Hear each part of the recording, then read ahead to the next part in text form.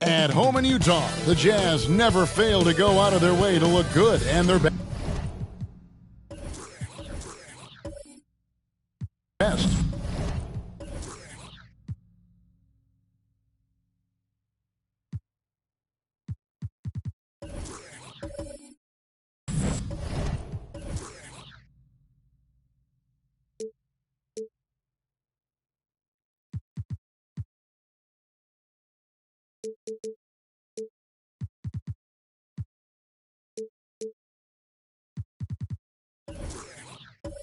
Here was their entrance to the arena earlier on.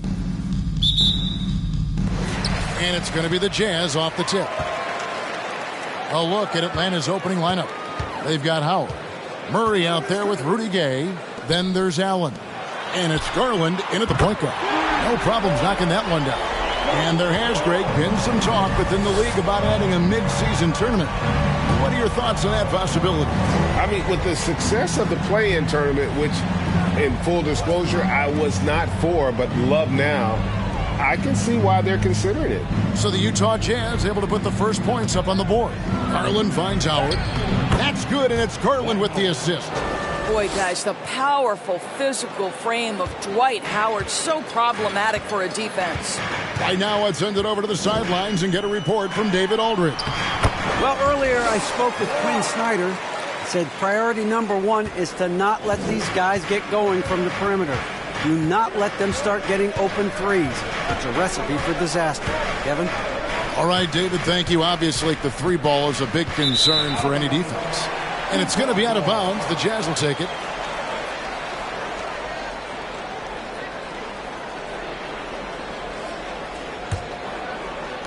And just over a minute played here in the start of the game.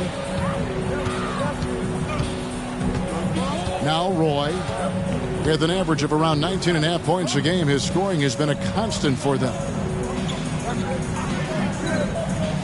Bynum kicks to Roy, 6 to shoot. Now here's Morant for 3. Rebounded by the Hawks. Not quite enough defense that time around. Just lucky he was off. Allen outside. Back to Gay. Morant against Garland. Hawks passing it around. Knocks down the 3 ball. And Gay is quick at getting his shot off. Can't give this guy any separation, even as the pass is coming his way. Roy can't hit. So the Jazz, their last game, a loss to the Bulls. Allen finds Garland.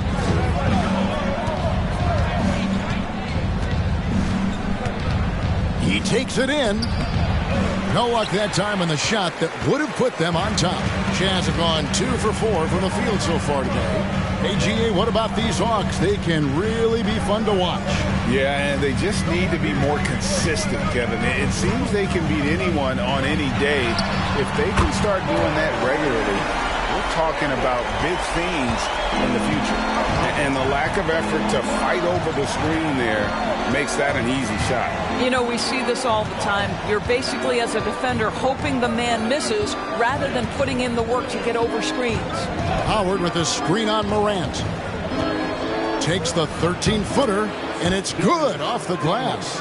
Who says the mid-range is dead? If the defense gives it, Darius Garland will take it. Now, here's Okongwu. Morant with the bucket. Morant's got his 3rd bucket of the night. Good way to start this game. You want to get him rolling as early as possible. He's a guy who, if he gets hot, he can carry your offense for long stretches. Offensive rebound. Howard, that's good. Well, this has been one of the staples of Dwight Howard's game. Get on the glass on the offensive end and finish it. First quarter play and just over 3.5 minutes in. For 3, Roy, they grab their own miss. He gets that one. And once he got to the 10, I think he was surprised to find himself that wide open. And I think defensively, that is not the way you want to start. Giving up high percentage looks, that doesn't typically end well. Here is Howard after the basket by Utah. Here is a guy who is not shy about sharing the basketball. If you are open, Darius Garland will find you. Morant surveying the D. Outside Roy from past the arc. Rebounded by Howard. Boy, a really tough quarter for this guy. Just struggling to make shots right now. Allen kicks to Garland.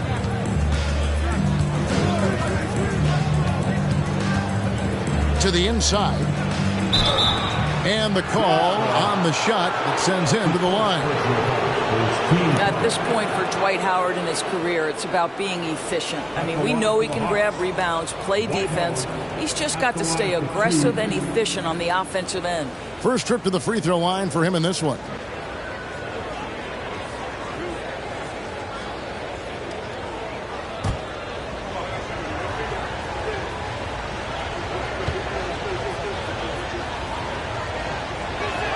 He's off on the first. And Atlanta will go for a different look here. Wara checked in. Taurean Prince comes in for Rudy Gay. Aaron Aflalo, he's checked in for Allen. And Tyus Jones subbed in for Garland.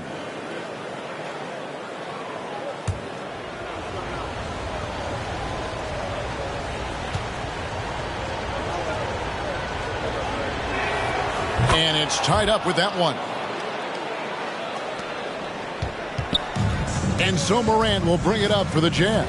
Outplayed in the previous game on their schedule, losing to Chicago. Hey, they had their opportunities, but let's face it, they choked from the line. Hard to win that way on the road.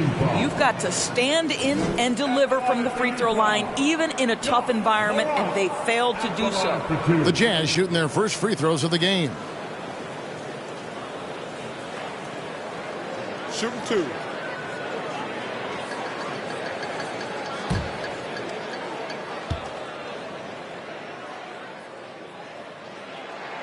And the first one at the line is good. Already embracing his role as a leader on this team. Morant brings a strong work ethic and winning mentality to this team. And the Hawks making a change here. Bamba's checked in. Both free throws good from Morant. The Hawks trailing. And here's Jones.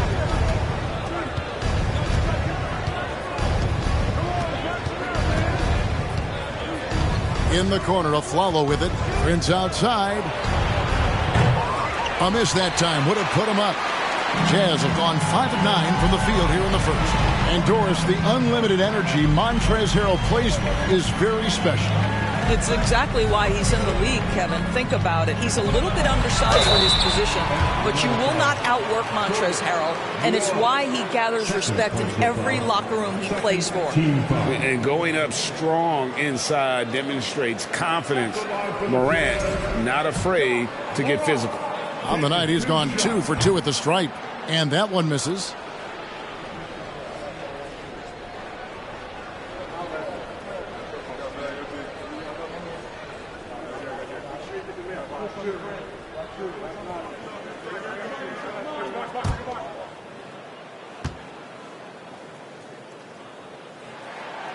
And that trip coming up empty, missing both. Boy, that's not the result I would have predicted. Usually you can take those to the bank when he's at the line. Jones finds Bamba. And here's Jones.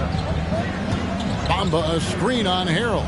And a follow wide open. He shoots. The Hawks again can't hit. Utah leading. Griffin with it. Jones covering. Here's Porter driving the lane, and the layup's good off the glass. I just like the commitment from Porter Jr., refusing to let the D get the better of him. Here's Jones. He's been patient so far. Nothing on the scoreboard yet. In the corner, a follow with it. Lock at 6. Outside, Jones. There's 3-pointers off the mark. Jazz leading by 4. Morant dishes to Porter. Harrell setting the pick for Porter. Morant with a wide open look. No good with the triple. Atlanta's gone just 1 of 4 from 3-point range here in the first. Jones against Morant. Bamba a screen on Morant to end the cold streak. Bamba's shot is off. Got to credit the defense. They found a way to stop him, and that's never an easy task. Pass to Morant. Passes to Porter.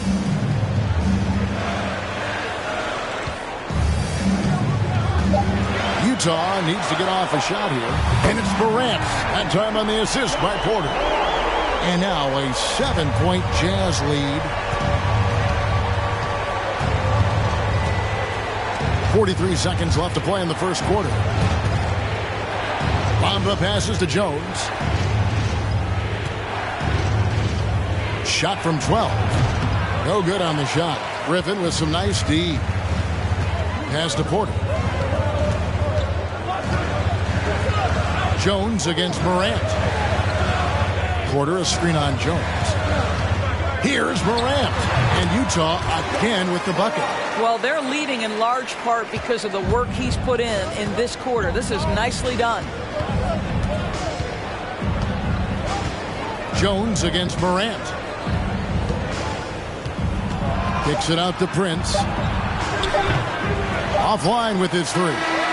John Morant has been leading the charge, guys, for the Jazz. He totaled 14 points in the quarter. He's given them all the offense they need right now. We'll return shortly.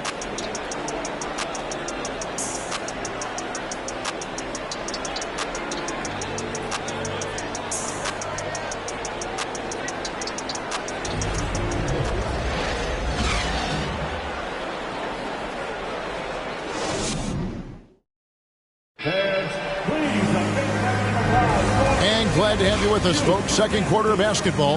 This game has not exactly been neck and neck, but plenty of time left in this one.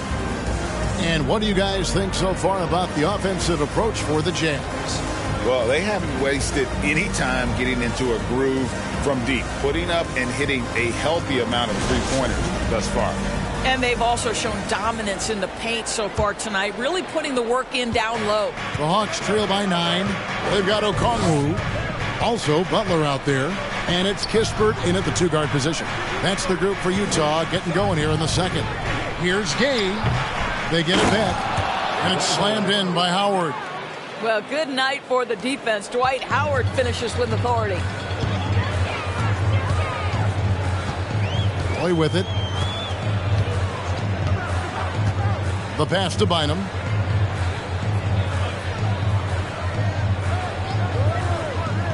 Back to Roy. Lets the three fly. That's in, coming off the assist from Bynum. Roy's got the lead up to 10 now for Utah. And with the lead, I like the strategy here. Continue to get the ball to guys who can do something with it. One thing we've learned in the NBA, the game is never over. So you've got to continue to score, continue to build your lead. And an eye for an eye. Both teams working to stretch the floor. Well, that three-point shot just gives you so much room to operate on the offensive end. Now, here's Kispert. He's been quiet so far. Still no points in the game. Outside for Roy. Shoots the three. And again, it's the Jazz from deep. Yeah, that's back-to-back threes. The D just seems to be slacking off a little bit. Allen passes to Howard. Second quarter, we're a little over a minute and a half in. Garland with the bucket. And evaluating defenders goes well beyond blocks and steals. So, Doris, when you're doing a game, what are some of the things that you look for and that teams are looking for? Activity, attention to detail, deflections. Is the person switchable? Can they guard the elite wing scorers? In addition to size and length, do they have lateral quickness? So many things go into quality defense. Utah leading by 10. And let's head over to the sideline and catch up with David Aldridge. Thanks very much. In recent years, the NBA has opened several international academies. Commissioner Adam Silver says huge numbers of people are playing basketball, but unless you take the best at a young age, get them facing elite competition and training under high-pressure circumstances, they won't develop into NBA-caliber players. Kevin? Well, opening doors, David, that's always a good thing. Expansion. Thank you. And Atlanta has possession after the basket by Utah. Howard against Bynum. There's Garland. And that'll be 2 free throws coming up. Officials on the call with the foul. And Garland, a finalist for Most Improved Player of the Year in 2022, took a huge leap forward with his play. For Garland, he put in the work, and it all came together for him, GA. His shooting reached a tipping point, was given the keys as a playmaker, and this is a great situation for him. And, boy, he's made the most of it.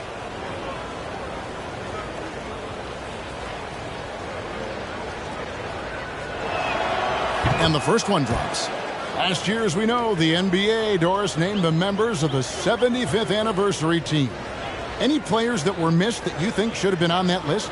I mean, the one guy that comes to mind immediately is Klay Thompson, who will go down as one of the great shooters in NBA history.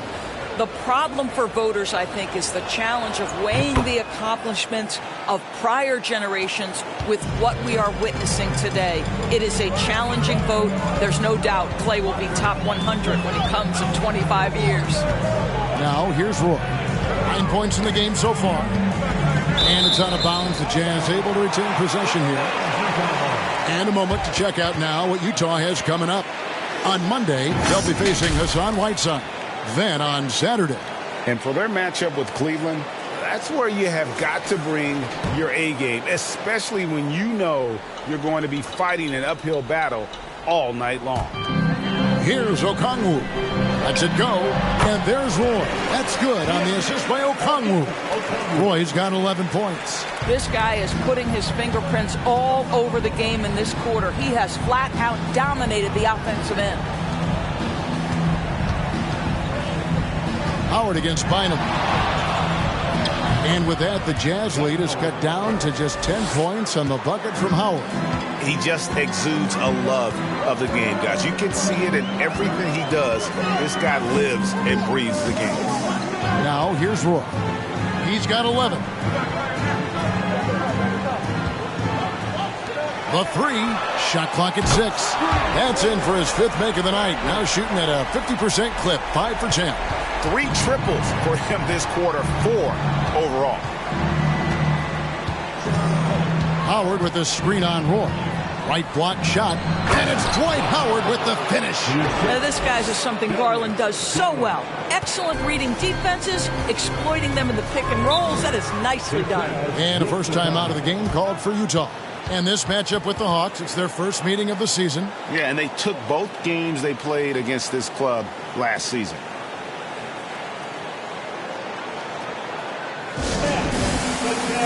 And Utah making a change here.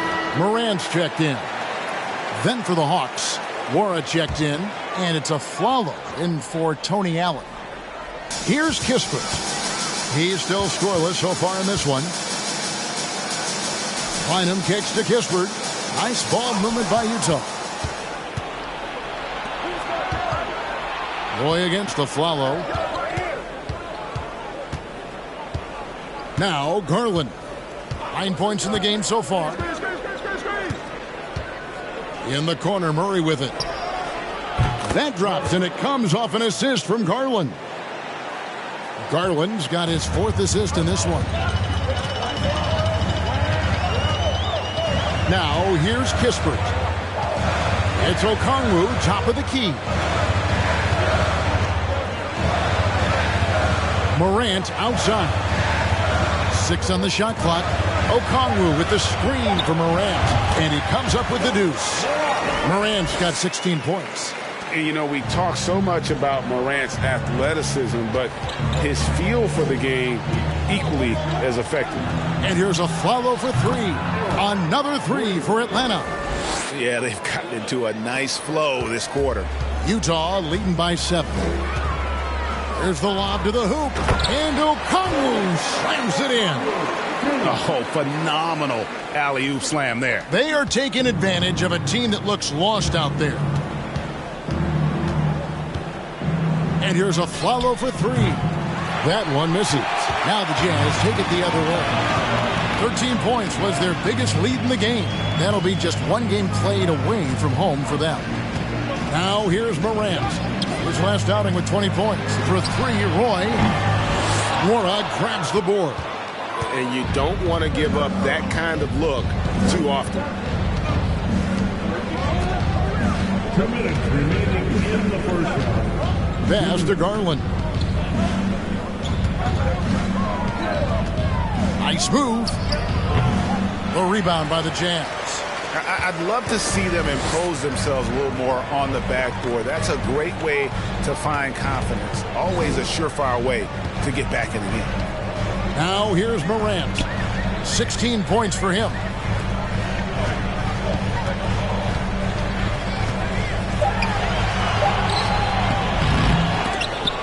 That shot off. And it's the Hawks taking it the other way.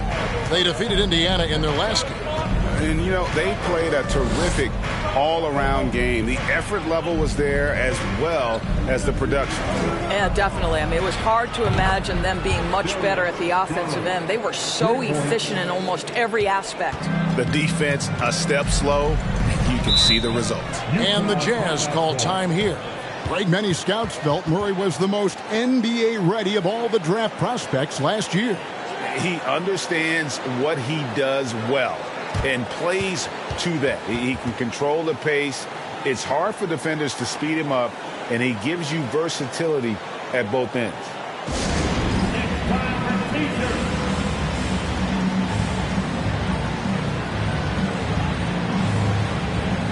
For the Hawks, Bombas checked in for Howard.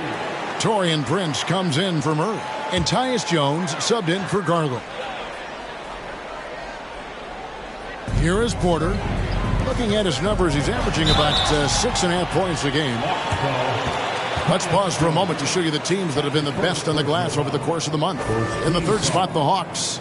I mean, they've taken their rebounding to another level, getting physical and playing with a ton of energy.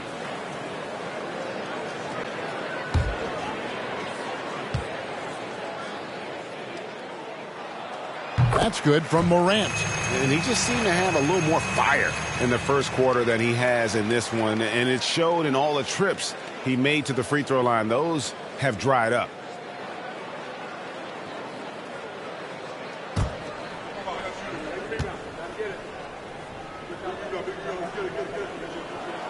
Both free throws good from Morant.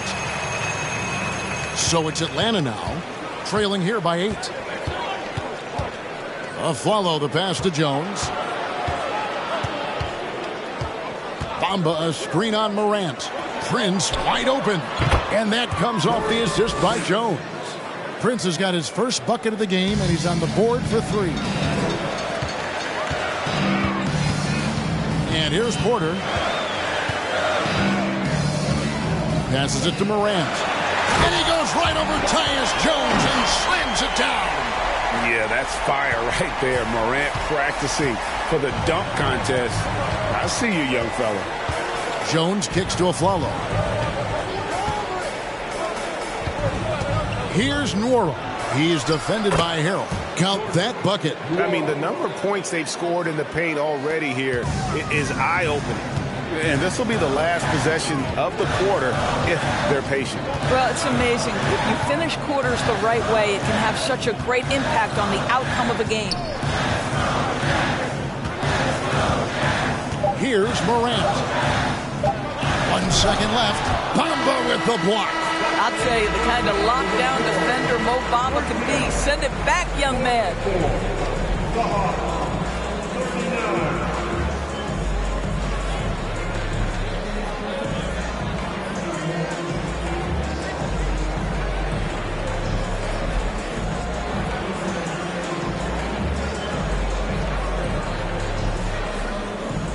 Thanks a lot. Dwight, what are you seeing from your opponent tonight? They're a tough team. You know, they play hard, they play together, they move the ball, and they know how to play within the offense, you know. And we've been doing a better job on the defensive end. And I think tonight we came out with the right mentality. We just got to keep it up. Dwight, thanks for your time. Back to you, Kevin. Thanks so much, Dave, for the great interview. Don't go away, folks. We'll be back for the second half of basketball right after this.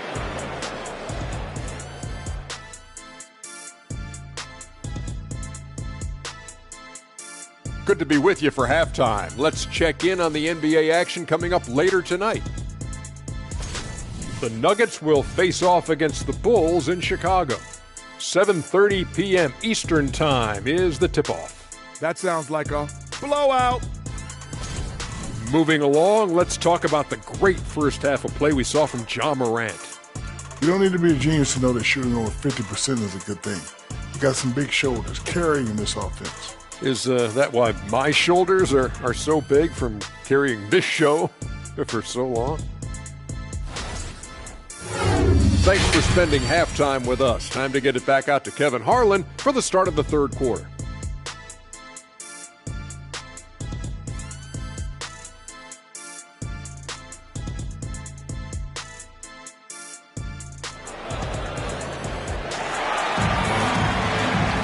And as we get into this third quarter, as we've seen so far, neither team able to create much separation on the scoreboard yet.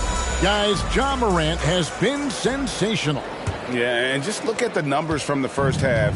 He has been very efficient. I think they've taken their time. They've showed incredible patience. It's a sign of a well-coached ball club. On the court for Atlanta, Garland is out there with Allen. Then there's Howard. Then there's Rudy Gay, and it's Murray in at the power forward position. Now Roy, after Darius Garland missing on that last three-pointer. Okongwu dishes to Morant. Okongwu with the screen for Morant. Okongwu, the second chance points on the tip-in. Okongwu's now got the first points to start out the third quarter for Utah. Who's the best young catalyst in the game? Some people will say Doncic, some will say Trae Young, and some might even say Ja Morant.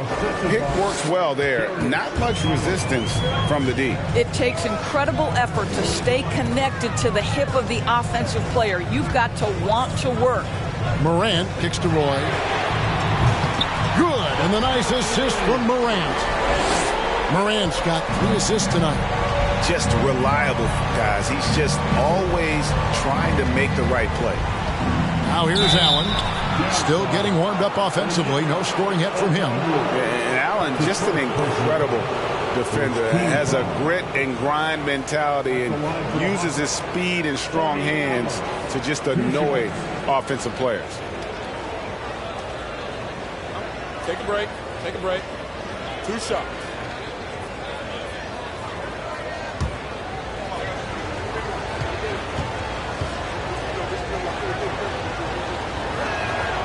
That one is off.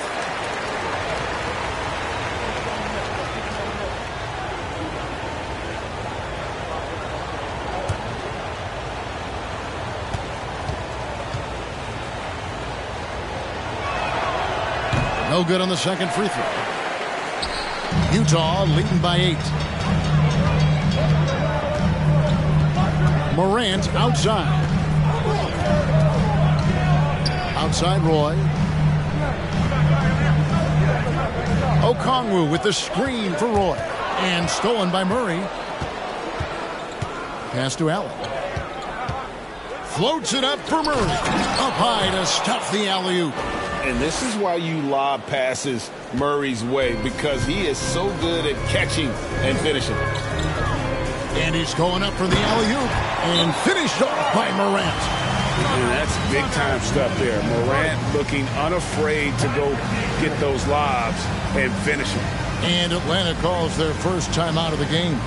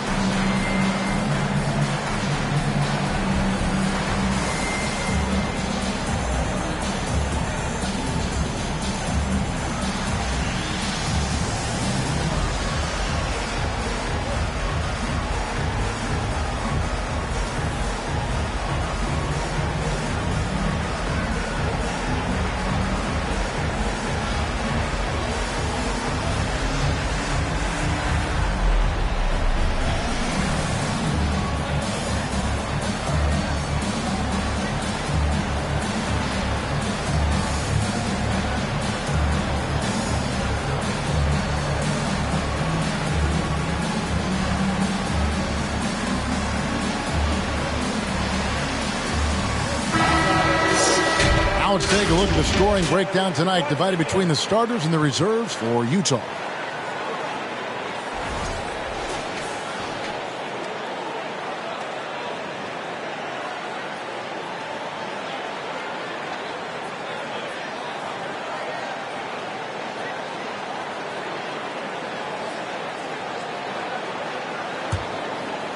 Two minutes gone in this third quarter now. Garland against Morant. Murray for 3. The rebound by the Jazz. Bynum's got 5 rebounds tonight. Morant with it. Garland picks him up. Now the pass to Roy. From the arc. And it's Gay with the rebound. And the great shooters know when they've got enough opening to go for the 3. I didn't think it was a bad choice on that possession. And with that shot, the Jazz lead is cut down now to just 6, and the basket from Garland. Roy against Allen. Morant outside. And contact on the shot, so he'll be shooting free throws here. That's on Keegan Murray. The aggressive nature of Morant, taking initiative and daring the defense to get physical with him. So far tonight, he's gone 4 of 6 at the line. Numbers this year at the line below 70, so when he's getting to the line, not nearly as effective as you'd like.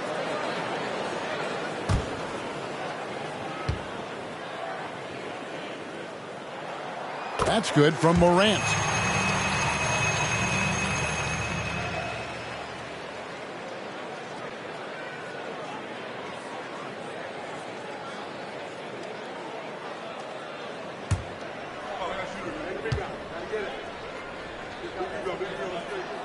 Both free throws good from Morant. A touch over 2.5 minutes of basketball played here in the third quarter. Allen passes to Murray. Feeds it to Garland. Over Morant. Garland, no good. You're not going to see that very often. Plenty of space, but he just, let's face it, he whiffs on that. Doris, I've heard many times Corey Kispert talk about how glad he was to stay at Gonzaga for his senior year. Kev, his perspective was so great. What he said was he treated that season as a, quote, runway to the NBA, and that's what it proved to be. He improved in almost every phase of the game and went from a likely second-round pick to top 15. That is tremendous. And here's Morant. After Darius Garland getting his shot to go from deep. Got that one up quick. Morant's got 6 in the quarter.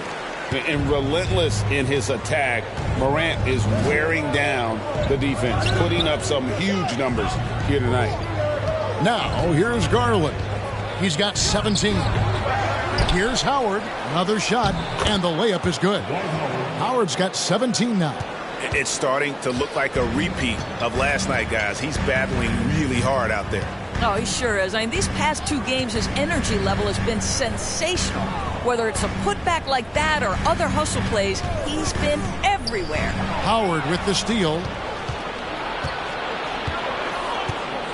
Garland against Morant. Garland dishes to Howard. Murray outside. The wide open look here for Garland. Another miss by Garland. Play with it, and Allen picks him up defensively. Oh, and there's the alley-oop. Trying to go for an alley-oop, but excellent defense and anticipation there to stop it. Lobbed up there for Howard, and it's slammed in by Howard. That's about communication between teammates. Dwight Howard, high flying as ever. Time called here. The Jazz decide to talk it over. And team strategies closely guarded. One aspect of the game the fans aren't always privy to. It's tough to hide your communications. Teams go to great lengths to try to do it, but sometimes to no avail.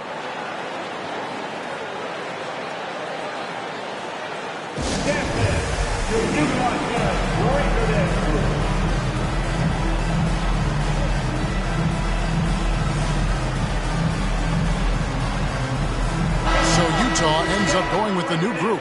Atlanta also making some changes here. Mohamed Bamba, he's checked in for Murray. Taurean Prince comes in for Rudy Gay. And Jones subbed in for Garland. Outside Griffin. And there's the call on Howard.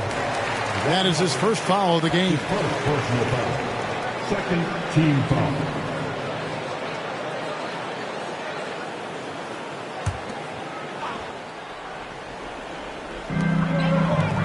Sharp, the pass to Griffin. Butler from outside. Trains it from beyond the arc. And the Jazz lead by 8. Well, the defense deserves to get burned. Absolutely no excuse for leaving him open. Howard with his screen on Porter. Here's Jones. And it's slammed in by Howard. This is a lethal combination of size and skill. Dwight Howard doing work. Butler with the ball. Pass to Sharp. Inside. It's deflected. Nice ball movement by Utah. Just 5 to shoot. There's Harrell. No good from outside. The Hawks trail by 6. Prince kicks to Jones. Passes it to Bamba. Jones with it. Now guarded by Porter. Pass to Howard. Clock up 2 there. And now it's just a 4-point Jazz lead. Nothing better than a hustle play like that. It gets the whole team amped up, sets the example for everyone. Porter, no luck. Hard to figure out how he doesn't knock that one down. No defender in sight. Prince finds Allen. Jones looking for an opening. Driving to the basket. Over Porter, kept alive. Dwight Howard again. Howard's got 12 points here in the second half. And the rebound and the follow show you what he is all about. Gritty and determined with a soft touch to match. Now here's Griffin. Nothing yet on the scoreboard for him. Porter passes to Sharp. And it's sent back by Howard. Now Dwight Howard at his best, sending it back. Let's take a second look at that fantastic block. And that is a huge block. Given how close this game is, a stop like that was right on point.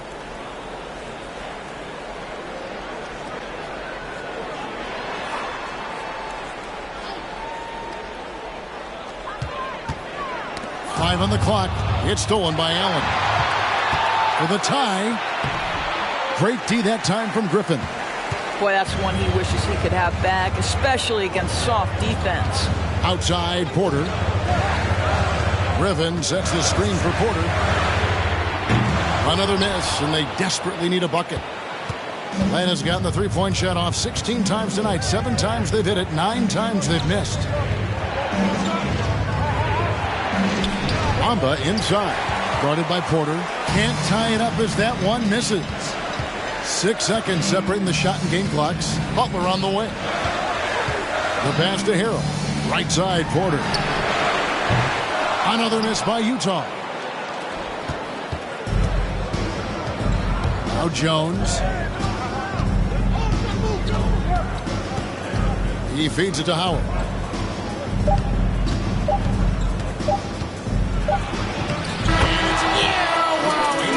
The buzzer beater. One eye on the rim, one eye on the clock. Nice job. Well, finishing quarter strong. Every coach preaches it. Nice work. Third quarter comes to a close, and a battle brings it to a tie. Live from Vivint Smart Home Arena, you're watching 2K Sports.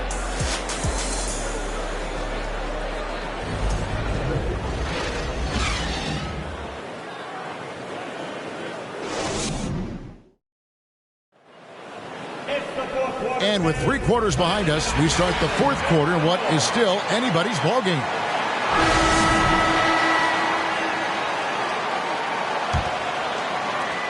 Utah's shooting percentage, 59%. The offense is running smoothly. They've got Kispert. Also, Okongwu out there, and it's Roy in at the 2 spot. That's the 5 on the floor for the Jazz. And so it's Murray with it. He brings it up for Atlanta. They'll be playing host to Chicago for their next game. They start a 3-game homestand with that game. Pass to Howard. Roy against Garland. Lock at 6. Back to Howard. Morant with the steal.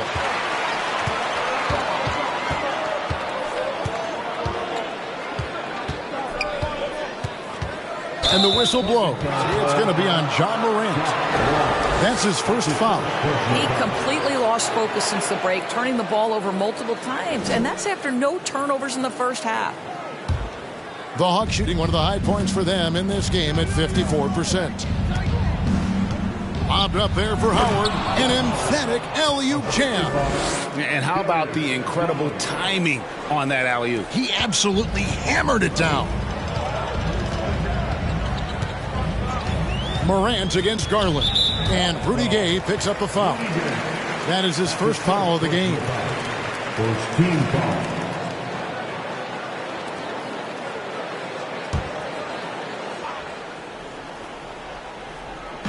Just over a minute played here in the fourth. Roy against Allen. And there's Roy. That's good on the assist by Okongwu. Roy's got 19 points. And that was the right call. When you need a basket, go to the guys you trust the most. Well, you've got to earn trust and equity by making shots. Nice delivery there. Pass to Allen. Howard with a screen on Roy. Here's Allen. Bynum with the block. Morant outside. Pass to Roy. Shoots over Garland. He clangs that one off the back iron, and down it falls. Roy's got 4 points in the quarter. It's been like this all night for both teams. The offenses having their way. And it is a major disadvantage down the stretch if you can't guard. This may just come down to who has the ball last. Atlanta calls timeout. And at this point of the game, getting a break here, important for the teams to regroup. And for the players, this is where you have a chance to get rehydrated with Gatorade. Get ready to play strong to finish off the game.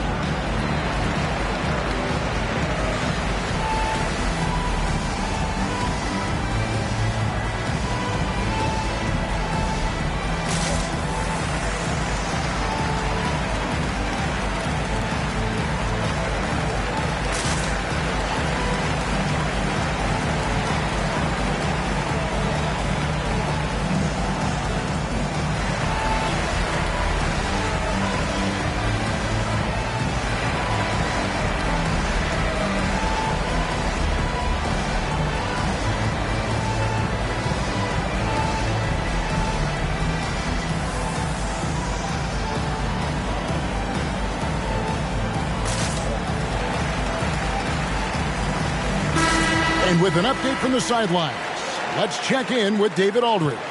Hey, Kevin. Well, during the last break, I heard Quinn Snyder talking with his team. He said, I love how we're shooting the basketball. You guys have been locked in from three. Just keep taking makeable shots. If you don't have it, pass it to the guy who does. Kevin? Thank you, David.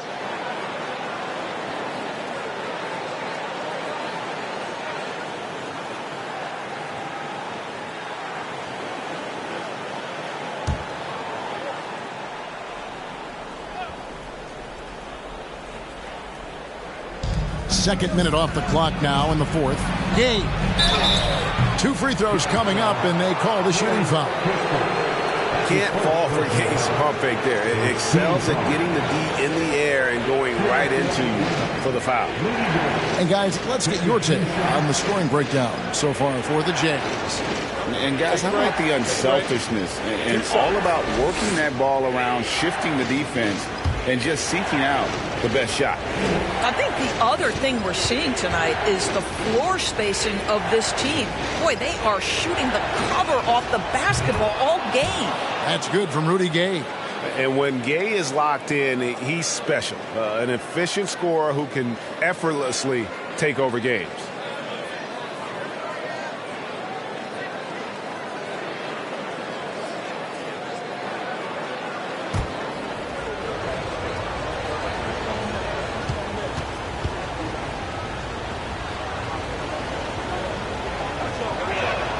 And he makes both free throws. And we're around 2 minutes into the fourth quarter here. Garland against Morant. Floats one up. Unable to get that one. And here's Gay. He'll bring it up for the Atlanta Hawks. Murray outside to the paint. Here's Howard. And he uses the glass on the layup. Howard's got 4 points this quarter. Not a lot of resistance on the inside, and they're taking full advantage. From deep three-point range, rebound Atlanta. And he's a good shooter from outside, but not sure from that deep. Boy, we're seeing it more and more. Guys looking to create additional space by stepping back further from the line. Now here's Murray. Back to Garland. Shot clock at 5. Outside for Murray. Bynum with the steal. Now here's Kispert. Guarded by Garland. Now here's Morant. Outside Roy for 3. It's good from long range. Roy's got 24. And he got loose from the three-point range in the first half and showing signs here that he's still got the flow in the second. Allen kicks to Garland. Picked by Gay. Garland against Morant. Nobody near Gay. That's good, and it's Garland with the assist. Garland's got his 7th assist in the game. Floats it up there for Morant. Takes the alley-oop pass and dunks it down. And how about the incredible timing on that alley-oop? He absolutely hammered it down. And the pass to Howard. Howard with a screen on Morant. Garland dishes to Howard. And denied. He sends it right off the glass. Pass to Morant.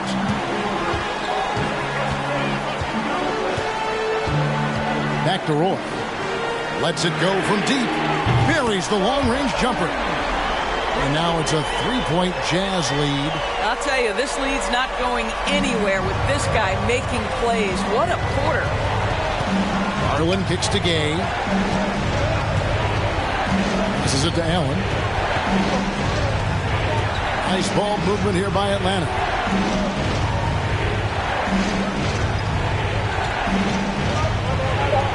Three from Gay. Another three for Atlanta. And gotta respect the attitude there of Gay. If it's an important point in the game, he demands the ball. Now here's Morant. Outside Roy. From deep. And the rebound goes to Howard. Howard's got the glass covered here tonight. 11 boards for him. Gay passes to Garland. Allen outside. Pass to Gay. The Hawks need to get off a shot here. And here's Garland for three. Rebounded by the Jazz. Kisbert's got 4 rebounds in this game. Morant outside. The feed to Bynum. Good, and a nice assist from Morant. 8 points for Bynum. And you don't want to allow too many of those short ones with the game right now in the back. Now a timeout called by Atlanta. And he could tell his guys starting to wear down a little bit. Call time to just let them get their legs back under them.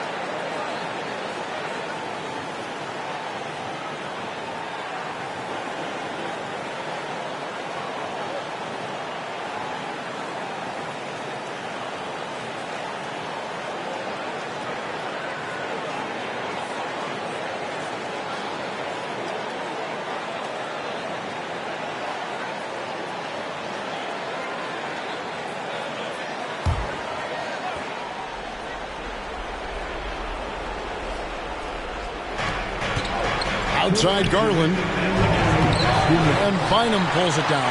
And you know they wanted that one to go down. Let's prove it time. Fourth quarter. Don't get it done now. No more chances. And how sweet a play was that? As sweet as it gets. An exquisite pass to set up the powerful alley-oop dunk. Now, here's Garland. Howard with the screen on Morant. Garland hits the front of the rim and out. I don't know if he's tired or what, but he is definitely holding back a little bit, and he has to step his game up right now. Yeah, easy call. Second personal foul. Second team foul.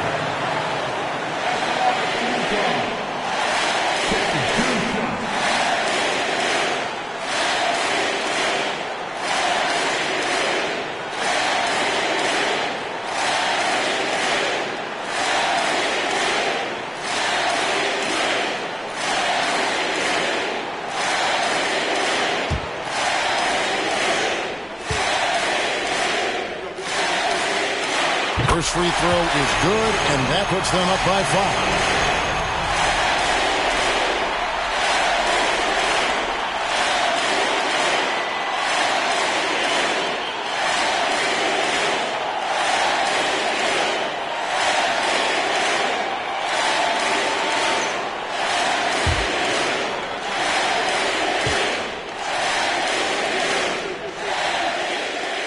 And so he drops them both. It's a 6-point ball game. Well, we know this. Free throw shooting is such a mental aspect of the game. This guy keeps his composure and comes through. Lobbed up there for Howard. Stolen away. Nice job to interrupt the alley-oop attempt there. And it's Kispert in the corner. From downtown, the shot's good. Roy making the play. Roy's got his 7th assist in the game. Really, really good possession there. They've never lost their focus, even as the game's gotten tight. You know, a few more possessions like that one, and they can put the finishing touches on this game. They just have to have effective trips like that one. Wow, he got whacked on that one. Shouldn't be much debate there. At the line for the Hawks, Darius Garland. At the line for 2.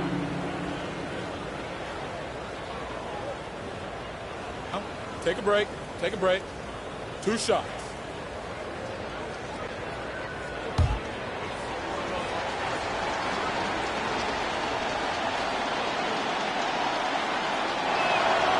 So the first one drops, and that brings them within 8. I think, guys, you have to love the confidence Darius Garland brings to the game. This guy acts decisively. He's a quick decision maker. Even though he's young, he's not afraid to lead.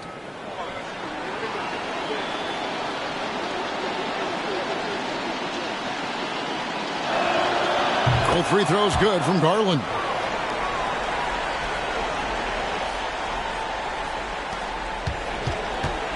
Jazz leading by 7.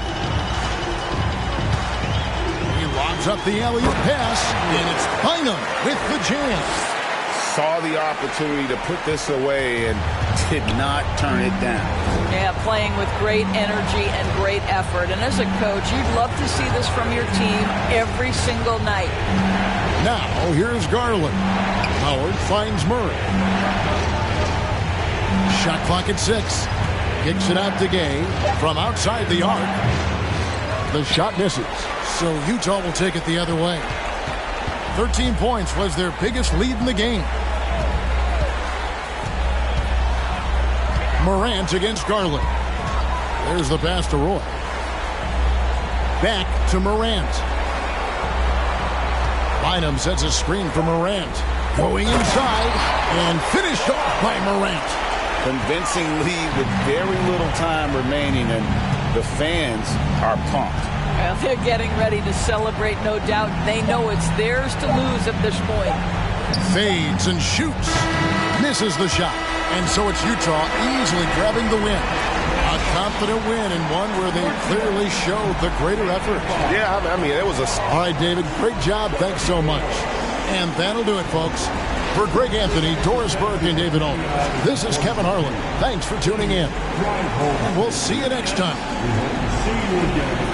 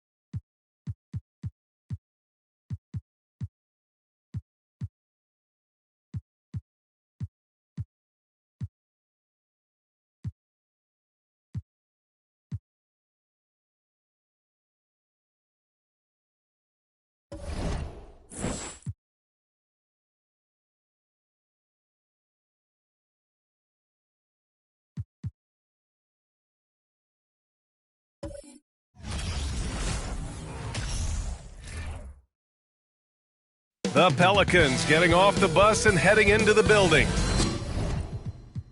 To a man, they look intent on producing a win on the road. Tip-off goes to New Orleans. A look at the Pelicans starting group. Bradley Beal's out there with Jamal Murray. Then it's Buddy Hield, and it's Gasol in at the 5. And looking at how these two teams play, it should be a physical one tonight, Grant, particularly on the glass. Yeah, bring your hard hat. This is going to be a physical game indeed. Both sides are used to generating extra possessions with their rebounding, so I'm curious to see which club wins that battle. Now here's Beal. Outside Murray. Back to Beal. To the left wing. Clock at 6.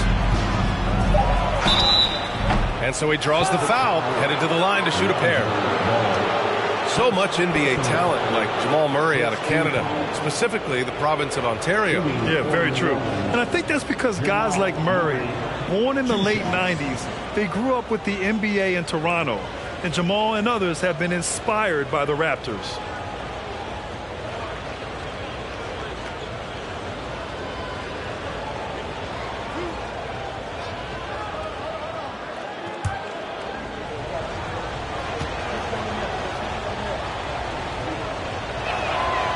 Free throw drops from Murray. An area where the Pelicans squad performed well this past season was on the glass. Yeah, defensively and offensively. Now, they know how important it is to secure those loose balls, and making it a priority helped them all season long.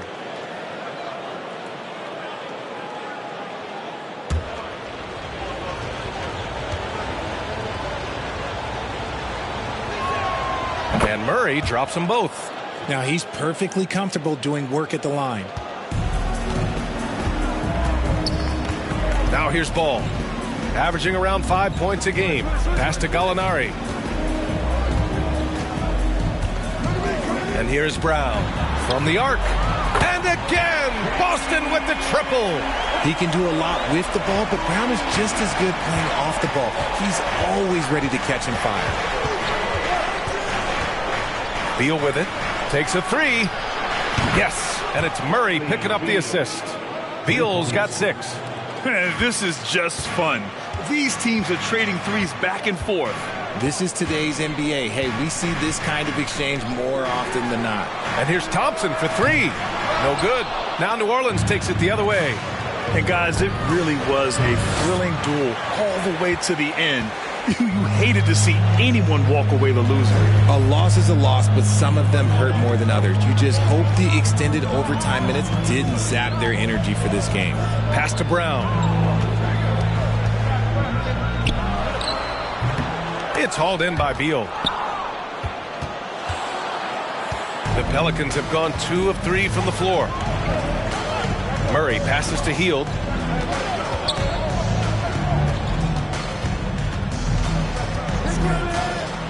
Beal outside. Out to the right wing. Just 5 to shoot. Now Hield. There's the 3. Inside. Gasol. And then Gasol with the jam. With all the attention that Murray gets, smart by Jamal to dish it on that play. Brown passes to Drummond.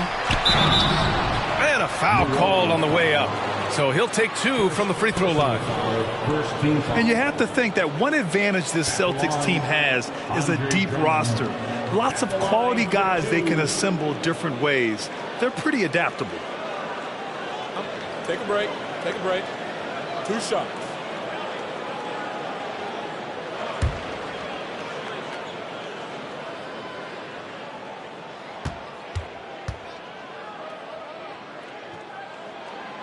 No good on the free throw. You know, a versatile bench really is a gift for the Celtics in tough situations. And even a great starting 5 isn't perfect against every opponent. It's important to have flexibility, and that's something that Boston definitely has.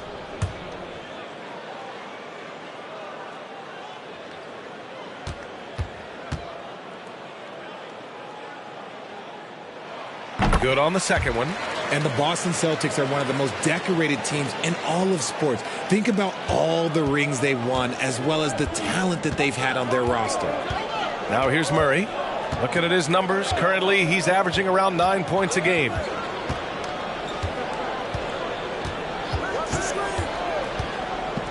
To the paint. Here's Beal. It's good. And the assist goes to Murray. Beal's got his 3rd basket on the night right there. Boston's gone 2 for 3 from outside the arc. Such a rich history for the respected Boston franchise. From the days of Bill Russell to Larry Bird and Kevin McHale in the 80s, and then Pierce, Allen, KG, Rondo winning the ring in 08.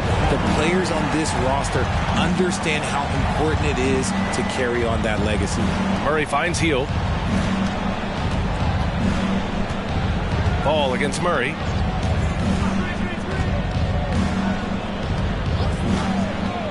Pass to Beal. 3-pointer. Hits a 3-pointer. Beal's got 11. And he's carried them this quarter, a dominant offensive stretch. And Boston calls time here. Their first chance this season playing the Pelicans. They didn't give up a single victory to this team last regular season, which went according to script.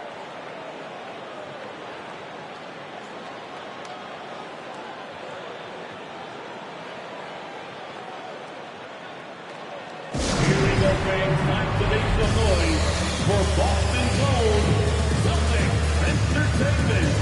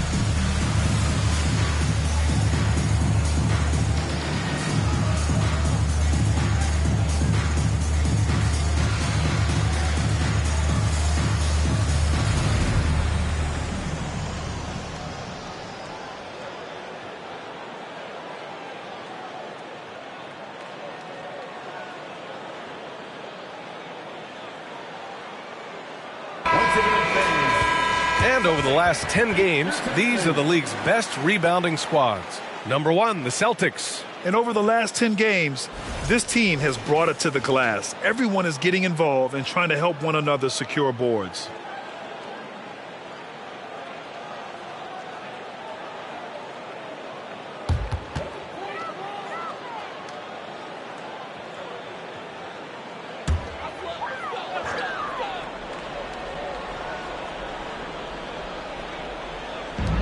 Pass the ball.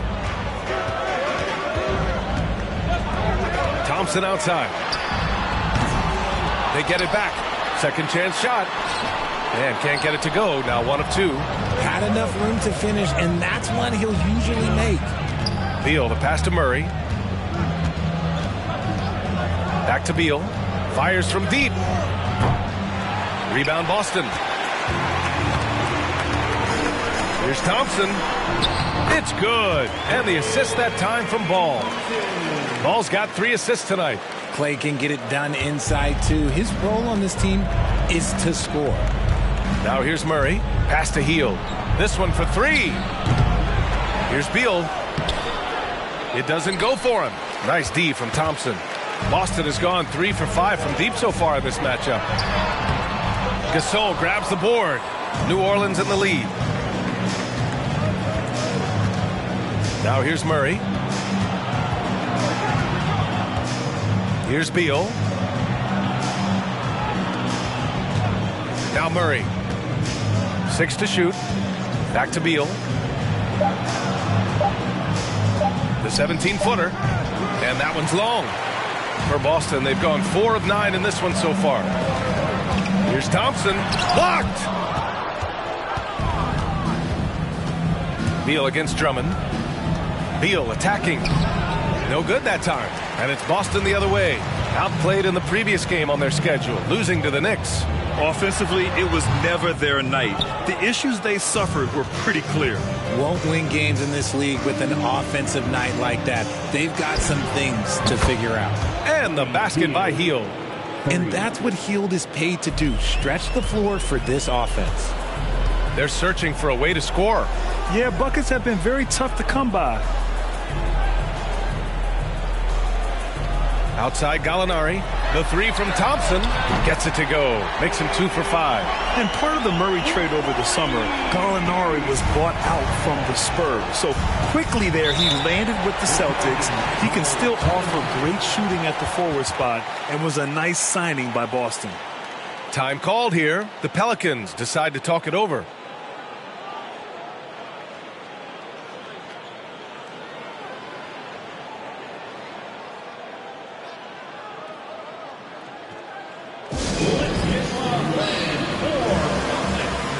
So Boston ends up going with a new group. Once again, that was Celtics Entertainment. Here's Bull. Pass to Martin. Here's Nembhard. Covered by Milton. Knocked loose. And it's stolen by Plumlee. Now here's Milton. He's guarded closely. Rebounded by New Orleans. That's how you want to see them crash the glass. They've been out-hustled so far. To the inside. Here's Bull. Oh, a clear foul there on the missed shot. So he'll get a pair at the line. It goes on Chris Boucher. Man, the defender really went after him. And let's quickly check out the scoring breakdown here for New Orleans.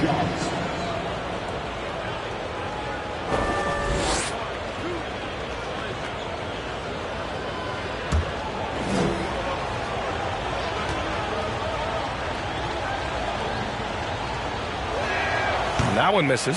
Here in the middle part of the season, Grant, what are the biggest challenges for players? Well, B.A., it's mental, physical, and emotional fatigue. Night in and night out, you have to stay focused. With the amount of games teams play, all those back-to-backs, traveling across the country, bringing it every time out can be difficult. He does not get the second one. Boston trailing. The three, Barrett. It's hauled in by Portis. The Pelicans have gone 6 of 13 so far in this one. Pass to Sumner.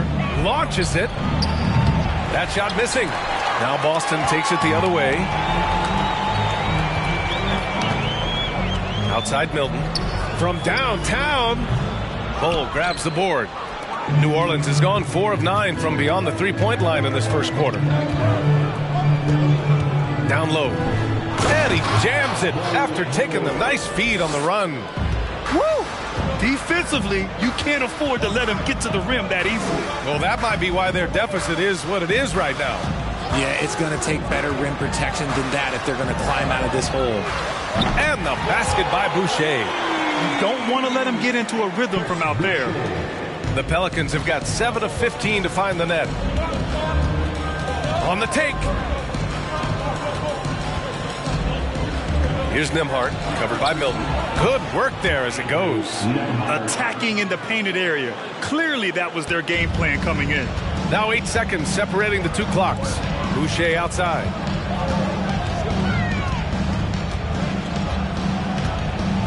Plumlee a screen. And he's going to the line for 2. The official saw contact while he was going up.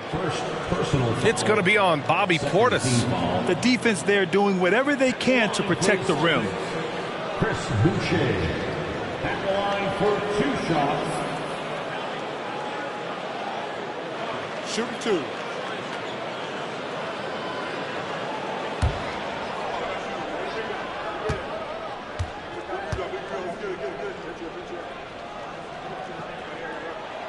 And he makes a first.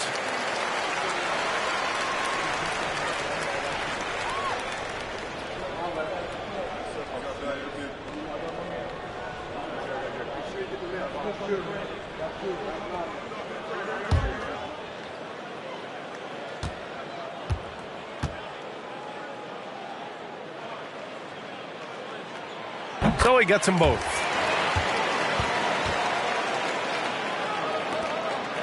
For New Orleans, they've gotten 8 of 16 attempts to fall. Here's Nembhard. Pass to Portis.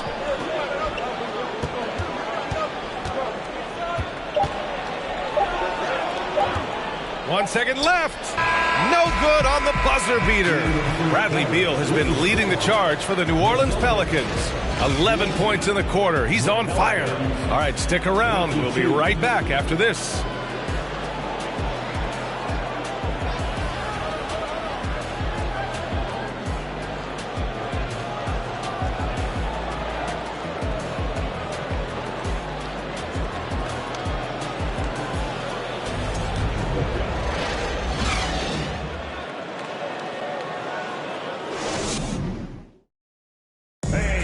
Celtics, United States. And if you're just joining us, it's been a pretty even game through the first quarter.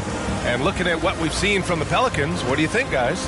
It's simple. The main takeaway from the first quarter is they're winning this game with defense. Making it as difficult as possible for the offense to find clean looks. Great stuff.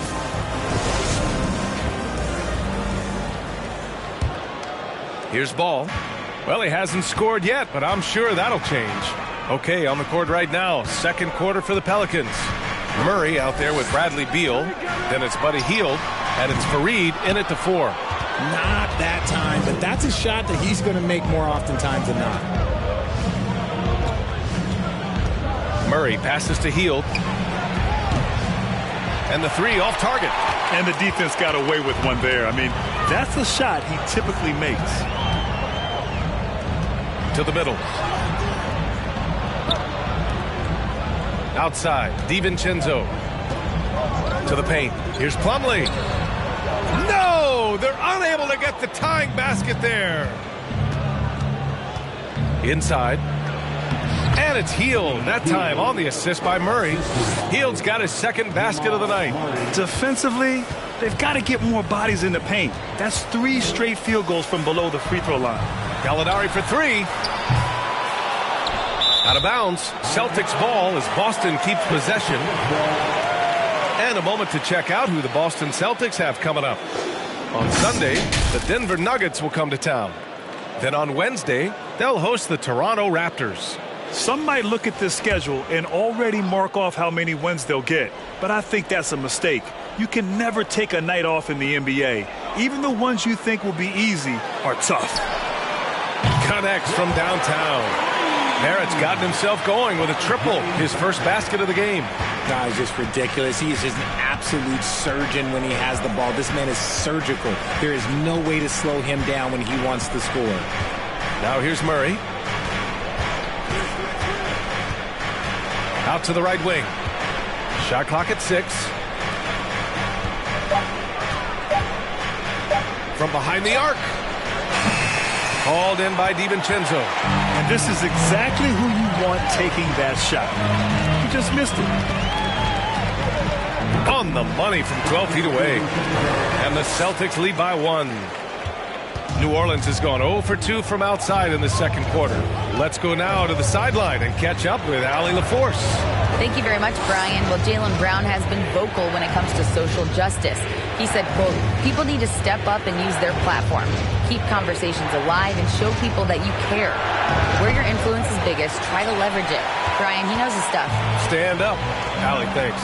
You know, sometimes we forget how young some of these guys are. Take R.J. Barrett, making his NBA debut at 19. Still a few years away from hitting his prime. And specifically with R.J. Barrett, it feels like he's a lot older, Greg. You know, B.A., but he's not close to 25 yet. So what we see right now, it's not what he'll be once R.J. hits his prime. Still a lot of room to grow for him. 2 shots.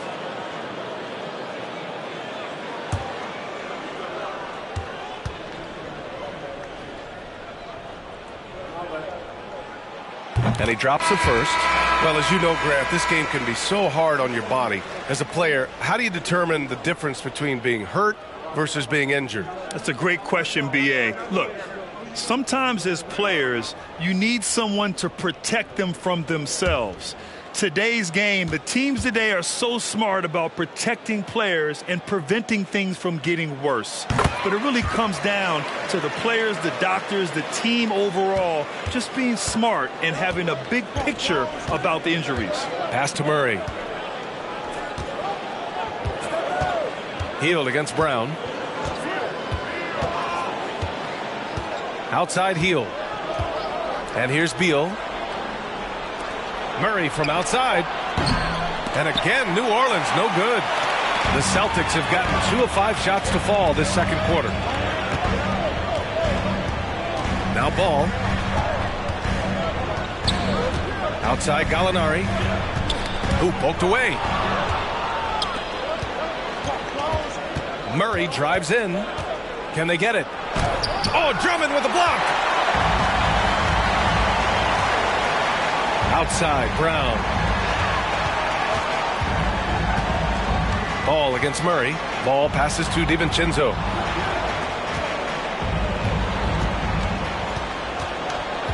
Just 5 on the clock. Fires for 3. Pelicans cleared away. Gasol's got 4 rebounds in the game. They need something good to happen here. Yeah, they've gone way too long without a score. Outside Murray. Back to Heel. Pass to Beal. Now here's Gasol. Drummond defending. To the inside. DiVincenzo with a steal. And here's Ball. Hounded by Beal. Gallinari with a screen on Murray. And here's Brown for 3. Yes, sir. And it's Ball with the assist that time. Ball's got his 4th assist with that last one. Timeout called. The Pelicans. Well, you have to be impressed with the constant growth we're seeing from Jaylen Brown. He's put in a lot of work to become an all-star player.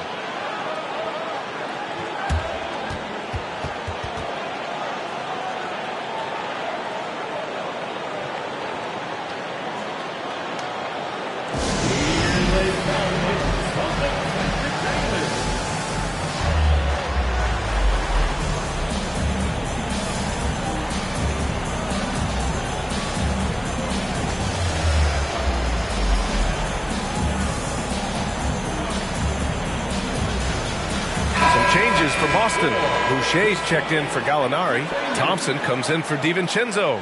And Milton subbed in for Ball. And the Pelicans making a change here.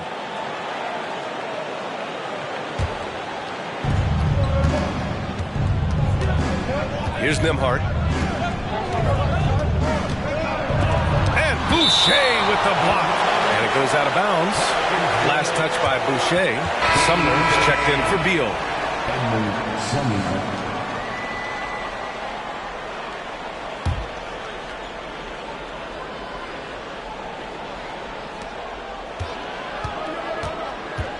Here's Fareed, covered by Boucher. 4 on the clock. With the fadeaway. Rebounded by the Celtics. It's obvious they're becoming frustrated. Nothing seems to be going their way. In a major drought, need to find some sort of momentum. Now here's Milton. Thompson finds Milton.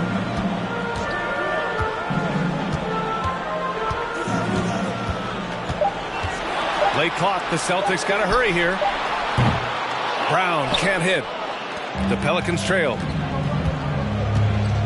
Here's Sumner. Off the mark, and the drought continues. The Celtics have gotten 5 of 8 attempts to drop since the second began. Milton passes to Boucher.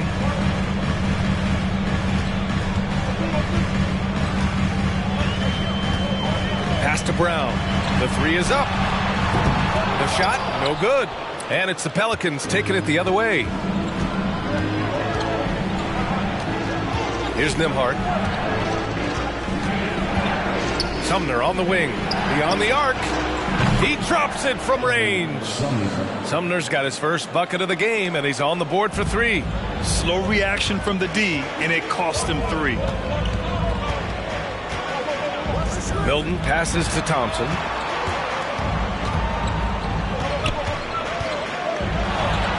And a nice finish on the layup. Thompson's got 7 points. No settling for an outside shot there. They went right to the hoop.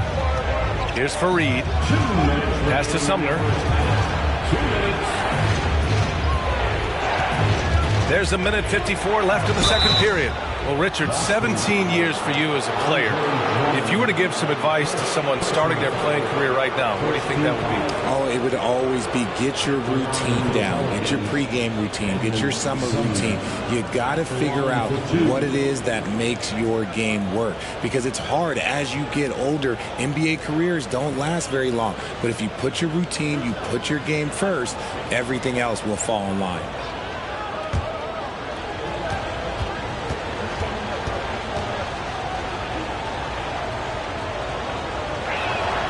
And he knocks down the first one. Barrett's checked in for Boston. Bol, he's checked in for the Pelicans.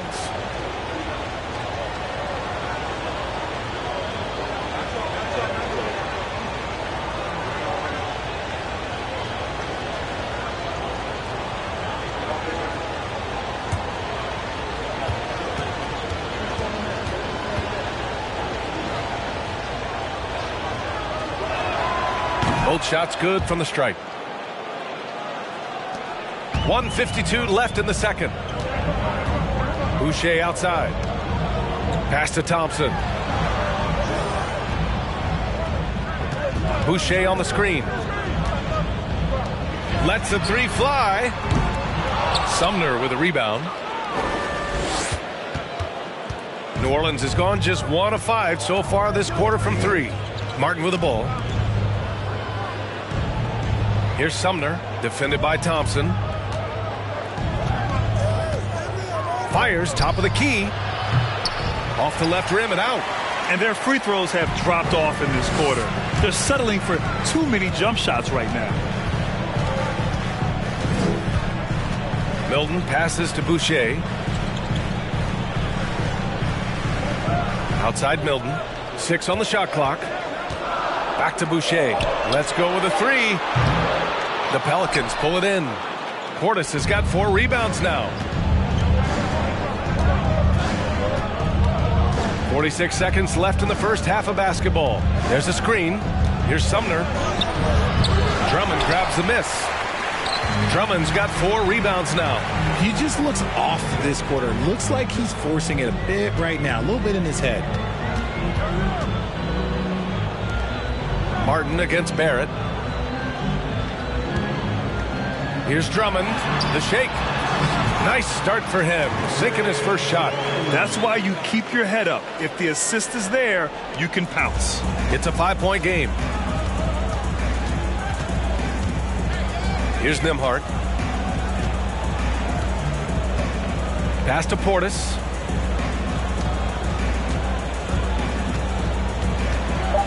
Here's Sumner. Fires the 3. He got it up in time, but it would not fall for him. And the first half comes to a conclusion in a game that's been very close so far. It's the Celtics. They lead by 5. And we'll step away briefly, but get you right back out there for the start of the third quarter, right after the break.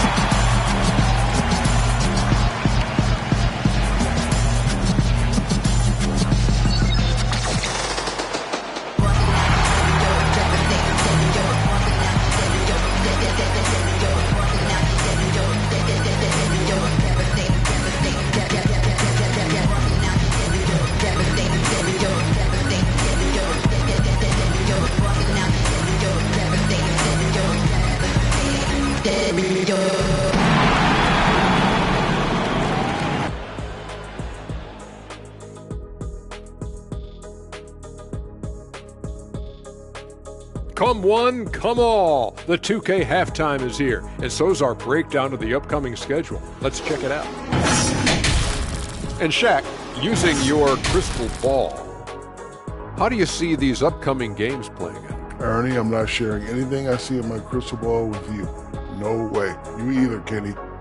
Listen, if you really have a crystal ball, why don't you just look into the future and give me those lotto numbers, man? I want a mega yacht. Don't worry, Kenny. One day I'll let you onto USSS Shaq, my yacht. One day. You keep saying that. Talking about that first half, the production we saw from Jaylen Brown, just incredible. Fantastic three-point shooting from him, stretching out the defense. I had a couple of games like that myself, Shaq. It's fun, man. Believe me, Shaq, it's fun. First of all, you don't know my real last name. It's Onilovich. If I wanted to be a three-point shooter, I would have been.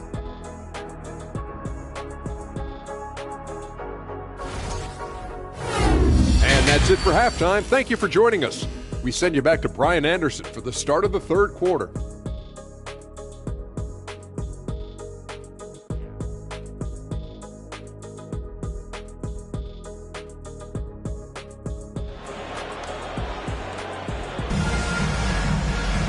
And if you're just joining us, we've played through the first half in a game that's been fairly even so far.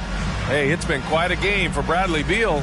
Well, if he's hit threes like he did in the first half, he's going to have a monster night. And let's see if the D adjusts, make life a little more difficult on him. And we've got second half action for you. Thus far, a pretty evenly contested game. The Celtics with the lead. Jaylen Brown is out there with Danilo Gallinari. Then it's Klay Thompson. Then it's Lonzo Ball. And it's Drummond in at the center position. That's who's in the game for the Celtics. The three from Thompson. And the three-pointer goes. Thompson's got 10 points. Because of his footwork and fundamentals, Thompson always looks on balance and does a great job of squaring his shoulders. Pelicans shooting just 33% so far in this game. Outside heel. Murray against Ball. Outside Murray. Back to heel. The three is up. It's good. And the assist goes to Murray. Murray's got his 7th assist of the game with that last one. Pass to Thompson. It's Brown on the wing. Guarded by Hield. Outside Gallinari. Drummond with the screen. Thompson left side. For three. Gasol grabs the board. Gasol's got 5 rebounds in the game. Ball against Murray. They set a pick. Takes the three. Boston with a rebound. And he might have thrown himself off when he saw how much space he had from three. Thompson passes to Ball. Outside Gallinari. Drummond with the screen. Kick out to Brown. Shoots over Beal. Brown can't hit. It's clear he's totally out of sync. The team needs to rethink its strategy around what to do with him. The three. And the Pelicans get it back. And that's when they say you can't teach tall. This is where size helps you, owning those rebounds on the defensive end. Pass to Thompson. Outside, Brown.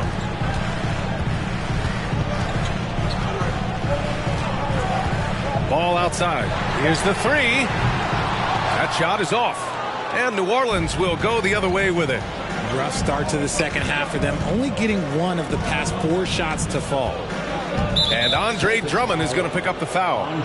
That'll be a second foul of the game. Some changes for Boston. Plumlee comes in for Drummond. And it's DiVincenzo in for Klay Thompson. Mason Plumlee. Dante DiVincenzo. A little over 2.5 minutes off the clock in this final half of play. Here's Fareed. He's covered by Gallinari.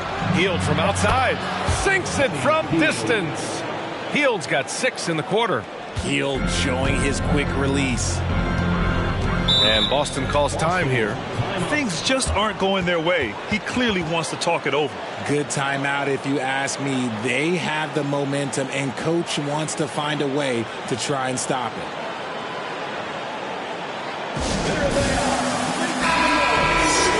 And let's take a look now at how the shots have been divided up between 3s and 2s for the Celtics.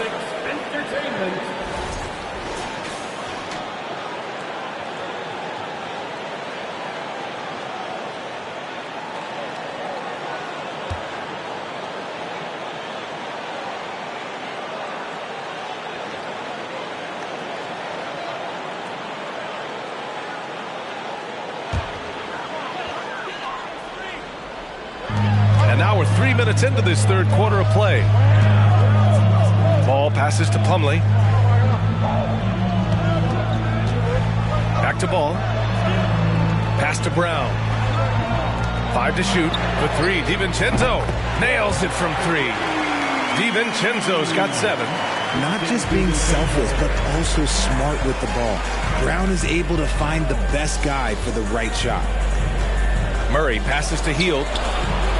Yes, and it's Murray picking up the assist. Murray's got 8 assists in the game. Man, they're having a hard time defending the triple. That's 3 in a row. Pass to Brown. 4-3. The Pelicans pull it in. And he keeps trying to get himself out of this rut, but maybe it's not meant to be. I'd focus on sharing it with his teammates at this point. Beal from outside. Can't hit that one. So the Celtics will take it the other way.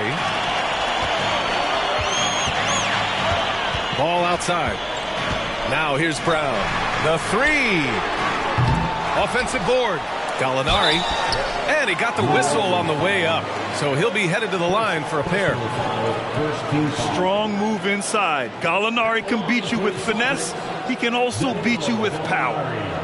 All right, well, a look at how the points have been generated so far. A scoring breakdown for Boston.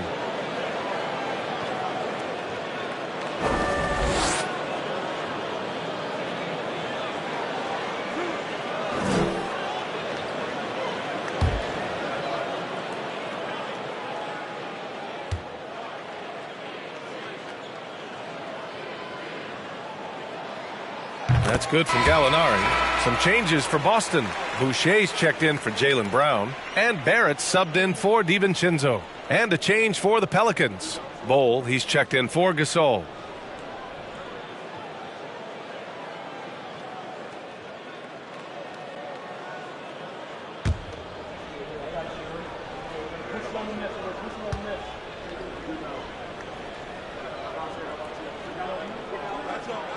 Gallinari hits them both.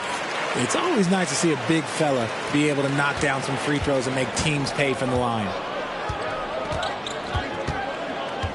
Murray passes to Hield. Here's Fareed. He's checked by Plumlee. Beal from outside. And his 5th make of the game in 12 attempts. Lackluster defense, showing no desire to chase shooters off that line. Boucher outside. Barrett against Beal. And it's Barrett off the drive. Here's Plumlee. Soft touch off the glass. Plumlee's got his first bucket of the night. Yeah, he was able to sneak it to the rim. Had enough room to get just like an easy layup. Murray passes to Hield. Back to Murray.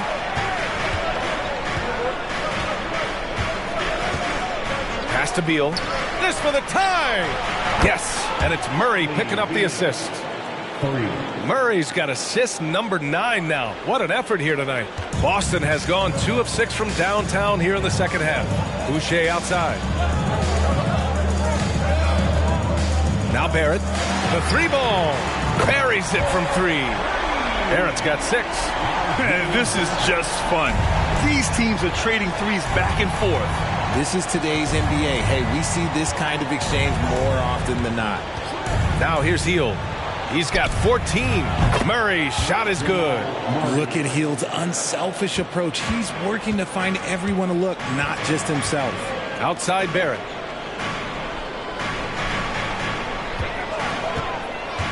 Plumlee a screen. Barrett can't hit. The battle of the boards has been something to watch. Outside Hield. Pass to Murray. Back to Hield.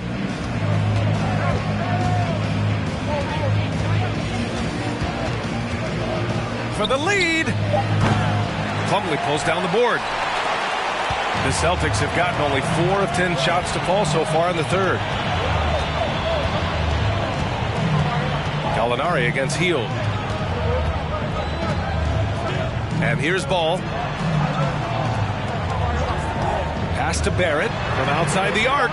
Counted from distance. Barrett's got 6 points in the quarter. Amongst the best decision makers in the league. Lonzo with the right decision there. New Orleans calls timeout. Failing to find a rhythm offensively. Something that needs to change and change soon. And coach called his timeout to try and reset things on offense. Shake them up a bit so they can hopefully start getting some shots to fall.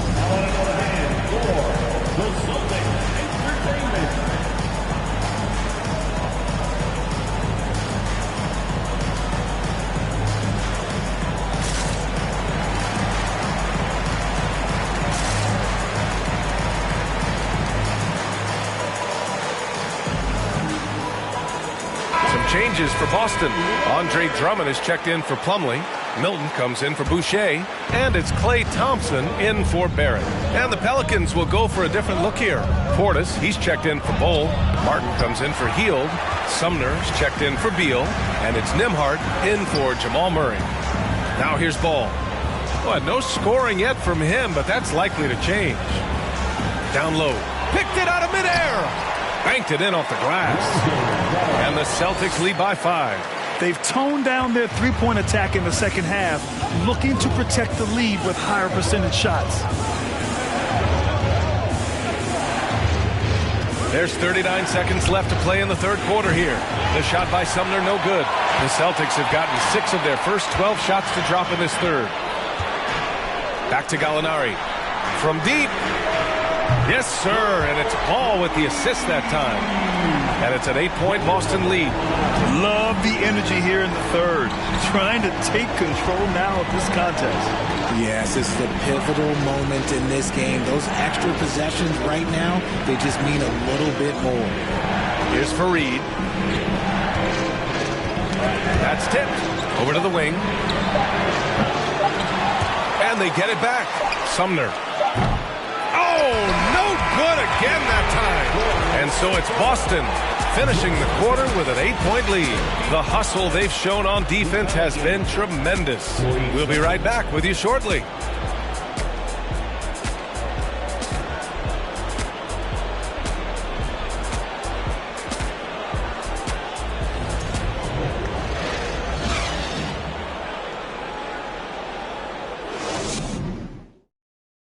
And let's take this opportunity to show you our State Farm assist of the game.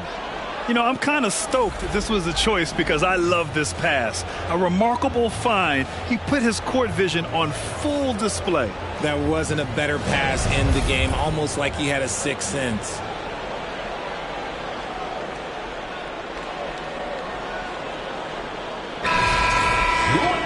Fourth quarter action is upon us. Thanks as always for joining us. The Pelicans trail. On the court for the Pelicans, getting the fourth quarter going. We've got Jamal Murray. He's out there with Bradley Beal.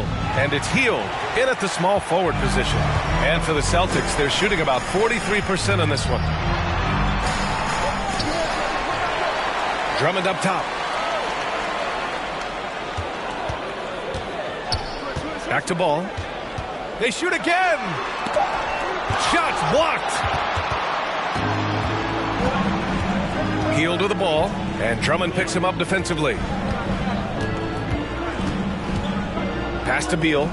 Gasol with it. Boy, clanks that one off the back iron, and it falls. Fading back. Nobody there to even challenge him. Ball against Murray. Here's Gallinari. Boston, no good that time either. And they're up right now, but it hasn't been because of him. He's really struggled on offense. Beal, the pass to Murray. Here's Hield. Murray with it. Back to Hield.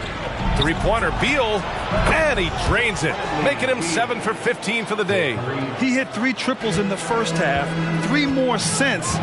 That's nothing to shrug at. Ball passes to Thompson. Kept alive by Boston. Drummond finds Thompson. Drummond with the screen. Second shot opportunity. And Bradley Beal is going to pick up the foul. That's his first foul. It's time to take a glance again at that superb block. Oh, terrific defensive intensity right there. Getting stops like that is crucial for them right now. Now a timeout called by Boston.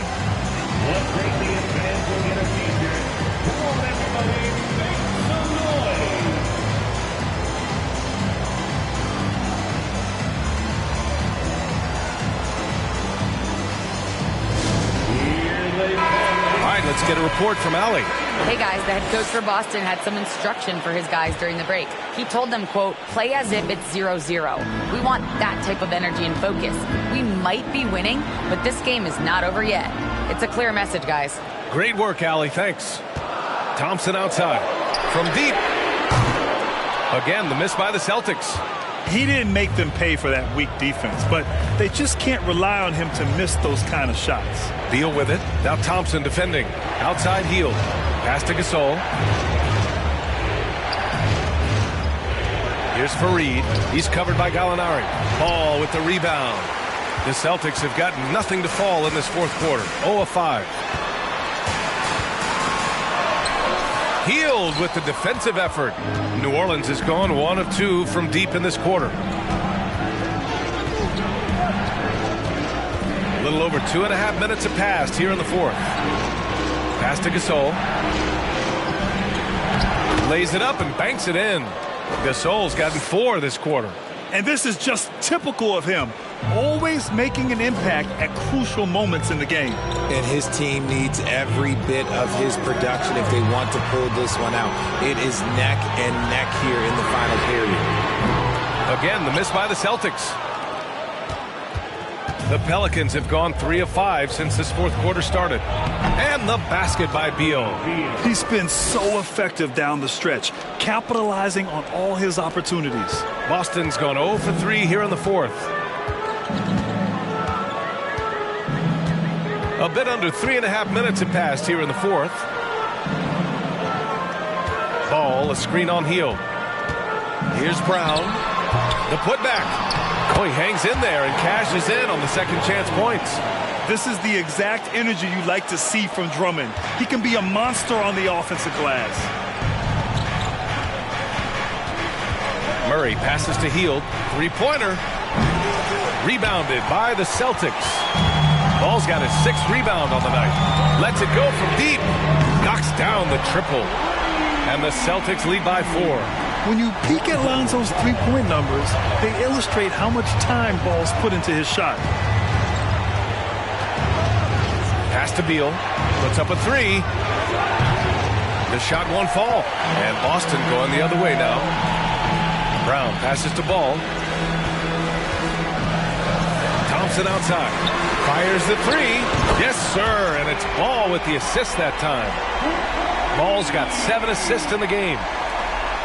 The Pelicans have got 4 of 8 shots to drop here in this final quarter. New Orleans calls timeout. And they're hoping to turn things around with this timeout. On the wrong side of a scoring run here, we might see a lineup change. I'll be pretty curious.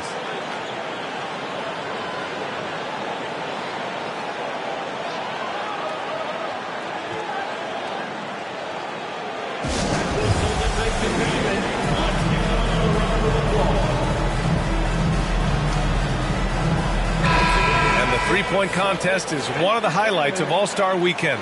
Here are some of the contenders who have a shot to compete in the event. And perhaps that list changes a little between now and All-Star Weekend, but I would have no problems if those guys end up competing.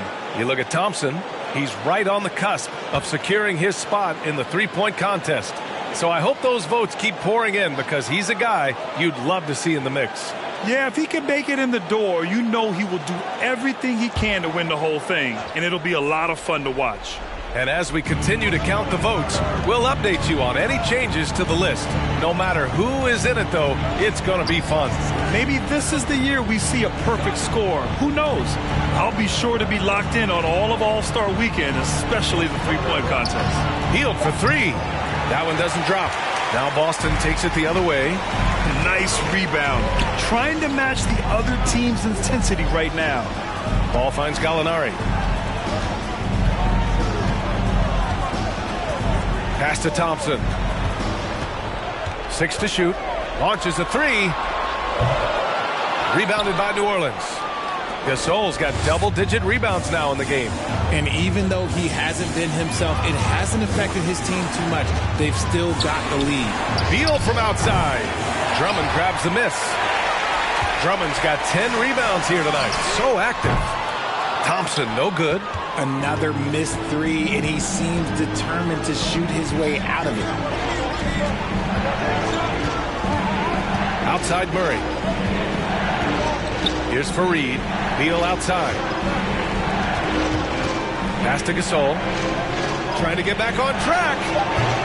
Can't get it to drop. Good work defensively by Drummond. The Celtics with the lead.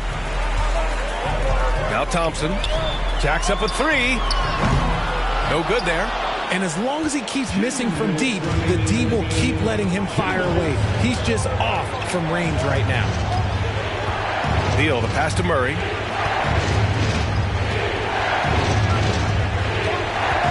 Back to Beal. Shot from the wing. He's off on that one.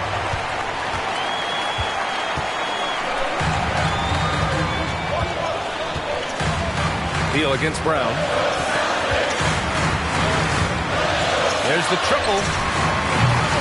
The Pelicans pull it in. It's tough to get open in this league, and when you do, it hurts not to capitalize. Gasol, the screen. Beal, left side. That one a little long. And it's the Celtics ball. It's been 8 unanswered for them. Ball passes to Gallinari. Back to Ball. And he was fouled while in the act of shooting, so he'll take 2 free throws. It's going to be on Jamal Murray. Such a creative player. Ball is especially clever at figuring out ways to draw fouls. At the line for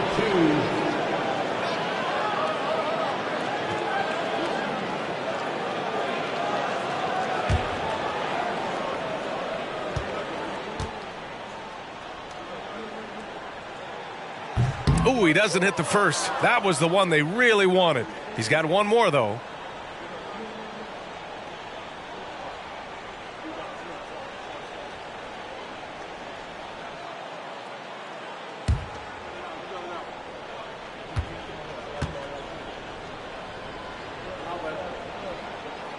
And the second of 2 is good. And that stretches their lead to 8. And 1:01 left in the fourth quarter. And here's Murray.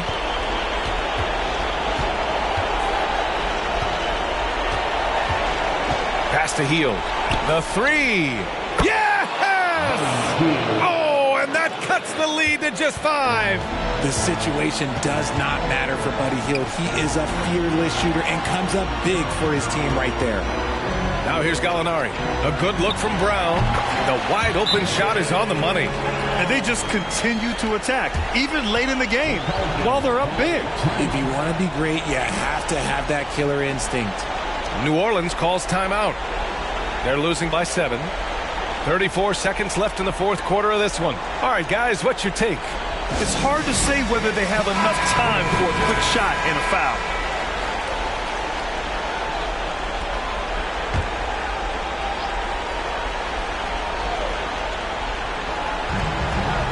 Beal, the pass to Hield. Murray for 3. Drummond grabs the miss. Well, Grant, this game looks just about over. BA, all they really need to do is just work that clock, don't turn it over, and this game is a wrap. Now here's Thompson. Counted. And now it's a 9-point Boston lead. And guys, that's got to be the dagger. This is how you finish a game. And it felt like they just flipped the switch to go on that run and seal the game. Saving their best basketball for the end. Always smart.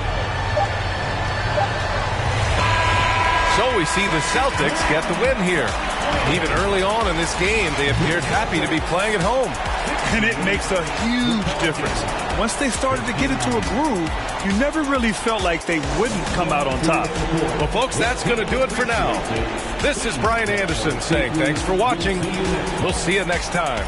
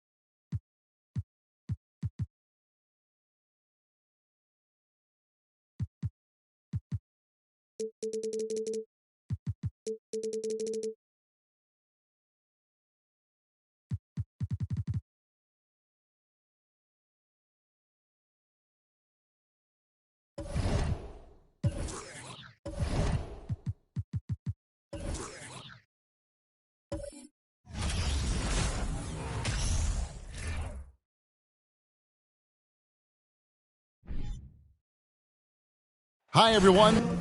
Thanks for joining us on 2K Sport. And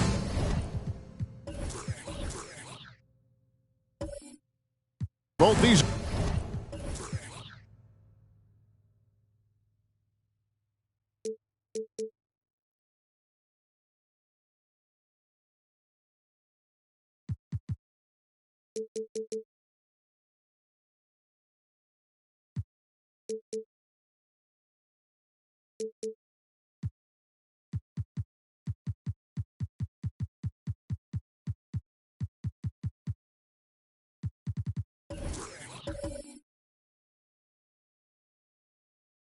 offenses geared this.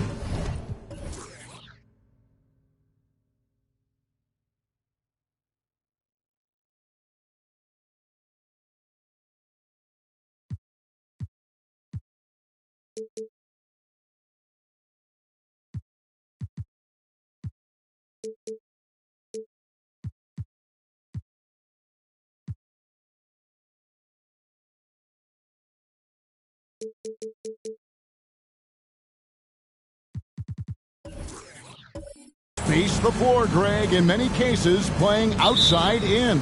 And we've got some bombers out there tonight. It's become a shooter's league. I just hope we'll see some balance as well. So a look at our starters for the Knicks. Wagner is out there with Karl Anthony Towns. Then there's Bledsoe. Then it's Butler. And it's Clarkson in at the 2 spot. Now, here's Clarkson. Misses the 3.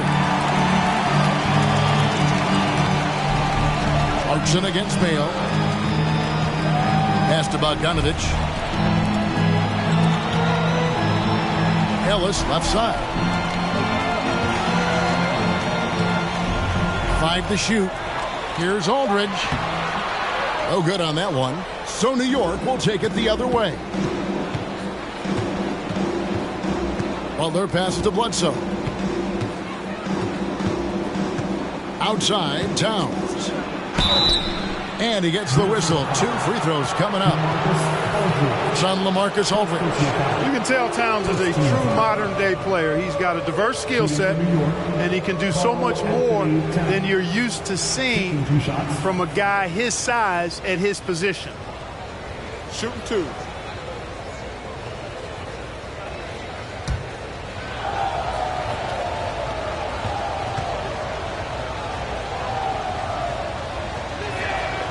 first free throw is good.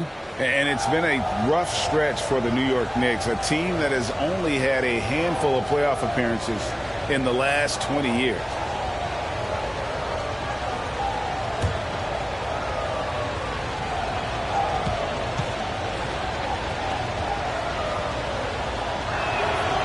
That one is no good.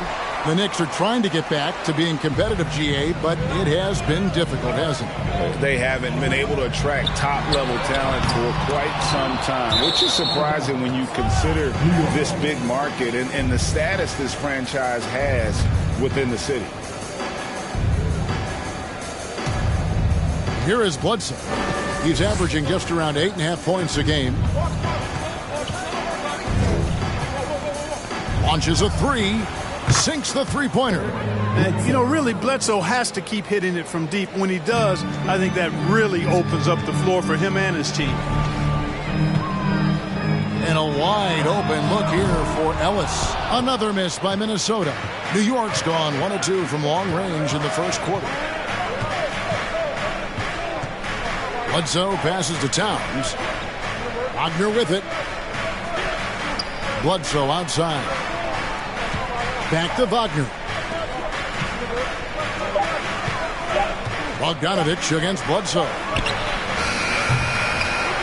Misses the three, and he used the pump fake well there, but he couldn't capitalize. They need a bucket in a big way here to regain some confidence. Ellis, that's good. Man, I like the way Ellis does not back away from working his magic in the paint. I mean, he's a crafty finisher who knows how to score from a lot of angles inside. Now, here's Clarkson.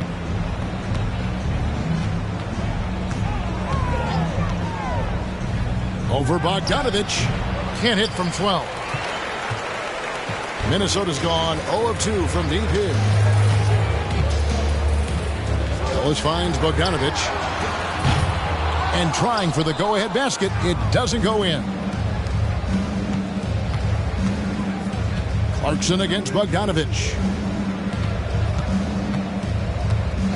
Bledsoe outside. Back to Clarkson for the three. New York missing again. The Timberwolves have gone just 1 for 5 from the field to start the quarter. Passes to Aldridge.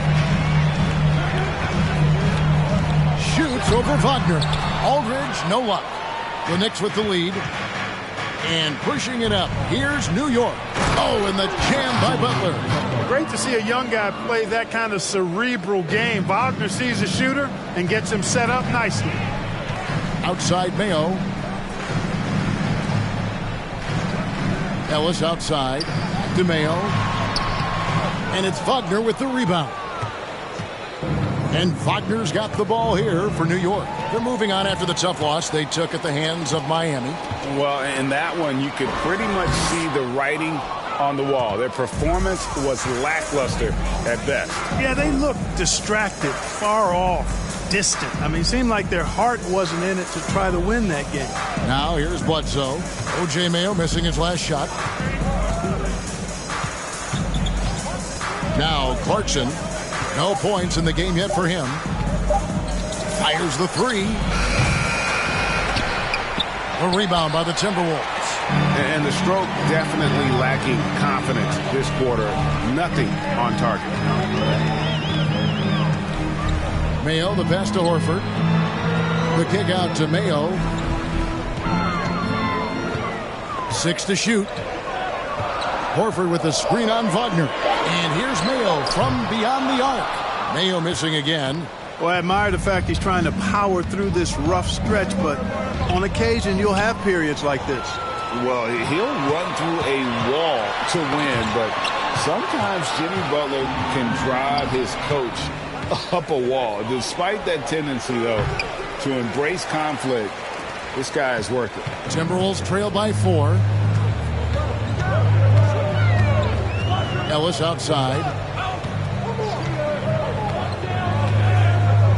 Horford sets a screen for Ellis. And the rejection by Towns. Using all of his height to smother the shot completely. Emphatic block that time by Karl Anthony Towns. And Greg, last season, Butler and Spoelstra got into it on the sideline. We all saw it. It was an interesting moment. I think that's a good way of phrasing it. That manic intensity perhaps necessary at times for a player who competes as hard as Jim. A new lineup here for the Timberwolves. So for the Knicks. And there's the pass to Vassell.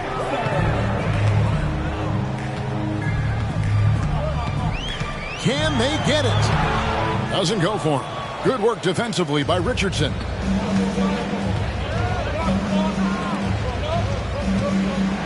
Trying to find Achua and gets it to him. Richardson kicks to Bridges. McConnell passes to Saric. That's no good. Couldn't get his first shot to go. Timberwolves trail by 6. Holiday surveying the floor to the middle. There's Dedmon, and they call the foul, so he's got the and one chance here to make it a three-point play. And you're not going to pass up that kind of. The Timberwolves shooting their first free throw of the evening. At the line for Minnesota, Dwayne Dedmon. One shot.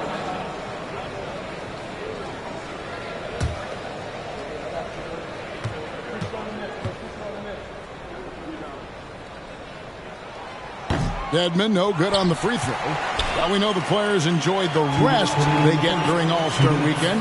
But, Greg, you think it should be moved to later in the season? I like how the current format splits up the season, but it seems more fair to hold an All-Star towards the end of the season so that voters get a more complete look at each player. Now here's Saric, still looking for his first bucket in this one. Dort against Bridges. Back to Achua. And the basket is good, and he's got a chance here for one more at the line. And a nice job here early of establishing an inside presence. And he's got his first chance at the line here. Not the best statistic for him in terms of his performance at the line. Very low numbers. And I know he's got to be upset at himself for shooting so poorly at the line. So I would think he'll be doing everything he can to bring those numbers up.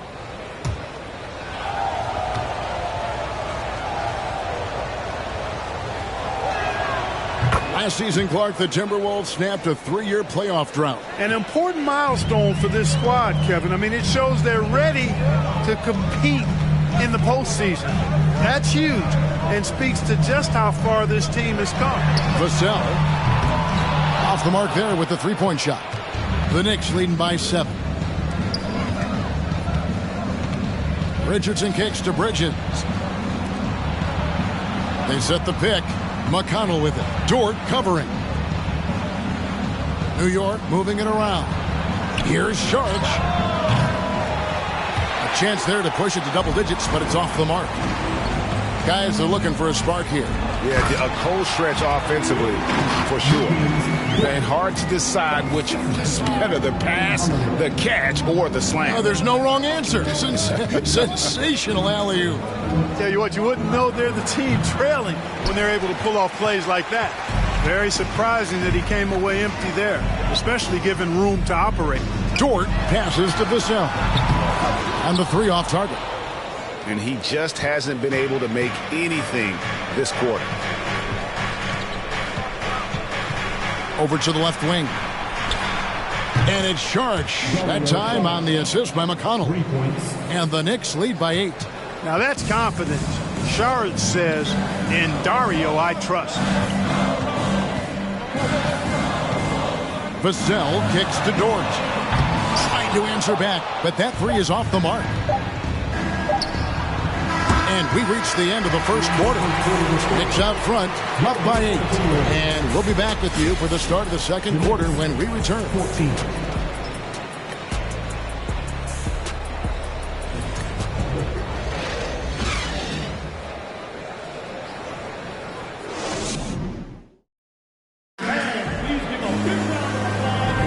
And for those of you just tuning in, the second quarter of action is where we're at right now. And before we move on, what do you guys think about what we've seen so far from the Knicks? you got to credit their defense, communicating, rotating, making plays on the ball. They've got them rattled. It's only the first quarter, and already they've made enough big plays on defense to last really an entire game. Timberwolves trail by 8. We've got Mayo. Bogdanovich out there with Horford. Then there's Ellis. And it's Dort in at the 3 spot. So that's the Timberwolves 5. Here's Ellis.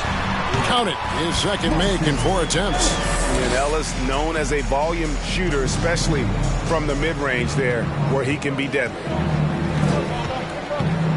Pass to Butler. Here's Bledsoe.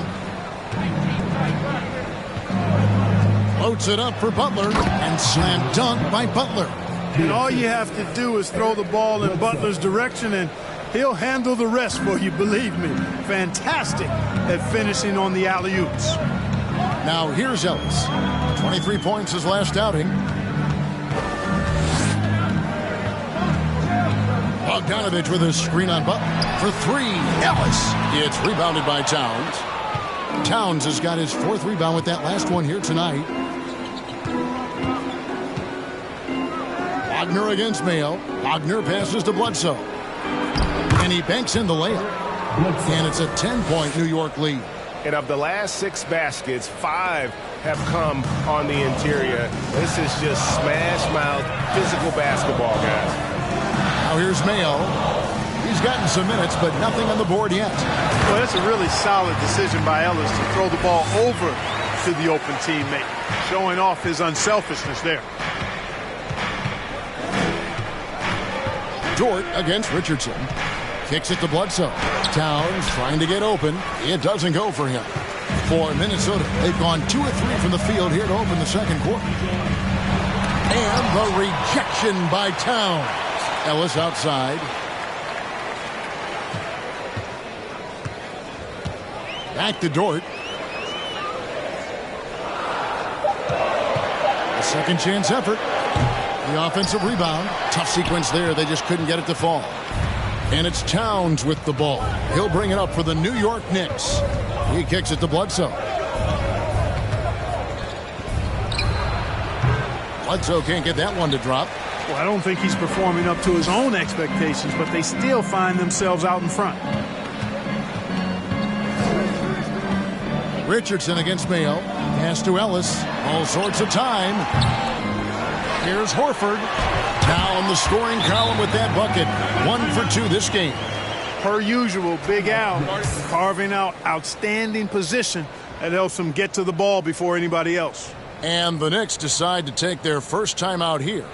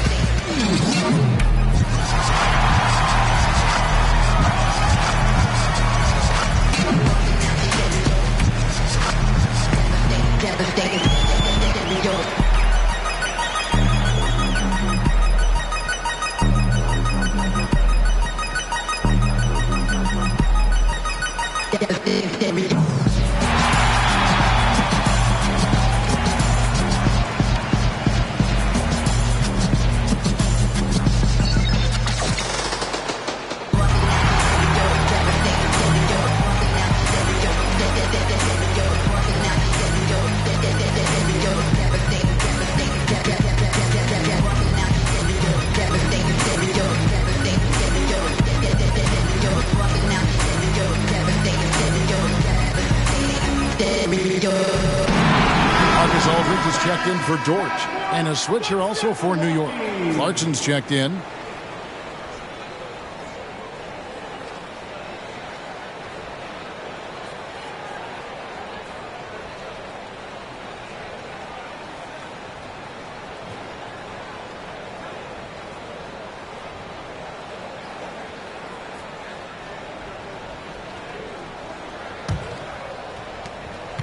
And we're now a little over 2.5 minutes into the second quarter. Now here's Bledsoe. He has 5. Feeds it to Towns. Wagner trying to get open, and Towns gets it to go. And, you know, you got multiple options with this guy coming out of the screen. He can go pick and pop on you. He can go pick and roll. Towns can hurt you either way. Now here's Ellis. And he can certainly fill it up when they need him to. He's averaging almost 21 points a game. Horford, no luck. New York leading by 8. Here's Towns. And it's off the back rim. No good. Here in the second quarter, just under 3.5 minutes played. The Timberwolves secured a spot in the playoffs last season, Greg, and we enjoyed it after they got that emotional win in the play-in game in the Twin Cities over the Clippers. What a night. And, Kevin, you can tell it meant a lot to the players. This is a team that has struggled for so long, and by getting to the playoffs, this is a step in the right direction. Minnesota shooting their second and third shots at the line right here.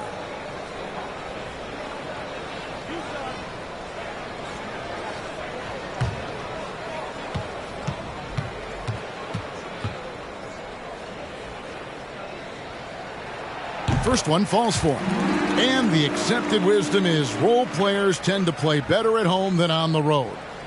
And I've always wondered, Clark, how does that affect them more than stars? You know, I don't know if I actually buy into that. I do think there's a comfort level when you're at home. I think it's always a little more pressurized to be the home team because you have some additional distractions. Typically, role players are a little more inconsistent overall just based on their particular positions, but that's why you don't call them stars. You call them role players. The combo guard Ellis continues to build on what's been a really good career. He's a game-changing type player who scores really from anywhere on the basketball court. They blow the whistle just as he gets it off. That's 2 points with a chance for another one at the stripe. Well, I like the way they're sharing the ball, and Bledsoe right in the middle, spreading it around. Shooting 1. And a chance for just a second to check out the scoring breakdown for the Knicks. These guys have been so quick off the dribble, finding great lanes to attack and getting themselves to the basket. In addition to that, they've thrown their weight around inside tonight, too, thumping and bumping in the paint. A lot of their points have come from inside. And that one misses. Timberwolves trail by 8. And Bogdanovich kicks to Ellis.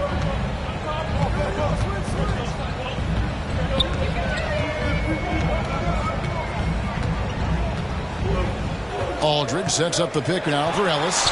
Gets an open look and hits. Ellis has got 8 points. And Ellis is very reliable, quite dependable with that jumper.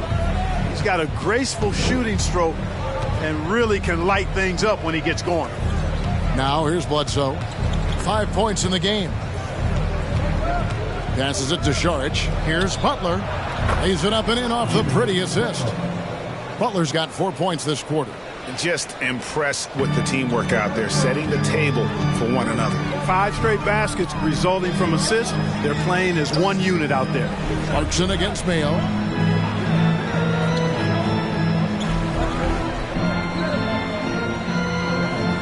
Back to Horford. Just 5 on the clock. Here's Ellis. It's rebounded by Towns. Towns has got 7 rebounds in the game. In the corner, it's Clarkson. No good on the 3. And the well is running dry for him right now. Nothing falling. And, you know, you can sense his frustration. This is going to be a test of his resolve here. Now here is Horford. Taking a look at the scoring numbers. Right now he averages about 9 points a game. Aldridge. Bledsoe with the rebound. The Knicks leading by 8. Towns down low, guarded by Horford. No good. Minnesota comes into this one following a loss to the Hornets.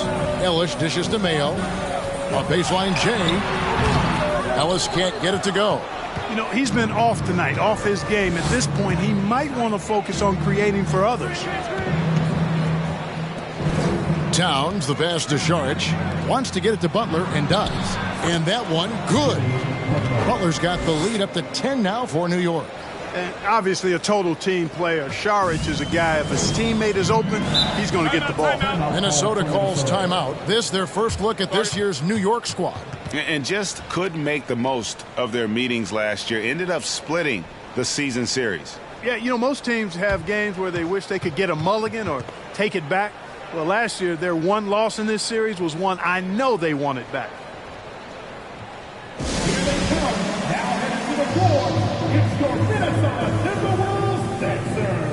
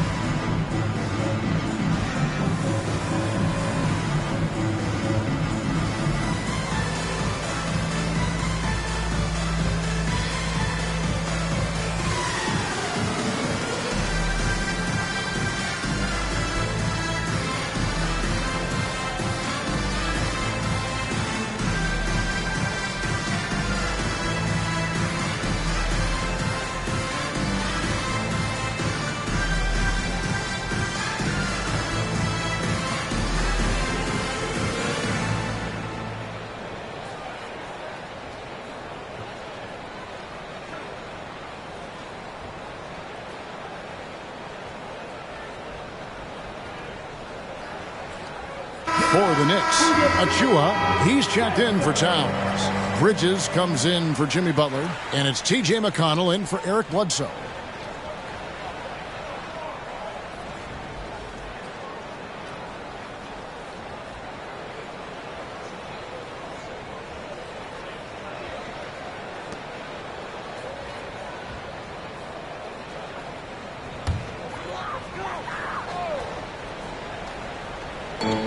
.156 left now here in the second. Holiday, the pass to Gabriel. Kicks to Holiday.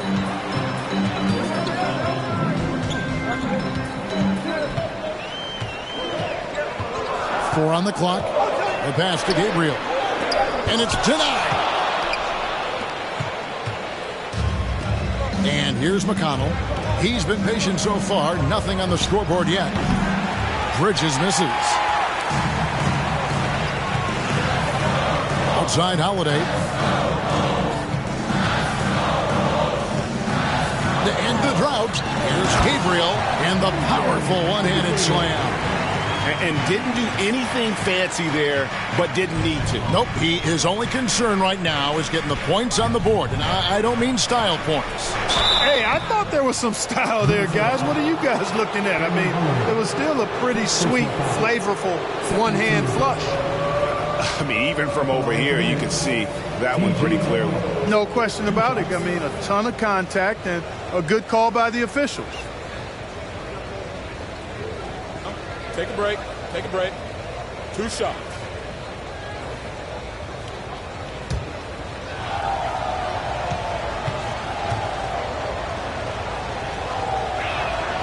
That's good from McConnell. You know, for a guy who's averaged around 7 points a game for his career, McConnell really makes his presence felt at the offensive end. He does it largely as a playmaker. Minnesota making a switch here. Dort's checked in. Josh Richardson's checked in for New York. And so he hits both. And another thing about McConnell, man, he really brings the energy. Big time, Greg. Big time energy guy. Plays with great pace, always looking to push the action, and he does so without turning the ball over, and he's a sneaky defender as well. Now, here's Dort. Right now averaging about 5 points a game. Pass to Vassell. The Timberwolves need to get a shot off here. It'll go, and the Knick lead is cut down now to just 7 on the bucket from Dort. And when you have Dort on your side, this is what he brings on the offensive end. Great off the catch and fire. 29 seconds left in the first half of the game. Kicks it out to Richardson. And the Knicks miss again. Minnesota's gone 1 of 2 on 3-pointers here in the second quarter so far. Vassell with it. Still getting warmed up offensively. No scoring yet from him. Let's go.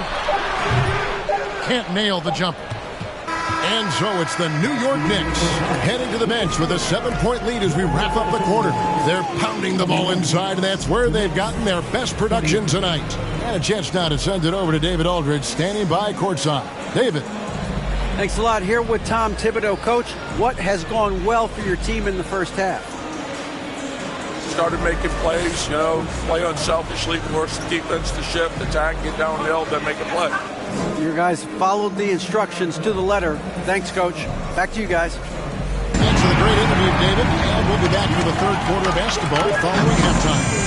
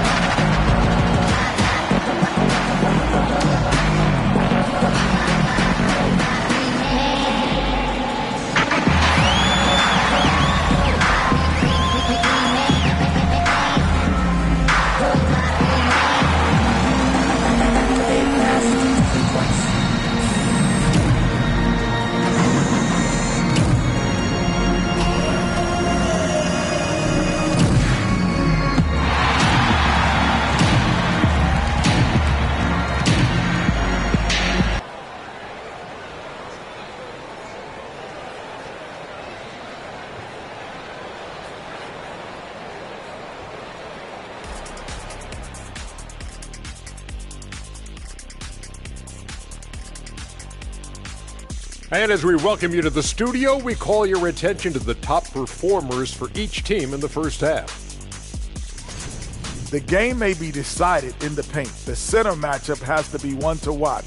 I'm sure the Big Diesel approves of that. Kenny, I haven't used this word since the 70s. You're doggone right. Get the big fella the ball and get out of the way. All right, now it's time to talk about our featured game tonight. Not a great turnout so far for the Timberwolves. Obviously, that was UGLY. It's ugly. Shooting under 30% from the field, disorganized, chucking up bad shots. Man, I tell you, they have to adjust their play, and they got to get better looks.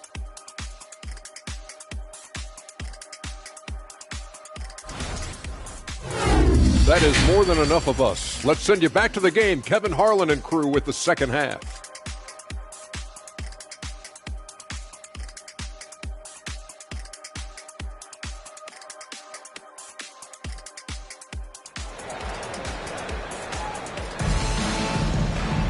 And happy you could join us. We've got 2 quarters left to go in regulation. You look at Jimmy Butler. He's really been playing well. No problems fighting his way to the rim in this one. A lot of points in close. Yeah, you know what, guys? They gave him too many free runs to the hoop in the first half. I think they've got to be a lot tougher on him. Body him up. Be physical with him. Here's who Tom Thibodeau is starting the second half with. They've got Bledsoe. Wagner is out there with Butler. Then there's Jordan Clarkson. And it's Towns in at the center. Now Bledsoe. Towns, high post. Butler on the wing. Clarkson outside. And the 3-ball is good. Clarkson's got himself going there. His first points of the game on the deep ball. Ellis against Butler. Aldridge inside. Oh, he blocked it and deflects off the backboard.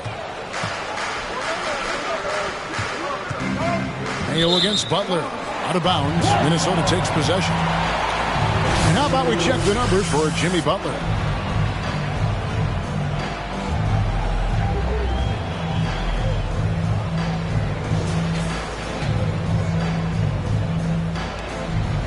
About 1 minute played here in the second half. Ellis against Butler. Aldridge sets up the pick now for Ellis. And count it from 19 feet away. Ellis has got 10. Boy, a fantastic job by Ulrich to lay into that defender on the screen. Here is Bledsoe. He has 5.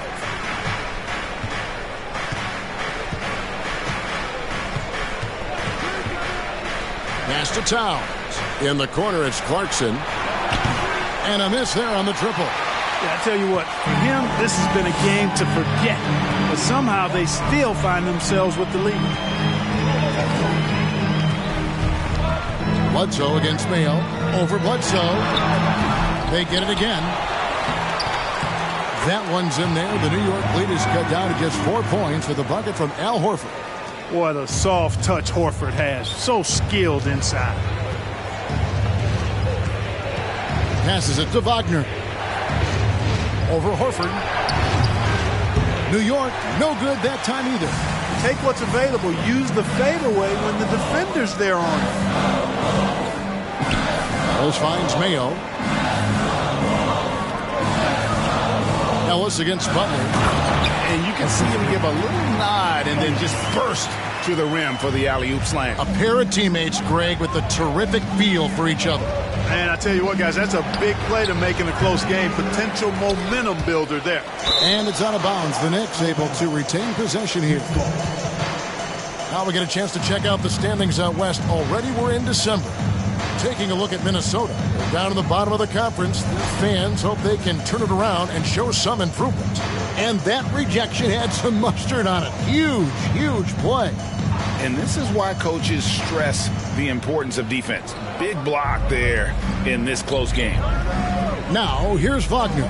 Taking a look at his numbers, he averages about 7 points a game. Bledsoe and Towns, the bucket on the assist from Eric Bledsoe.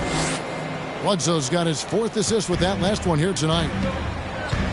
Minnesota calls timeout. Trying to find some answers offensively. Yeah, and you know, that's going to be the focus of this timeout. They need to come up with a spark to get the offense going.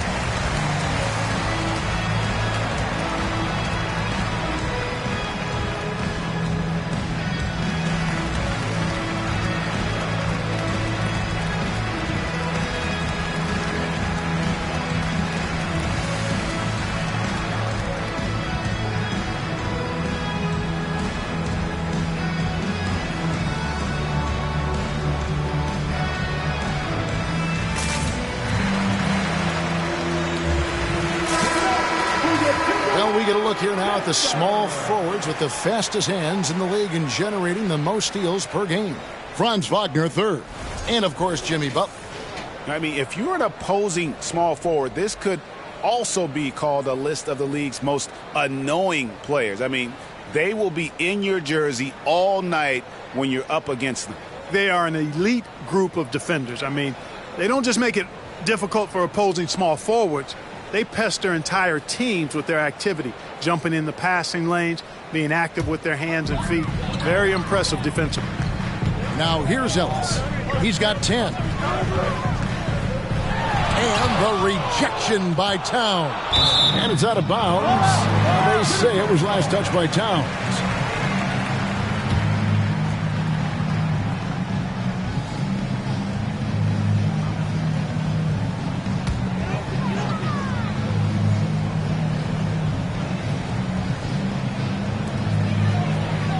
Outside, Horford shoots over Wagner. It's rebounded by New York. Towns has got rebound number 8 now on the night. The dish to Clarkson. And out of bounds as the Timberwolves gain possession. A moment here to check out some of the stats for Ellis. And he sits in the top 15 in points per game. An absolute powerhouse offensively. And back to his efficiency from three, as you said, he's top 10 in the league. Defenses are now trying to deny him the basketball, but really to no avail. Now here's Ellis, and he can certainly fill it up when they need him to. He's averaging almost 21 points a game. The Timberwolves again can't hit. And it's Towns with the ball. He'll bring it up for the New York Knicks. They host the Kings after this game. That game marks the first half of a quick two-game homestand. The pass to Butler. Over Ellis. Shot clock at 6. Wagner, a screen on Horford. No good from Bledsoe. Timberwolves trail by 4. Some tough offensive sets. They want to turn it around. Yeah, right now you just need a bucket to get some momentum. Back to Bogdanovich. Aldridge against Clarkson. Aldridge misses. The Knicks leading by 4. Bledsoe kicks to Butler. Ellis against Bledsoe. Pass to Clarkson. Wagner outside. They get the rebound. Towns banked in off the glass. Towns has got 9. No doubt about the consistency when it comes to scoring the basketball for him tonight. A real nice lift for their offense. Ellis surveying the D. They could use a bucket. He can't get that one to fall. The Knicks go the other way with it. And offensively, he has been a liability more than he's helped this quarter. Wagner, a screen on Ellis. Towns at the elbow. Outside Butler. A 3-ball. Out to Clarkson. Towns trying to get open. A putback. It's good on the putback. And now it's an 8-point Knicks lead. Well, we've seen that movie a few times, haven't we? An easy bucket in the paint. Well, listless and lifeless at the defensive end. I mean, especially inside. They've really got to pick up that interior defense. Minnesota calls timeout.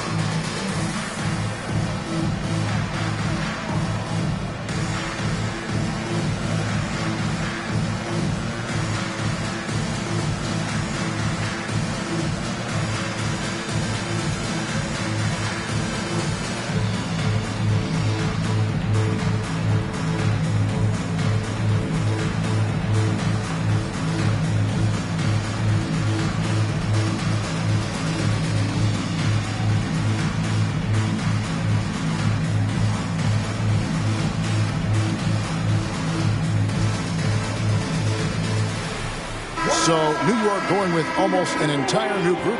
Achua, he's checked in for Wagner. Bridges comes in for Butler. Josh Richardson's checked in for Clarkson. And it's T.J. McConnell in for Eric Bledsoe.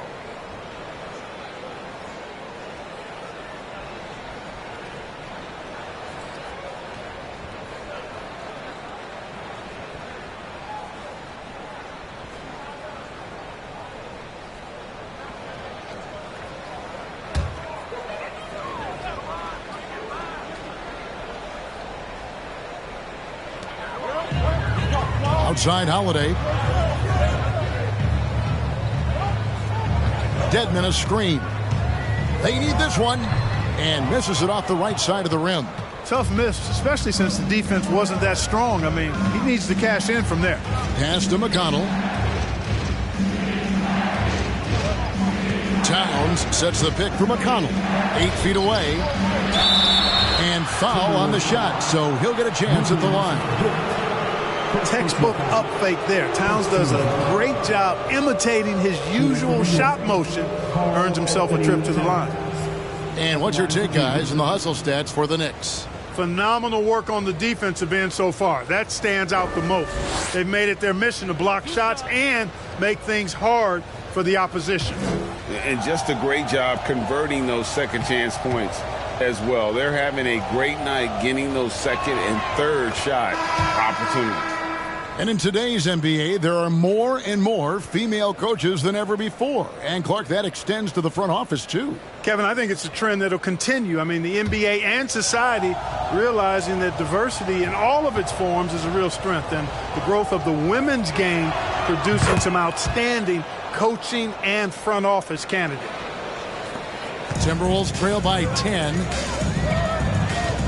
Vassell, the pass to Mayo. 2 minutes remaining in the third. 2 minutes. Now here is Holiday. Still looking for his first bucket in this one. Here's Vassell. It's good. The assist that time from Holiday. Holiday's got 4 assists in the game. One of the things you've got to admire and respect about him is his aggressiveness at the offensive end, always in attack mode. New York missing again. You know what, though? Sometimes you can be too open. I think it may have surprised him, and that's why he missed. And here's Mayo from beyond the arc. The Knicks leading by 7. Towns, the pass to McConnell. And Wagner has it in the corner. Tries again. Here's Towns. Good for another bucket. He's made half a dozen now. 6 for 8 on the night. You know, throughout this quarter, guys, they've had no answer for him defensively. And he's been absolutely relentless. Back to Vassell. Dedmon a screen. Vassell, the pass to Dedmon. Towns with the steal. Now, here's McConnell. Covered by Vassell. And it's Wagner missing. Timberwolves trail by 9.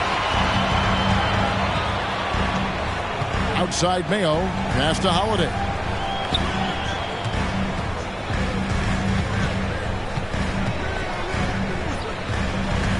He kicks it to Dedmon. Here's Gabriel. From outside, off the mark. And Wagner's got the ball here for New York. And here's McConnell. And the pass to Wagner. And here's Towns. Over Dedmon. Dedmon with the block. And they get it back. It's been all about Karl Anthony Towns for New York. He made his mark in a big way on the boards in that quarter. We'll take a quick break and then back to the action here.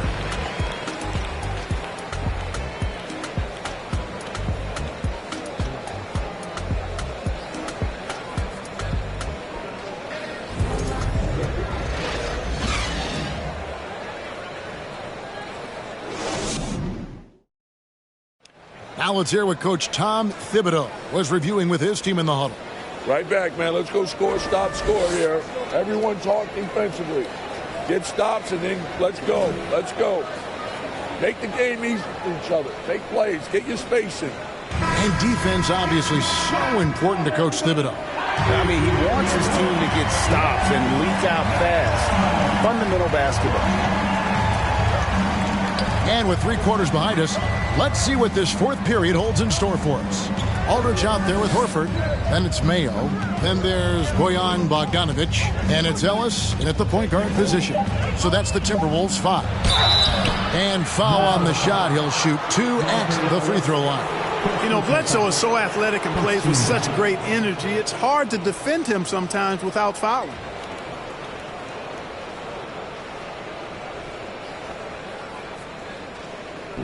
Shooting for New York, Eric Bledsoe.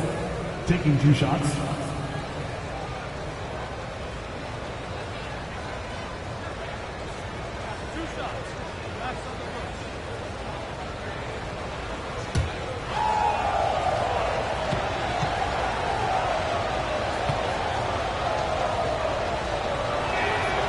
That free throw, no good.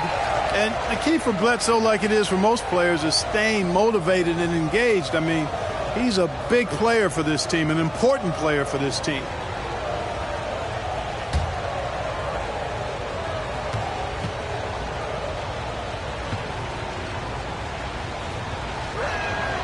And he sinks the second.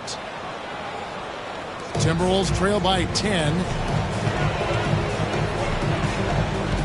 Ellis outside. A three-pointer off the mark. And there have been some terrible shot choices here, Kev. That's not a good look at all. Bledsoe against Ellis. Bledsoe passes to Towns. Outside for Bledsoe. Down to 5 on the shot clock. New York needs to get off a shot. And they get it back. And Towns gets it to go. The edge on the glass is the difference. It's allowed them to build this lead. And really a reflection of their superior effort level to this point. It seems to me they've gone after this win a little bit more. That one's in there. The New York lead is cut down to 10 in the bucket there from LaMarcus Aldridge. Boy, this is as skilled an inside scorer as you're going to see, folks. I mean, Aldridge has a lot of post moves. Towns, high post. Shooting foul as the whistle blows. He'll shoot 2 free throws. It's on LaMarcus Aldridge. Second team foul. Shooting for New York, Karl Anthony Towns. 2 shots.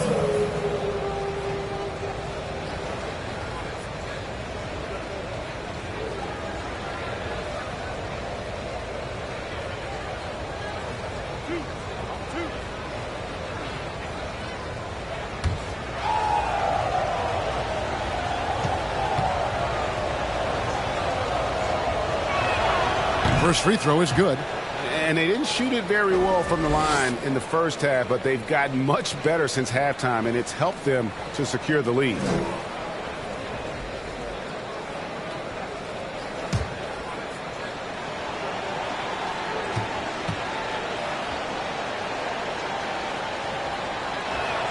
And Towns drops them both.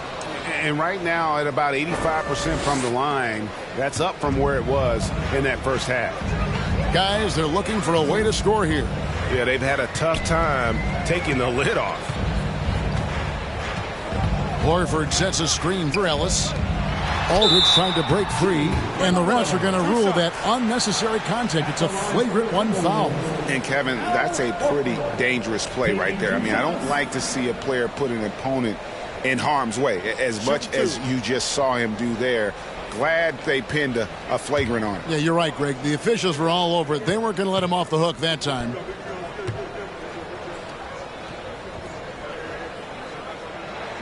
And he makes the first.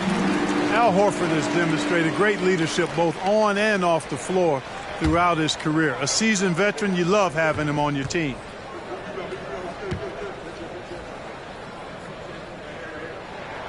So Horford gets 2. Making it look effortless. Send this guy to the stripe. He's going to cash in more than not.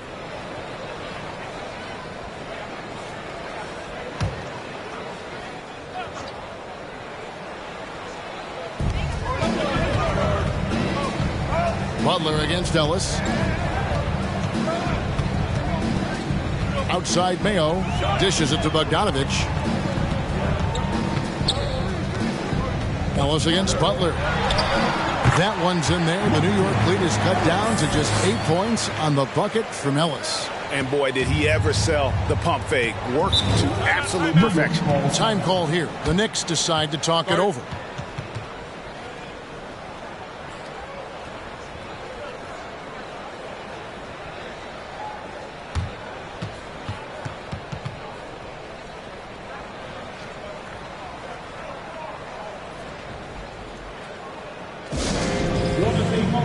T-shirt fans, we're looking for the loudest section.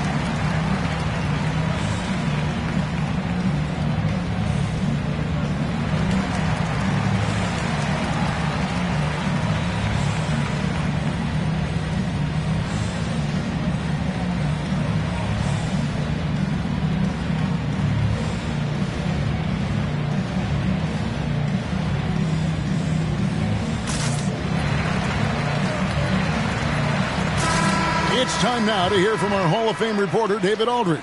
What's the latest, David? Thanks, guys. I listened to Tom Thibodeau talking to his team during the break.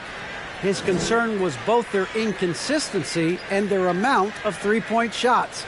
He said, let's move the ball for good shots. If you have an open three, take it. Otherwise, let's attack the rim and put some pressure on these guys. Kevin? Thank you, David.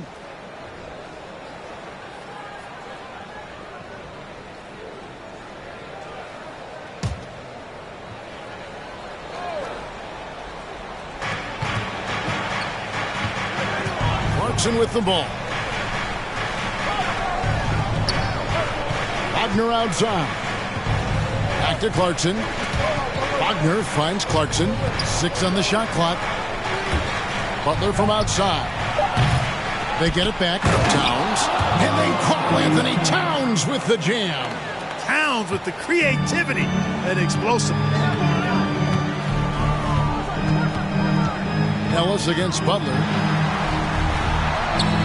Ellis can't get it to go. +8 in the rebound differential. One more reason why they're in control. Yeah, double-digit advantage on the scoreboard. They've taken the initiative. They've played, I think, with more purpose so far. Ellis outside. Aldridge with a screen on Butler. Here's Ellis. The jumper from the free throw line is good. Ellis, an outstanding talent. I mean, really dependable and hard to defend in pick and roll sets. Bledsoe kicks to Wagner. Lob pass to Wagner. Hammers the alley-oop through. Go up and get that thing, Wagner. Using that 7-foot wingspan to flush home the alley-oop. Pass to Bogdanovich. Down low. Here's Aldridge. Hits the jumper. Sensational ball movement there. When you pass the ball like that, good things happen. New York leading by 10. Bledsoe outside. He dishes it to Butler. Outside for Bledsoe. Lets it go with a 3. Second chance shot. Shot's good by Butler. Butler's got the lead up to 12 now for the Knicks. It's been their Achilles heel defensively. They just have not been able to control that backcourt. They're getting outworked on the glass, and those second chance buckets have devastated their defense. Now Wagner following the miss by Ellis from deep, and it's Butler missing. I guess even he has to miss one of those once in a while. Bogdanovich dishes to Ellis. Horford sets a screen for Ellis. It's rebounded by New York. And here we go. It's Butler. Outside for Bledsoe. And O.J. Mayo pulls it down. Mayo's got his 5th rebound right now in the game. And that's an important rebound, especially on a night where the board work has not been their best. But they're still in this one, fellas. Can they pump it up a notch here in the clutch? And Butler sends it back. Known for being an outstanding defender, Butler takes a lot of pride in finding ways to get it done in all aspects of defense, including shot denials. Nice there, getting the reverse. Love that. And the fans got a little bit of a show there. Guys, that one definitely had a little something extra on it. A jaw-dropper emoji is what I look like right now. Incredible. And the Timberwolves call time here.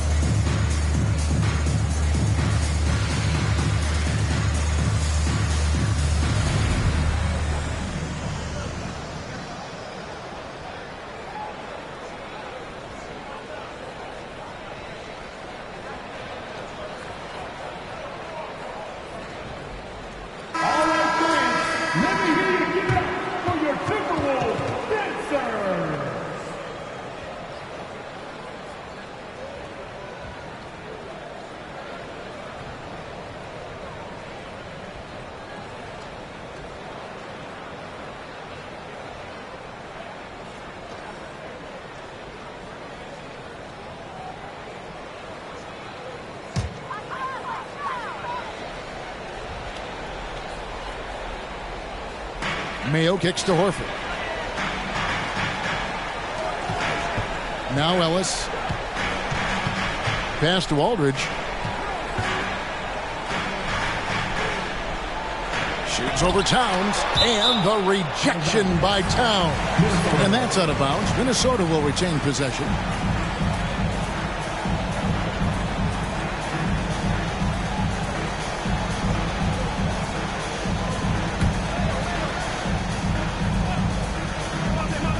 Here's Aldridge. And it's Butler with the ball. He'll bring it up for New York. 14 points, their largest lead in the game. Bledsoe finds Butler. Oh, and the jam by Butler. You know, Bledsoe has developed his passing skills to the point where you've got to respect that part of his game. He's doing a nice job finding his open guys. They've been struggling here on offense. Yeah, a bit of a dry spell for sure. Here's Aldridge. That one wide left. Now the Knicks with it. They're on a 12-4 run right now. Butler passes to Wagner. Lets it go from the wing. A rebound by the Timberwolves. Ellis outside. Kicks to Mayo. Back to Ellis. Throws it up high. Absolutely the prettiest play in basketball, executed to perfection. I don't think you get an argument there. Everybody loves the alley-oop. Unless you're the team getting punched on. That would be the difference. New York calls timeout. They're up by 14. We've got 1:23 left in the fourth quarter.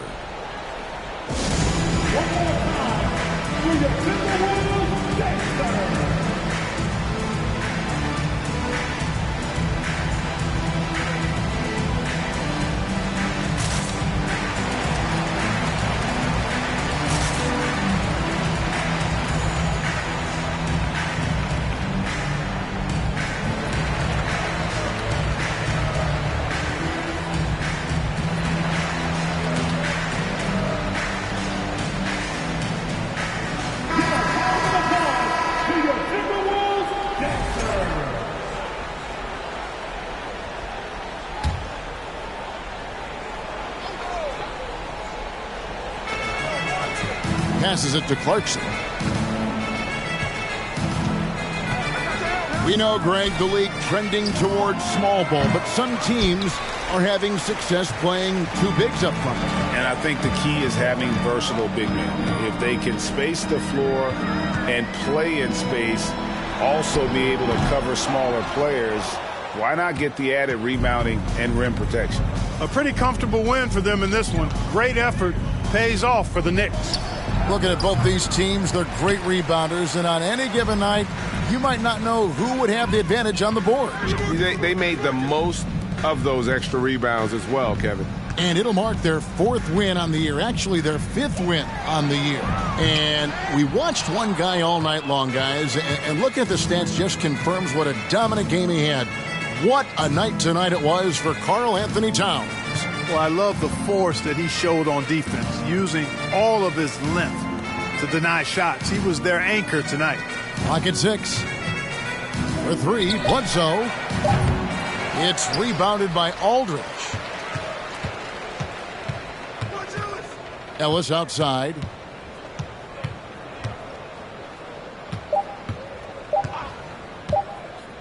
There's the three. Off target with that shot. So no problem for New York as they get the win. And in the win. Thank you, David. Great interview once again. Well, folks, that's going to...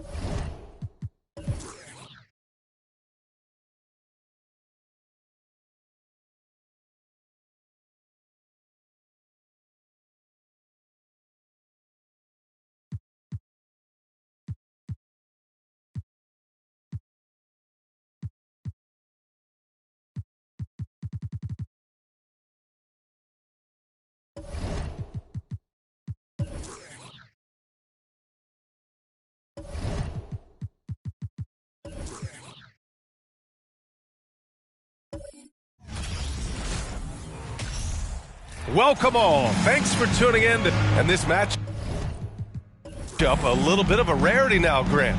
Neither team in a hurry to get in transition. Yeah, B.A., these teams have almost a throwback style to how they play. They don't want to get up and down and play fast. They want to go slow, and that takes players who have patience and discipline. Tonight will be a tactical battle. Here are the 5 for the Lakers. Marcus Cousins is out there with Smith. Then it's Monte Morris. Then it's Shai Gilgeous-Alexander. And it's Iguodala in at the 3. Johnson with it. Pass to Stoudemire from the arc.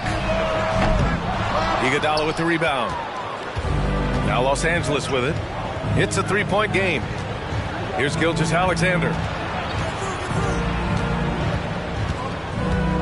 Cousins with a screen on Johnson. Here's Gilgeous-Alexander. Cashes in the 12-footer. I know he's young, but there's a maturity to Gilgeous-Alexander's game. He takes what you give him. They've been having major problems offensively. Definitely in a bit of a dry spell. And Monte Morris is going to pick up the foul. That's his first foul. These calls can be so difficult for officials to make.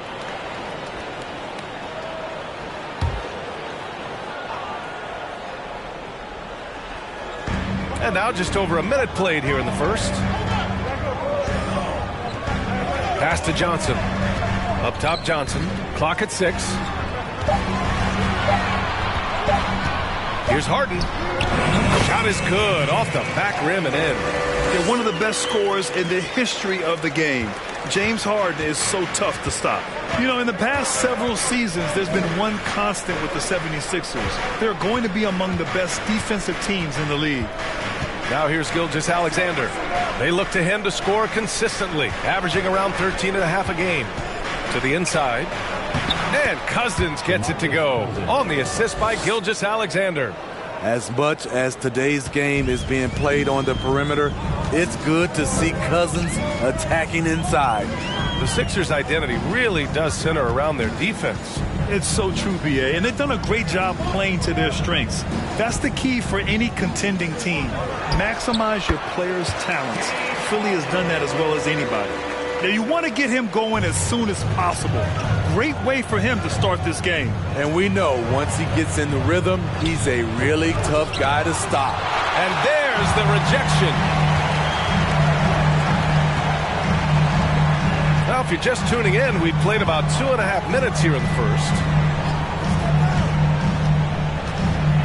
Here's Stoudemire. Looking at his numbers, currently he's averaging around 9 points a game. Nice shot by Harden. For Los Angeles, they've gone 3 of 4. Off to a nice start. Gilgeous-Alexander on the wing. Covered by Johnson. Takes one from 10 feet. He can't hit that time. So Philadelphia will take it the other way. You know, last game they matched up with the Mavs. A tough loss there. Yeah, they found buckets very hard to come by. And you could tell it frustrated them to no end. Bad shot selection can put you in a hole, which can make you desperate, which can lead to even more bad shots. Harden can't hit. He had more than enough room to hit that. Just couldn't make it happen. Pass to Morris. And the shot counts. He's fouled, and it's a chance for a 3-point play. Over the years, no team in the NBA has had more star power than the Lakers. They always have at least one future Hall of Famer on the roster.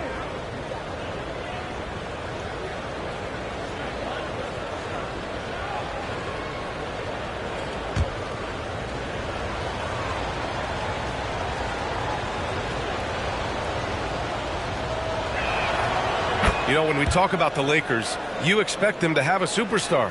B.A., starting with Wilt in the 60s, then Kareem during the 70s, Magic dominating the 80s, and more recently Shaq and Kobe, LeBron and AD, the biggest names flocked to L.A. Now here's Cousins. Turned in an outstanding game against Detroit. Pass to Gilgeous-Alexander. Picked by Smith. Puts it up from 12, and it's good. Off the back of the rim and in. Gilgeous-Alexander's gotten his second bucket of the game. And here's Johnson. Boy, he's been patient so far. Nothing yet on the scoreboard. Harden misses. For Los Angeles, they've gotten 5 of 7 shots to fall. Harden against Morris. Smith with a screen on Harden. Here's Morris. Smith counted. And it's Morris with the assist. And their offensive game plan is clear. Get it inside and go to work. Johnson against Gilgeous-Alexander. Pass to Stoudemire. Back to Johnson. Oh, and Johnson slams it in. From super close range, Johnson is a springy athlete. Gilgeous-Alexander against Johnson.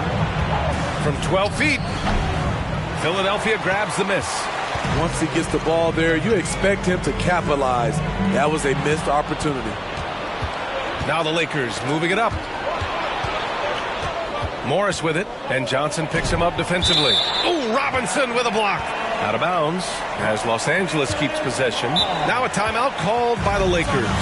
And guys, this is the first they're seeing of the 76ers this year. Looks like it's T-shirt time, fans. Who wants to serve?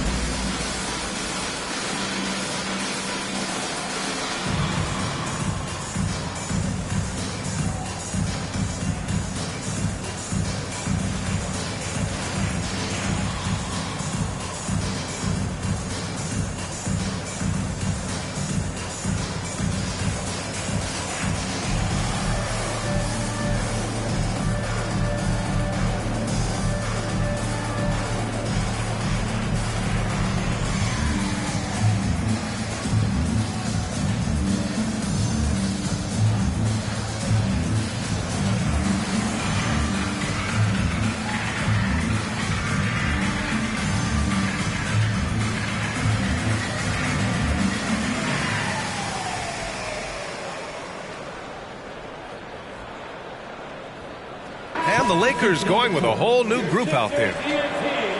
Now let's check out the Western Conference standings and see how they look here in December. You look at the Lakers. They're currently holding on to the 3rd best record in the conference. When I look at the Lakers, they've just been relentless coming out of the gates. And what I love is that everyone is focused. You couldn't have asked for a better start. They were in midseason form right off the bat. And like you said, that focus, it shows how determined this group is to make this a season to remember. Now here's Stevenson. In his last outing, 10 points for him. Here's Grimes. And there's the foul. It's on Lou Williams. That's his first foul. And the fans love seeing incredible moments on defense like that block. What a play. I mean, that'll have the offense thinking twice about taking shots in his presence.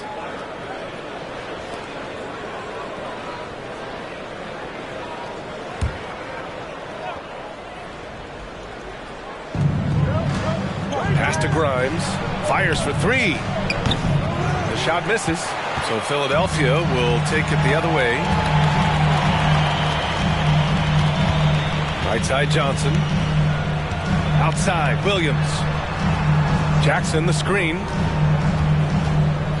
The floater, and it goes out of bounds. Last touch by Williams. When longevity comes into play, Lou Williams is one of the first that comes to mind. Rubio's checked in for Johnson. And the Lakers with possession here, leading by 5. Williams against Sexton. Over Williams. Sexton misses. Well, Smitty, with Lou Williams, there's not much he hasn't accomplished in this league. B.A., besides winning a championship, you're right. He has done it all. I know he sure loved to get one of those championships. Now here's White. He had 9 points in his last time out. Down to 5 on the shot clock. Jackson with a screen on Stevenson. Late clock, the Sixers need to put one up here. The Sixers again can't hit. Los Angeles has gone 1 for 3 from beyond the arc. Here's Grimes. Now quiet so far offensively, searching for his first points of the game.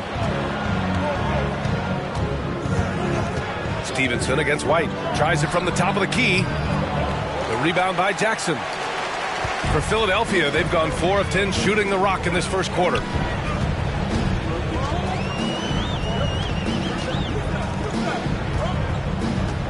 Outside, Williams. Here's White. He's now 1 for 2 with that bucket. This is the type of playmaker Lou is. Outstanding at getting it to his open guys. Sexton passes to Tice. Shots win the cold streak. Oh, nice shot by Grimes. And the Lakers lead by 6. He's consistent from out there, especially when you give him that kind of room. Boy, they need something to go to regain some confidence. No question. Way too many empty possessions for them. Los Angeles has gone 2 for 4 from range to start things off. White with the steal. And out of bounds. Los Angeles will have it. Let's see the stat sheet here for him. And during the last 5 games, he's been a force on the boards, really throwing his body at rebounds and trying to grab as many as he can. And that kind of effort has been noticed by his coaches and teammates. Outside Sexton. There's 38 seconds left now in the first quarter. And it's good. 2 points. And you like the balance here, not just falling in love with the 3-ball. Rubio passes to Jackson. White on the wing. Stevenson defending. Pass to Reed. Now here's Stevenson. Still getting warmed up offensively. No buckets yet in the game from him. Gets the 3 to fall. Wow. Some strong perimeter shooting here in the first quarter. High arcing shot. That one is off.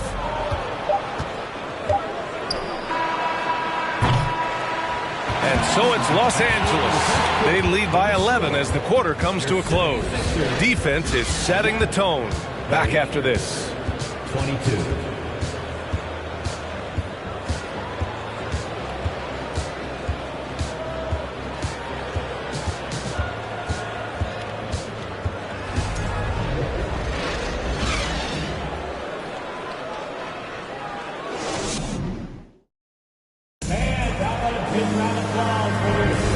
So far through 1 quarter, it's been a lopsided game. We'll see if that changes here in the second. And let's get your take, guys, on the scoring breakdown for the Lakers. Well, in my opinion, the way the 3 has been falling for them here early on, you have to think they'll keep firing away. And another thing, they found the open man. Really playing unselfish basketball, moving the ball around there on the perimeter. The middle part of the season can present some unique challenges. Grant, how do you maintain your focus as a player? Well, it can be tough. It can be really challenging because it is such a long season. You ultimately have to keep your eyes on the prize. And, of course, veterans know hard work now pays off later. You want to protect your record and start building late-season momentum. James Harden out there with Ricky Rubio. Then there's Mitchell Robinson. Then it's Keldon Johnson. That's the group for Philadelphia to kick off the second quarter. Take a break. Take a break. 2 shots.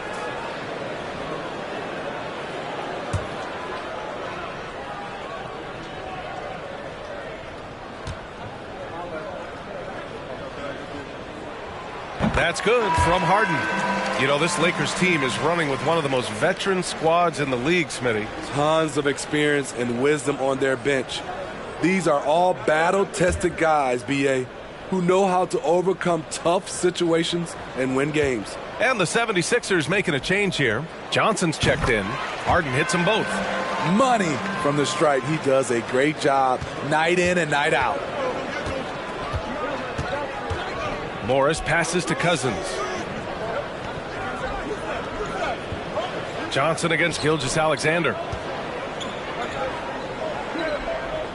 Smith left side. Shot clock at 5. The Lakers got to get one up. Late clock. Gets the 3 ball to go. The assist numbers certainly stand out. They've really emphasized ball movement here today. Now Harden. He's got 9. The ball's knocked loose. Here's Stoudemire, covered by Smith. From deep, Johnson. The Lakers with a rebound. And it's amazing. Their slim advantage on the board seems a lot larger than it is. That's a foul called on Cameron Johnson. That's his first foul. His first personal foul. First team foul.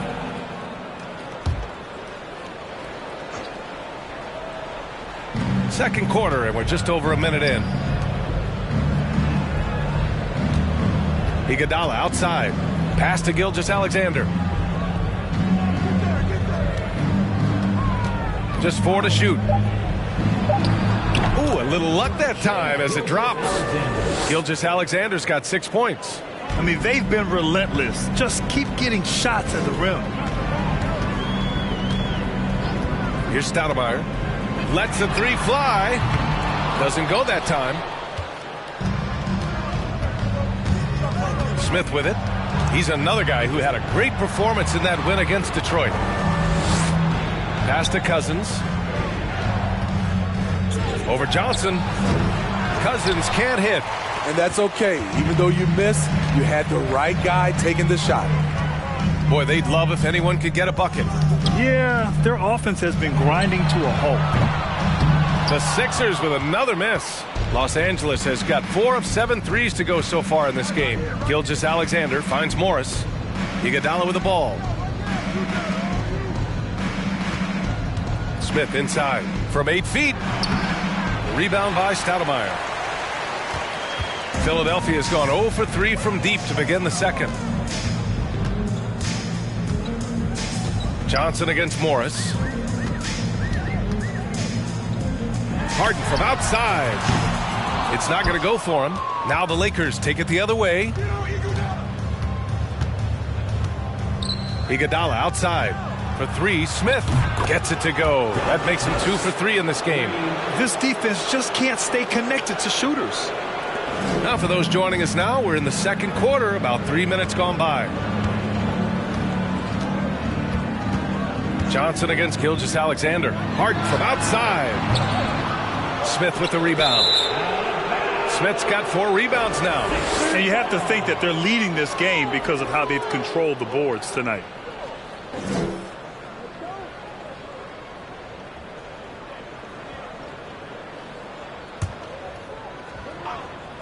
Philadelphia calls timeout. Protecting the rim has to be their top objective right now. And it boils down to the question. Toughness. One team showing it, the other allowing itself to be bullied.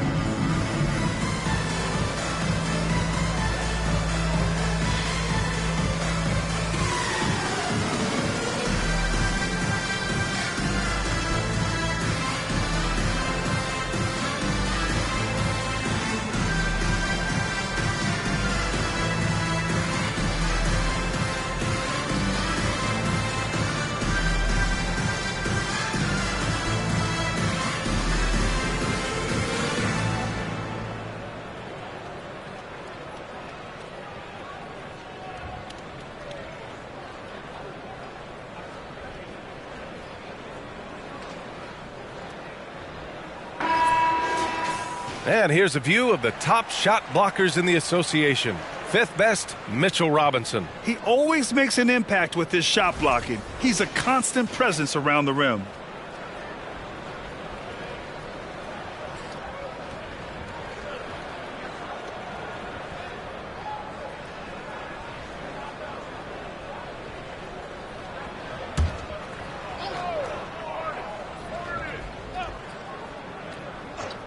76ers have got nothing to go in this quarter. 0 for 5. Drops in the 3. Just strong awareness from Harden on the catch and shoot. He knew exactly how much time he had. Morris passes to Gilgeous-Alexander. Puts up a 3. And another 3 for the Lakers. I just love the ball movement. Philadelphia has gone just 1 of 6 from the perimeter here in the second. Pass to Stoudemire. There's the 3. Here's Robinson. Oh, and makes it with the kiss. Effort play, pursuing the basketball. Love how he puts in the work. Time called here. The Lakers decide to talk it over. And anytime a player is asked about pressure, they'll say, I don't feel it. Smitty, I don't believe him. No, you shouldn't be, A. I think what they're doing is, obviously, you don't want to show weakness. And it's about different players, how they manage it. And I think some players do a better job than others. Looking for the loudest fans. Let it hear ya.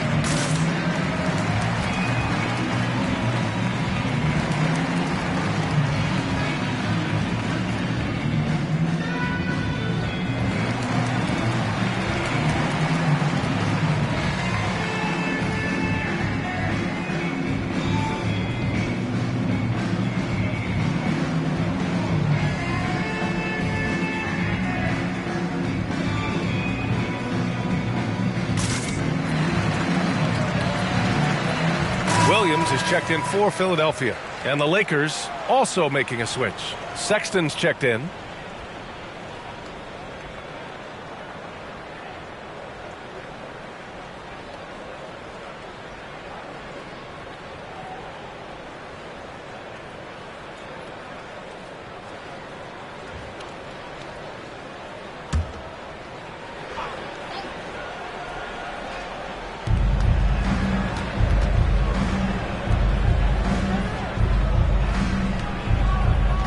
Pass to Cousins. Now Iguodala from outside the arc. And again, the Lakers, no good.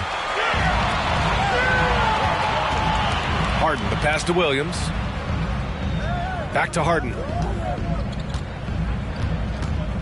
From deep. Rebound by the Lakers. Smith's got 5 rebounds tonight. You know what, though? They keep calling his number despite the difficult quarter he's had. The shot by Iguodala, no good. Philadelphia shooting at 32% from the floor. Not good. And from the sideline, let's catch up with Allie. Well, guys, the NBA markets itself behind its star players, but Commissioner Adam Silver understands what makes the game tick. He said, quote, "This is a team sport. In order to truly win championships and compete at the highest level, all the players have to come together." So true, Allie. Thank you. And the shot clock expires. 24-second violation. And the Lakers will go for a different look here. Fernando's checked in for Cousins. Tice comes in for Smith. Stevenson, he's checked in for Iguodala. And it's Grimes in for Shai Gilgeous-Alexander. The Lakers have gotten 4 of 8 shots to drop in the second. Sexton finds Tice. And here's Stevenson.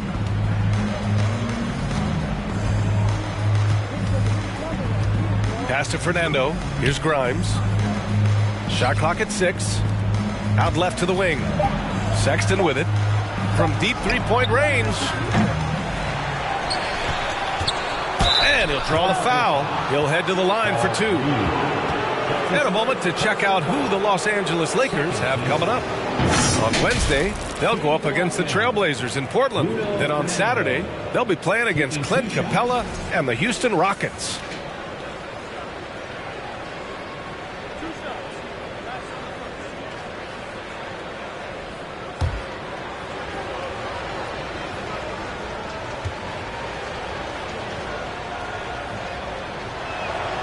And the first one at the line is good.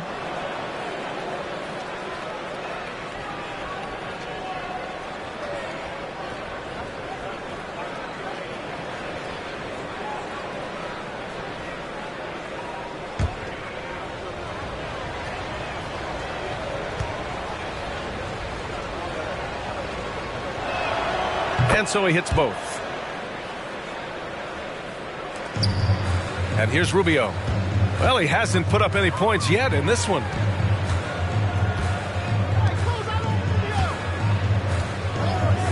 Launches a three. Hits the trifecta. In the pick and roll, the pick and pop, Rubio usually looks to beat you with the pass. That time, creates for himself. Tice outside. From downtown. Grimes' shot is off.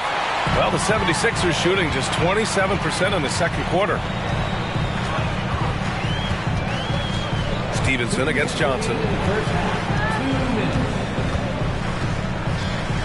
Pass to Reed. Out to the wing. They set the pick. 5 on the clock. The offensive rebound. No good on the shot. That's the shot you hope for. Right at the rim. Just couldn't capitalize. The three from Sexton. On target from range. Sexton's got his first 3 points of the game. This right here, whew, this is how you want to play the game. With passion, with energy. Just great hustle play right there. Rubio finds Jackson.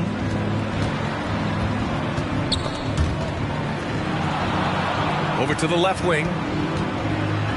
Pass to Reed. Now here's Jackson. Here's Rubio. And misses it off the right side of the rim. Outside Sexton. He got a piece of it. I think surprising everyone in this arena. Rubio all over it. The Sixers again can't hit. Los Angeles has gone 7 of 14 from the perimeter in this one. Here's Sexton. It's deflected. Here's Rubio. Jackson outside. There's 37 seconds left in the first half of this game. Back to Rubio. The three is up. Pure from three-point range. Rubio's got 6 points. This is still Rubio's next step. In this day and age, to be successful, your guard has to be a threat from distance. Here's Stevenson. And Reed pulls it down. And the 76ers shooting only 31% in the game. White, the pass to Rubio. Outside Johnson.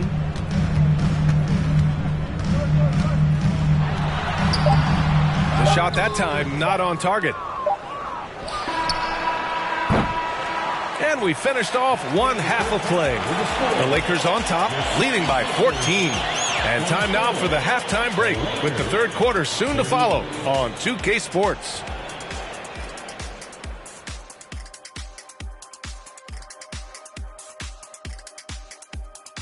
Thanks for stopping by, everybody.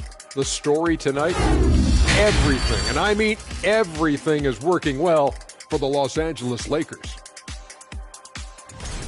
Some teams live and die by the three. If I was on a team, we'd live by it. Well, I'm just saying, they're alive and well in this game, just like I was. What a performance shooting the ball shot. Well, when you're getting 3 and your opponent's getting 2, this is the result. See, and I didn't think that you would like the 3 ball today, but I've won you over. Shaq, I didn't think you were just going to let him make this whole thing about himself. Yes, indeed. But you did. Disappointing. Well, I wasn't aware that he was making it about himself. Anyway, when the 3 goes in, I like it. And now, the moment we've all been waiting for. Social media posts. This is from Chris SB17. I like this one. Who has the best uniforms in the NBA? I'm about to go with the Miami Heat. Ooh. I think I like the MLK version of the Atlanta Hawks ones are nice. Those black and gold. I like those. I like those black Celtic jerseys. Ooh, the black Celtics are nice. Yeah. Yes. Thanks, as always, for watching. Let's head back to Brian Anderson and crew for the start of the second half.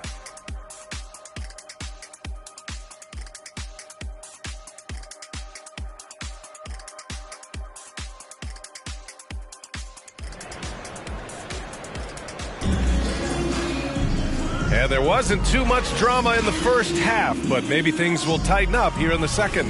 Nice game. What a performance by James Harden. Can they come up with an answer for him coming out of the half? They have to change something defensively. I think both sides probably adjusted a few things. The key for him is to bring the same level of energy over these last 2 quarters. And with a big gap on the scoreboard, the second half begins with very different goals for these teams. One side trying to mount a comeback, one side trying to protect their lead. Here's who Darvin Ham is starting in the second half. They've got DeMarcus Cousins. Shai Gilgeous-Alexander is out there with Monte Morris. Then it's Smith, and it's Iguodala in at the small forward position. To the paint. Deflects the pass. Cousins with the steal. Here's Morris. And that comes off the assist by Gilgeous-Alexander. Gilgeous-Alexander's got 5 assists in the game. Morris has gone 3 for 4 from the floor tonight. Johnson against Gilgeous-Alexander. Outside Robinson. Johnson passes to Johnson. Clock at 6. Gilgeous-Alexander against Johnson. Morris on the wing. Now here's Cousins. He's closely guarded. Goes up and lays it in nice and easy. We've seen that more than once today. An effortless basket inside. Cousins has gone 2 for 3 from the field. Gilgeous-Alexander against Johnson. And the foul on DeMarcus Cousins. That's his first foul of the game. That's his first personal foul. First team foul.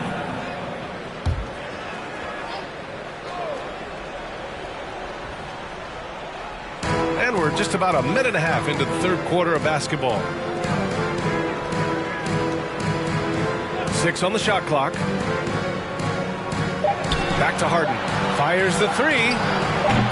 Rebounded by the Lakers. Pass to Gilgeous-Alexander.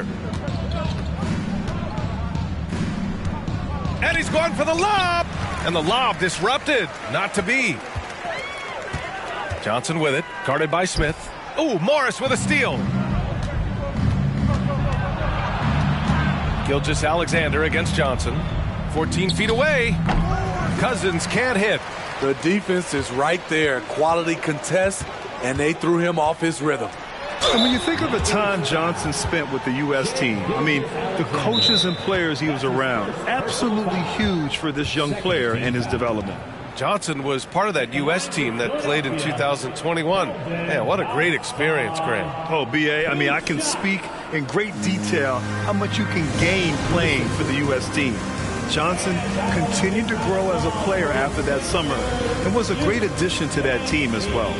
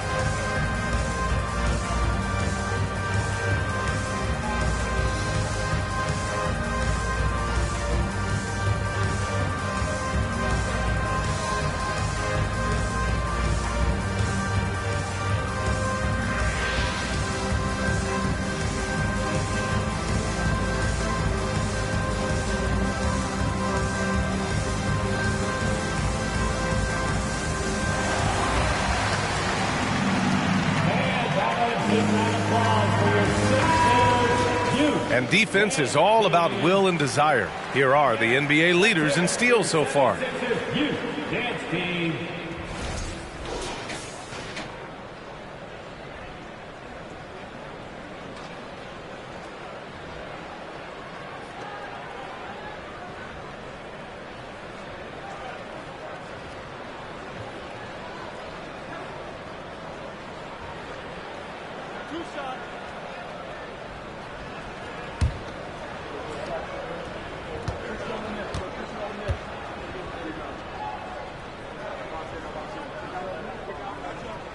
First free throw is good.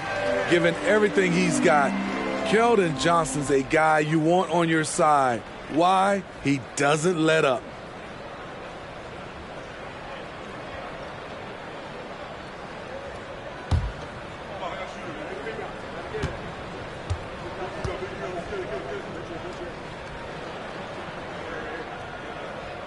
And he makes both free throws. The Lakers have gotten 2 of 4 shots to go since the break. Throws it up high. Incredible pass to Iggy. Put it right where he wanted it. Fantastic read by Iggy to exploit the space in the D. Gilgeous-Alexander against Johnson. Here's Stoudemire. From outside, off the mark. Nice rebound. Trying to match the other team's intensity right now. Pass to Iguodala. To the middle. And here's Cousins. Now Gilgeous-Alexander, covered by Johnson. The three is up. Rebounded by James Harden.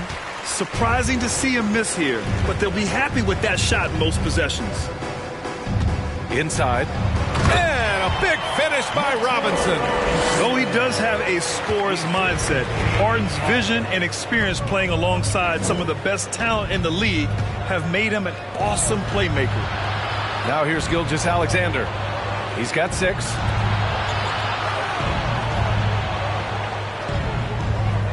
Cousins with a screen on Johnson. Here's Gilgeous-Alexander. Unable to get that one. And Philadelphia the other way now. It's amazing. All night he's been out of sync on the offensive end, yet they continue to lead.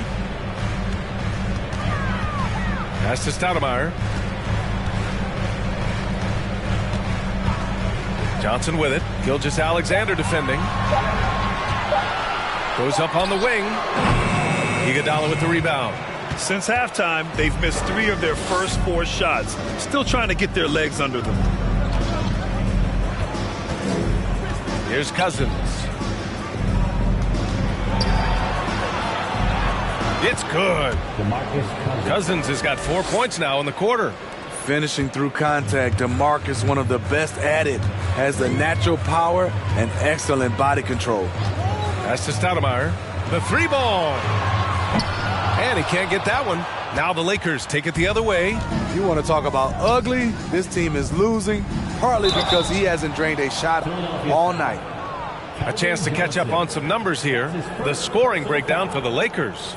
It's just a passing clinic from them in this game. Solid communication and unselfish play all around. Yeah, something else they're doing in this game is striking from long range. The defense just hasn't been able to keep them off the arc tonight.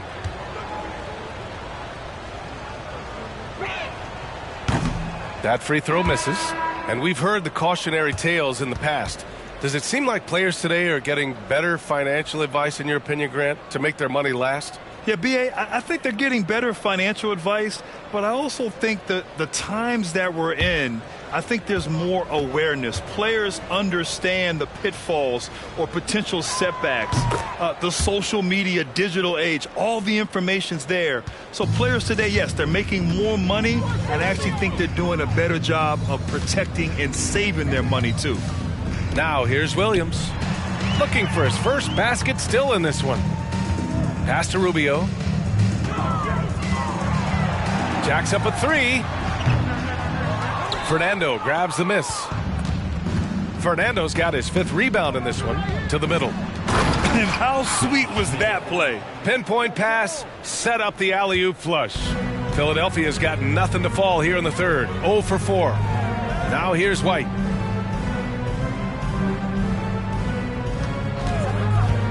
The kick out to Williams. He buries it from 3. Williams has gotten himself on the board with a 3 there. No hesitation on the catch and shoot.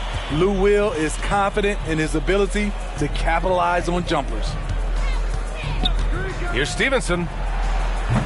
Tried to come right back with a 3 of his own, but it's no good. Philadelphia's gone just 1 of 5 from 3-point range here in the third quarter. Pass to Jackson. And here's Rubio. Takes a 3. Smith with the rebound. Smith's got his 7th rebound here tonight. He's doing what he can to help them cut into this lead. His shot just isn't quite there tonight. Yeah, the guard instincts of Gilgeous-Alexander. I mean, fantastic work dishing the rock to uncover teammates. Now here's Williams. He's averaging about 6 points per game. Not the tallest center in the league. He more than makes up for it with those crazy hops. Outside Gilgeous-Alexander. Pass to Grimes. The three-pointer off the mark. For Philadelphia, they've gone cold here in this third quarter. Just 3 of 9.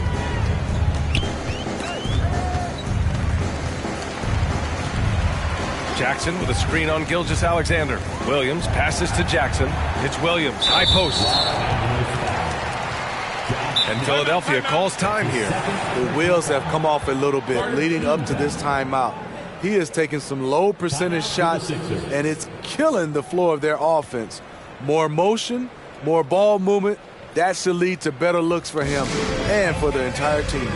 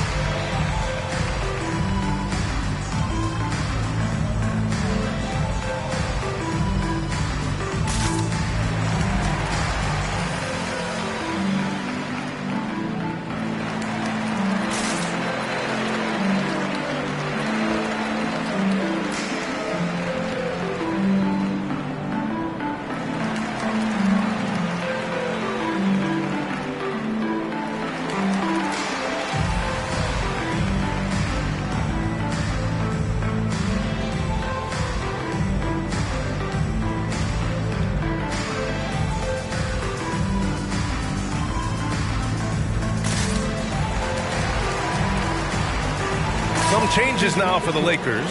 Tice is checked in for Fernando. Cousins comes in for Stevenson. And it's Morris in for Grimes.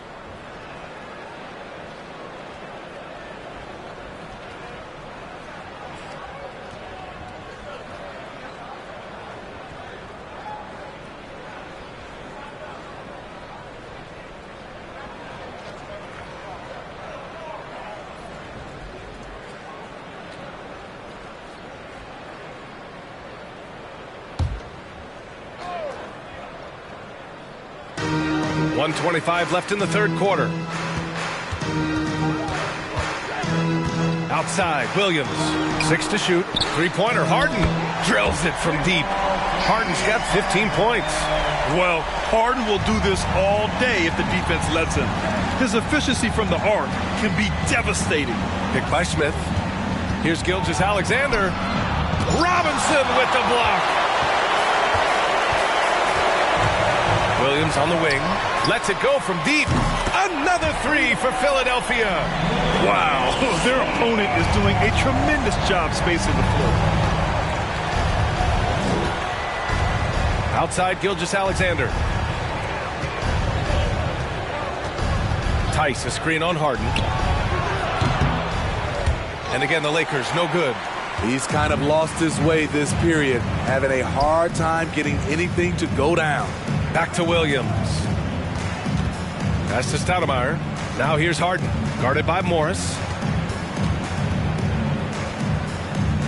To the wing, right side. Back to Harden. Over Morris. And here's another one for the Sixers. And I love how Harden makes scoring look effortless, filling it up in such a hurry. To the paint. And there's the slam dunk to finish it off.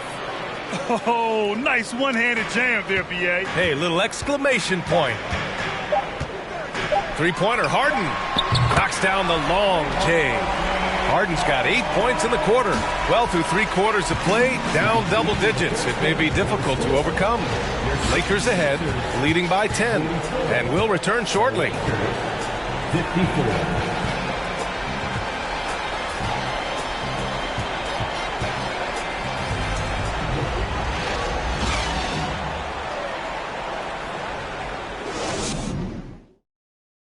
moment ago, head coach Doc Rivers in the huddle. Hey, guys, I told you, one bucket at a time, all right? One bucket at a time and extra passes. Extra passes. Let's go, baby. Doc Rivers keeping his guys focused on the moment, trying to maximize the results of each possession. Yeah, there's no value in getting too far ahead of yourself. Just run the offense the way it's designed and try to get a good shot each time. And this is it. Glad to have you along for this fourth quarter.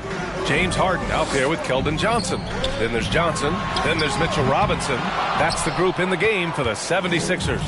Well, the Lakers shooting around 44%. Not bad. The kick out to Morris. Fires in the triple.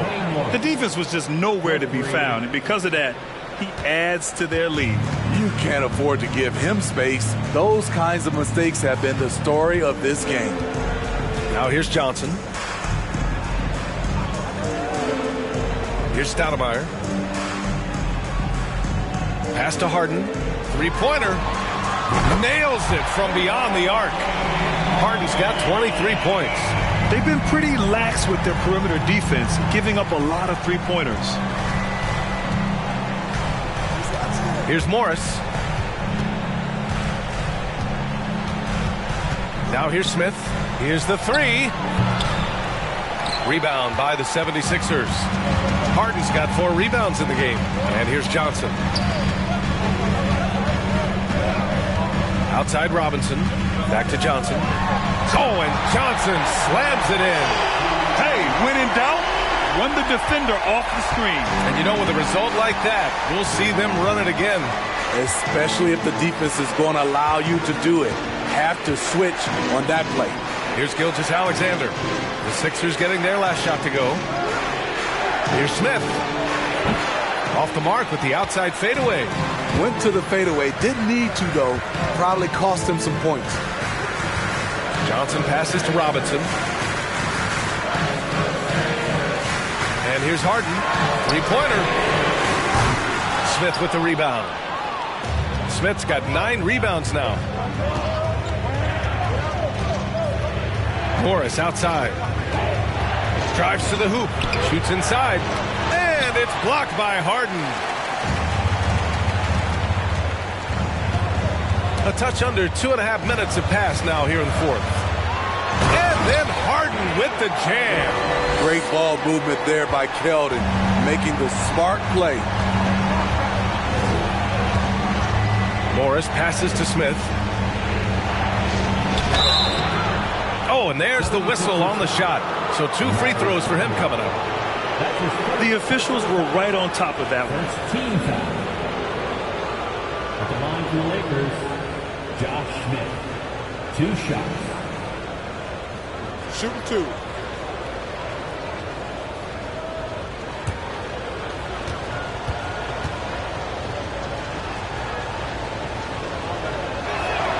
First one falls for him.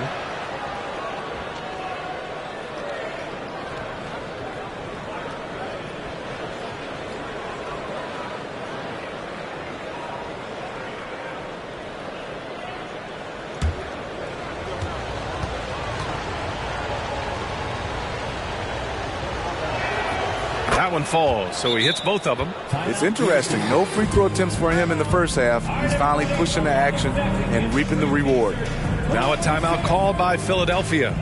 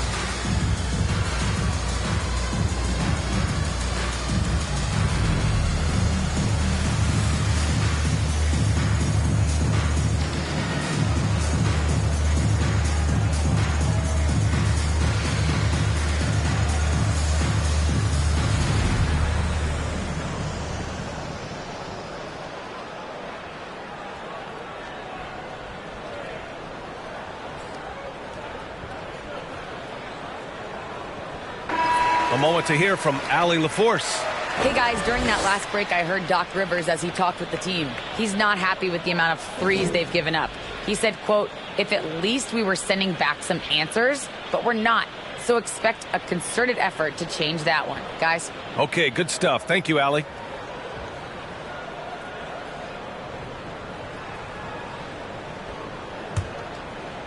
Just over 2.5 minutes played now. Final quarter of regulation. Gilgeous-Alexander against Johnson. Let's go with a three. Offensive rebound, Robinson. And that one's good. Nice job on the glass as they picked up 2 on the second effort. After a brutal first half from the field, their shots are finally starting to fall. Pass to Smith. Johnson against Iguodala.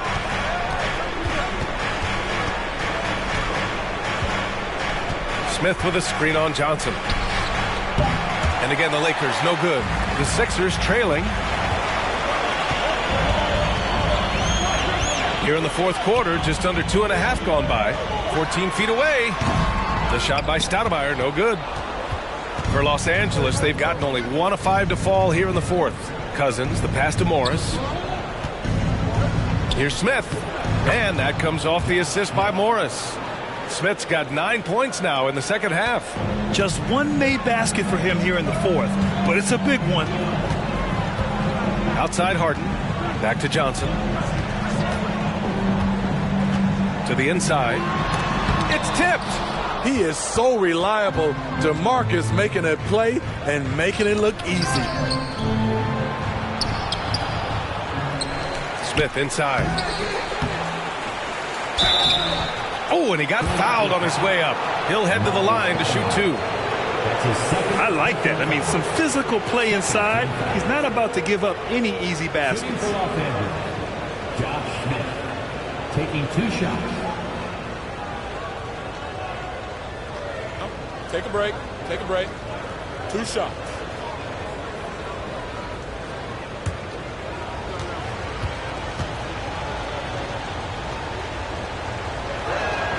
The first free throw is good.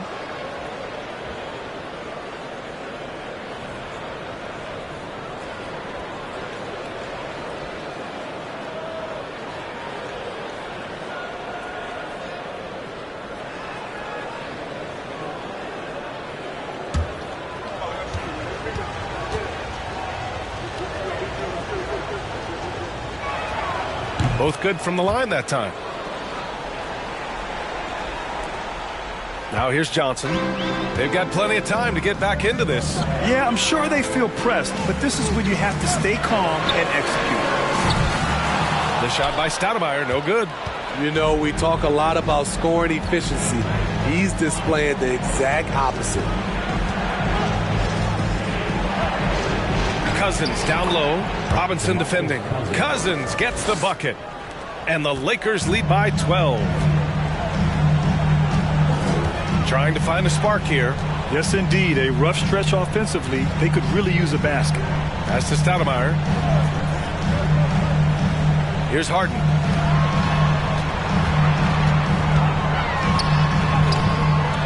Goes back up. It's good. And he drew contact on the shot, so he will go to the line. A 3-point play opportunity. That's his second personal foul. First team foul.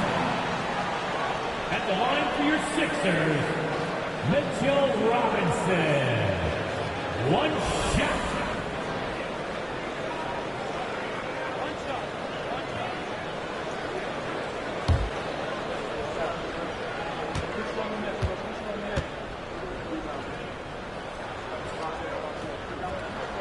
Free throw good, Robinson. Now Morris.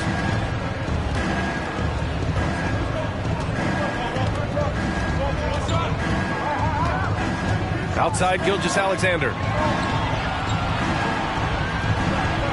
Pass to Iguodala.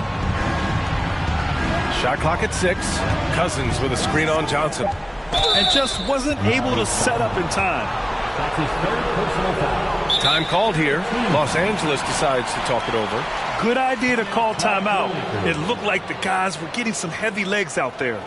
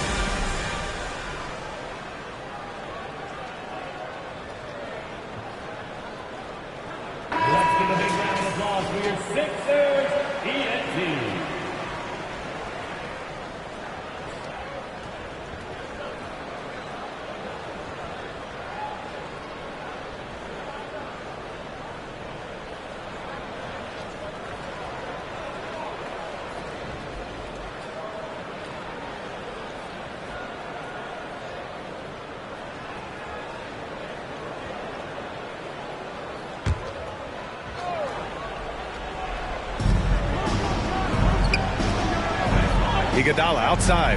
Back to Gilgeous-Alexander. Clock at 6. Cousins with a screen on Harden. Kept alive. Here's Smith. Well, it was only a matter of time before they finally get the bucket. I mean, he's ignoring the scoreboard. He just keeps coming at him. There's two things they rely on him for: being competitive and bringing energy. Clever move by Harden. He pulls up fast before the defense can react accordingly. Pass to Smith. Cousins down low, working on Robinson. And he comes up with a bucket. And the Lakers lead by 10. The defense getting out-hustled on the putback. Can't let that happen. For some reason, blocking out has become a lost art, and that's the result you'll get. And there's 1:45 left in the fourth. Pass to Morris. Down low. Here's Smith. Oh, Robinson with a block. Philadelphia's gone 2 of 6 so far in the fourth. From deep, Johnson. It's good. Off the assist from Harden. Johnson's gotten himself going here. His first points of the game on the deep ball. Gilgeous-Alexander against Johnson. Morris passes to Gilgeous-Alexander. Looking to get back on track. And that's 2 points on the layup. This is where you'll often find Gilgeous-Alexander. He definitely does work in the paint. Pass to Johnson. A good look from Johnson. Smith with the rebound. Missed opportunity, wide open from mid-range. He would love to get that one back. Picked by Smith. From deep, Gilgeous-Alexander. Offensive rebound. Controls the rebound and the putback. And now an 11-point Los Angeles lead. Yeah, they blocked out the noise, blocked out the distractions, kept on grinding, and this is their reward. And guess what? It's going to be a fun flight home. Total team effort. Big win on the road. Now here's Morris. Pass to Iguodala. 4-3. And it's Harden who pulls down the rebound. Now Philadelphia with it. Honestly, they're just down by too much to mount a comeback. And you know, disappointment starts to set in a little bit. You fought all night, just wasn't meant to be. Here's Gilgeous-Alexander. Sinks the tray. Becoming more comfortable with that shot. The ceiling is very high for Gilgeous-Alexander if he can stretch the floor. From deep, Johnson. That one no good.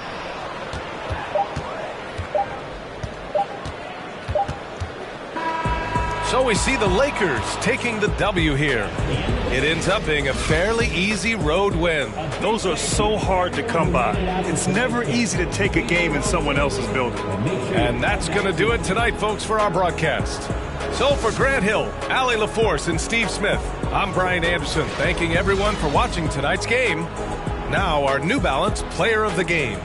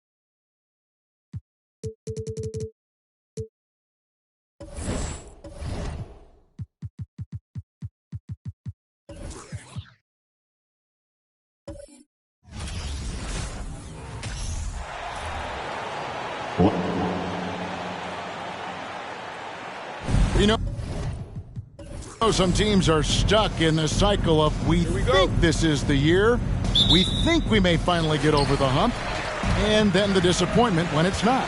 And Kevin, here is the reality. Winning championships in the NBA is extremely difficult.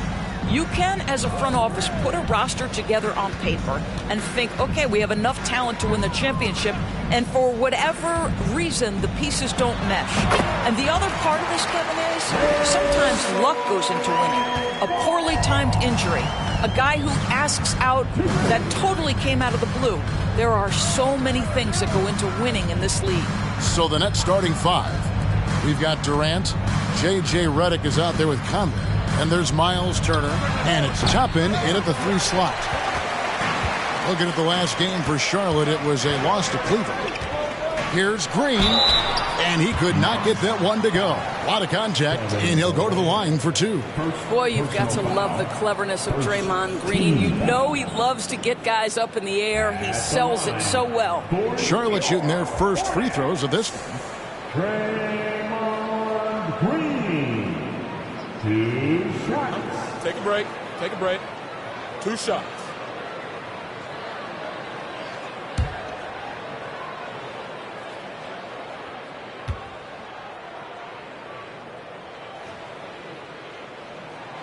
And he knocks down the first one. And last season, the Nets were a favorite to win it all. But, Greg, a first-round sweep by the Celtics proved a very rude awakening. And Kyrie missing so many games. How about Harden wanting out? Hard to build chemistry and continuity. That has to be the focus moving forward.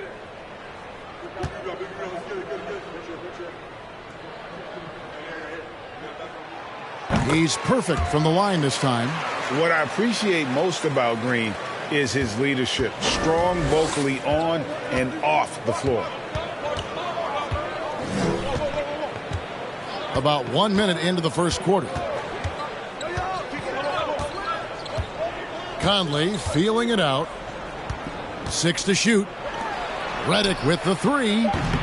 The shot comes out, and Charlotte will go the other way with it. And now we've got some time to check in from the sideline. What do you got for us, D.A.? Kevin, Steve Clifford gave me a few minutes before the game. This will be the first game this season against this team. He knows they're great rim protectors, but he doesn't want his guys to back down. He told them, push the action, stay confident. You may get one sent back. Don't let that deter you at all. So, Kevin, they're going to keep trying to be aggressive all game.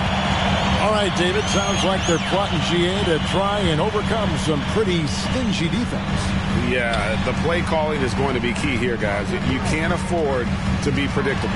And one of the most predictable things to do would be to play the one-on-one game. You want to work the basketball, work deep into the clock if you have to. The D just kind of stepping aside and letting him get to the rim. There's a reason, GA, the lead is what it is right now. I tell you can't get stops if you're unwilling to put in the work. Here's KD following the bucket by the Hornets. Nothing going right on the offensive end. 0 for 4 from the field. Outside ball. And there's the pass to Giddey. Up and in on the layup. Well, the handles have never been in doubt, Josh Giddey. That is pretty. They could use a big shot here to get this offense going. Too many empty possessions. Right now, they need a basket. Pass to Durant. Oh, and he almost had a 4-point play right there. He'll go to the line with a chance for 3. And it goes on Draymond Green. If there's been a glaring weakness for the Charlotte Hornets these past several seasons, they clearly are not a good enough defensive team. And I mean that both in the painted area and with their perimeter guard play on the defensive end.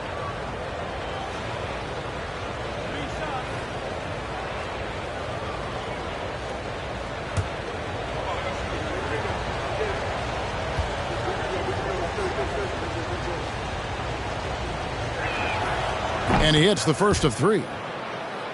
And Doris with a strong post presence. Could the Hornets have been a playoff team? Well, I think it's a foundational piece to any championship level defense. Most of the best defenses begin by taking away the painted area and easy shots and build outward, Kevin. So for me, it's more than just individual parts. You have to add in mentality and commitment and defensive principles that are built from the coach on through the personnel.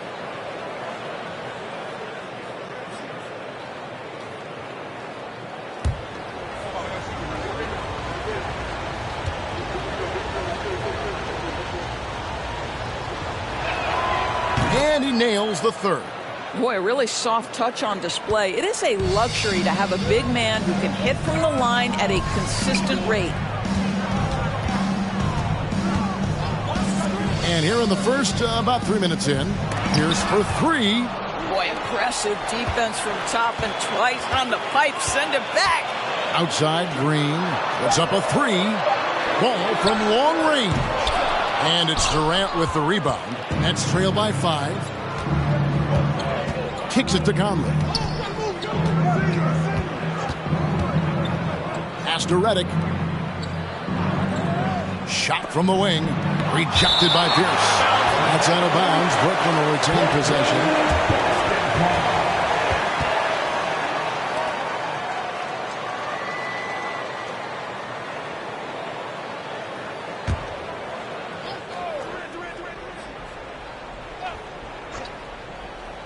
First quarter of action, just under 3.5 minutes played. 5 on the clock. And they've done a nice job controlling the defensive backboard to start this game. Well, Mike Conley understands how to draw contact and still try to get a shot opportunity. He'll go to the line for the end one. First trip to the free throw line for him tonight. And he's at nearly 90% from the free throw line this season, so having a terrific year.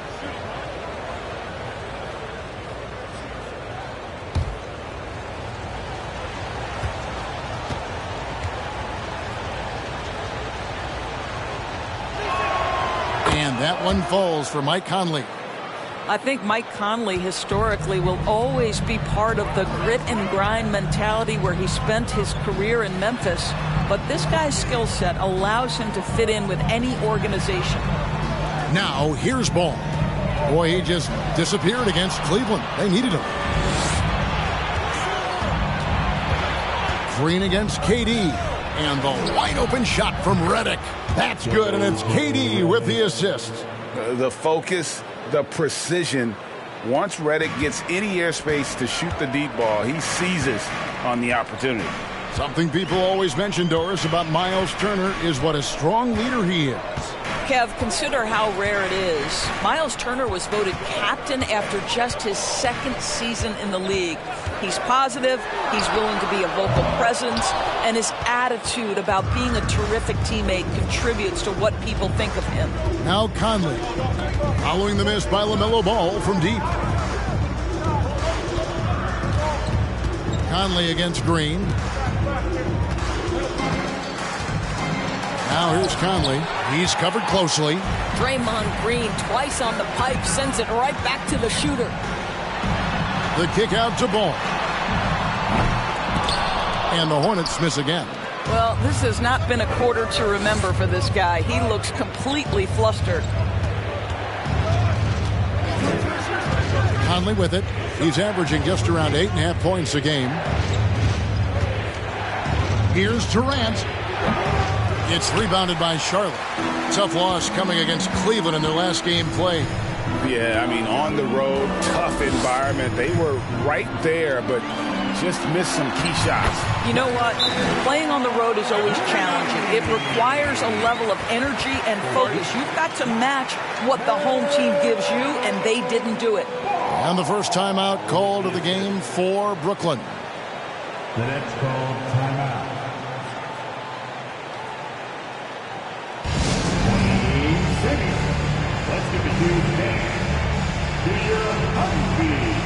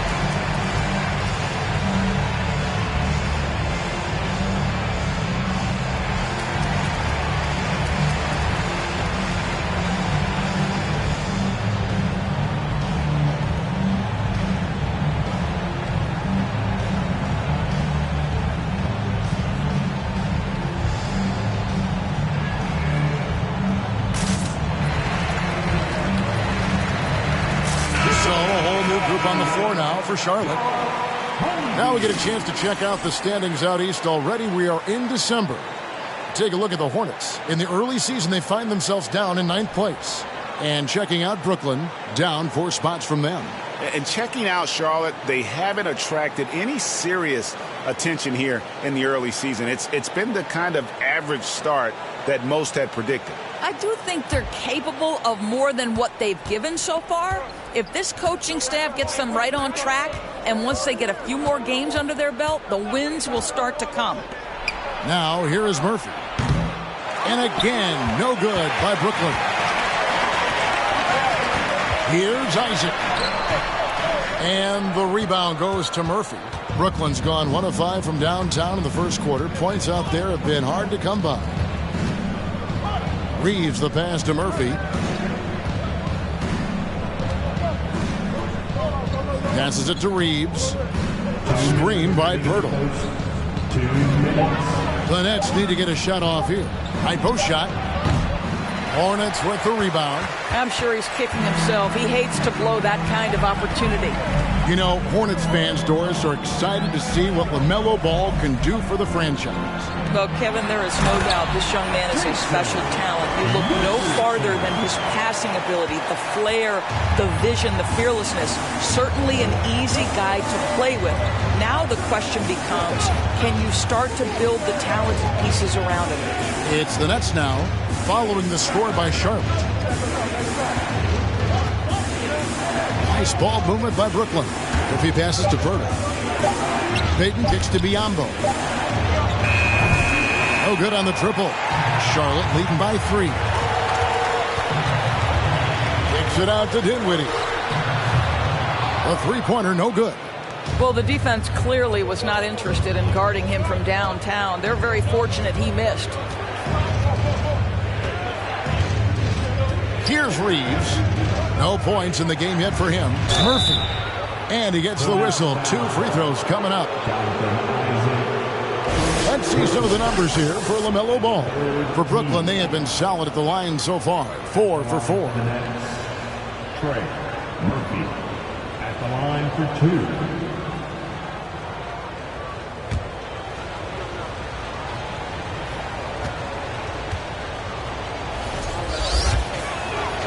The first one falls.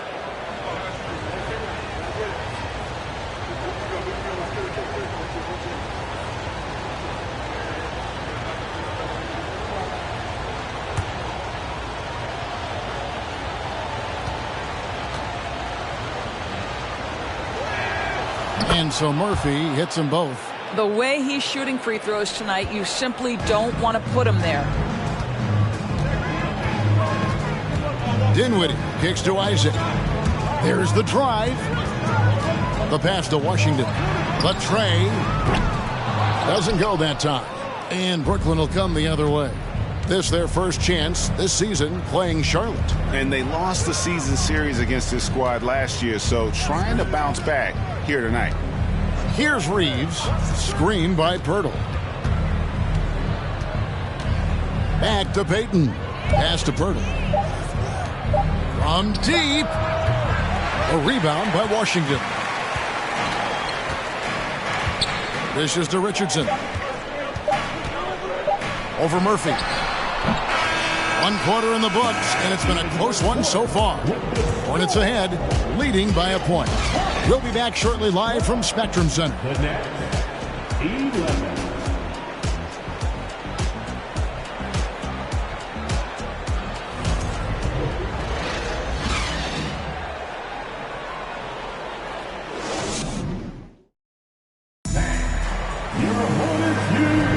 Some good action already in this one, but a fairly even matchup after the first quarter of play. Looking at what we've seen from the Hornets, what do you think? Guys, I love their defense in that first period. They were in position and just challenging shots. Well, I think they combined great intelligence with great effort, and you can see the results.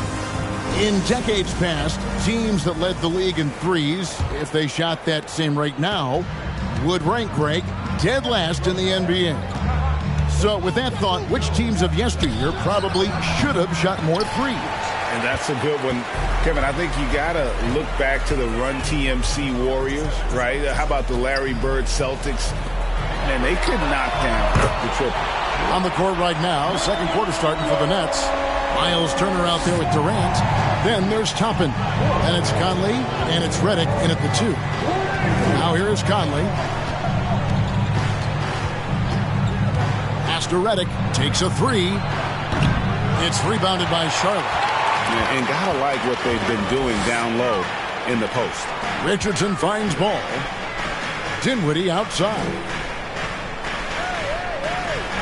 Richardson, that's a 2-pointer and too long on the shot. Listen, we know the mid-range game is in this guy's arsenal, but you wonder, should he have moved it just one pass more?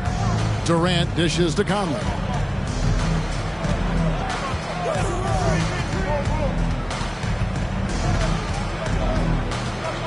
It's Redick on the wing. A 3-pointer is right on target. Redick's got 6. Gets his shot off with great quickness. Redick knows he has the green light to take those. No one near Isaac as he lets it go. And he gets it back.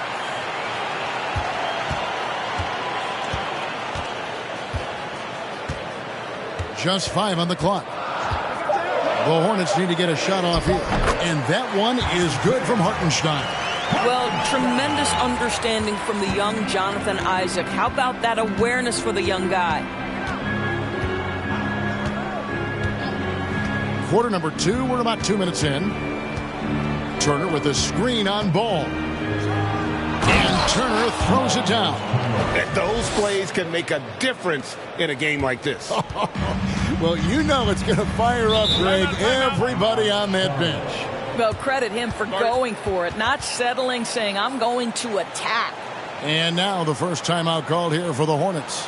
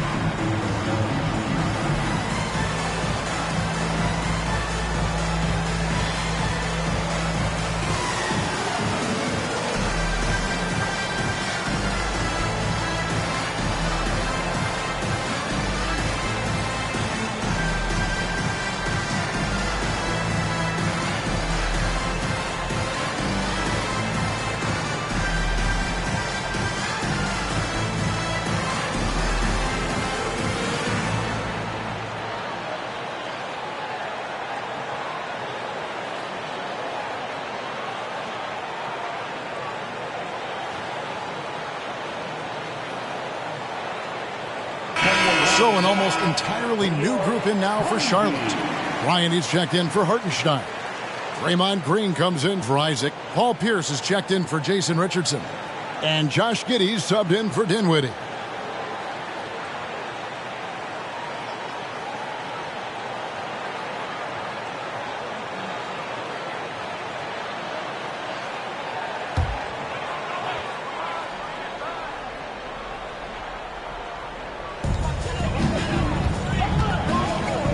Ball against Conley.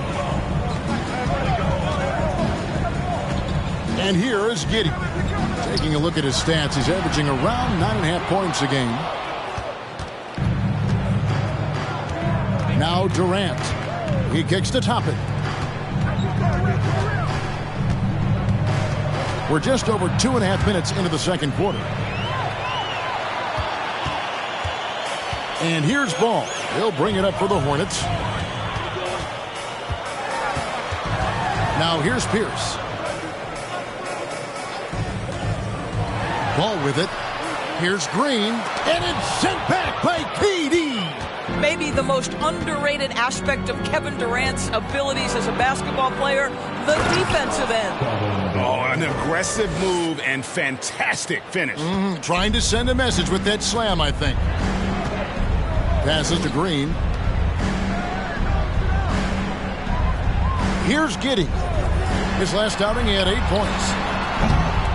Charlotte no good that time either. Now the pass to Toppin.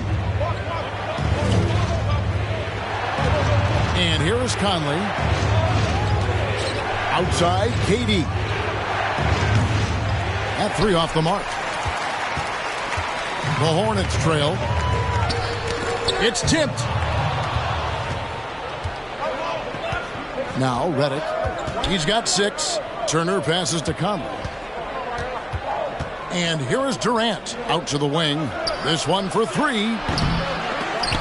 And the foul on Paul Pierce. That is his first foul of the game. Timeout called the Nets. Trying to snap them out of this little slump. Just feels like the basket is looking awfully small to them right now. They're having a hard time getting anything to fall.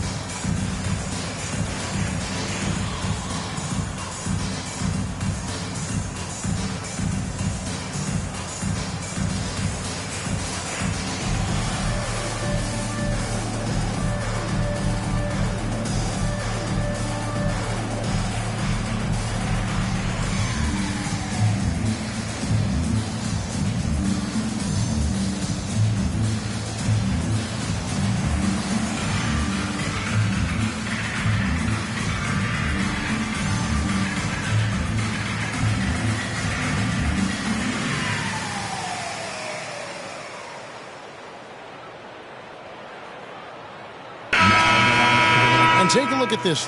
Every team loves to have guys like these.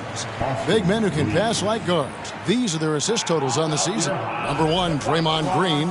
You think of some of the great passing big men over the years, and they are some of the best players ever. I mean, period. I'm sure that's not lost on him.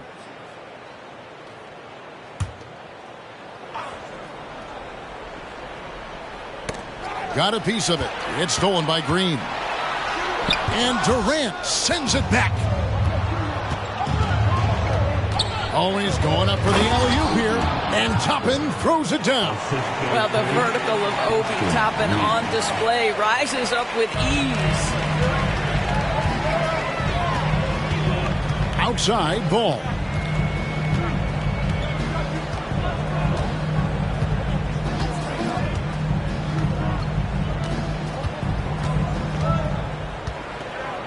Green with a screen for ball. Just 4 to shoot. And the Hornets miss again. Last outing for the Nets. They won that game against the Mavericks in Dallas. Yeah, and defensively, boy, did they trust one another. Communicated well and just made it very difficult to get good looks in that one. You knew they were on a string all night on the defensive end, and it always helps when someone got caught out of position, help was on the way. Now here's Giddey following the shot by Kevin Durant. Bryant's shot is good. Just such a good finisher around the bucket. Thomas Bryant has so many moves he can turn to. Nice. And Doris, with Thomas Bryant, I get the sense you feel like this is a guy that's got a chance to be an impact player. GA, his best year in the league, he averaged 14 points and 4 boards, but his shooting percentage was elite. So clearly a guy who can be a high percentage finisher. He brings a level of physicality you like. To me, it's whether this young man can stay healthy. That's what it comes down to. And here's Pierce after J.J. Redick hitting the 3. It'll go, and the Nets lead is cut down now to just 2 points with that basket from Pierce. Yeah, Pierce always been great at just getting into the heart of the defense. Feels real comfortable when he's in attack mode around the rim. Durant for 3. That shot is off. And the Hornets now going the other way. Boy, a forgettable night for him, but thankfully his teammates have played well overall. The shot by Pierce will not go. Boy, this guy is a good finisher, so he misses a chippy. That's tough to take. And Kevin Durant good for 3. KD's got the lead up to 5 now for the Nets. Charlotte calls timeout. Started.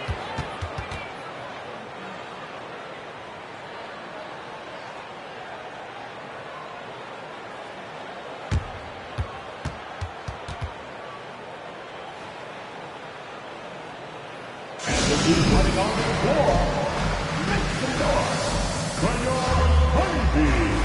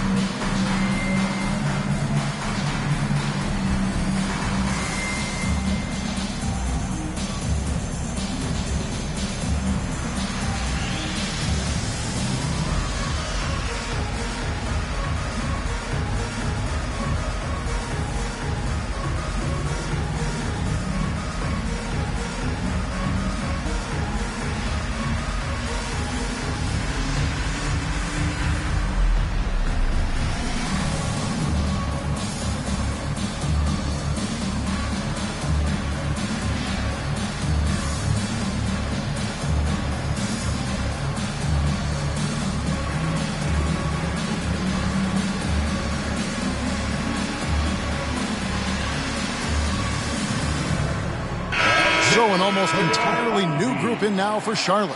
Hartenstein, he's checked in for Bryant. Washington comes in for Draymond Green. Jason Richardson, he's checked in for Paul Pierce. And Dinwiddie subbed in for Ball.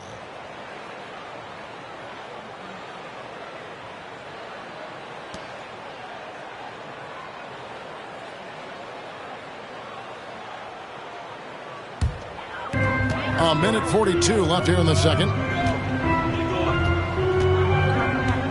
Payton against Giddey. Inside. Lays it up and banks it in.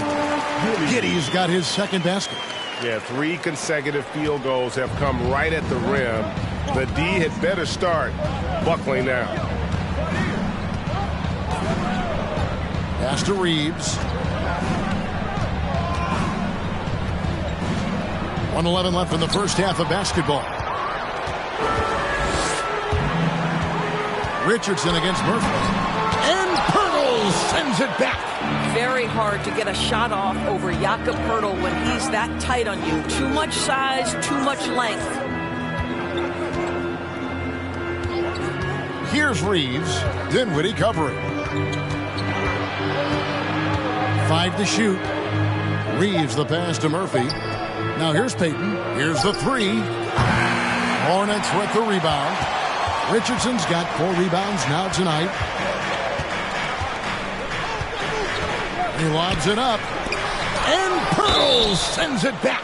And I like the fact that the defense is looking to protect the rim at all costs. It's his first trip to the line. First team foul. At the line for your Hornets, PJ Washington. Take a break. Take a break. 2 shots.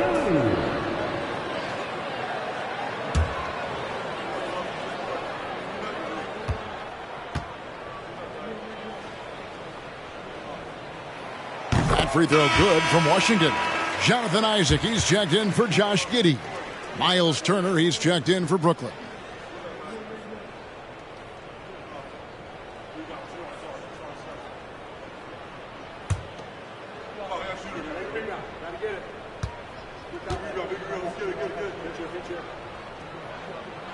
Washington hits them both. We've got 28 seconds left to play in the first half. Here's Reeves. Dinwiddie covering. Over to the wing. It's Murphy outside. Goes back up. Basket is good. He'll get a chance for one more at the line. And one area where they've improved here in the second quarter is getting the ball in the paint. That inside scoring has gotten much stronger. And this is his first trip to the line tonight. And of course, we'd all like to see his percentage at the line improve, but he just does not have the touch right now. He's in the 60s.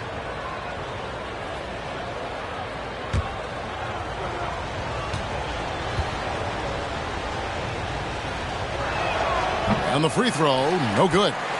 And Pirtle is a massive guy, someone that uses his height exceptionally well to get high-quality looks at the bucket. Here's Richardson. So that'll be it for the first half. Fairly even battle underway in this one. Nets lead by 3. Time now for the halftime break, with the third quarter soon to follow right here on 2K Sports.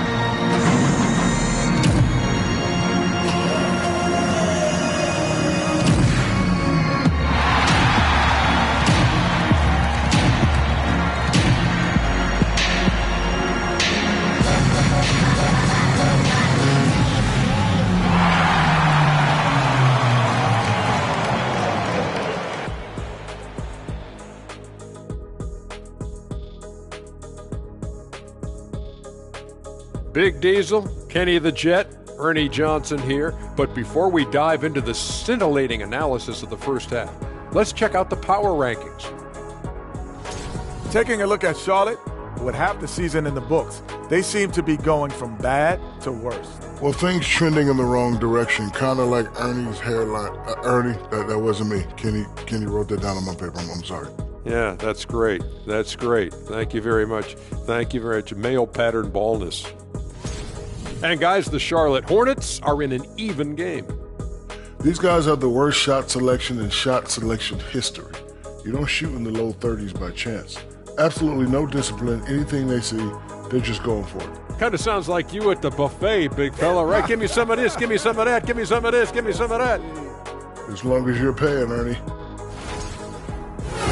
Thanks for joining us. Now let's toss it to Kevin Harlan for the start of the second half.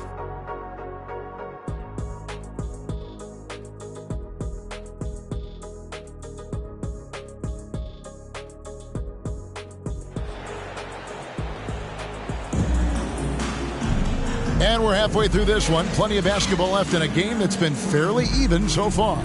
You look at J.J. Redick, what a contribution.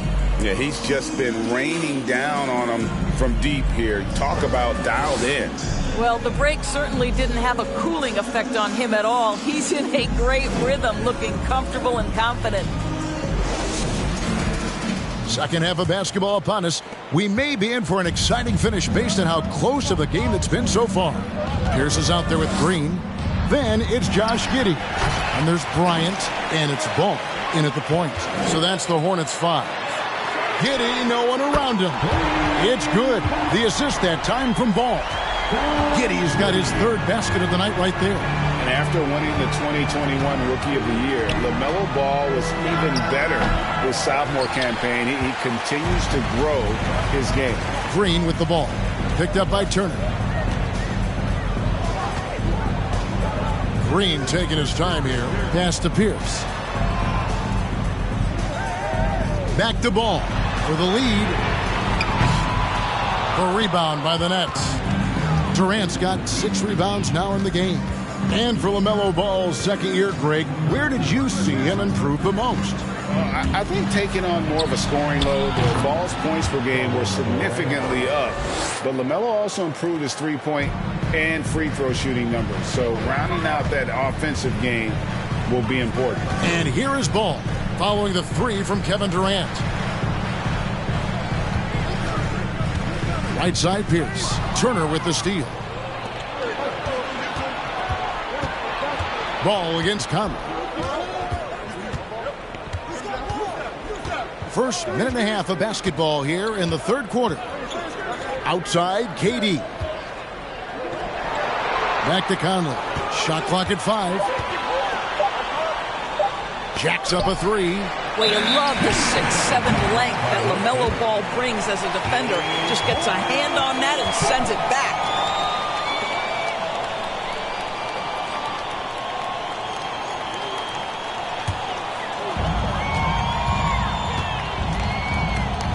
Outside, Pierce. Charlotte moving the ball around. And good that time. Giddey's got 5 points now this quarter. Now, this is going to help Josh Giddey's game. Boy, the confidence will rise if he can make these catch-and-shoot opportunities. Another miss by Conley. That's 1 for their first 4 to start the second half. Ball against Conley. Here's Giddey. That falls. Nice feed that time from Ball.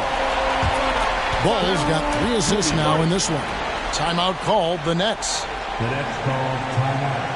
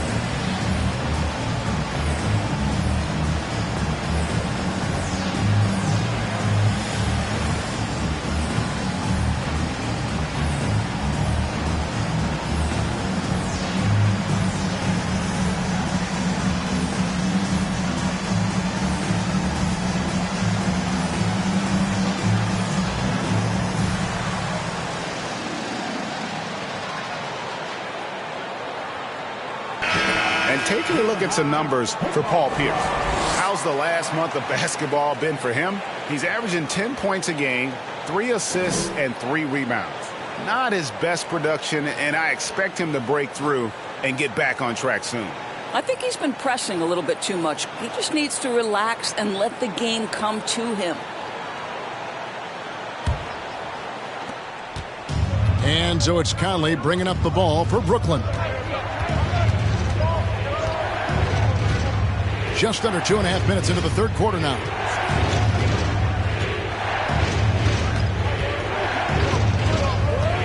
Right side, Redick. Three-pointer. Shot clock at 6. The rebound by Bryant. And close to making the defense pay for the lax coverage that time. Now, here's Ball. He has 5. Now the dish to Green. It's Pierce on the wing. The kick out to Ball. And another 3 for Charlotte. And it looks like they left a defensive effort back in the locker room, guys. They just haven't had the same commitment here defensively in the second half. Now here's Conley. Outside, Redick. And that one falls, coming off Conley's feet. Conley's got his 4th assist with that last one here tonight. It's Pierce on the wing. Third quarter of basketball here, and just a little under 3.5 minutes gone by. There's Ball with the 3, and no good that time. And it's the Nets taking it the other way. I'll tell you, he's trying to help them extend this lead, but it's been a tough night for him individually. Durant kicks to Toppin.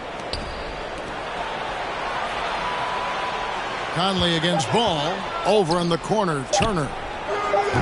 And it's off from three-point range. Charlotte in the lead. Ball with it. 8 points for him. Outside, Green. Pierce with a wide open look. Off target with his 3. Nets have gone just 25% from the field here in the second half. They're 2 of 8. Ball against Conley.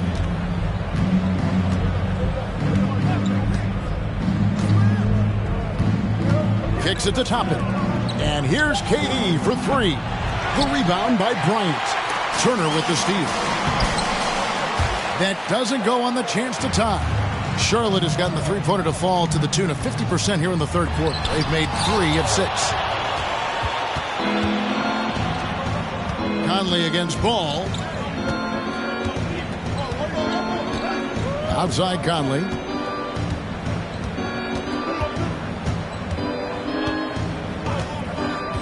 For the tie. Redick for 3. It's rebounded by Charlotte.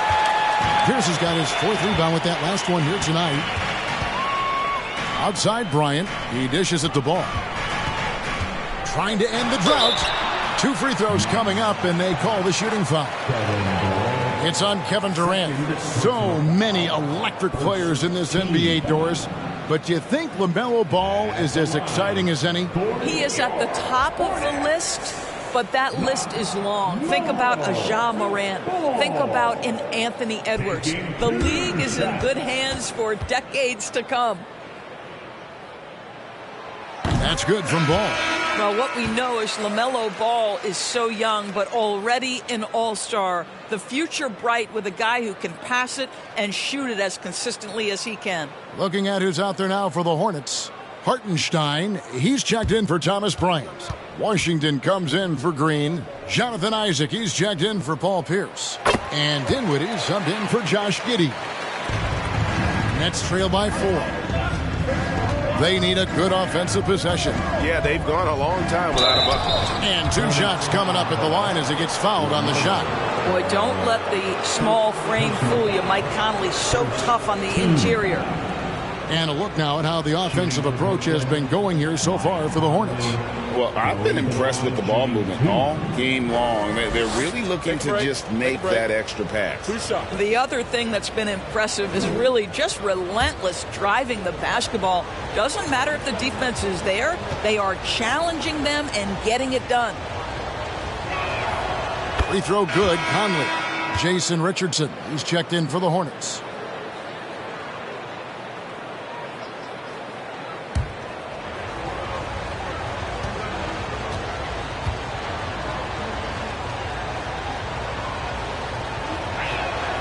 That's also good, so he hits both free throws. For Charlotte, they've gone an even 50% from the floor here in the third quarter. 4 of 8.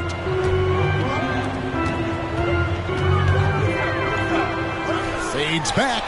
The shot's good. Richardson's got his second bucket of the game to go. Is so accurate as a shooter from that mid-range. Richardson, someone you've got to try to take that away from. Birtle sets the pick for Conley, and he drives in, and again, it's the Nets missing. You know what? He's just stone cold right now. Really not sure if he's their best option offensively as they try to get back in this game. And that one drops for him. And the Hornets lead by 6. Important points there. Got him on a nice play, getting the ball inside and right to the bucket. Birtle dishes to Murphy. Outside Conley. Just 5 to shoot. And they recover it. Biyombo kicks to Conley.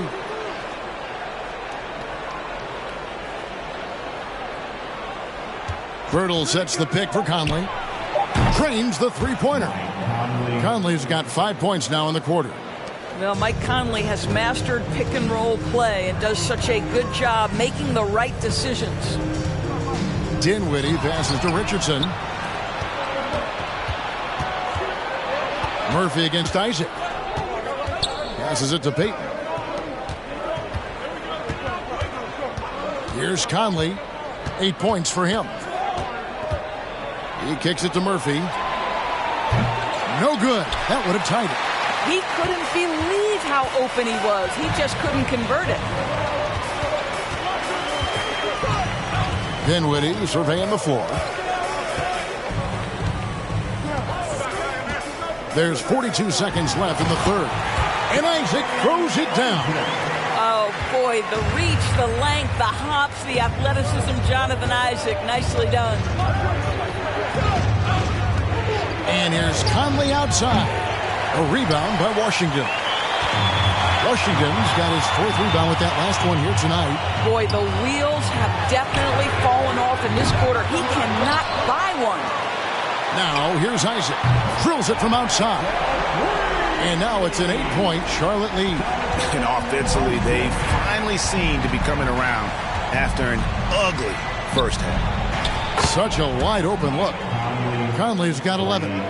Mike Conley wanted to make sure the momentum was not swinging the other direction, so he answers with a 3. And the last shot at the buzzer doesn't go in for him. And so it's Josh Giddey making things happen for Charlotte.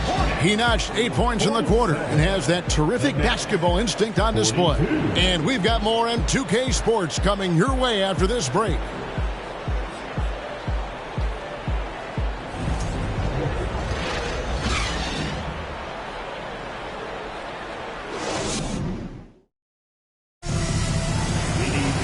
We've reached the fourth quarter, and what has been a very competitive game should be an exciting finish.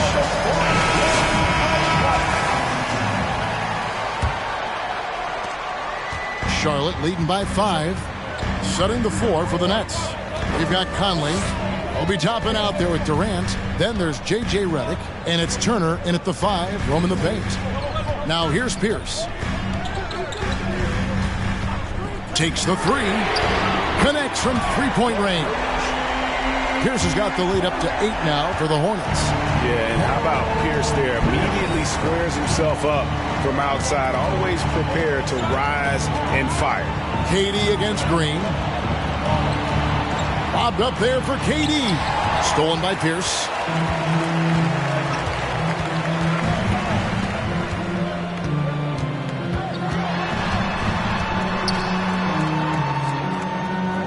Right side, Bryant. And the call on the shot that sends him to the line. You know what I like? Thomas Bryant doesn't lack for confidence. He forces the defense to get aggressive with him right there. For your Hornets, Thomas Bryant. He shots.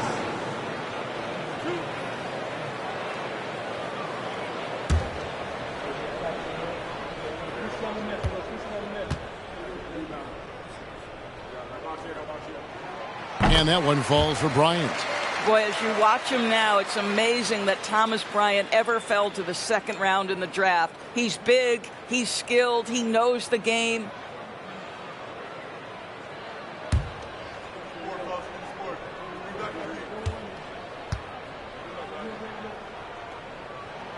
Both good from the line that time. Here's Conley.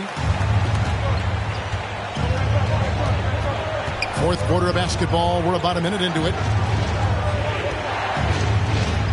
Durant in the corner. Off target from outside.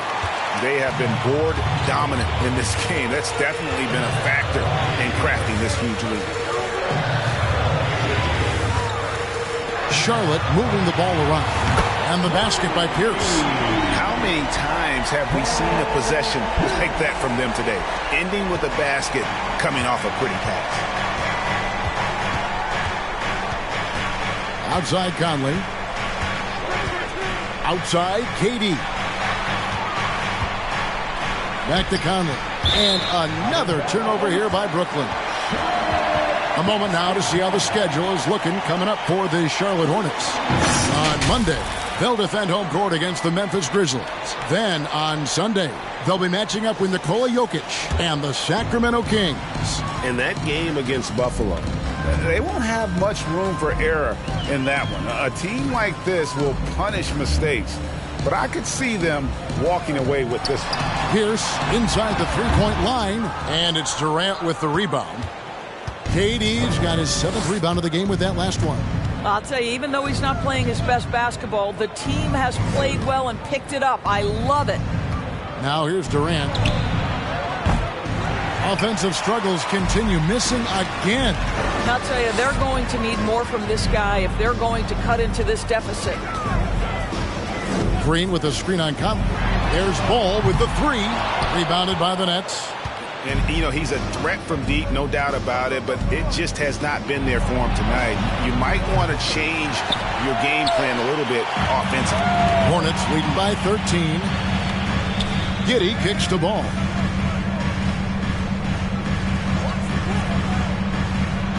There's the pass to Bryant.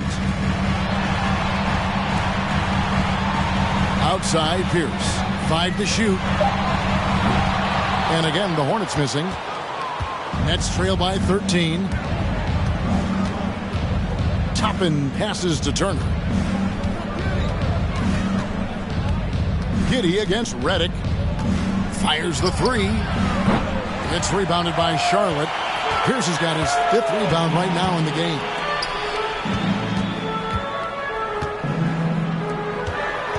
Driving in. They kick it out to Green. And the Hornets miss again.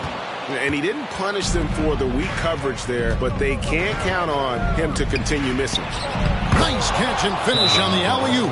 There's a reason Mike Conley's teammates love playing with him. If you're open, I promise he'll find you. And the Hornets call time here. Please give a big round of applause for your Hornets team.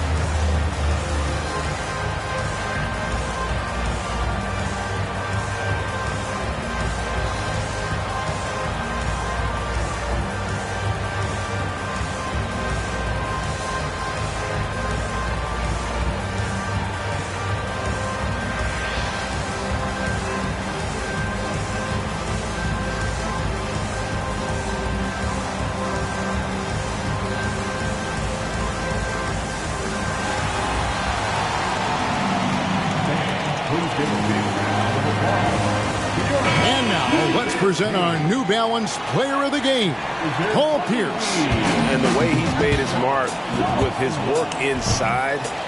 He's just been a slasher tonight. Always moving, getting to the basket at will, and just seemingly taking advantage of a D that was reluctant to get in his way.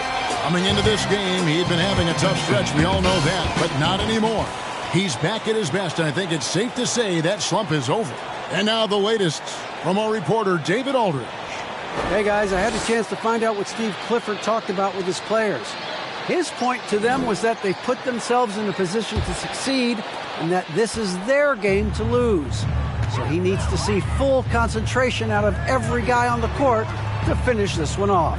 Kevin? Thanks, David. Now here's Bryant. To the middle, Durant with the steal.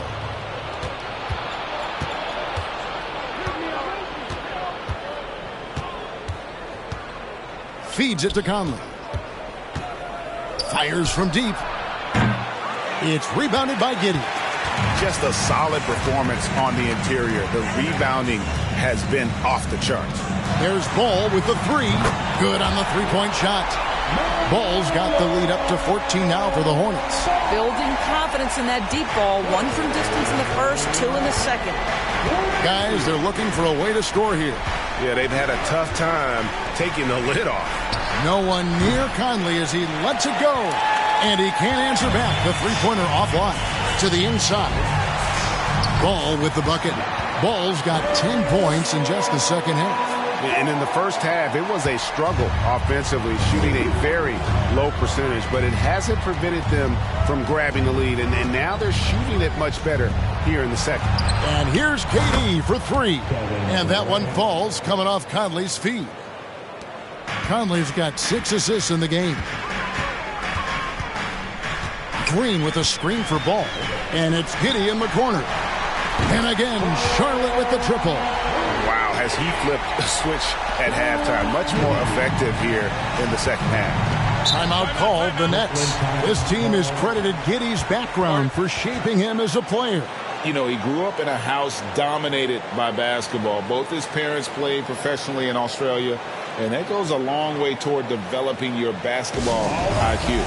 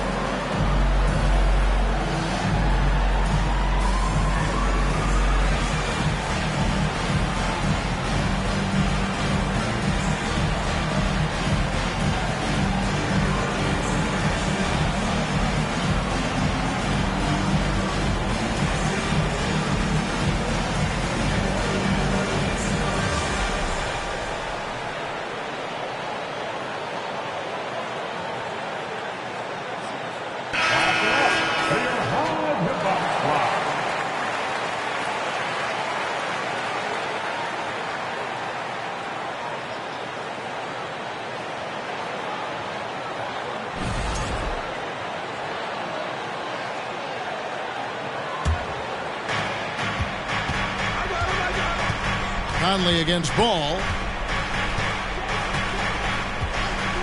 And here is Conley. Outside, KD. He feeds it to Toppin. Shot clock at 5. Redick for 3. Brooklyn gets it back with the new shot clock at 14. Here's Turner. Persistence pays off as they finally hit a shot. Miles Turner is simply a workhorse. I mean, he keeps plays alive with his length and activity. Ball against Conley.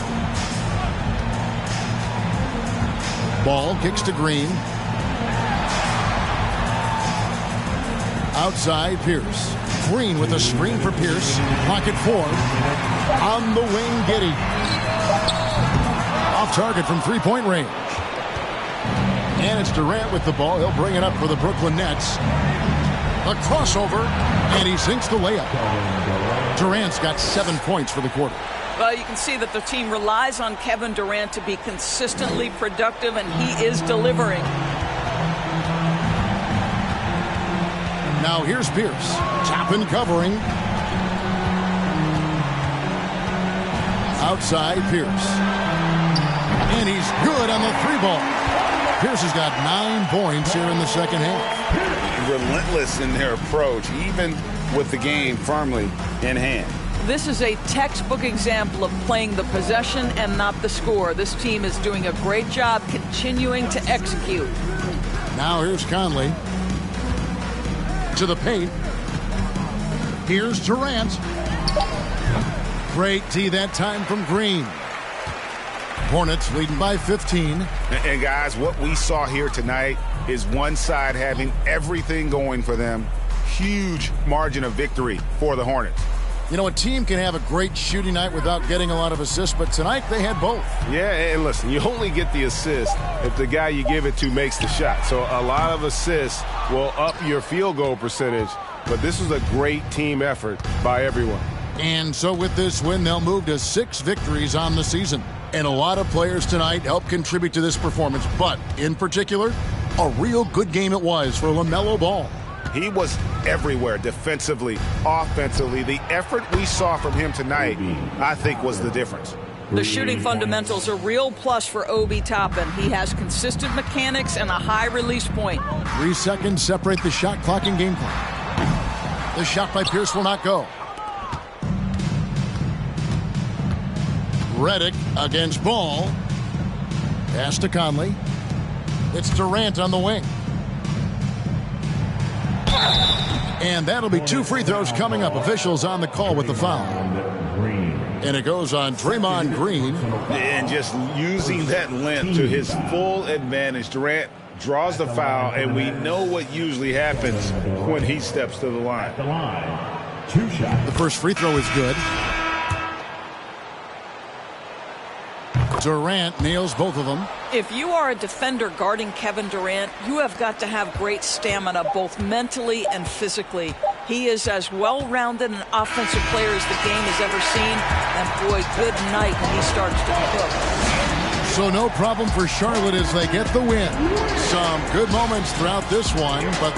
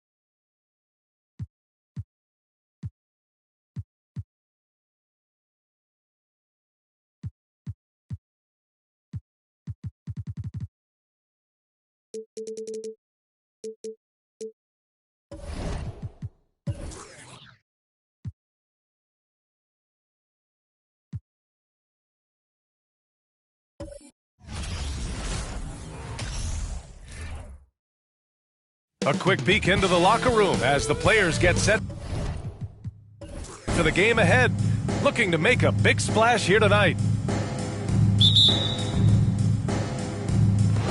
So the Bucks win the tip. Let's take a look at our starters for Denver. Naz Reid out there with DeAndre Hunter. Then there's Rudy Gobert. Then it's Mikal Bridges. And it's Rose in at the point. Now here's Simmons.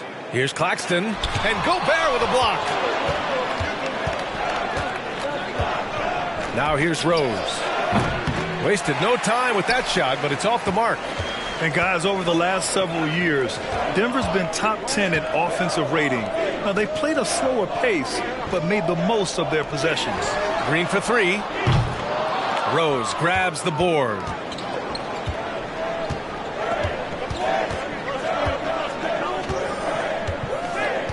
Pass to Bridges. Outside Hunter. From 7 feet away. Doesn't go for him. Good D by Simmons. Boy, this Denver team, great offensively over the last couple of seasons. How so? Well, BA, they execute in the half courts. That's pretty simple. I mean, it's so difficult to do against NBA defenses. Now, normally they have multiple ball handlers on the floor, guys who can make quick decisions. You know, and where the Bucks seem to dominate every year is on the glass, particularly at the defensive end. #1 in the league the last 4 seasons. At the line for the Bucks, Ben Simmons, shooting 1.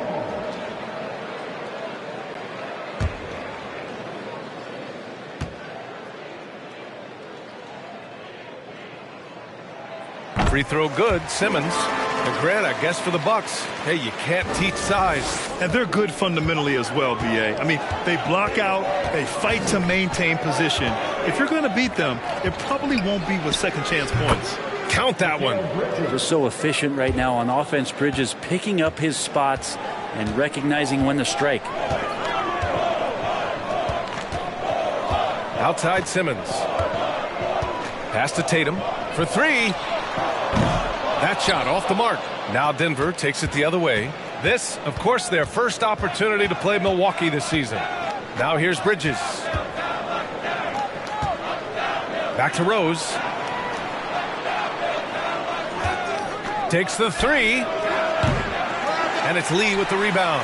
Yeah, not really much of a flow offensively yet. Only 1 of 4 from the field. Simmons, the pass to Tatum. Back to Simmons. To the paint.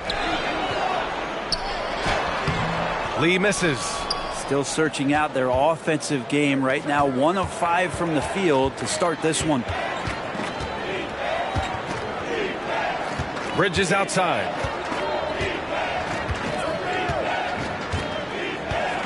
Pass to Gobert. Just 5 to shoot. From deep, Rose. And it's Lee with the rebound. The Bucks have gone 1 of 5 to start things off. Bridges against Tatum. And here's Simmons. Looking at his numbers, currently he's averaging around 9 points a game. That one goes. Count it. You know Simmons can get physical when he has to, going right through the contact. Things just don't seem to be clicking for them offensively. Yeah, they really need to find a way to get back on track. Back to Rose. Takes a 13-footer, and the shot goes. A shooter of Rose's skill is just automatic. I mean, he's ready to strike at a moment's notice. Green finds Simmons. Outside for Green. No good on the 3. For Denver, they've gone 2 of 6 to open up this game.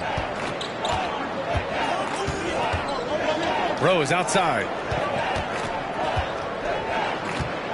Bridges passes to Gobert. Now Reed. Now Bridges. Right now averaging 5.5 a game. Green with the ball. And it's Hunter picking him up. Hunter with some nice D. Well, a lot of players in the league are going to make that shot, and for him, it's pretty much automatic. It's a good defensive effort to prevent the layup. Now here's Bridges. Pass to Reed. Here's Gobert. And here's Reed. And here's Hunter for 3. And it's Lee with the rebound. Outside, Green. Simmons with it. Well, Brent, the season is rolling on just around the midpoint. For teams really struggling, what's the locker room like right now? Yeah, it's a tough situation, BA, when you're just trying to find some footing. You would think by 25 or 30 games in, these roles would have been established, but coaches are still trying to find answers to get some consistency out of what's available to them, because you expect that from one another. Is it getting cold in here? This is a tough one.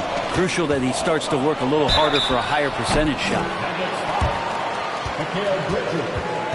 First personal foul. Second team foul. At the line for Milwaukee, Jalen Green. Taking 2 shots.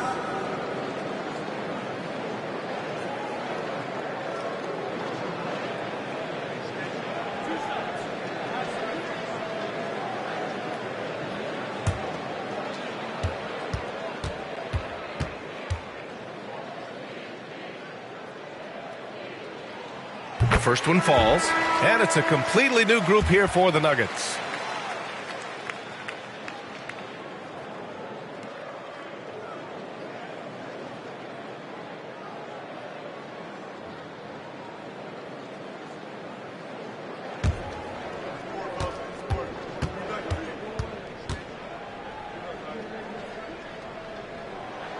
And both free throws good for Green. The Nuggets trail. Pass delivers.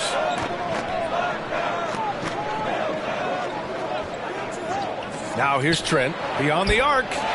Sends it home from three-point land. Defensively, you have to stay connected to him on the perimeter. And when you watch the way Trent Jr. can take over a game, just a gifted scorer who can explode once he gets going. He's impossible to slow down. Outside Walker. Pass delivers. The three. The rebound by the Bucks.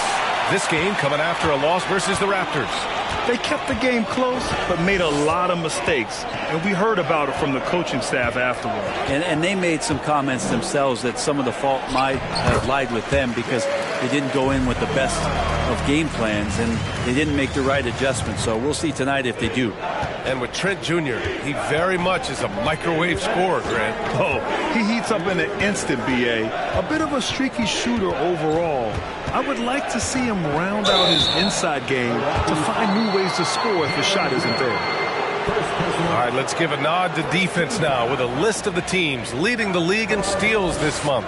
Fourth, Denver. They've really gotten after it at the defensive end, and that's been generating turnovers. Take a break. Take a break. 2 shots.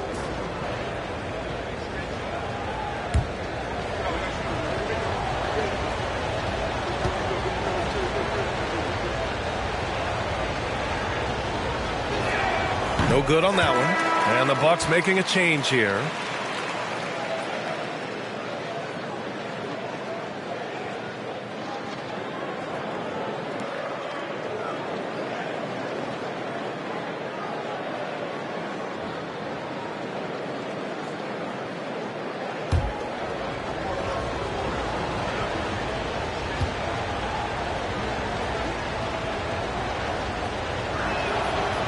And he's good on the second.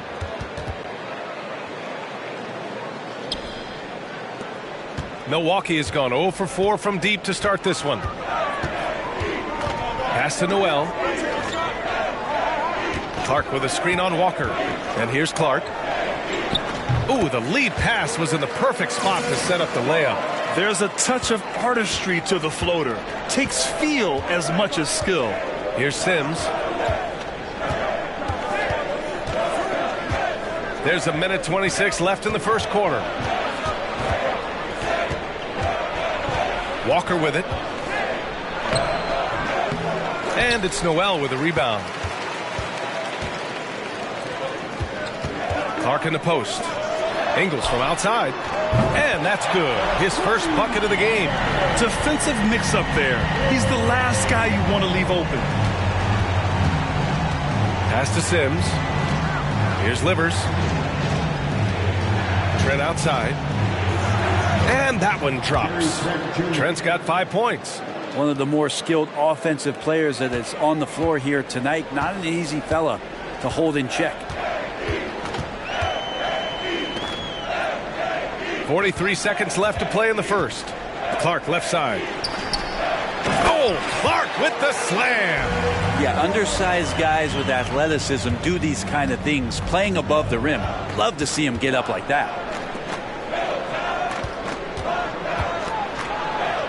And Clark with a block. And out of bounds. The Bucks will take it.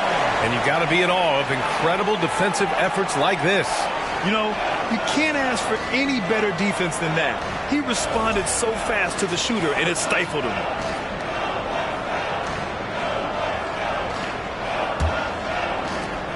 And we've got 28 seconds left to play in the first quarter. Here's Noel. Pass to Ingles. Back to Noel. Now here's Ingles. Fires the three. Oh, he missed it. Making him 1 for 2 now. Now here's Trent. Shoots over Ingles. And so it's the Milwaukee Bucks with a 6-point lead at the close of the quarter. Their defensive efforts have paid off, effectively shutting down the opposing offense. Back to the game after this break.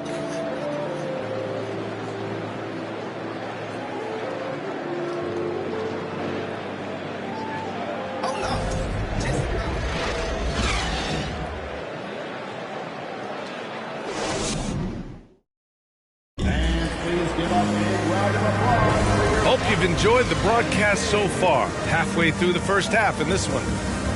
And a moment to check out the scoring breakdown for the Bucks.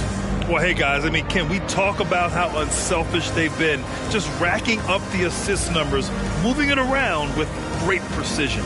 Well, I want to add also the damage that has been done on the inside. It's a lot of rubble in there, but they're continuing to go right at the defense. And the Nuggets shooting poorly, just 29% from the floor in this game. On the court for the Nuggets, they've got DeAndre Hunter.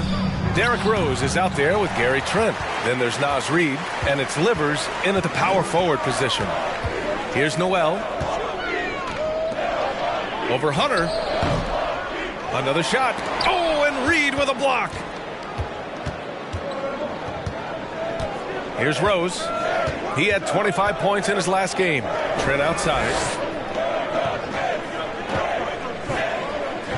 Pass to Reid. 6 on the shot clock. Drains the triple. Reid's got his first bucket of the game, and he's on the board for 3. And that's on the defense, giving him a decent look. That's his shot. Outside Simmons.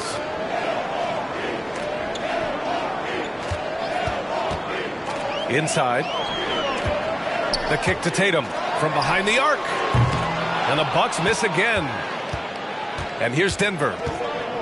They haven't allowed any points in the second quarter. This game coming after a loss versus the Bulls. And you know, I mean, they played with great energy all the way through.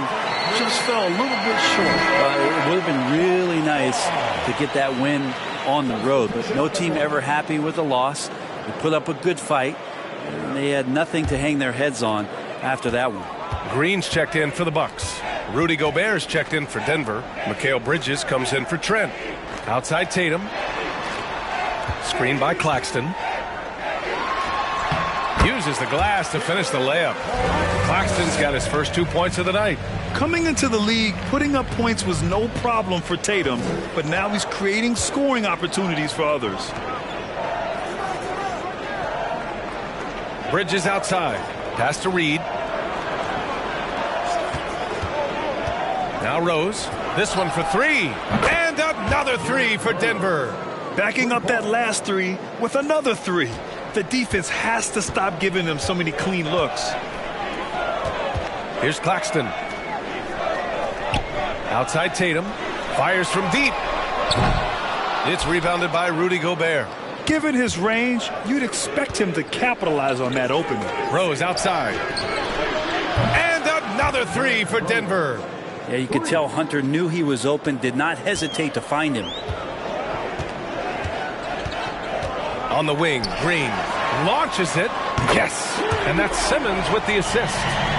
Green's got 5. And both teams running long-range plays that are working.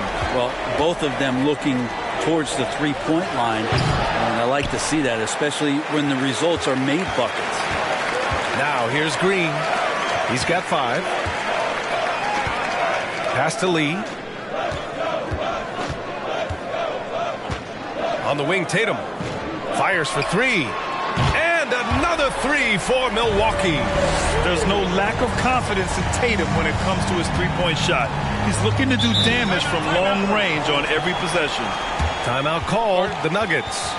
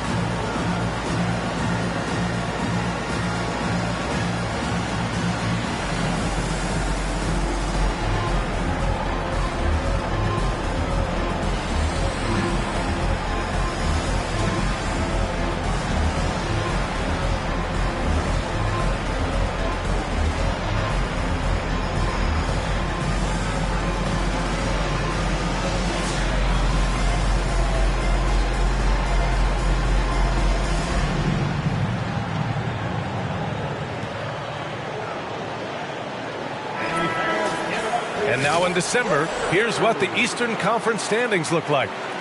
Taking a look at Milwaukee, so far this hasn't been the season they were hoping for, and time is of the essence.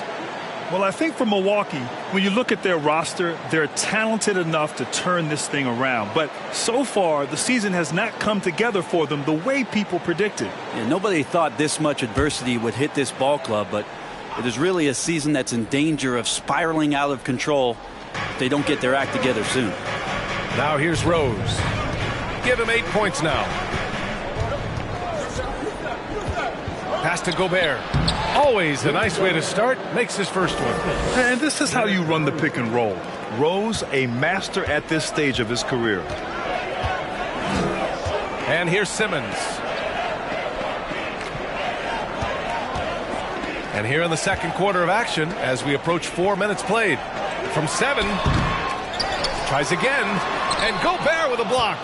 A rangy defender with great defensive timing. I mean, why do you think they call Gobert the Stifle Tower? Denied by Tatum.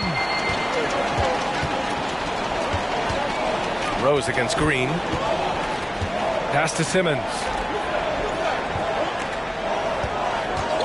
And Brent, you look at the Defensive Player of the Year award.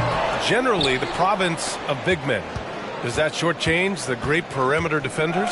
I think so. I mean, we're seeing more and more with teams playing small, BA, the value of being switchable on the perimeter and taking on the best offensive player that tends to come from the wing position. You got to put some more value in how wing defenders are out there and shutting down primary offensive players on the other team.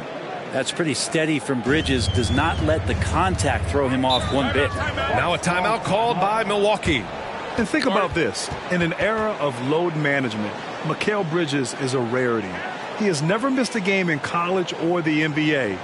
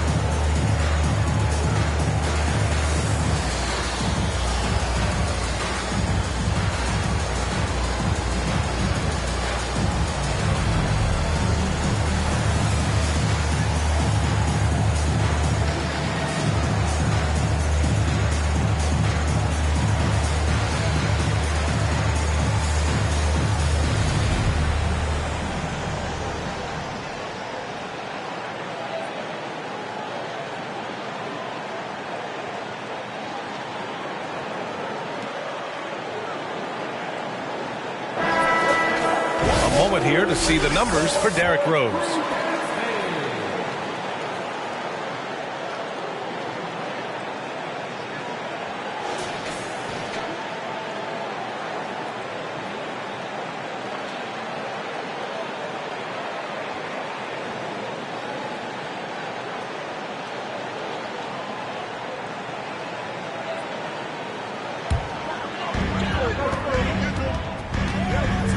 Green against Rose. Outside Tatum. Fires from deep. Knocks it down from distance. Tatum's got 6 points in the quarter. This story in the second quarter much different than the one in the first. We're finally seeing some aggression. For three, Bridges. The shot comes out. Milwaukee has got 3 of 5 to fall from beyond the three-point line in the second.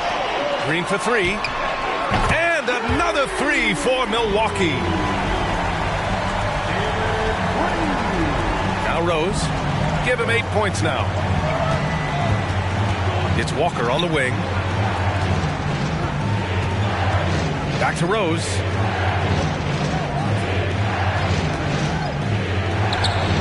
And the 18-footer right on the mark.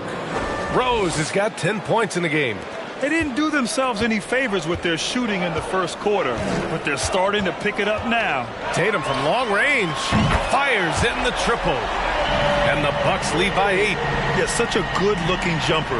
Nice high release. Tatum can do this all day. Green against Rose. Over Green. Green with the defensive effort. That's a shot he'd like back. He's usually going to make those. A minute 53 left in the second. Oh, Clark with the slam.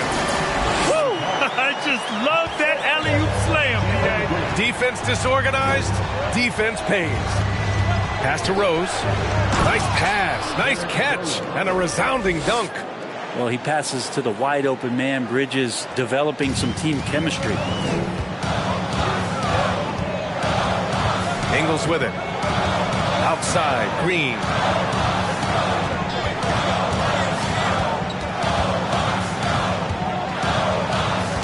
Back to Ingles.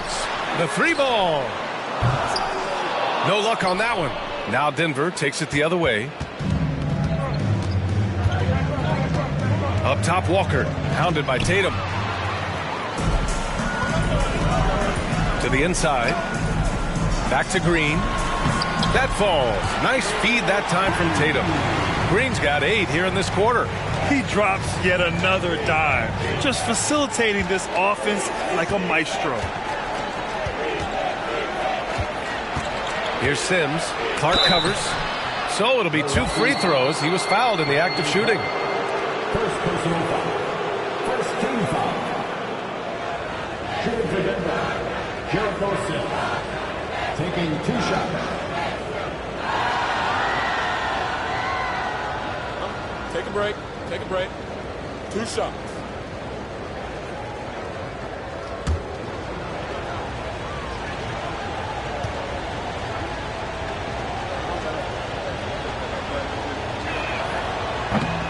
He's off on the first. Both teams deciding to change it up.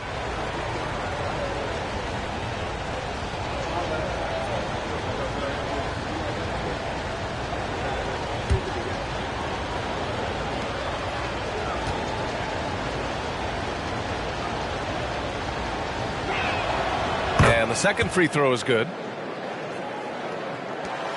Milwaukee has gone 6 of 14 from the perimeter tonight. There's 37 seconds left to play in the first half of basketball. First personal foul. First team foul.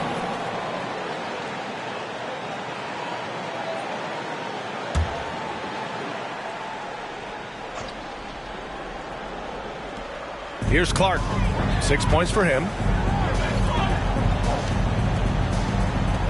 On the wing, Noel fires the three.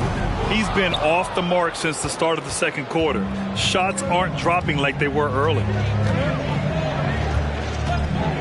Pass to Livers. Outside Walker.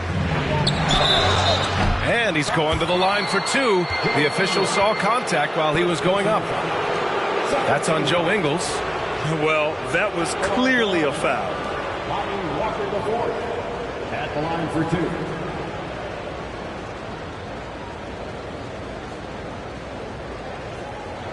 Shooting two.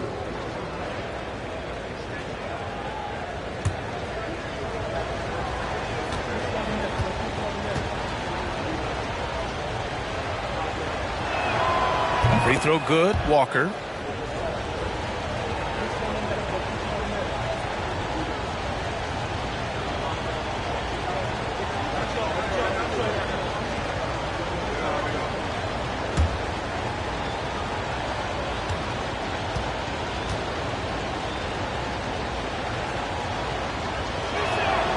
And that one goes in. Two from the line that time.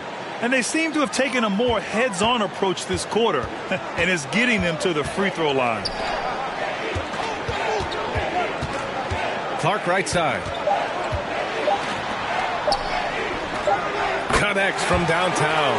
Nice delivery there. You can't hesitate when a man comes free on the perimeter. He got it, went right into the shot. And so it's Jalen Green making highlights for the Bucks. 8 points in the quarter, showing how effective he can be. We'll be back in a moment.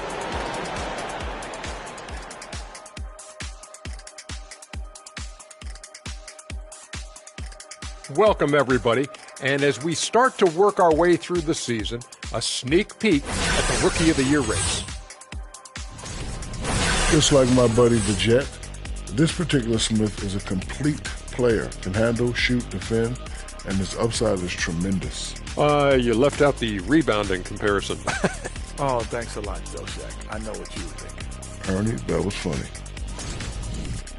And now let's look back on that first half of play, one that has not been pretty for the Denver Nuggets. I felt they had a lack of intensity defensively. They gave up way too many threes. I mean, somebody needs to pull out the fire hose because this fire is out of control, and it certainly wasn't because of their defense. Thanks for tuning in. Now it's time to head back over to Brian Anderson for the start of the third quarter.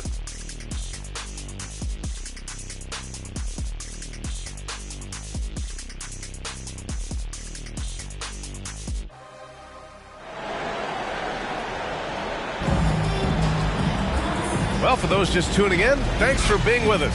Second half of this game still to play. Boy, you look at Derrick Rose. What a contribution.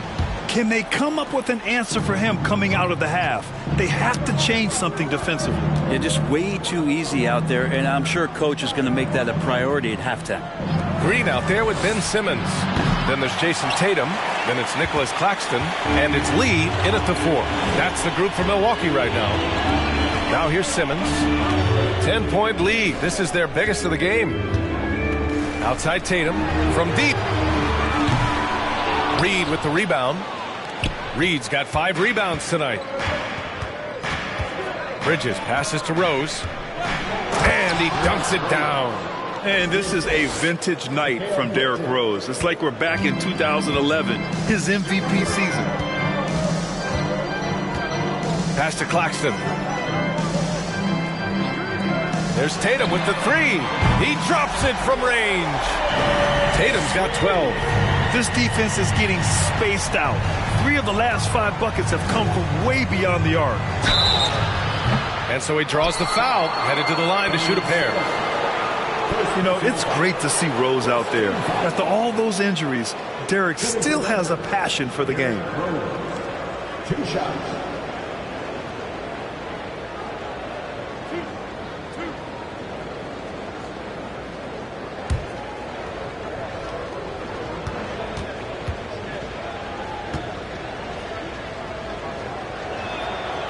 And that one falls for Rose.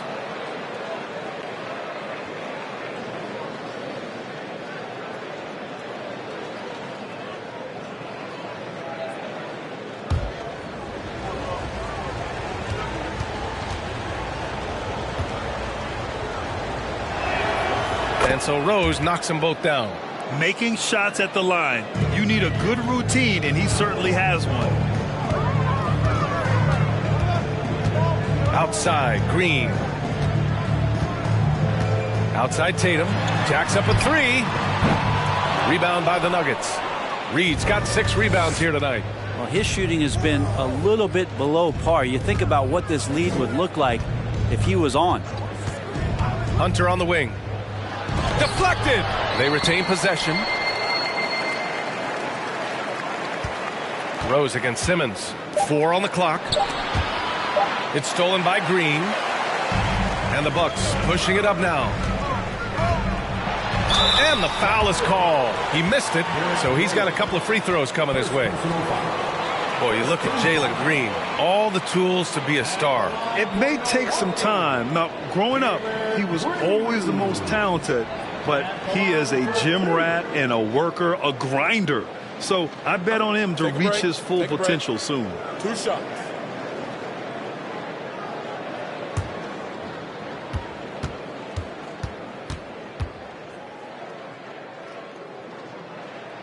That free throw no good.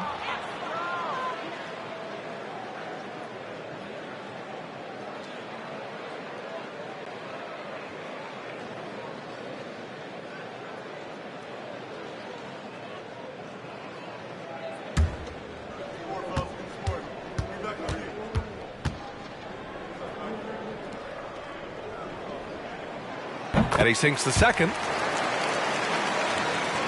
So it's Denver now. It's a 10-point game. Now a timeout called by Denver. And as the coaches draw up their strategies, the players staying hydrated with some Gatorade. That's key to keeping them at their best all the way up to the buzzer. It really is. And every one of those players knows it. They're all making sure to stay hydrated. It's impossible to play your A game if you're not getting enough to drink, especially towards the end of games when the physical toll of a long contest really starts to add up.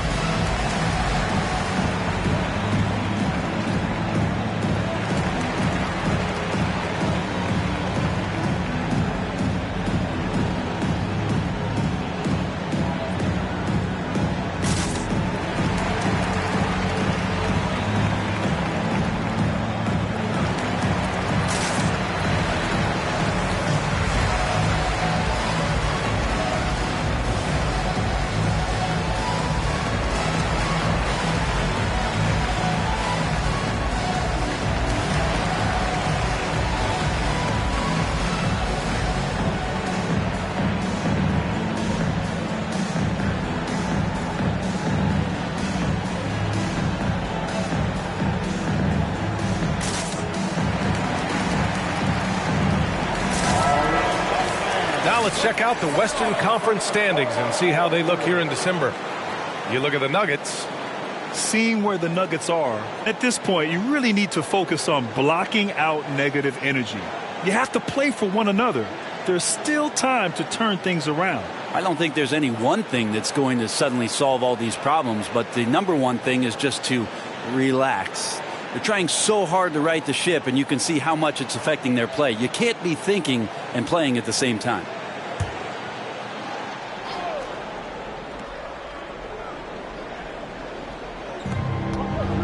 Hunter passes to Rose.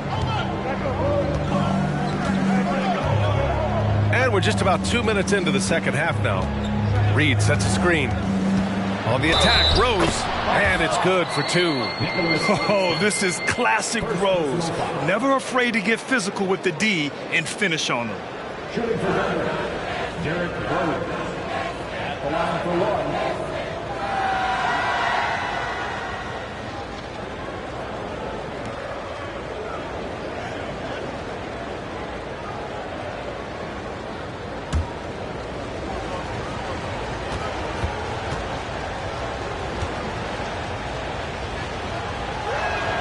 And that one misses.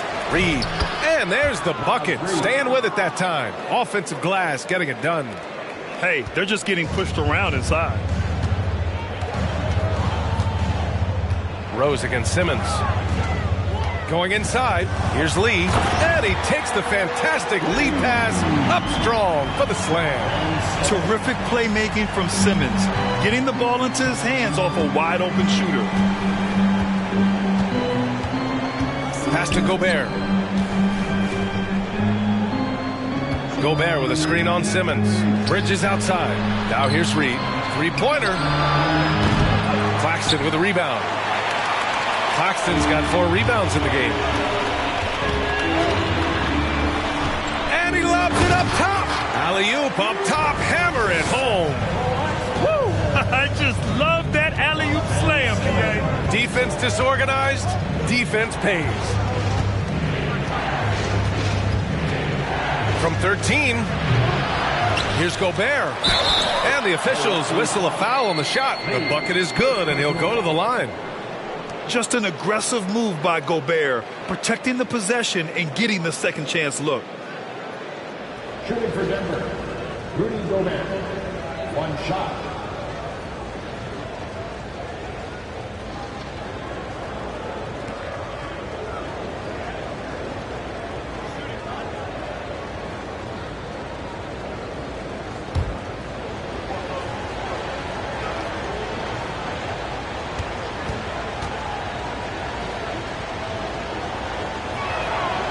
That one misses for Gobert. A defensive stalwart. Gobert knows this team expects him to be their anchor as well as rebound the rock. From 12 feet, a nice shot by Tatum. Tatum's got 5 points now this quarter. They are passing the ball around tremendously right now. Rose outside.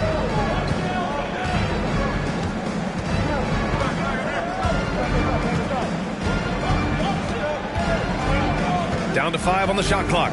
Hunter, screen on Simmons. Rose can't connect. Milwaukee is gone, only 1 of 3 from deep here in the third. Tatum drives in. And finished off by Tatum. Growing into his role as a franchise player, Tatum with a huge game. It's been so much fun watching him tonight. And guys, talk about silencing the critics. Tatum made first-team All-NBA last year and led the Celtics to their first finals appearance in over a decade. Now here's Rose. He's got 18. Here's Hunter. Misses off the left iron. The Bucks have gotten 5 of 7 attempts in the third quarter. Pass to Green. Here's Claxton. And here's Tatum. The 3 is up. It's down. His 7th make in 13 attempts today. You know, probably the biggest shift for Tatum, his advancement at the defensive end, Grant. Oh, no question, BA. And that's imperative at the small forward position. Think about it. You have guys like LeBron, Kawhi, KD. Now Jason Tatum is in that elite two-way group as well. And you have to put Jimmy Butler in there as well. Now a timeout called by Denver.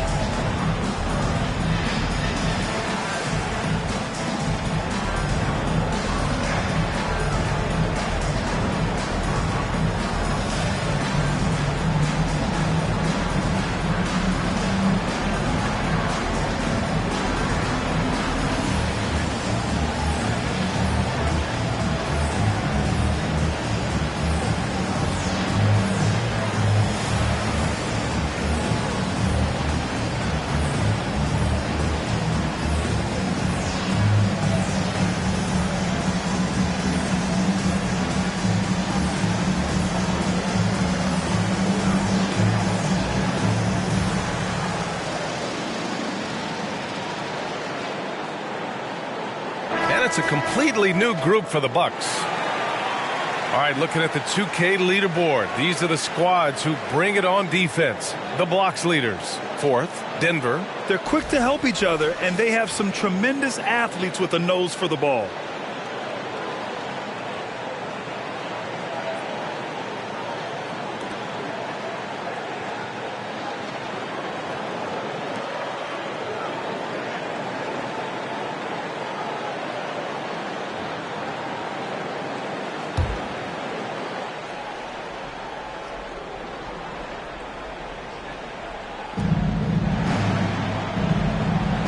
Here's Sims. Trent outside. They need this.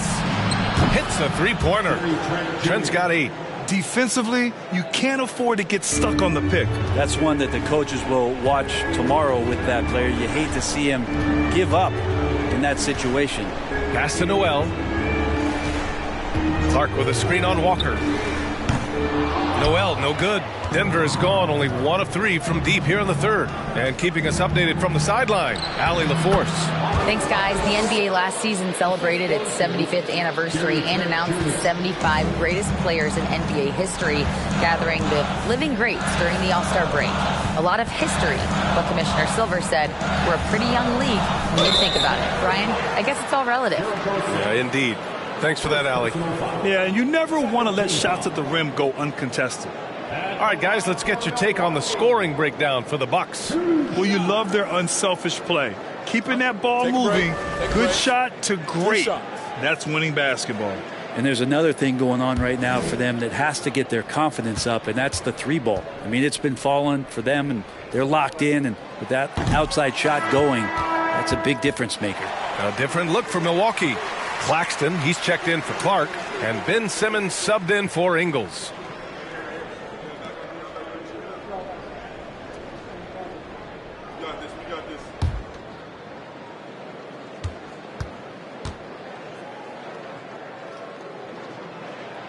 He hits the second from the line. The Nuggets have gotten 6 of their first 12 shots to drop in this 3rd. Rose finds Hunter. Trent outside. Pass to Reed. Here's Livers. Trent outside. Hunter passes to Rose. Shot clock at 6. Reed to screen on Simmons. Here's Rose. Misses off the right iron. Milwaukee has gone 2 for 5 from 3 since halftime. Now here's Simmons. With some arc. Reed with the rebound. This gives him an opportunity to get within 10. Now here's Hunter. Guarded closely. Rose left side. Lets it go from deep. Rebounded by the Bucks. The biggest lead of the game, 15 points. Yeah, the defense there in chill mode. We all know he can burn them from 3-point range. Pass to Simmons. Here's Noel. Got a hand on it.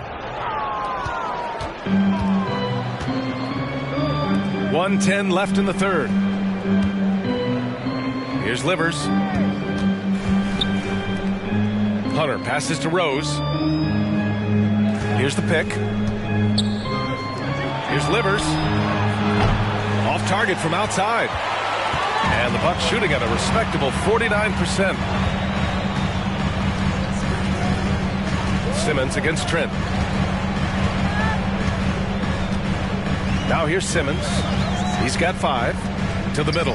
Here's Claxton. And that one goes in as he's fouled. It'll be 3 points if he converts the free throw. Lee, he's checked in for Milwaukee. Green comes in for Noel. Rudy Gobert's checked in for the Nuggets. Bridges comes in for Trent. At the line for the Bucks, Nicholas Claxton.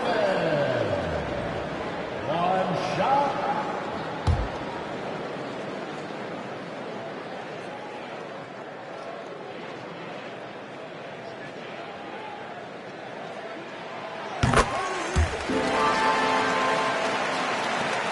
Denver has gone just 1 of 5 from 3-point range here in the 3rd quarter.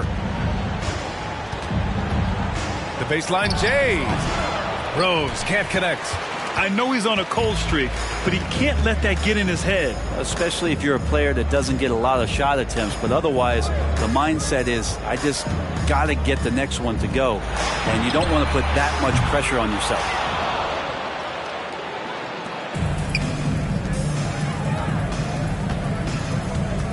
And here's Bridges. Pass to Rose. And so it's Milwaukee, a sizable lead of 14 at the break. How about the way they've attacked the paint? This throwback approach is paying off. And don't go far. We'll be right back.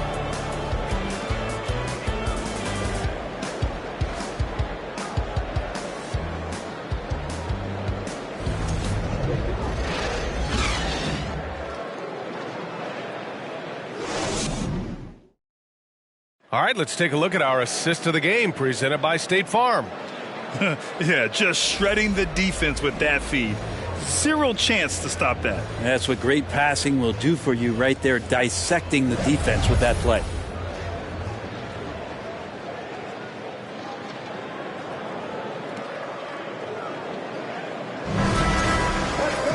And 1 quarter to go in a game that, to this point, has not been an evenly fought contest.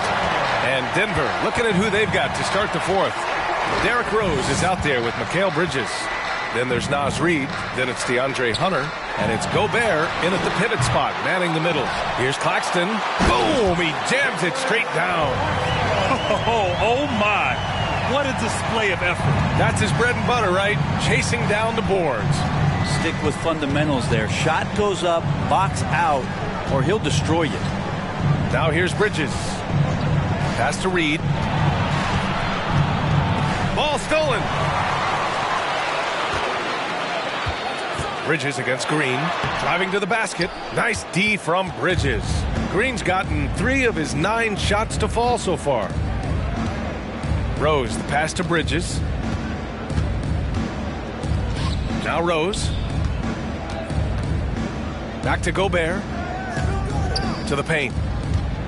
Just 5 on the clock. For 3, Bridges. They get the rebound. The Bucks have gotten just 1 shot to fall out of 3 attempts in the fourth. Gliding the pass to where it needed to be. Wow, a strong finish to seal the deal. The Nuggets really having a tough go here. Now a timeout called by Denver. Yeah, his shot is just not there tonight, guys. And instead of trying to shoot himself out of the slump, maybe he needs to start moving the ball around and creating for his teammates.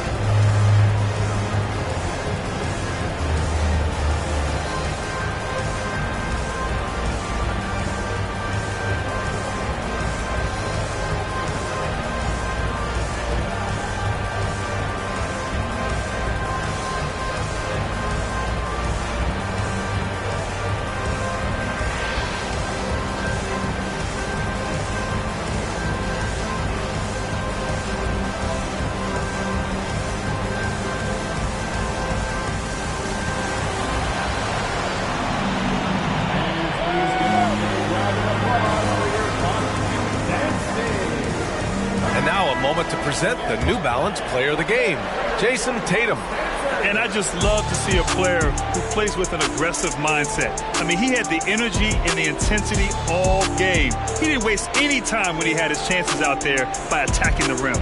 They were not playing well and were in desperate need of a win. He took this responsibility upon himself, and he delivered.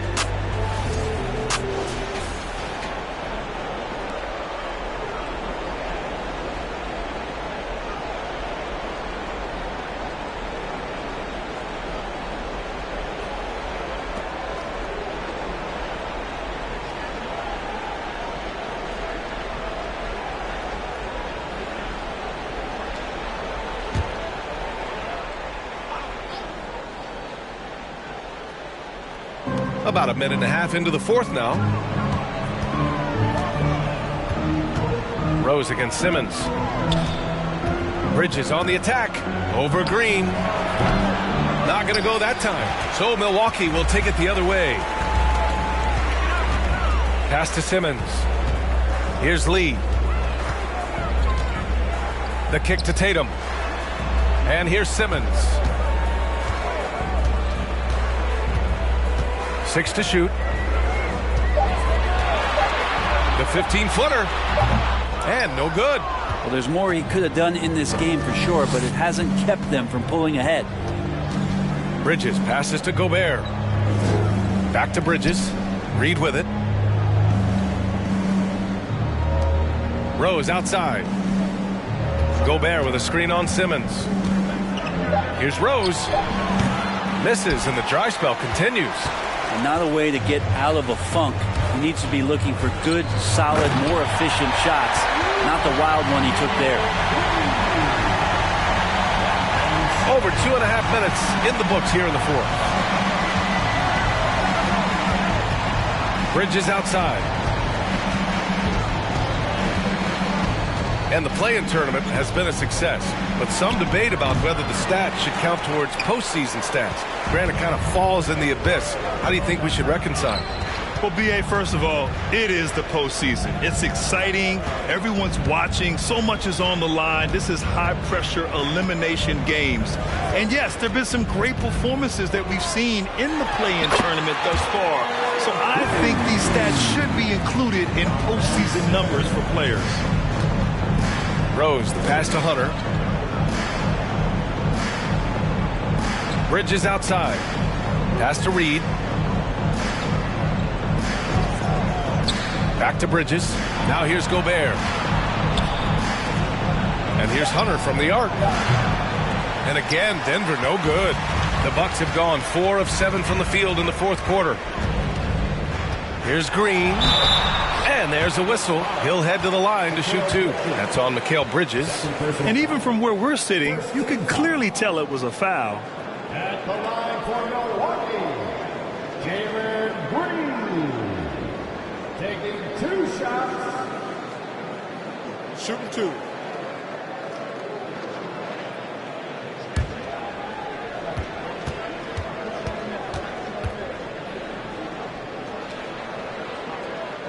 First one falls for him.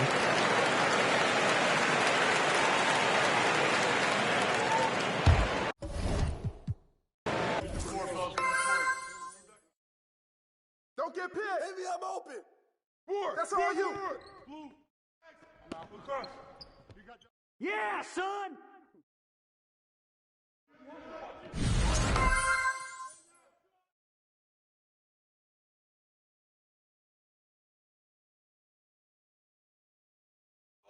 Yo, match up on Gary. Get him. Downstream. Yo, check Gary.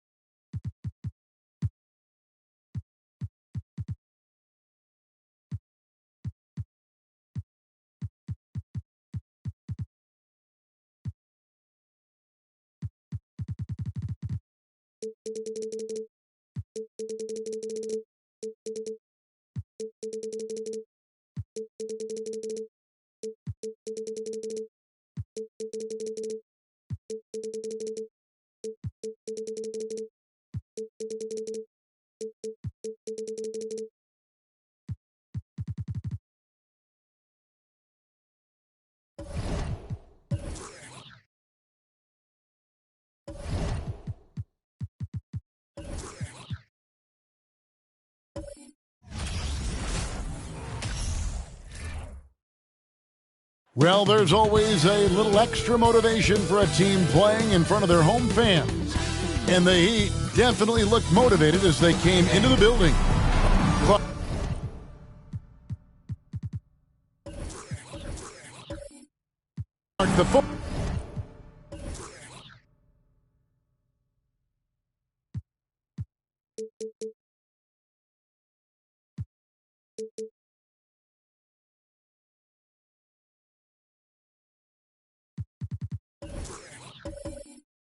Focus.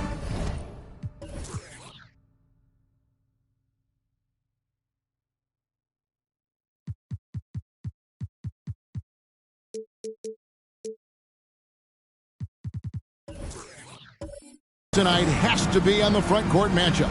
It figures to be a battle of big men down low. Well, you know, Kevin, no question about it. These are two very talented teams in the post. I mean, each used to owning the advantage in the paint, and I'm very interested to see the chess match inside tonight. A look at the starting group for the Magic. Paul Millsap out there with Vucevic. Then it's Wiggins. Then it's Holiday. And it's Paul in at the point guard. You know, battling inside, I like Levine's aggressive approach. Tough to match without fouling.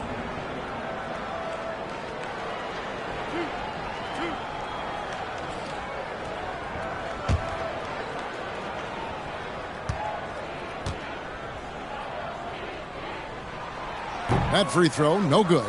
Kevin, what's so impressive to me about Levine? It's the all-around play. He affects the game across the board.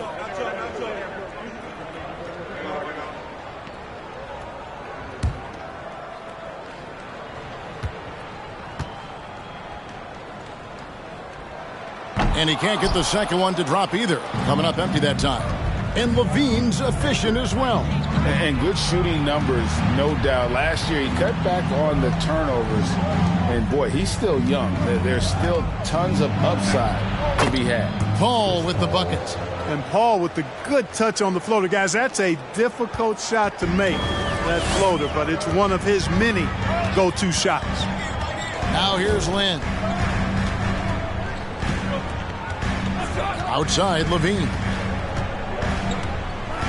To the middle.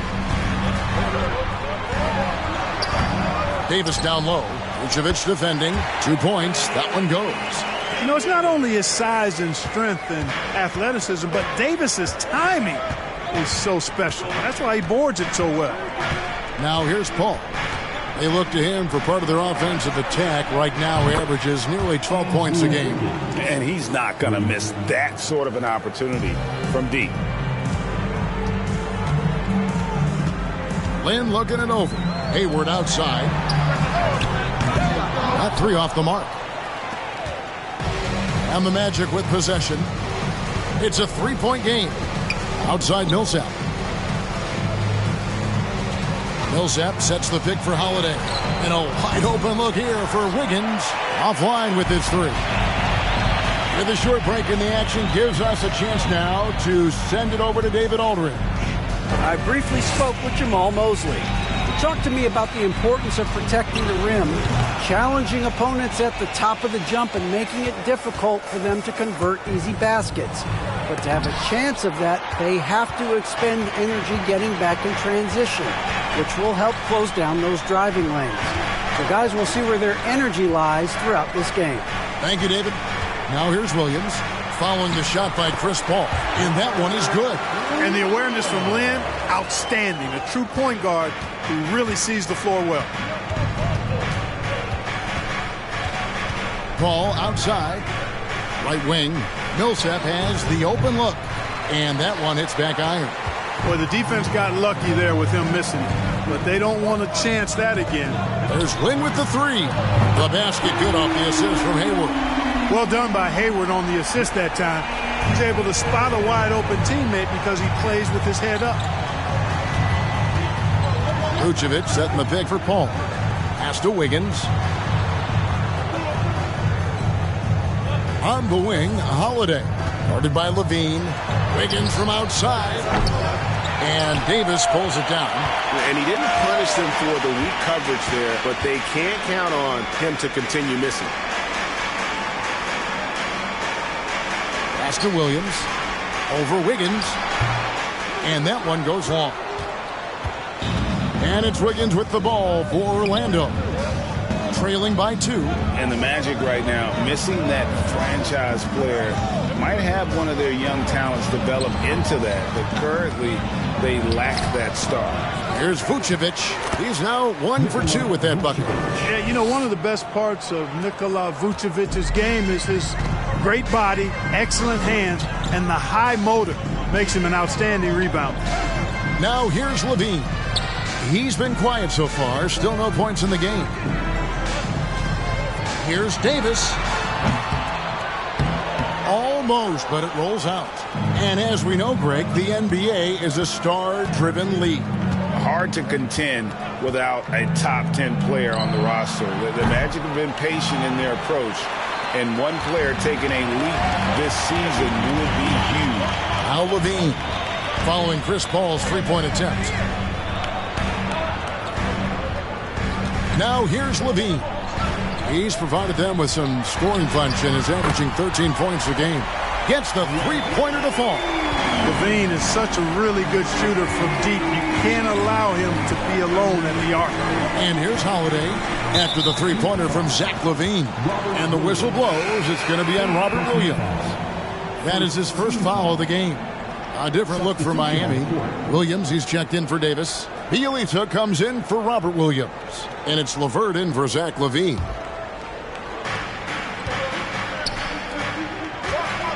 With the floater. Well, he has not been sharp this period. Seems to be a little flustered out there, too. It's LeVert on the wing. No good on the triple. The Magic trail by 3. Passes it to Paul. There's the triple. Rebound by Williams. You can see the frustration in the quarter on his face, especially with his team trailing. Lynn kicks to Bielitsa. No good with the triple.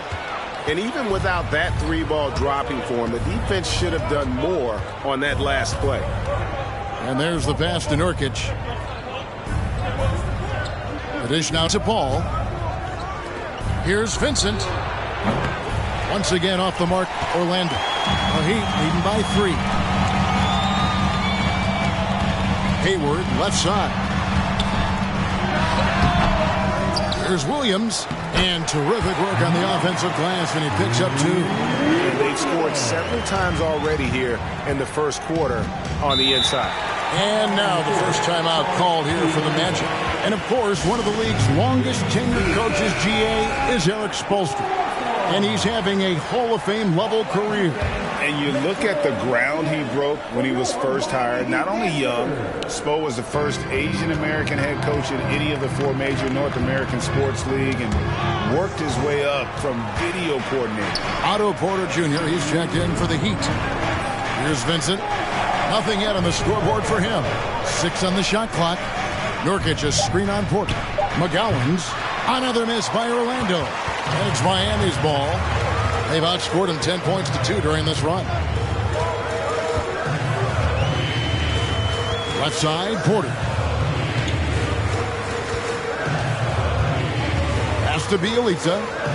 Out to the right wing. Lewis against Lynn. They get a hand on it. The Magic trail by 5.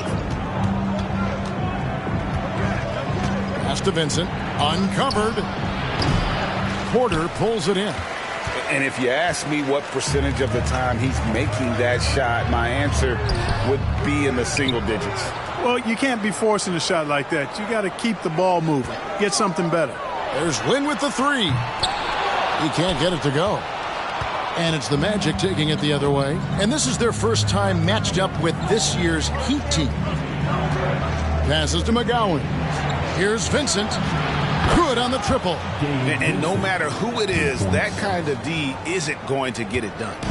They play the clock right, then go 2 for 1. Just got to time it up right. Outside, Lynn. The pass to Porter. Launches it. He can't get that one. 7-second difference, shot and game clock. Here's McGowan's, guarded by Porter. Here's Lewis. It's good. This game is all even. And really just unselfish basketball on the interior. That's the kind of pass a coach loves to see. Outside, Lynn.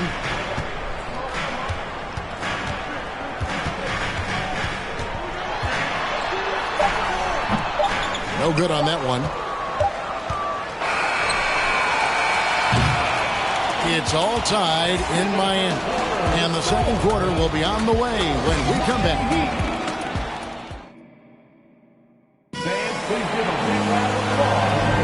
And if you're just tuning in, it's been a pretty even game through the first quarter.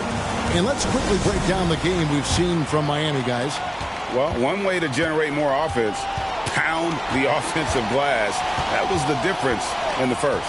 Oh, there's no doubt about it, guys. Without those second chance points, this game would have had a much different feel to it.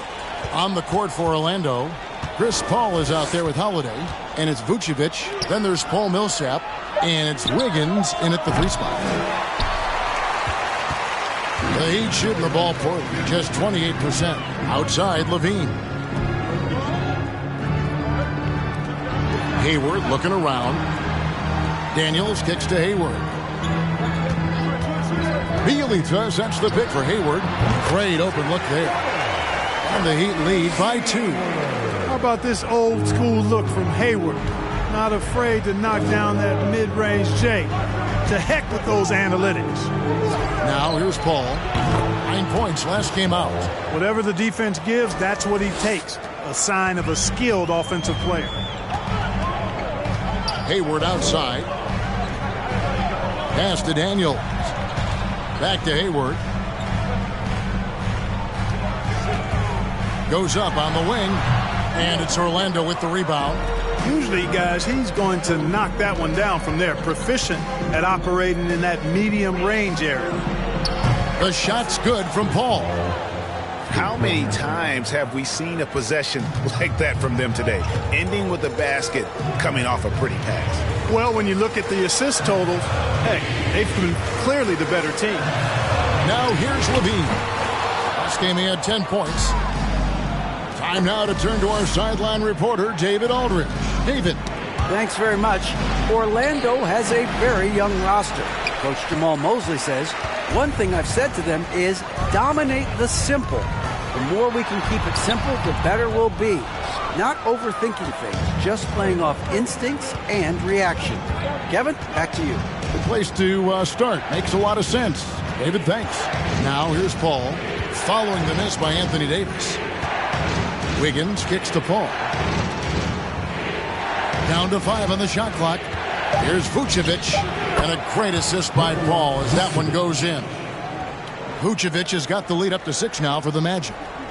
So for the Magic, their last game a loss to the Spurs in San Antonio. Yeah, I mean, on the road, their defense was just overrun. Couldn't match the intensity of the opponent, and it cost them. And you know what, guys? It just seemed like they never really had the kind of energy necessary. They just weren't comfortable on the defensive end. Now about 3 minutes gone in the second quarter of basketball. Paul passes to Vucevic.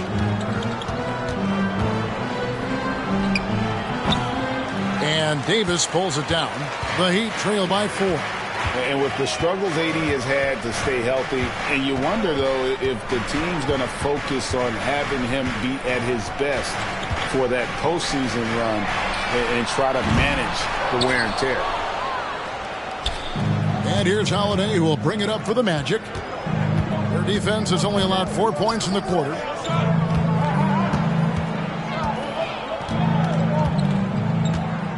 Millsap sets the pick for Holiday. Kicks it out to Paul. Misses the three. And when Davis is on the floor, Greg, he is a force. But how do you keep him healthy into the playoffs? That is the question. I mean, sustaining his output over a full season isn't easy, but Davis has had a bit of bad luck with the injury, so you have to mitigate ways to keep him available. Oh, phenomenal alley-oop slam there. They are taking advantage of a team that looks lost out there. Boy, I tell you what, guys, this is really getting close to being real ugly. And the first time out of the game called for the Heat.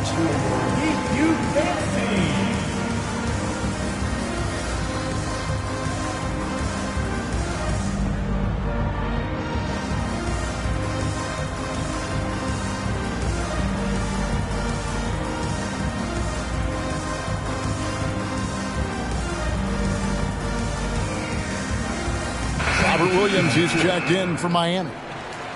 And a chance now to take a look at some numbers for Zach LaVine.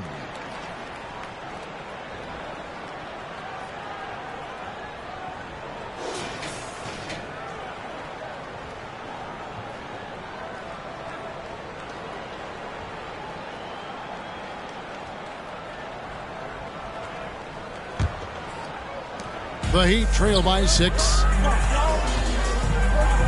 Lobs it up for LaVine, and LaVine throws it down. Highlight reel material for sure. Defender falls asleep, and LaVine turns out the light. Paul looking around for a three. Millsap. Rebound by the Heat. Leaner from distance. Daniels, no good. I mean, look, no one guarding you. It's better to not pull up and try the lead. Paul outside. And it's good off the back rim and in. Paul's got 8 points in the quarter. Always one of the league's most accurate jump shooters. Chris Paul can flat out knock him down. Williams a screen. Daniels with it. He's picked up by Millsap. Back to LaVine. Pass to Williams. Shot clock at 6. Played in with a nice touch off the glass. Williams has got his second bucket. You know, still a raw talent, but Williams does have a reliable inside game that continues to get better. Outside Millsap. His three-pointers off the mark. The Heat trail by 4. Here is Daniels. He's still scoreless so far in this one. From 11 feet away, Williams can't get it to go. Magic have gone 5 of 11 from the field since the beginning of the second quarter. Paul dishes to Vucevic. Wiggins kicks to Paul. Pass to Vucevic. It's stolen by Davis. On the wing, LaVine. The three. Goes back up. And it's Williams laying it in. Williams has got 6 points. He's starting to find himself out there now. You know, he's taking much better shots here in the second quarter. Paul finds Vucevic. And here is Paul. Vucevic is screen on LaVine. Paul passes to Vucevic. Missed inside. Man, I can't believe he blew that gimme, guys. Well, I know he's frustrated about that. Clark, hasn't the Magic had some of the worst injury luck in this NBA the last couple seasons? Certainly have, Kevin. And this is a team that has been trying to develop young players. And they've been somewhat stifled because of injury. And I think the best way to grow is through young players.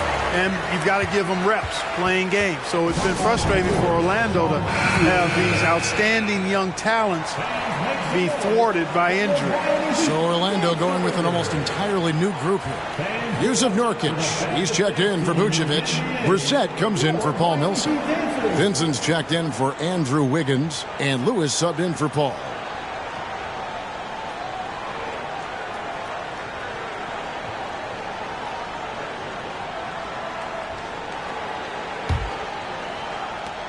.125 left to play here in the half. Nurkic a screen on Lynn. Lewis passes to Nurkic. Lewis outside. The pass to Nurkic. Ball's knocked loose. And so it looks like the Magic will retain possession here. And we got to take a second look to admire that outstanding block. Sharp instincts on D there. Just timing. When to rise up and swat that one away.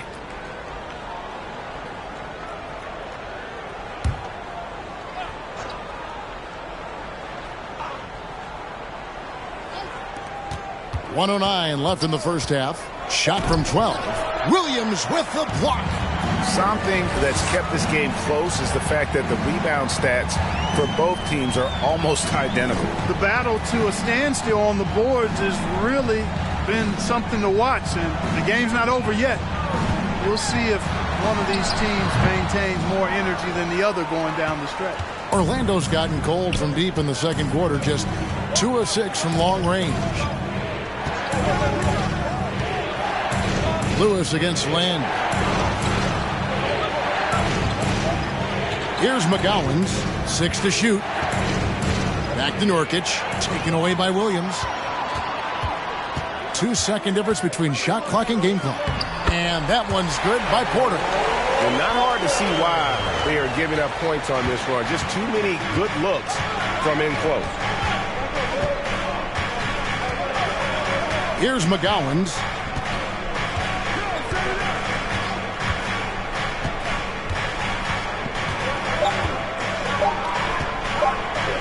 To halt the run, and he got that one up in time, but doesn't go in. And some good action through the first 2 quarters as we reach halftime. It's the Heat, up by 2. It's time now to go courtside as we send you over to David Aldridge from the sideline. David, take it away. Thanks, Kevin. Zach, a hard-fought first half. What changes have to be made to get a little separation? They're making tough shots. We're trying to stick to our concept, so we got to come back, make plays, make shots, and, just stay solid. Always a challenge for a young team. Thanks for your time, Zach. Back to you, Kevin. All right, thank you, David. And folks, don't go away. After the break, we'll see you right back here for the start of quarter number 3.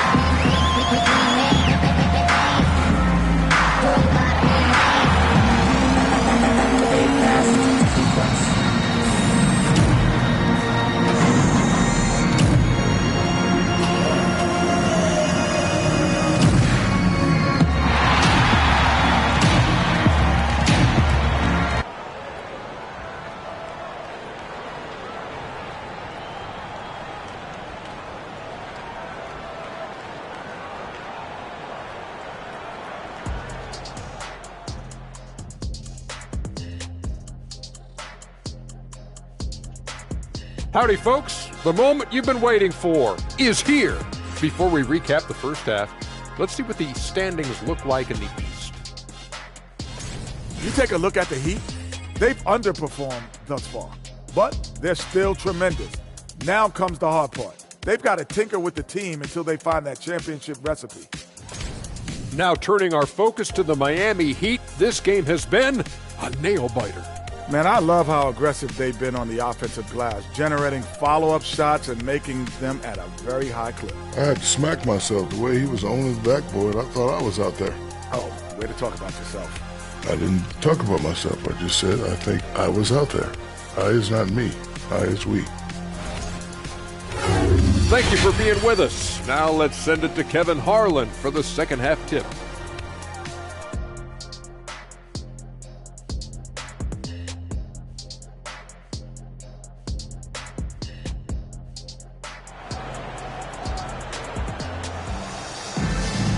And if you're just joining us, we've played through the first half in a game that's been fairly even so far.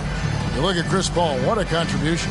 Man, he's been running wild on him through that first half. Absolute dynamite on offense. And you know what? I'll be interested to see just how much he's got left in the tank. That first half had to take a lot out of him. We've got second half action for you, and if the next couple quarters are similar to the first, this one could go down to the last possession. We've got Jeremy Lin, Hayward out there with Williams, and there's Davis, and it's Levine in at the 2.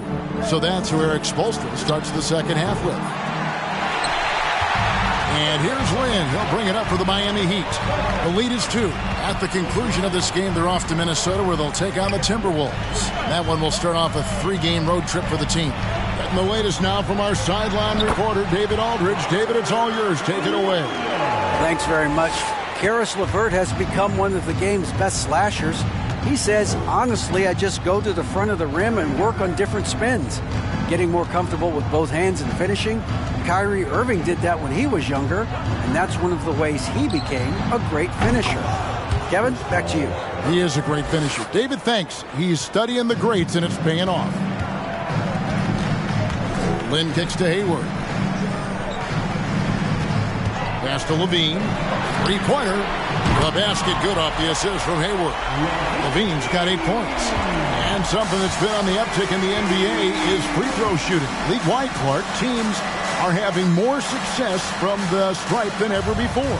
The 2020s are on pace, Kevin, to be the best free throw shooting decade in the history of the game, with skilled players now favored relative to the old school bangers. I mean, everybody pretty much has to be able to knock down shots to be effective as a player in today's game. So the free throw shooting percentage is going up.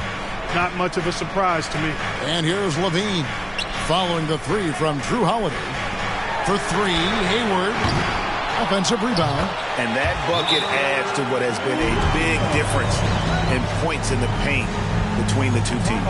Yeah, it's really been quite a contrast. I like the way they're attacking the middle at their offensive end. Time called here. The Magic decide to talk it over. And now the 2K leaderboard, a list of the teams that have rebounded the ball tremendously over the last 10 games. The Heat in 5th. What a show of strength in terms of rebounding. I mean, they've really controlled the glass here of late, playing with some extreme physicality. Paul. Rebound by Williams. Williams has got rebound number 7 for him tonight. The game has been very close in a lot of areas, but rebounding has been the one differentiator thus far. We've seen it time and time again in games. Effort and determination on the glass can make up for a lot of other weaknesses. Here's Paul following the basket by Robert Williams. Paul outside.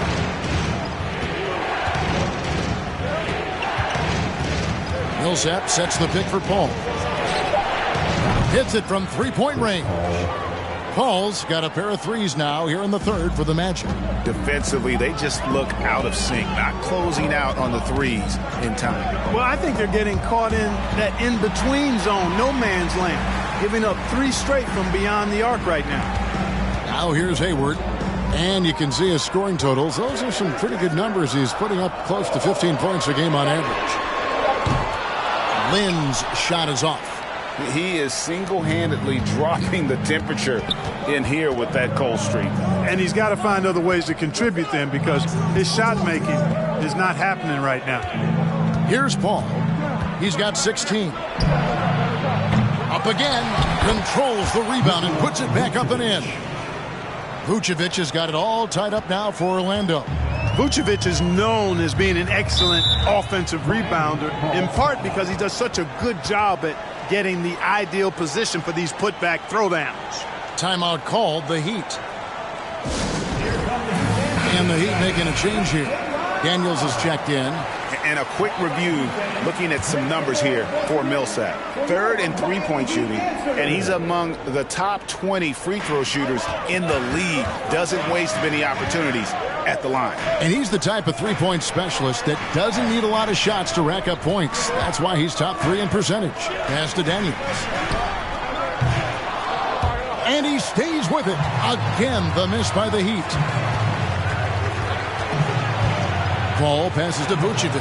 And that one clearly a foul. Gets the whistle and 2 shots coming up. Quite honestly, Vucevic is highly skilled at getting defenders to be physical with him. I mean, he's welcoming of contact, especially when he's going up for his shot. Orlando shooting their first free throws of the night. And on the season, they're hitting about 76%, which is a decent rate. Guys, their free throw shooting has slipped a bit since last year, but not really to the point where they should be overly concerned about it.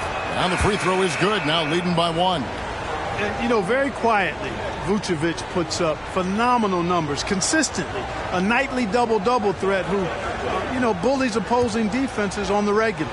And Miami making a change here. Williams is checked in.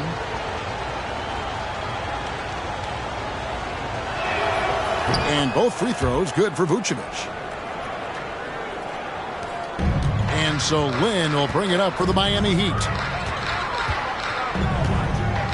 Passes it to Levine. And the foul on Andrew Wiggins. That's his first foul. First team foul.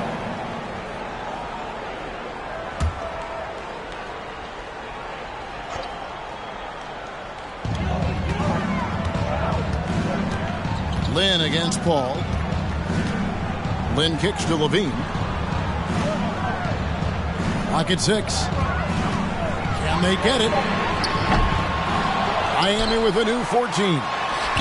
And Davis puts it in.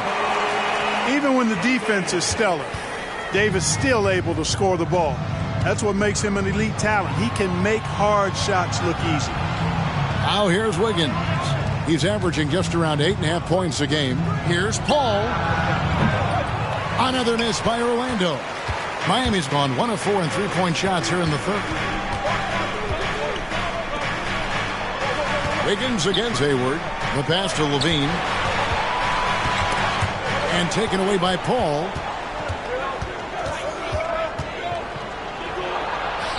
That will fall for his 7th bucket. 7 for 15 in this game. Chris Paul showing everybody he can still take over a game offensively, not just by assisting, but he can score it too. Here's Lynn. And 2 free throws coming up, unable to get that one to go with all the contact. Chris Paul picks up that one. This is his first free throw of the game. And his average at the line stands at about 79% right now, so solid numbers in that department. And Jeremy Lin, I think has a great reputation. He's a confident guy who provides energy at both guard spots.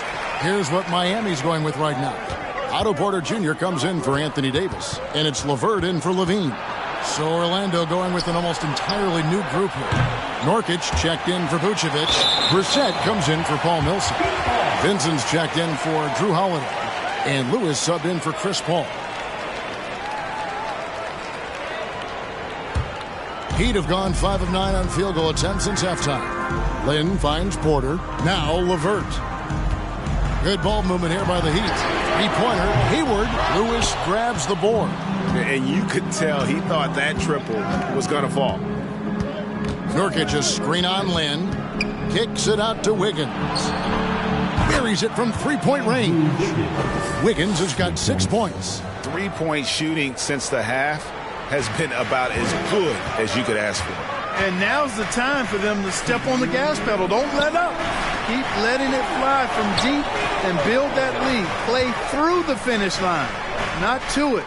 Keep the pressure on. And here is Lynn following the 3-pointer by Andrew Wiggins. And the shot goes down. 7 points in the game. Yeah, and Lynn is a smooth operator in the pick and roll, guys. Passing, shooting. He usually makes the right call. Here's Vincent. And contact on the shot, so he'll be shooting free throws here. It's on Karis LeVert. And guys, what do you think about the offensive approach we've seen so far for the Magic? Well, I think they've been lethal from beyond the arc this game, no doubt about it. Hard to defend such spot-on shooting. And another stat that they've excelled at is points off assists. They're moving the ball around and creating great looks for one another. Davis is checked in for Williams. LeVert kicks to Lynn. And that's out of bounds. Miami will retain possession. Well, some deep threats have really made their presence felt around the league lately. At the two-guard spot, these have been the hottest three-point shooters for the last month. Second, Karis LeVert. You don't have to be a great shooter to play two-guard, but it does help. And pretty much all of these guys fit into that great category. Yeah, that's safe to say. I mean, these guys don't know the meaning of cold streaks. They're either hot, red hot, or sizzling. Those are the kind of shooters they are from downtown. Here's Lewis. Karis LeVert making his last shot. Wiggins passes to Lewis. Nurkic against Davis. Shot clock at 6. Nurkic can't hit. He'd have gone 7 of 13 in the third quarter so far. Just above 50%. Davis, the pass to Lynn. Wiggins against Hayward. Oh, a nice defensive play to disrupt the alley-oop. It's 9 seconds separating the shot clock and game clock. Wiggins kicks to Lewis. Orlando gets it back to the right side. Wiggins surveying the floor. Nurkic setting the pick for Wiggins. Off target with his three. It's Davis with the drive. Over Vincent.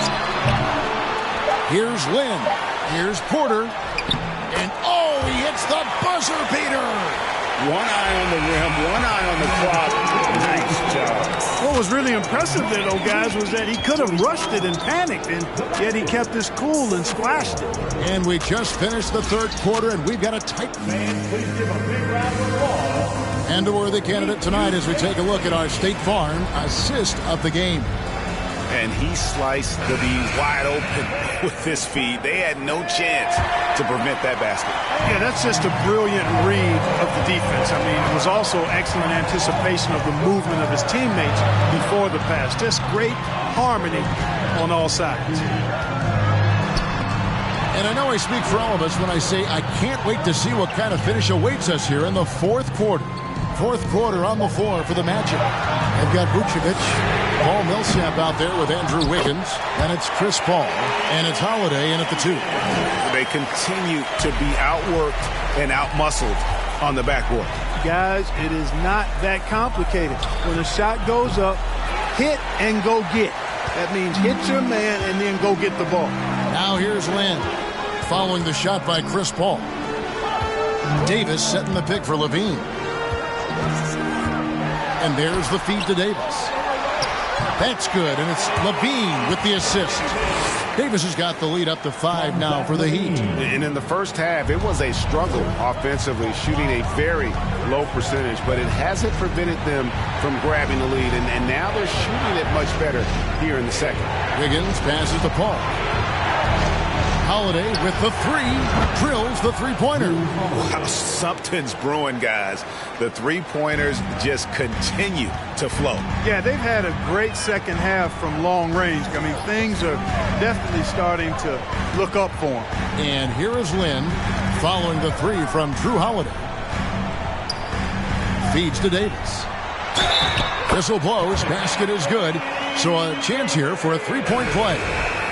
And offensively, they finally seem to be coming around after an ugly first half. And, you know, to shoot that poorly early and to have the lead now, they feel fortunate, but they've earned their good fortune. Gordon Hayward's checked in for the Heat. You know, with that combination of strength and length, Davis can easily overwhelm defenders and get himself to the foul line. And it's Vucevic missing. I wonder what the score would be if they weren't controlling the backboard. It's clearly been their edge, and in a close game like this, you look for every edge you can find. Really nice job moving the ball around that time, picking apart that defense. And here's Vucevic after the three-pointer from Zach LaVine.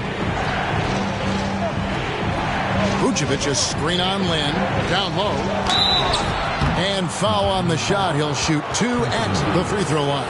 And you look at Vucevic, and his tenacity goes up the closer he is to the cup. Defenders try to match his level of physicality down there, which more times than not results in him going to the foul line. Free throw drops for Vucevic.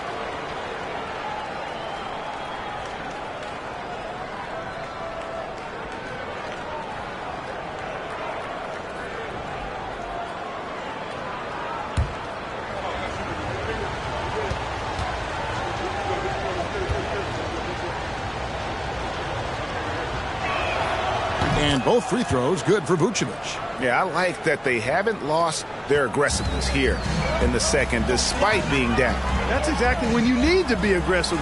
You know that. I mean, another good job, though, of drawing contact and getting to the free throw line.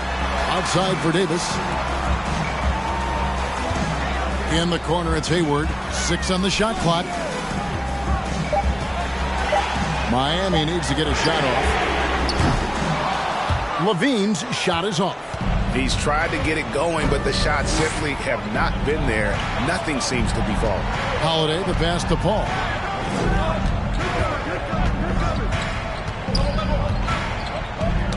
Knocked away.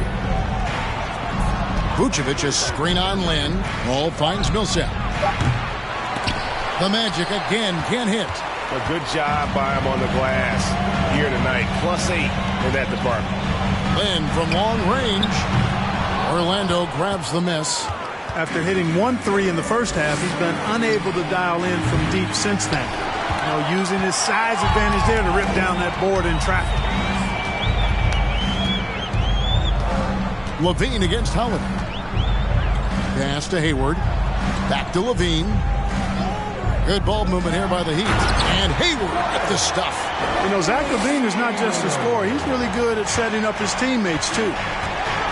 Time called here. The Magic decide to talk it over.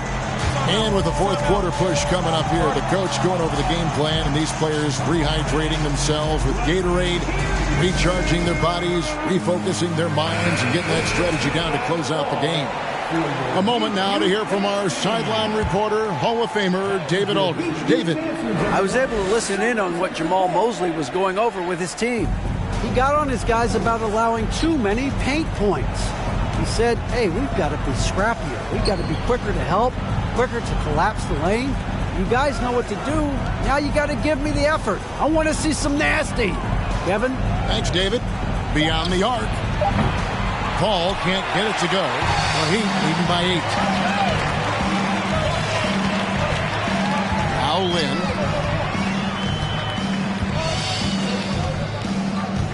Right side, Williams. Hayward on the wing, covered by Wiggins. Back to Hayward. Fires for 3. It's hauled in by the Magic. Millsap's got his 7th rebound here tonight. Not his best game, but they're still getting it done collectively. Vucevic, a screen on Lynn. And it's Paul missing. And they continue to control the glass. Guys, I think they've simply been the more physical team, and that's why they're ahead. The Magic trail by 8. Guys, they're looking for a spark here. Yeah, a cold stretch offensively, for sure. And it's Wiggins missing. Their game plan needs to change if they're going to get out of this hole because he is just not there offensively. Here's Hayward. And he can't extend the lead to double digits. And so it's Wiggins with it. He'll bring it up for the Magic. He kicks to Holiday. Dishes it to Paul. Floats it up for Millsap. It's hauled in by the Heat. Davis has got 11 rebounds in the game. And another miss. Oof. He's having a really ugly game. Yeah, about as ugly as you can have. You're right. Oh, great ball movement there.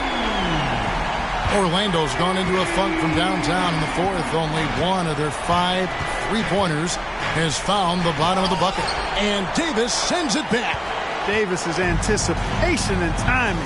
So good at the defensive end. This guy is a shot-blocking machine. Now here's Lynn. He dishes it to Levine. Lynn with it. Chris Paul covering. Vucevic with the block. Denied. Return to sender. That's something you expect from a 7-footer like Vucevic. Second chance points always hurt. Just not enough effort to block out. Hey, guys standing around spectating. I mean, you got to get in there and get tough. Time called here. The Magic decide to talk it over. They're trailing by 13. 1:57 left in the fourth quarter. 1:57 left in the fourth quarter. Here's Paul, and oh boy, a lot of contact there, but he gets the call and will shoot 2. Chris Paul, one of the best foul shooters in the history of of the NBA. I mean, he's not a guy you want to send to the line. And guys, let's get your take on the scoring breakdown for Miami. Well, you know, their offensive rebounding throughout this one has been clutch, timely. I mean, it's kept the ball out of the enemy's hands and gotten them lots of second chance points. That's a winning recipe. And also, guys, they've been showing how dangerous they are in the open floor. When they see a chance to get easy points, boy, they just jump at it. Chris Paul plays with a competitive fire that is actually infectious. I mean, even in the latter stages of his career, he is still getting it done at a high level. He hits the second from the line. Not nearly as productive a trip to the line as he'd have liked. They need all their free throws to go down at this point. Now the Heat with it. They're on a 17-6 run. Levine finds Lynn.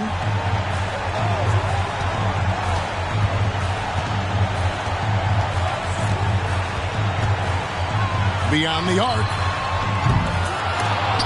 Paul Millsap with the rebound. Millsap's got 8 rebounds in this game. Inside, Vucevic. And foul on the shot, so he'll get a chance at the line. Boy, just a perfect, I mean perfect shot fake from Vucevic. Free throw drops for Vucevic.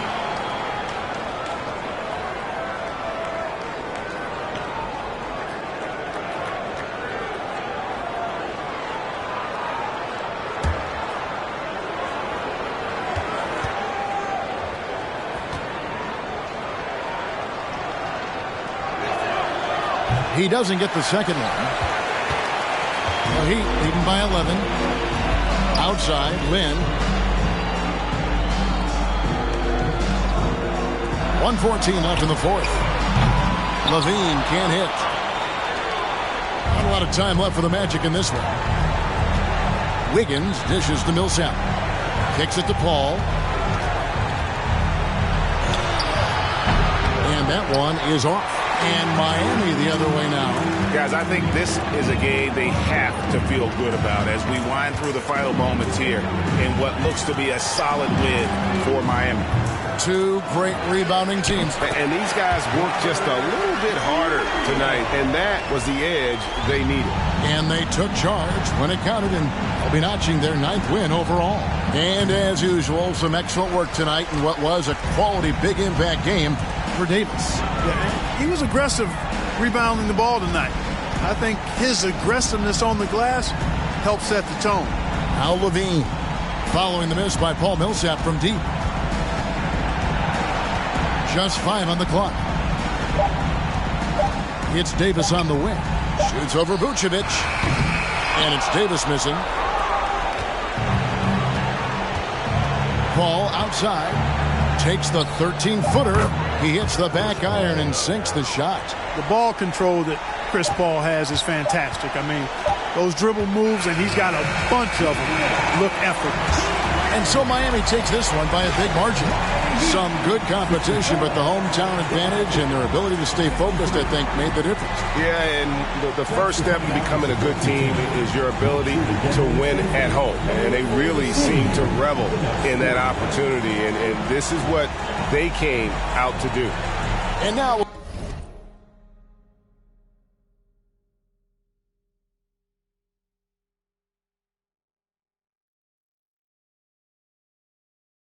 go to David Aldridge, who's standing by with our player of the game. Take it away, David. Thank you, Kevin. Anthony, a great team victory. What was most satisfying to you about the win tonight? We just played hard. We just played for each other. The ball was moving, wasn't sticking, and guys made the right plays. And that's what we've been doing all night, all season, and I'm just glad we came out with the win. Well, it was a great win, man. Appreciate your time. Kevin, back to you. All right, David, thank you. And that's going to do it tonight, folks, for our broadcast. For Clark Kellogg, Greg Anthony, and David Aldridge, this is Kevin Harlan along with our terrific 2K Sports crew, thanking you for tuning in. Now, let's check out our New Balance player of the game, Anthony Davis.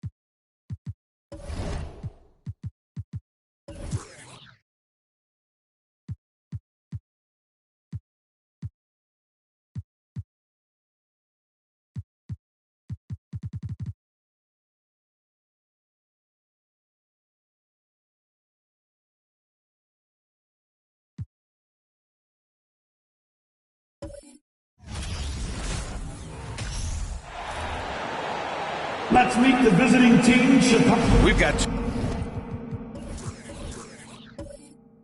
two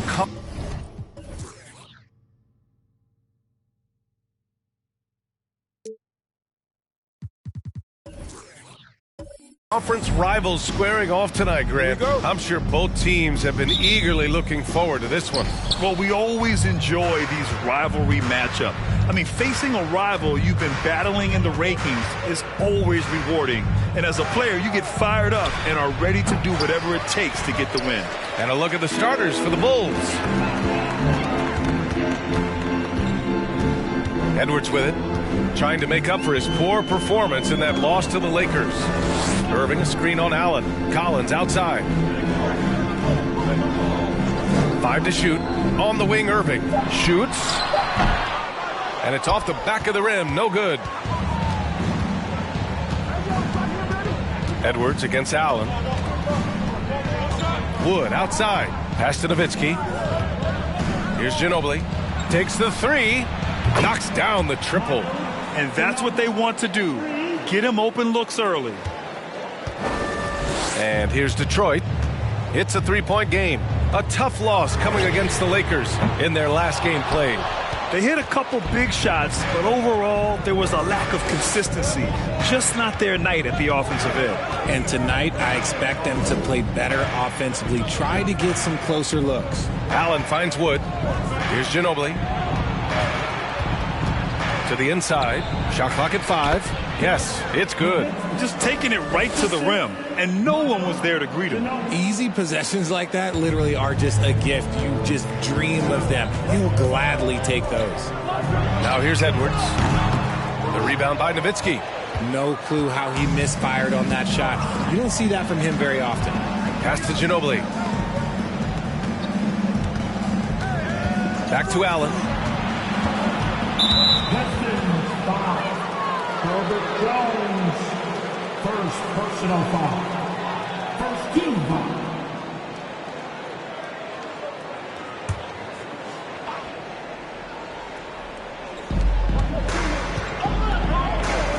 Adams against Porzingis.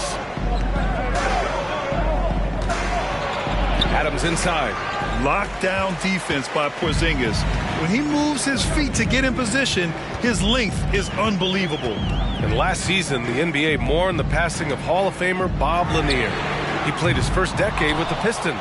A sad loss for the NBA. Now, he represented them 7 times as an all-star. But for all his greatness on the court, he'll be remembered just as much for the work he did off the court as the league's global ambassador. Here's Irving. And he drops in the layup off the glass. Well, it took them 5 tries, but they showed they can make a basket, I guess. Edwards against Allen.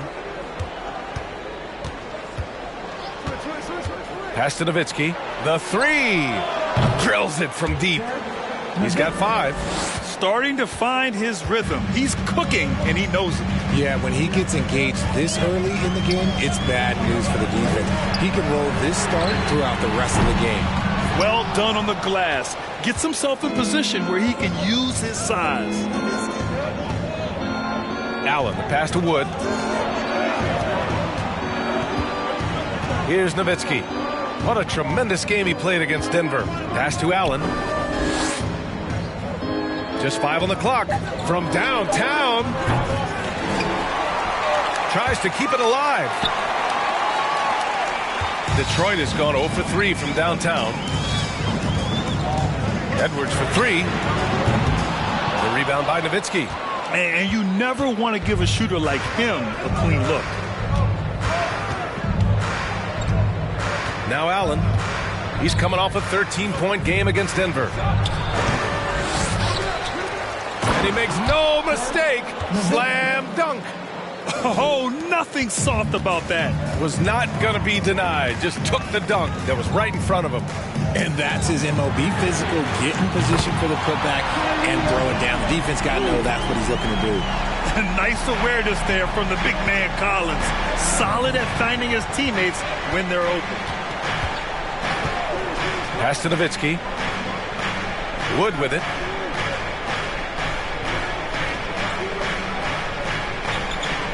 Now here's Allen. The three is up. Counted from distance. Look at Wood finding ways to contribute. Sees an open man and drops a dime. Now here's Irving. Tightly guarded. Now Jones. Pass to Collins. Oh, from deep. He can't get it to go. Chicago leading. Allen with it. He's picked up by Jones. Here's Ginobili. Back to Allen. Here's Nowitzki.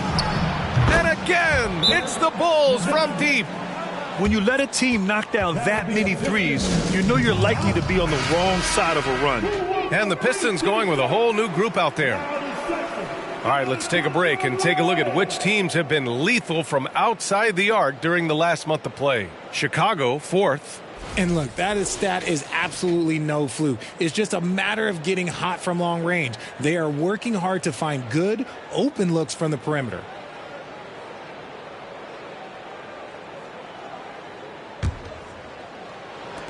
Detroit has gone just 1 of 6 from downtown. Pass to Covington.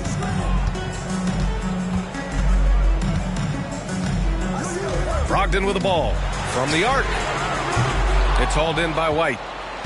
And after spending his first 3 seasons with the Bucks, Malcolm Brogdon was part of a sign and trade. Just a great move for his career. Finney-Smith. Back to man. Down to 5 on the shot clock. White can't hit. And after that 2018 sign and trade, Malcolm Brogdon got an expanded role, Grant. He really did. I mean, Brogdon becoming more of a ball handler, a chance to shine offensively. His numbers as a result have exploded since that deal. Now here's Brogdon. 9 points for him in his last game. Fournier for 3. And that's good. His first bucket of the game. The all-around game of Brogdon. I mean, he's all for doing what's best for the team. A selfless passer. Pass to Finney-Smith. Back to Maxey.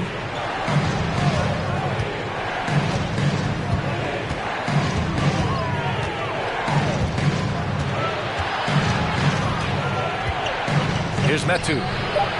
On the wing man. For 3, Maxey.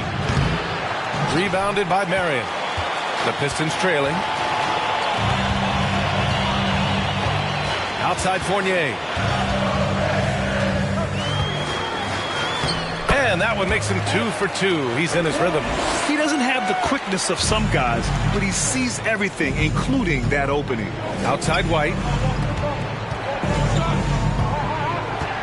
Pass to Metu. On the wing, Finney-Smith. Outside White. There's a screen by Metu. Oh, and he got fouled on his way up. He'll head to the line to shoot 2. Oh, guys, the city of Chicago is used to the highest standard. The shadow of those Michael Jordan teams still looms large. And let's take a moment here to get your take, guys, on the scoring so far for the Bulls.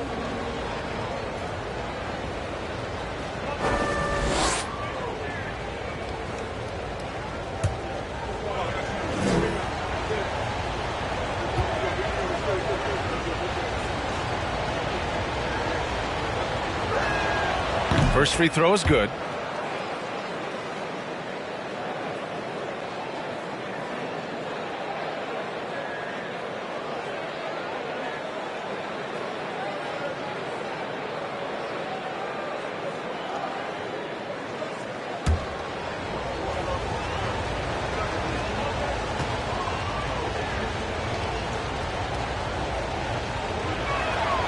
He's perfect from the line this time. 55 seconds left in the first quarter. Now here's Brogdon. Well, he hasn't put up any points yet in this one. And here is Fournier. Clock at 6. For 3, Covington. They get it again. Here's Marion. And Detroit again with the bucket. I love how they've attacked the boards here in the first quarter. The Bulls have got half their attempts to go. 6 of 12. Outside Finney-Smith. Pass to Maxey. There's 21 seconds left in the first. White for three. The Pistons clear it. Brogdon with the ball. The steal. And it's out of bounds. Still Chicago's ball.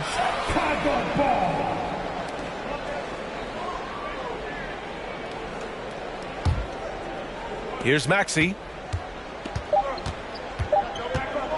From deep. And no good. Trying to get that one to fall. And so it's Chicago leading by 6 as we wrap up the quarter. Their work from distance has been impressive, and it's put them in this lead right now. Time for a quick break, then back to the action.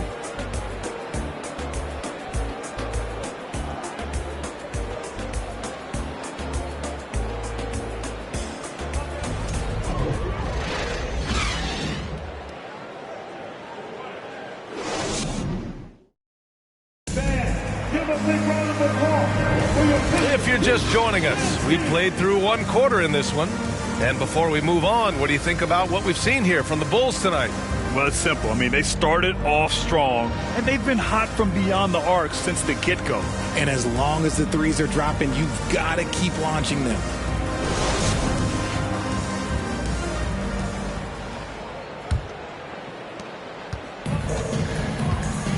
On the court for the Bulls, we've got Christian Wood. Also, Steven Adams out there, and it's Allen in at the 2. Pass to Jones. On the wing, Irving. Coming off a 16-point game against the Lakers. Yep, that one goes. And this is Irving's role. A natural scorer who understands when that mid-range J opens up, he's got to fire. Here's Mann. He's guarded by Irving. And here's Allen. There's the 3. Sinks the tray. Allen's got 6. And we talk about the importance of versatility. He's really got it all on the offensive end.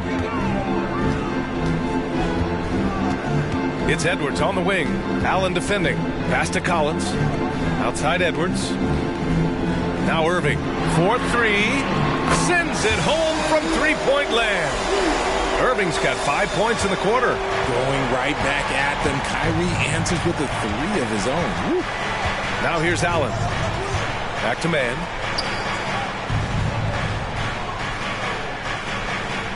Down low. 5 to shoot. Pass to Wood. Shoots over Collins. And it comes off the front of the rim. Great contest of the shot. Kind of forced him to fade back more than he'd like. Takes a step back. Edwards, the pass to Collins. The shot no good. Chicago has gotten 5 of their 9 attempts from deep to go. Here's Mann. And stolen by Porzingis. Inside. Here's Irving. And that one goes. He's now recorded his 5th bucket in 8 tries. Well, there's so much worldwide talent in basketball right now. Teams have scouts in every corner of the globe, RJ. Yeah, you have so much talent around this league, and you only have to go back a few years when you had every single postseason award was won by an international player. You had Pascal Siakam, Rudy Gobert, Giannis, and Luka Doncic when you talk about Rookie of the Year. So it was so much talent overseas, and it's all starting to come to the best league in the world. For Detroit, they've gotten 3 of 4 field goals in the second quarter. Allen against Edwards. Outside Jones. To the middle. Irving, the pass to Porzingis. Outside Edwards. Collins a screen. There's the triple. Edwards can't hit. Chicago's gotten 6 of 10 three-pointers to drop. And now about 3 minutes gone in the second quarter here. Here's Nowitzki. Laid it in with a nice touch off the window. Now it's a 7-point Chicago lead. And their offensive execution has really picked up here in the second period. Here's Irving. 12 points for him. Outside Jones. Porzingis with room to shoot. Count it. 1 for 1 to start the game. He gets a lot of his points on catch-and-shoot jumpers. Porzingis is always ready to let it fly if he's got the room. Timeout called here. Chicago decides to talk it over. And something fans don't always get to see, some of the closely guarded secrets that happen in that huddle. And we see it so often. One little tweak to the game plan and everything falls into place for a team. The Bulls making a switch here.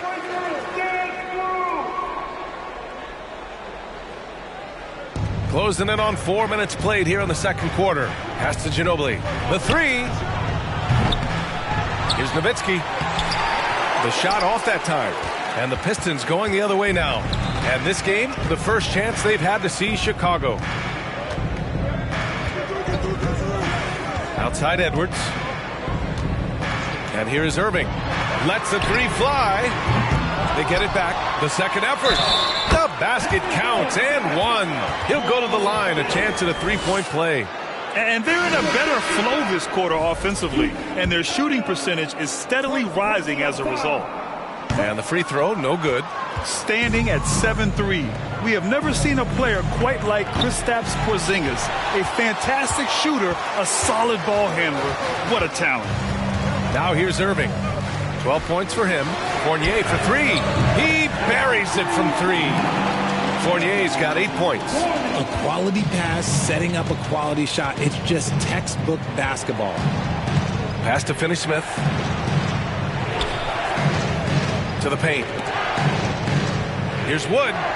Takes it into the teeth of the D and converts the layup. Wood's gotten his first basket of the night. Now Fournier. Give him 8 points now.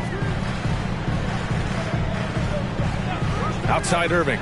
Here's the three. And Metu pulls it down. Chicago has gone 2 of 4 from the perimeter in the second so far. Now here's Allen. He has 6. Pass to Finney-Smith. Here's Ginobili from behind the arc. Pure from 3-point range. And now a 5-point Chicago lead. When he gets a quality look like this at the perimeter, he can almost be automatic. Here's Marion. 8 points in his last time out. Outside Irving. From outside the arc. Oh, another basket for him. He's 6 of 11 now. Slowly building up steam. Hit 1 from range in the first. He's hit 2 here in the second. Allen against Fournier. Wood, a screen on Irving. To the inside. Wood passes to Allen. Clock at 2. That shot off. Excellent D there from Collins. And when John Collins takes off from the floor, you can feel your hair start to stand up. One of the most explosive players in the league with this incredible liftoff. A strong step to the rim, and he can demolish anything in his path. Simply an electric player at times. Now here's Finney-Smith. Still getting warmed up offensively. No buckets yet in the game from him. Here's Ginobili. He's guarded by Irving. Releases. Ginobili, no good. That is not a bad decision to pull it from there. It was just a little bit off with the execution. This one for 3. And Irving with the basket on the assist by Fournier. Irving's got 18 points in the game. Timeout called here. Chicago decides to talk it over. Richards is checked in for the Pistons. Covington comes in for Collins. Maxey, he's checked in for Chicago. White comes in for Wood. Outside Finney-Smith. Pass to White. Back to Finney-Smith. Knocks down the long J. And the Bulls lead by 2. Now shooting the 3 ball at almost 60%. They've been blazing this second quarter. Now here's Fournier. 3-pointer. Finney-Smith pulls it in. 44 seconds left in the first half. Pass to Ginobili. Here's Metu. Hey, from beyond the arc. Covington grabs the board. Here's Marion. Maxey covering. Irving, that's good. And after struggling out the gate, he's looked more confident. And it's why his teammates have continued to feed him. 15 seconds left in the first half. Here's Ginobili. He has 6.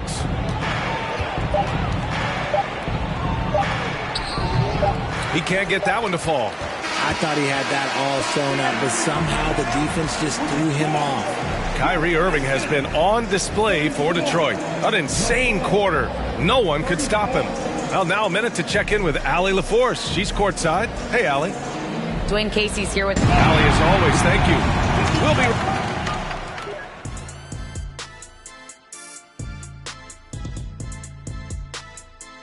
Good evening, everybody. Can you guess what we're starting the show with? Wow, you guys are good. Time for the power rankings. Fresh out of our supercomputer, behold, each team's relative strength determined by statistical physics. Whoa, we got a supercomputer?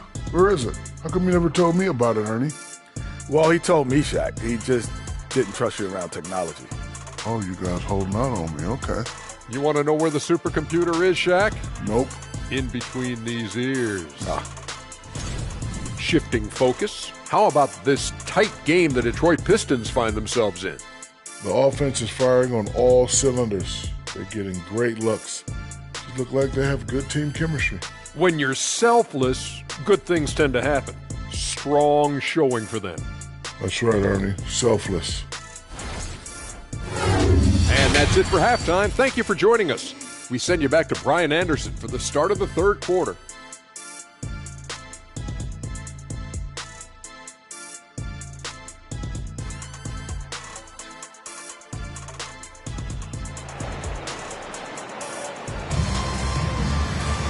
And we're halfway through this one. Plenty of basketball left in a game that's been a fairly even one. Well, you look at Kyrie Irving in this game. He's been everywhere. Well, if he's hit threes like he did in the first half, he's going to have a monster night. And let's see if the D adjusts. Make life a little more difficult on him. John Collins out there with Kristaps Porzingis. Then it's Herb Jones. Then it's Kyrie Irving. And it's Edwards in at the 2. That's the group for Dwayne Casey starting the second half. Pass to Ginobili. Fires the 3. Here's Nowitzki. And it's in, off the glass. He's got 14. Just owning the offensive glass right now. Just refusing to let up. And you can't teach effort. You can encourage it, but this is why you covet guys who are so self-motivated. Now here's Collins. And it's Irving missing. Allen against Irving. And for those tuning in, we're about a minute into this second half. Here's Ginobili. And a miss there on the triple. The Pistons leading. Pass to Irving. Here's Edwards. Ooh, and he took a hard foul on the shot. So he'll head to the line to shoot a pair. RJ, you're in the middle of a few trades in your career, to put it lightly. What's that like as a player to get moved around so much? Thanks for bringing that up so sweetly, Brian. I appreciate that. Look, there's pros and cons to this. It's nice to know that another organization wants you for whatever reason, but it's also tough to leave an organization that you had a connection to, the fan base. But eventually you figure it out. That free throw, no good.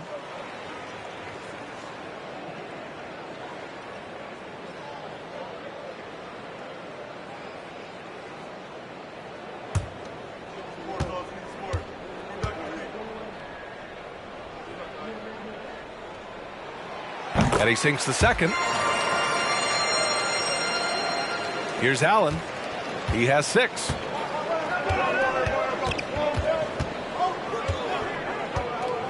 Pass to Wood. Here's Ginobili. Here's Nowitzki, defended by Jones. That one goes in. The defense couldn't collapse quickly enough. Just a little over 90 seconds gone in the third quarter. Irving, a screen on Allen. Down low. And Irving, the bucket on the assist by Collins. Irving's got 22 points. He has been a key factor for them offensively, scoring with consistency. Timeout called here. Chicago decides to talk it over. And the players take this opportunity to get some Gatorade. Getting some fluids in you is so important during these timeouts. Get fresh, keep those batteries charged. Yeah, without proper hydration, a player can completely run out of gas down the stretch of a ball game. And that's something that none of these guys can afford to have happen. If you're going to battle all the way to the finish, you have to be hydrated. And the Bulls making a change here. Mann's checked in. For Detroit, they've got 2 of 3 from the floor in this third quarter. And there's the lob. Oh, it's stolen by Adams. Here's Nowitzki, defended by Jones. Pass to Allen. Here's Mann. Here's Nowitzki, defended by Jones. 5 on the clock. The fader. And it's Nowitzki missing. Detroit has gone 1 of 2 shooting from the perimeter since halftime. In 2013, Steven Adams was selected 12th overall by OKC, the first rounder born in New Zealand. Yeah, B.A. Adams is blazing a new trail. An example for kids in his home island of New Zealand. You too can become an NBA player. Team second. At the line for Detroit, Edwards, Anthony Edwards. At the line for 2. And he knocks down the first one. And the Bulls making a change here. White's checked in.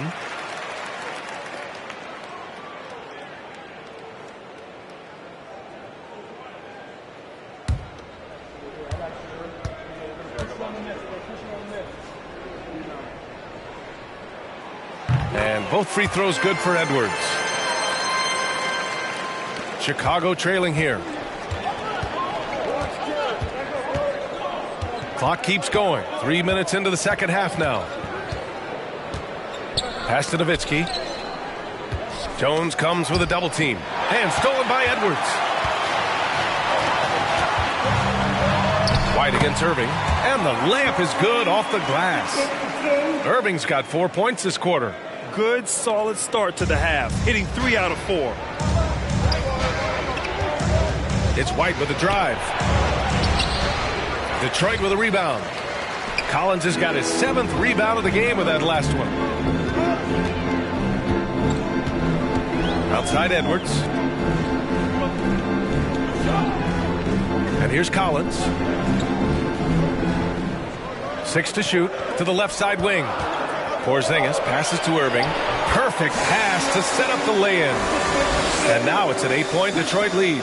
Their ball movement on this run has been tremendous. It's led to a lot of good, clean, open looks.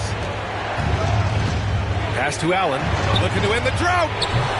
Rebounded by the Pistons. Porzingis has got rebound number 5 here tonight. Here's Edwards. A chance to extend the lead to double digits, but it's no good. Chicago's got nothing to fall from outside in this third quarter. Allen finds White. Back to Allen. Here's Nowitzki. Launches a 3.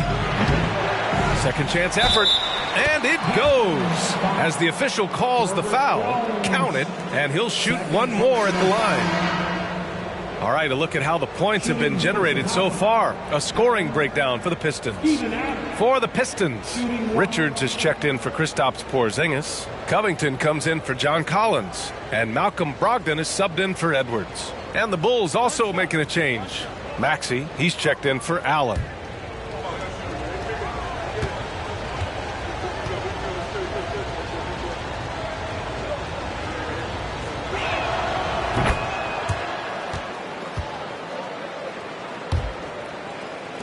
The Pistons have gone 4 of 6 from the floor in this third quarter. Now a timeout called by Detroit. Yeah, Coach no doubt wants to use this timeout to review the matchups and maybe make some adjustments as well. I'm sure all of the above is in order, and you can never be too content. And a chance here to check out some stats for Kristaps Porzingis.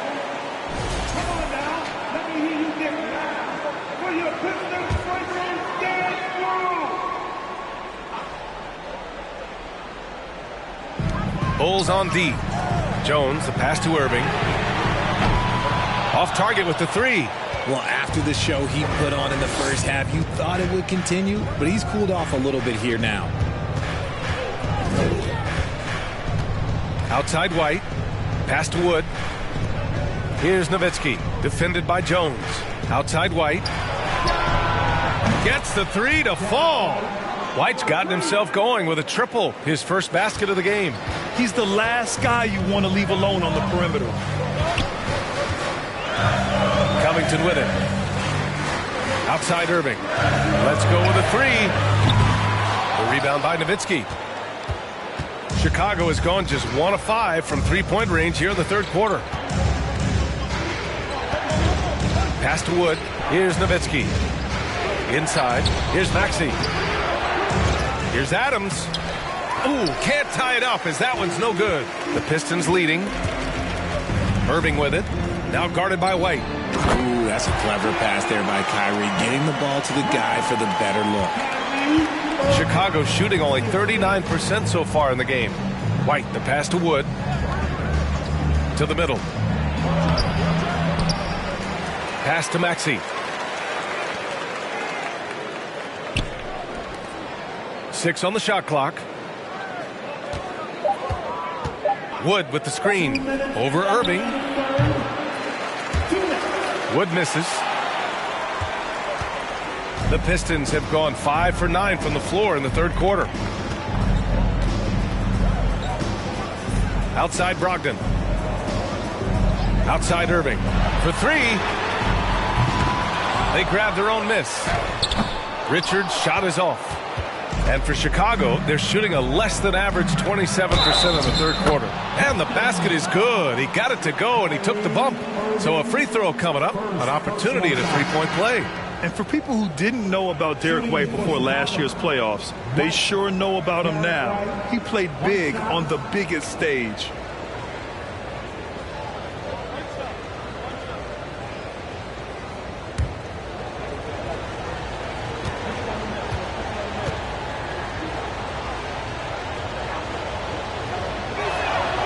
That's good from White. It's amazing how much energy White brings to the floor, Graham. You know, B.A., he has a passion for the game. He's tough, and he's very intelligent. He makes great decisions. He has all the tangibles you're looking for. Such a wide-open look. Irving's got 9 points now in the quarter. This has been a running theme for him. Hit a number of threes in the first half. Now nails another. White finds Maxey. Here's Ginobili. Puts up a three. Nails it from beyond the arc. He's got 9. That's how you up the ante. Come right back at him. Yeah, I love the competitive fire right there. You drain a triple on us, and I'm coming for my revenge. Detroit calls timeout.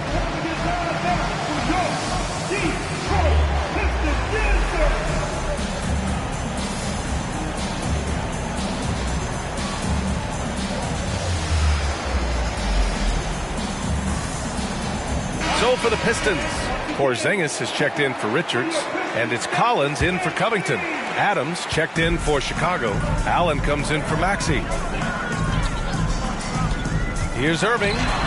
Got it. Good job in the low post. Irving's got 11 points here in the second half. This quarter has been all his. I suggest they keep the ball in his hands. Here's Ginobili. He's guarded by Irving. Pass to Allen. Here's Nowitzki. This for the tie. And again, it's Chicago with a three. And he's coming off a huge performance, and his confidence couldn't be any higher. And his coach knows that, too. When it ain't broke, leave it alone until someone stops him. Just let him roll. Irving, no good. Chicago's gone 3 of 7 from deep so far in the third quarter. Shot and game clock separated by 5. Here's Ginobili. 9 points in the game. Allen. Chance there to take the lead, but a miss. Irving against Wood. And a foul called on the way up. So he'll take 2 from the free throw line. Fantastic at earning these whistles in close. Look, Kyrie has no fear when attacking any defense. Both free throws good from Irving. No surprise there. He's about as automatic as it gets from the stripe. I hope I didn't jinx him. Here's Ginobili. Oh, he got it up in time, but it wouldn't fall for him. We're at the end of the third quarter, and we've still got a close one. Pistons ahead. And while we have a chance, let's go to our State Farm assist of the game. You talk about painting a magnificent picture with that dime. Just a great decision and a perfect delivery. A lot of times a spectacular pass is more impressive than a spectacular shot. This is one of those times. Man, I know I speak for all of us when I say I can't wait to see what kind of finish awaits us here in the fourth quarter. On the court for Chicago. Pick works well there, but the defense left a lot to be desired. Yeah, that just comes down to a lack of effort. The defender has to do a better job fighting through the screen. Irving with it. He's picked up by Adams. And Irving with the basket on the assist by Brogdon. Brogdon's got his third assist of the night. Pass to Allen. Here's Ginobili. He's guarded by Irving. Here's Ginobili. Here's Nowitzki. And he banks in the layup. 23 points in the game. Can't ask for a better look with the game in the balance. Detroit shooting a nice 50% for the game. Collins finds Irving. Unloads from 13. It's wide right. Hits off the rim. And for the Bulls, they're shooting only 42%. Pass to Allen. Here's Nowitzki. Uses the glass on the layup. It's not easy to work the ball inside in this league, but they've done it all night. Brogdon against Allen. Irving for three. It's hauled in by the Bulls. They've led by as many as 11. They'll take on the Spurs at AT&T Center after this one. That'll wrap up this short two-game road trip. Allen, the pass to Wood. Beyond the arc. And again, it's the Bulls from deep. And now with 2 3-pointers in each half, he's really doing his all to help his team out from deep. Things just don't seem to be clicking for them offensively. Yeah, they really need to find a way to get back on track. Porzingis sets a screen. Looking to win the run. Irving, that's good. Irving's got 4 points this quarter. For his sake, I hope they can come back. You hate to see the performance he's having be wasted in a loss. Timeout called here. Chicago decides to talk it over. You could really see his squad was losing steam. Smart timeout to give them a breather.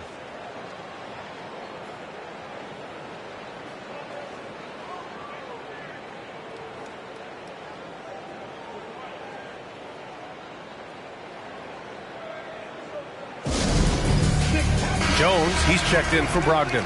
Gives us a chance to catch up with Allie LaForce. Hey guys, Billy Donovan was just reviewing the plan with his team. He told his squad to pour on the gas, saying, quote, "We hold the lead. Let's keep growing it. Be aggressive. This is no time to let up." Appreciate the report, Allie. Here's Ginobili. Clock at 4. Wood with the screen. Pulled the shot a little left. The bounce goes his way, though. And the Bulls lead by 5. And you look at how they've come out in the second half. It's almost like night and day. And they look like a completely different team. I wonder what coach said to them at halftime to help spark this momentum change. Now here's Edwards. Porzingis sets a screen. Irving for 3. The rebound by Allen. Allen's got his 4th rebound in this one. This has been a close game in a lot of ways, but they do have an edge on the boards. Pass to Ginobili. To the inside, Nowitzki. Ooh, good finish at the rack off the slick feed. And now a 7-point Chicago lead. Ooh, he's on a bit of a heater now. He hasn't missed one this quarter yet. Irving, a screen on Allen. Well, if you're just tuning in, welcome. We played about 3.5 minutes into the fourth quarter here. When you play with stars like LeBron, Harden, KD, Kyrie has learned how to operate off the ball. Now here's Allen. Pass to Nowitzki. Here's Ginobili. The 3-ball. Collins with the rebound. Collins has got 9 rebounds now. Allen with it.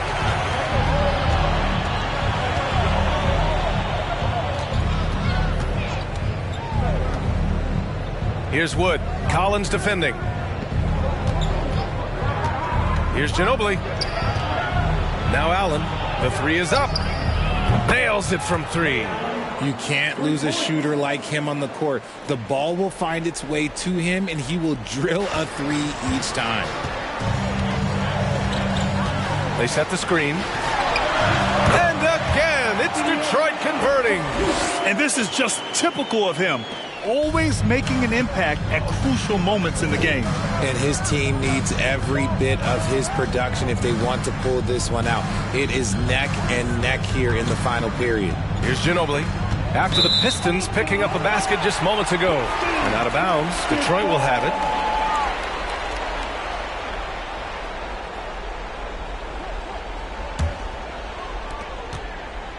Detroit has gone 1 for 3 in the fourth quarter from range. Pass to Collins.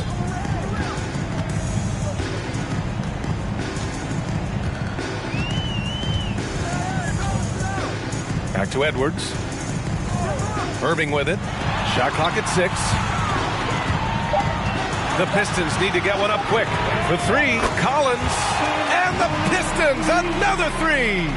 And the confidence Collins has is impressive. Doesn't feel any pressure taking these big shots. Here's Ginobili. He's guarded by Irving.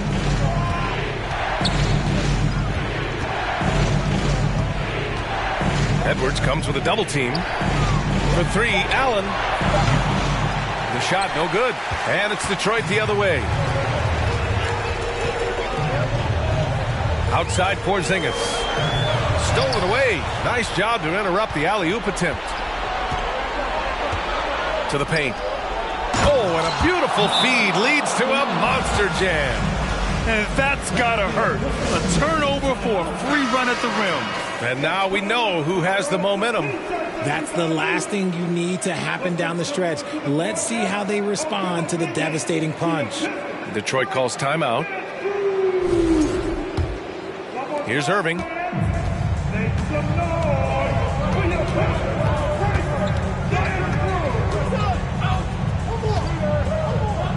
Pass to Edwards. And here's Jones from behind the arc. Rebound by the Bulls. Wood's got 6 rebounds here tonight. Here's Ginobili, guarded by Edwards. Here's Ginobili. Jones comes with a double team. Down low. Wood with it. Collins defending. Here's Ginobili. Just 4 to shoot. Over Irving. Detroit with a rebound. Porzingis has got his 7th rebound of the game with that last one. Outside Jones. Irving finds Edwards. Porzingis with a screen on Allen. Edwards with it. Guarded now by Wood. And it's Porzingis that time on the assist by Edwards. And it's Porzingis at 7'3", a monster to go to late in the game. Inside. Here's Nowitzki. He connects!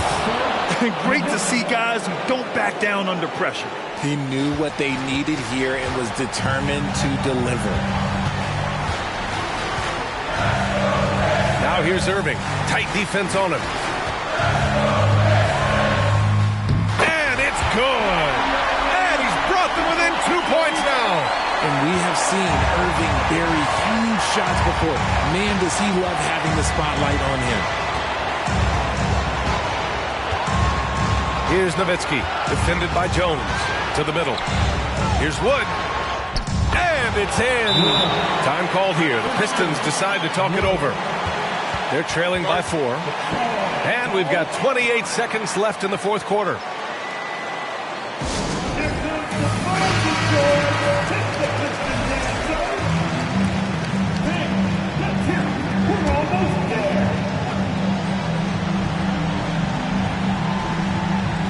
And we've got 28 seconds left in the final quarter. Irving finds Jones. The 3 is up. And it's Irving missing. He continues to let it fly, but the makes have been few and far between. And they committed intentional foul. We'll see another one of those, so they get into the penalty. There's 18 seconds left in the fourth quarter, and he commits the intentional foul. And a smart choice right there. I mean, you can't allow them to just drain the clock. At the line for the Bulls, Allen, Ray Allen, 2 shots.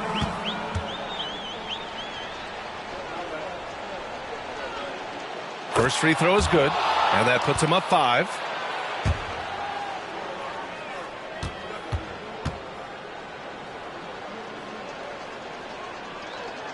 And he cannot convert on the second. That misses.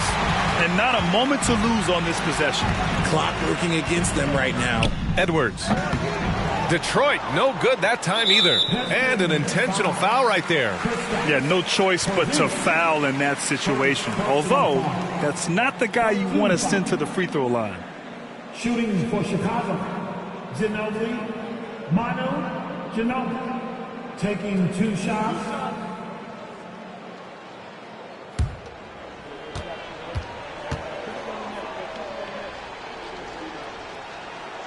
He gets the first, and that increases the lead to 6.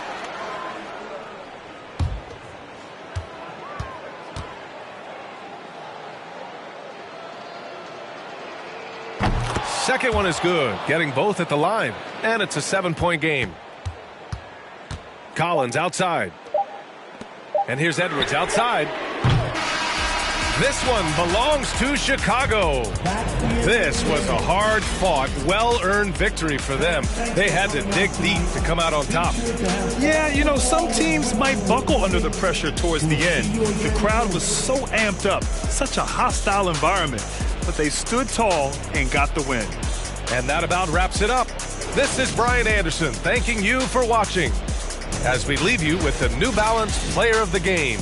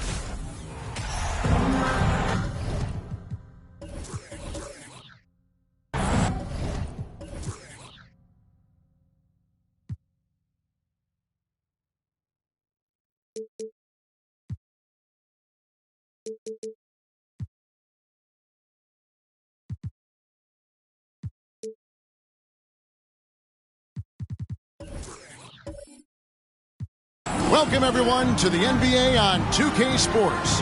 Alongside Greg Anthony and Steve Smith with David Aldridge on the sideline, this is Kevin Harlan.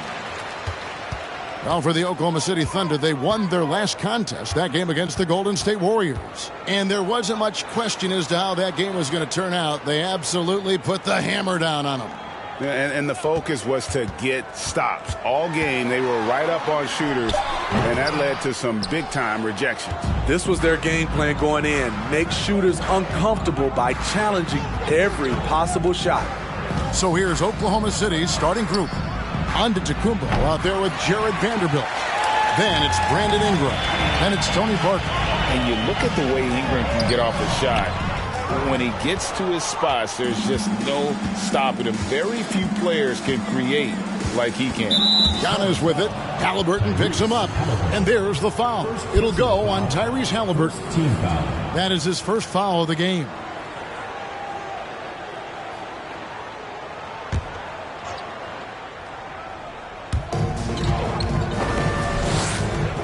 Ryan against Ingram.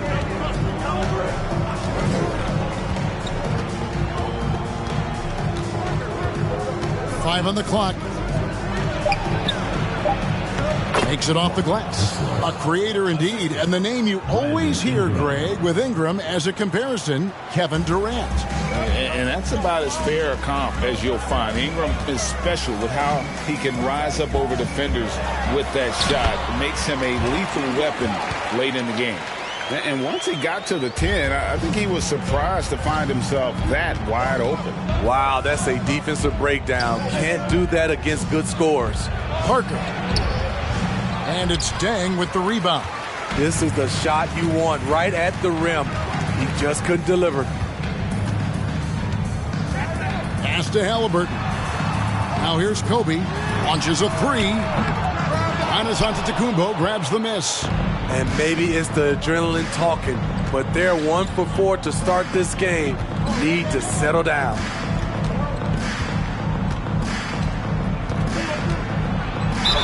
Fouled in the act of shooting. Gets the bucket anyway, so a three-point play chance for him. Just simply overpowers the defense. Giannis flexing the muscles he's added to that near 7-foot frame.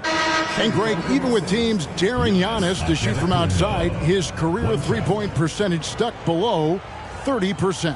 And still an elite scorer because of his proficiency at the rim. But it's been said before, if he adds the triple, he'll be truly unguardable. Jason Terry, he's checked in for Charlotte.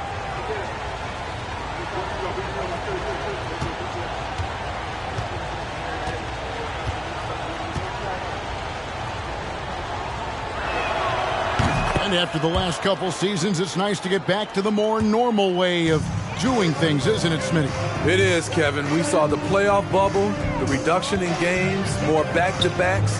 Shows you how much can be taken for granted. Shoots from the line. The Thunder pull it in. Just a little off to start this game. 1 for 5, looking to find some kind of rhythm. Here's Ingram.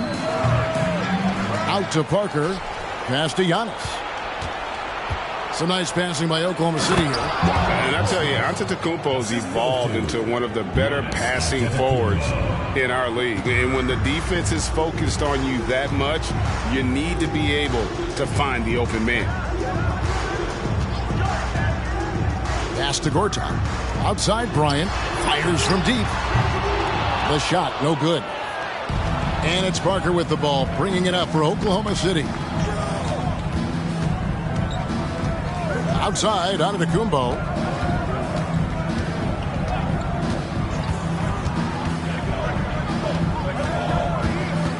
Just 5 to shoot. Gortat with the defensive effort. Charlotte trails by 5. They need a bucket in a big way here to regain some confidence. Oh, good vision from Terry. Able to find an open teammate there for the deuce.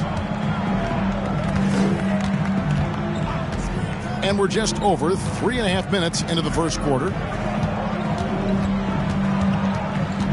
Antetokounmpo against Young. Giannis a screen on Terry. Out to Ingram. The three. Thaddeus Young grabs the miss. And so it's Charlotte with it. Now Terry. Still looking for his first bucket in this one. Here's Deng. Off with the layup. The Thunder leading by 3. And here is Ingram. Parker outside with the drive. Basket good. And Parker is just so clever at finding ways to score off the drive as he demonstrates there. Outside Bryant.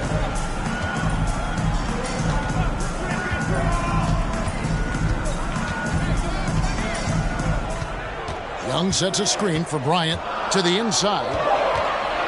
Young passes to Gortat. And here's Bryant for 3. Antetokounmpo pulls it in.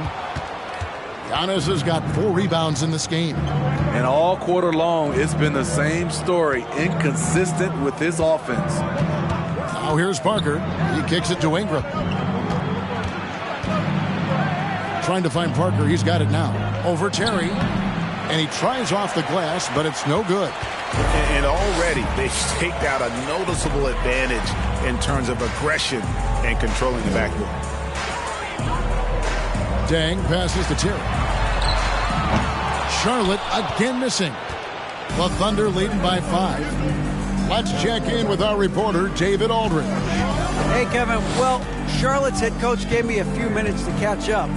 He told me it's always a challenge when you face a team this opportunistic. He said those guys are going to look to take advantage of any weakness. We have to really communicate defensively tonight. Guys, back to you. Yeah, thank you, David. Greg, real concern about getting outshot early on. What do you think they can do to prevent it? Well, you have to find a way to stay attached to the shooters. That means fighting through picks and helping one another. Which is going to take a lot of effort, a lot of energy. We could see them go to their bench early to try and stay fresh. So Charlotte calls timeout. They're first.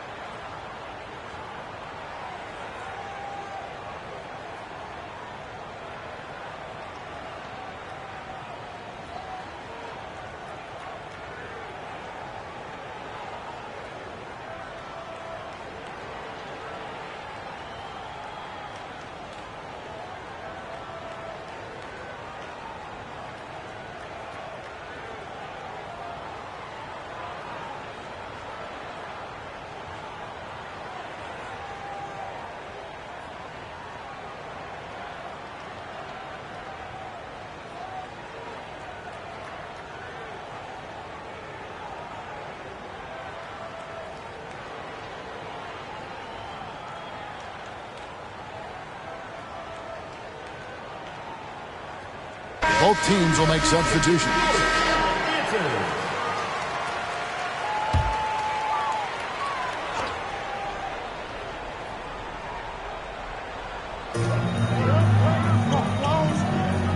Here's Hachimura.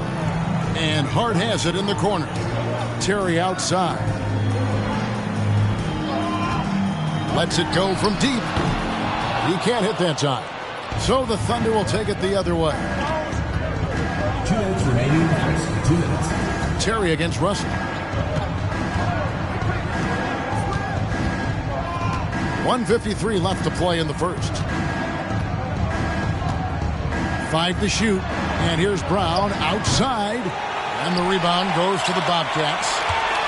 You know, one thing, Greg, the Thunder have done a great job drafting international players. Players like Serge Ibaka, Steven Adams in the past, a few good ones on this current roster as well. Credit the OKC scouts for just finding guys all over the world.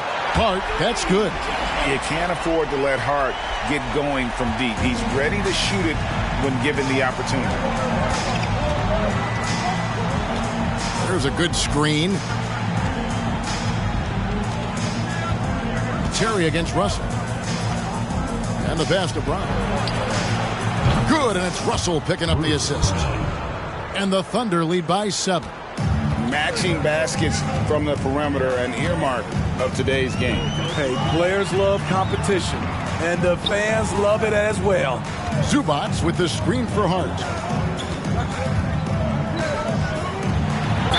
And a lot of contact on that one, so he'll shoot 2 here. No question, he got bumped on that shot. First trip to the free throw line for him in this one. Shooting for Charlotte, Ivica Zubats at the line for 2.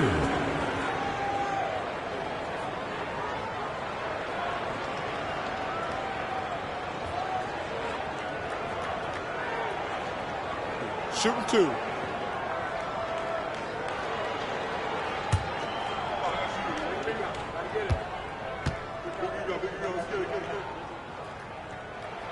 And the first one at the line is good.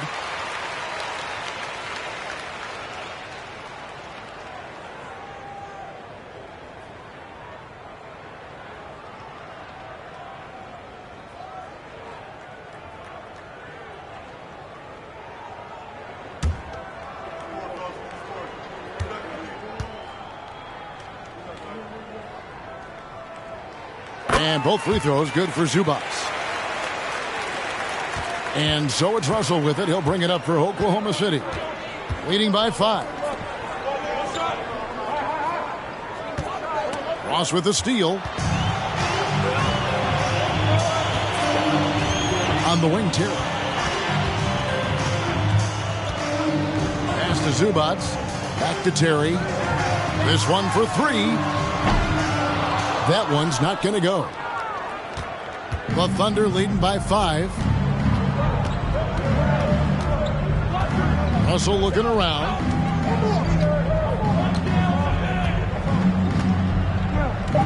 Olynyk, a screen on Terry. And so the first quarter is in the books. Thunder lead by 5. The second quarter coming up right after this break, so don't go anywhere.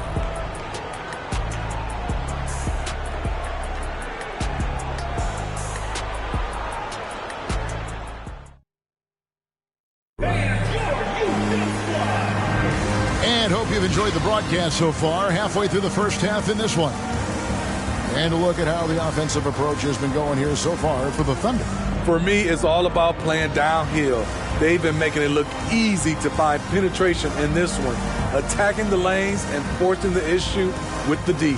And I also have to bring up their passing game. They've been moving the ball with great precision so far and creating great looks for their teammates.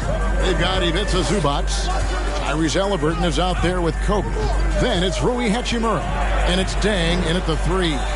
So that's who Charlotte starts the second with. Sinks the triple. Okpala's got the lead up to 8 now for the Thunder. Yeah, just a solid job on the backboard. They are really controlling the inside. Here's Kobe. It's tipped. Now here's Ingram. Nothing yet on the scoreboard for him. Halliburton against Russell. Giannis high post. Olynyk has the open look. Off target there. That would have pushed the lead to double digits. Outside Bryant. Nice pass in here by Charlotte. Tries the spin move.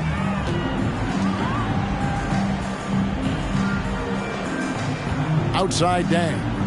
4 on the shot clock. Hachimura setting the pick to Dang. Zubats trying to break loose. It's good, and the Thunder lead is cut down to 6 and the bucket from Hachimura. And that's impressive mobility there. Hachimura is tough to stay with given how quick he rolls in these sets. Now here's Antetokounmpo. He's got 5. Kevin, he is tough to stop when he gets to the rim. Yeah, Greg, he can get up a few notches higher. And Giannis's journey, GA, so incredibly compelling. A full-length movie made about his and his brother's path to the NBA. Well, you hear that saying, my life is like a movie. Never truer than for Giannis. It's been an odyssey for the Greek freak. 2 minutes now played in the second quarter. Out to Ingram. Fires the 3. The shot, no good. And Charlotte will go the other way with it. And while we've got a moment, let's send it over to our terrific reporter, David Aldridge. David? Thanks, guys. Well, the Thunder are trying to build something that will last. The front office says you stick to your principles, your values, and you think long term. We're focused on building a sustainably great team. We continue to be forward-facing in that respect. Kevin, back to you. It's a good philosophy, and they're not looking for any shortcuts, which is admirable. David, thanks. Down it goes. Nice one there from Antetokounmpo. And I can't think of a higher percentage look than that. Giannis, one of the best ever working inside. Halliburton outside.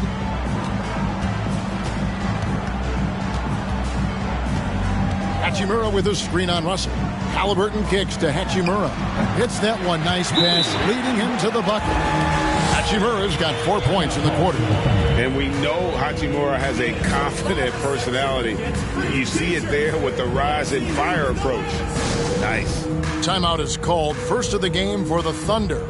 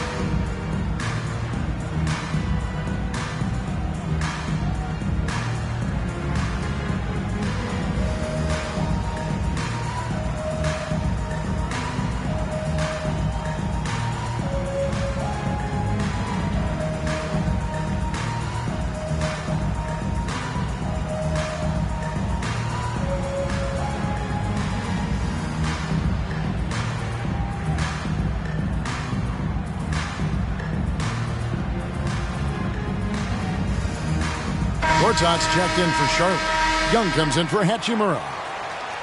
A moment now to check out some numbers for Brandon Ingram.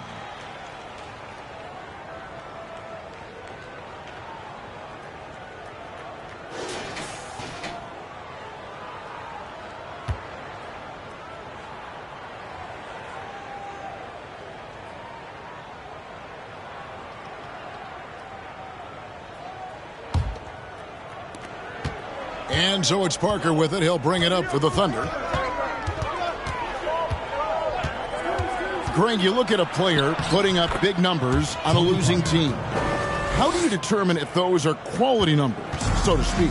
You know, Kevin, it's a great question because somebody's going to put up points or collect rebounds or get assists. So, you know, you look at efficiency, you look at effort, and there's no doubt that you can have winning players on losing teams. And his presence as a scorer, it just has a calming effect for the rest of the team. He's a fallback option whenever they need one. Really left alone that time. 7 points in the game. Yeah, and their shooting really starting to pick up here in the second. Passes to Gortat. And Gortat with the stuff. He is a big guy, and Gortat doesn't play the finesse game. This is a guy who's all about strength. Forget about laying it up there. He's going to take the power approach. Parker with him. And Young picks him up defensively. It's good. Shooting much better this quarter than last. You can see his confidence growing. Young sets a screen for Halliburton. Pass to Gortat. Antetokounmpo pulls it in. Antetokounmpo's got rebound number 7 for him tonight. Parker, right side. There's the lob. Antetokounmpo throws down the alley-oop slam. And one of the most athletic players in the league. Giannis makes those alley-oop jams look easy. Now the pass to Gortat. Here's Dang. There's the 3. That shot misses. Just a solid performance on the interior. The rebounding has been off the charts. Here's Ingram. Misses off the left iron. And when you can't get anything to fall, it definitely gets in your head. And his rhythm, it's been way off. The goal now might be to get him something easy at the rim so he can just see the ball go in through the net, and that helps. Here's Giannis, following the basket by Kobe Bryant. Here's Giannis. It's good. Now he's shooting 6 for 7. Those defenders just looked a little bit gassed. I mean, they're getting pushed around on that low block. Charlotte calls timeout.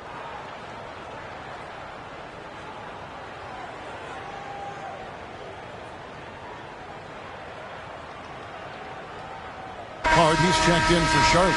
Ross comes in for Bryant. And a switcher also for Oklahoma City. Bruce Brown, he's checked in for Brandon Ingram. Pass to Gortat. Now Hart from outside the arc. It's hauled in by Brown. Giannis against Young. And that one's good by Giannis. Antetokounmpo's got the lead up to 14 now for the Thunder. It's Hart on the wing. Ross with a screen on Vanderbilt. Here's Hart, and he's fouled pretty hard on that shot, but he's got the chance to pick up the points at the line. Josh Hart won't always have his shot falling, but the hustle is there. And a great energy guy with major impact on the floor.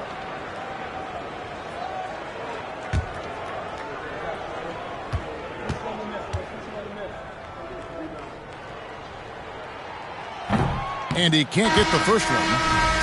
And for Josh Hart, he's a fan favorite because of his hustle. And that can go a long way in the NBA. Hart looks like a typical 3-and-D player, but he also has that intangible of igniting a team. Brown the pass to Parker. Brown with a screen on Halliburton. Parker. The shot's good. Brown making the play. And it's 8 points for Parker. Yeah, the pick and roll is a deadly thing when Parker gets involved like there. You never know what he's going to do. Passes it to Gortat. Here's Hart. Again, the miss by the Bobcats. +8 in the rebound differential. One more reason why they're in control. And so Antetokounmpo looking over it. And oh, he just jams it right over Marcin Gortat. Wow. An amazing athlete. The length, speed, the Giannis is borderline impossible to guard when he is playing downhill. Now, here is Halliburton. He's gotten some minutes, but nothing on the board yet. And that'll be 2 free throws coming up. Officials on the call with the foul. Personal foul. Greg, looking back at the 2021 draft, I'm still shocked. Tyrese Halliburton fell to 12. My goodness. What a steal Halliburton has been. He broke his wrist in college, and that scared some teams away. But, boy, Tyrese has been awesome in the NBA. Take a break. Take a break. 2 shots.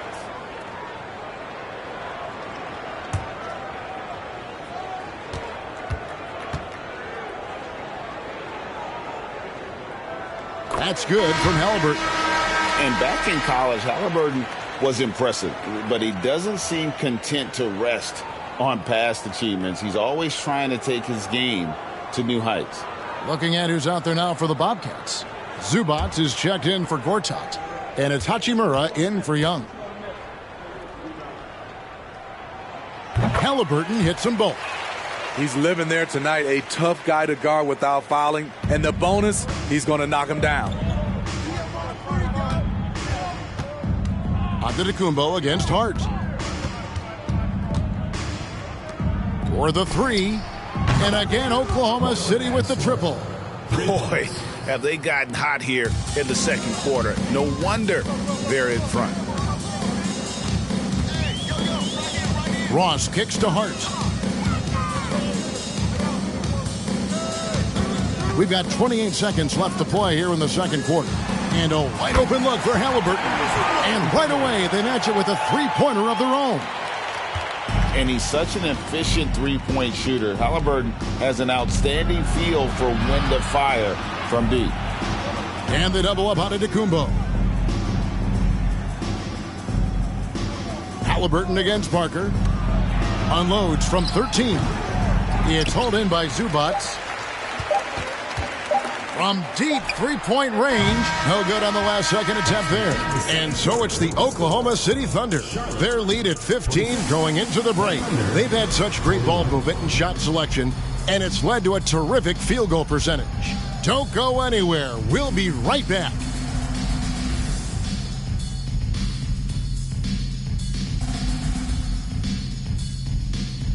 We'll get to the first half action in just a second, but first, let's take a look at where teams are sitting in the power rankings. taking a look here at the Thunder, I mean, they've established themselves as a competitive team. They feel that they can get a win against any opponent there, Shaq. Well, I don't know if they have the roster makeup to get to the finals or even conference finals. But on any given night, this team is dangerous. I don't know, Shaq. They look good. All right, and shifting gears to our current matchup, it's been a rough one so far for Charlotte. They've been struggling to get shots in general, but down low, they've been paper soft, hate to say it. Giving up way too many easy looks. If they can't protect the rim more effectively in the second half, it's going to be a long ride home. And that is a wrap. Now let's send you back to Kevin Harlan for the start of the third quarter.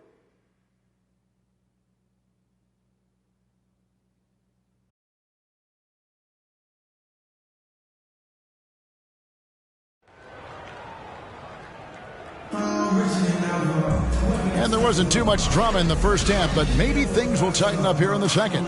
You look at Antetokounmpo, and this game has been everywhere. And he's been a monster in this game, throwing down some huge dunks. And I wasn't sure the rim would even survive in that first half. And I can't wait to see what he has in store during this second half. Some of those jams were downright absurd. And with the second half upon us, we'll find out if this game becomes the route that it's threatening to be. So for Oklahoma City right now, we've got Jared Vanderbilt. Brandon Ingram's out there with Tony Parker. And then there's Antetokounmpo. Yep, that one goes. Ingram's got the opening bucket to start the second half for the Thunder. And they're forcing the ball inside, and it's working like a charm. Bryant the pass to Day. And he dunks it down. Great timing. That can be the difference between an assist and a turnover. Ingram kicks to Parker. Ingram a screen on Halliburton. Parker's shot is off. Charlotte trails by 15. Halliburton with it.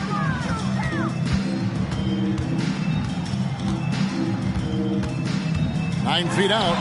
And Charlotte again with the bucket. For a skinny guy, Halliburton has a lot of confidence inside. In fact, he's confident at everything he does. Now, here's Antetokounmpo. He's got 17 and a lot of contact on that one, so he'll shoot two here. It's on Thaddeus Young.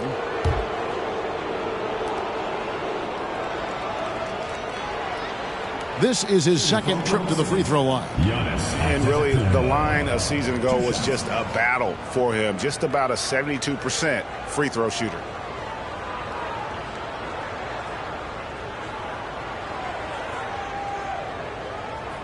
Shooting two.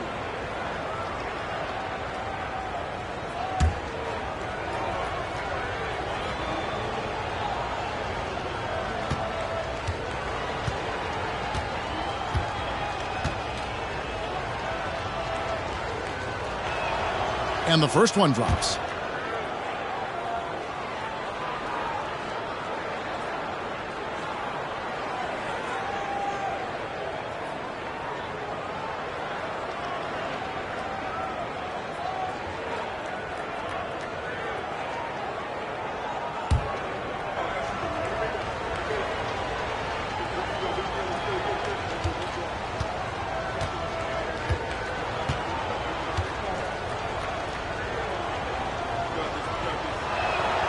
And so he makes both from the line.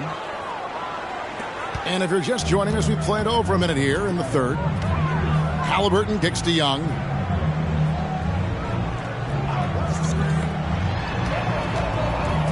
Young, a screen on Antetokounmpo. Shooting foul as the whistle blows. He'll shoot two free throws. Oh, the officials are all over that one. Bobcats shooting their 7th and 8th free throw attempts for the game right here. At the line for two.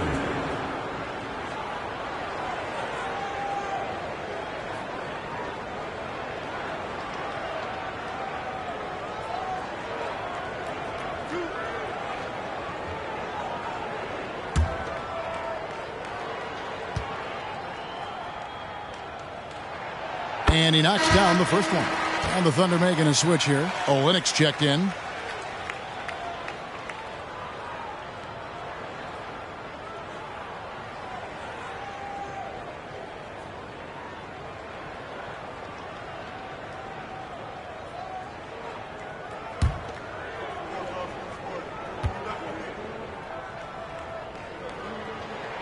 And that one goes in. 2 from the line that time. Because he knows he makes a living at the line, he invites contact and sometimes even initiates it. Ingram finds Parker. Third quarter here, over a minute and a half into it. Takes it into the teeth of the D and converts the layup. Charlotte trails by 15. Halliburton outside. Pass to Gortat. The 3 from Bryant. Gets it to go from beyond the arc. Bryant's got 7 points. 3 straight to begin this half. Couldn't have drawn it up any better. Parker outside. That's good, and it's Ingram with the assist. Ingram's got his 4th assist in this one. He has created some terrific opportunities for himself and really made the most of it. Now, here is Halliburton. He has 7. Dang for 3. Not going to go that time. And they've got a big lead, not just on the scoreboard, but really in the rebounding numbers as well. Screen by Olynyk. Here's Parker. In the corner, it's Ingram. Hands it from downtown. Ingram's got 5 points in the quarter. Just crushing it here. 80% to start the half. Halliburton against Parker. Outside Bryant.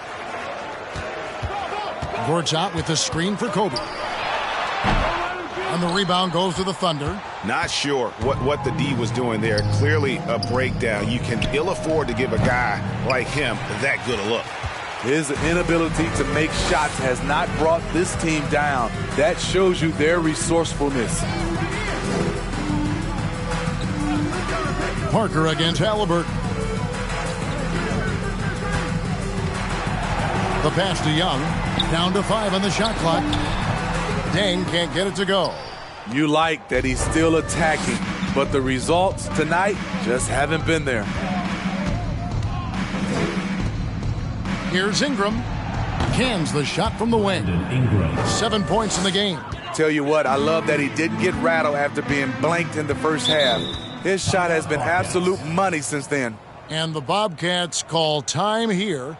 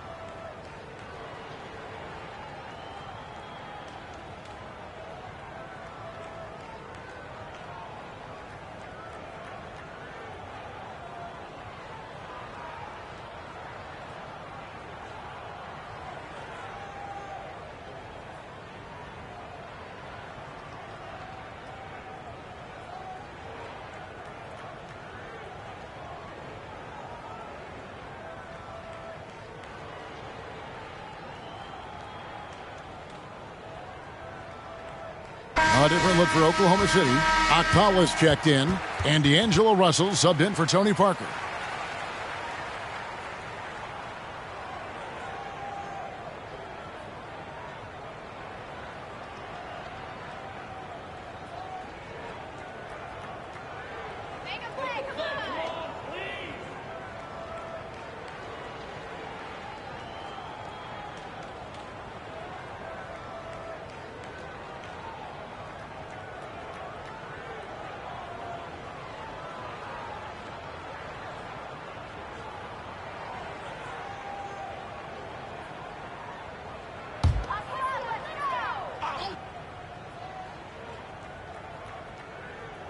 Here's Terry.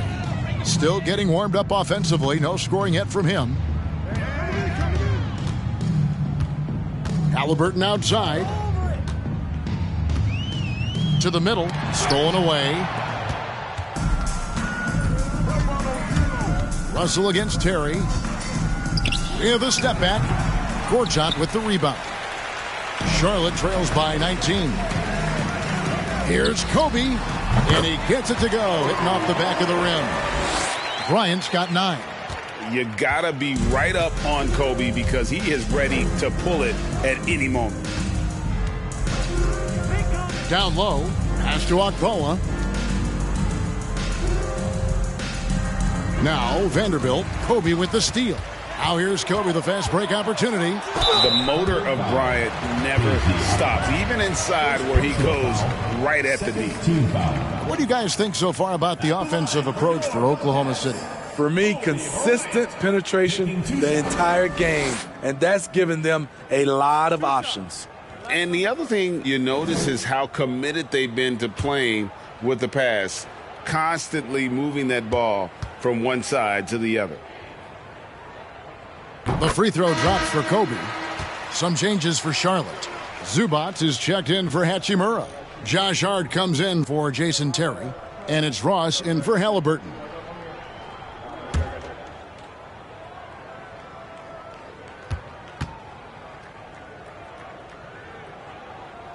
Both free throws good from Bryant. This is as good as it gets from the charity stripe here in the second. Russell against Bryant. And here's Russell. He's been quiet so far. Still no points in the game. And it's Ingram missing. And so it's Ross. He brings it up for the Bobcats. Down by 15. Smitty taking a look at Brandon Ingram. He is a very difficult matchup. He is, Kevin. He scores in bunches, works well as a facilitator, and is capable of serving as a lead ball handler. Plus, with his length and skill set, he can play 1 through 4. Passes it to Ingram. Brown outside. Right side, Russell. 6 to shoot. They set the pick. The Thunder with another miss. And being that close to the hoop, I thought he had enough room to finish that one. Pass to Ross. And here is Gortat. He's covered by Ingram. Gortat misses.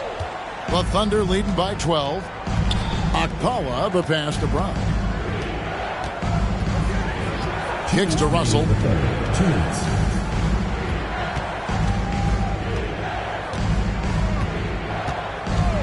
Goes up from the top of the key. Akpola, no good. Here is Ross. He's been patient so far. Nothing on the scoreboard yet. Gortat inside. He's covered by Ingram. It's Kobe Bryant on the wing. And he gets the bucket. Kobe's got 9 points here in the second half. What a turnaround for him since the half. More aggressive and more effective. Time called here. The Thunder decide to talk it over.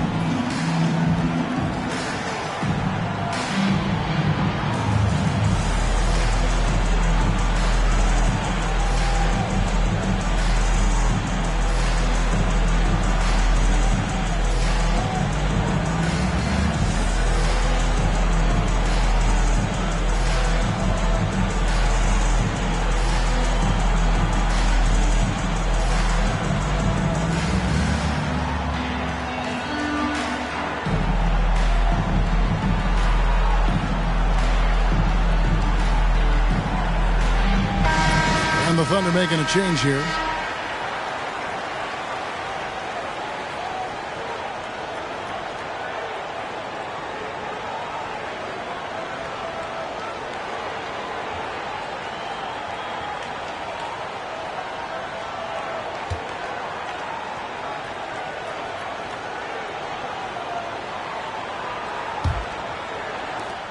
1:25 left to play in the third.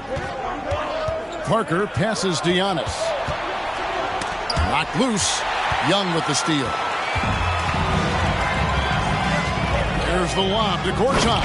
And Gortat with the stuff. Well, and it took a terrific effort at both ends to sustain this run. They've shown a lot of heart, a lot of fight, and they're close to taking the lead. Ingram kicks to Parker. Ingram setting a pit for Parker to stop the drought. That's good, and it's Ingram with the assist. Ingram's got assist number 5 here tonight. Charlotte trails by 10. Halliburton outside. Charlotte moving the ball around.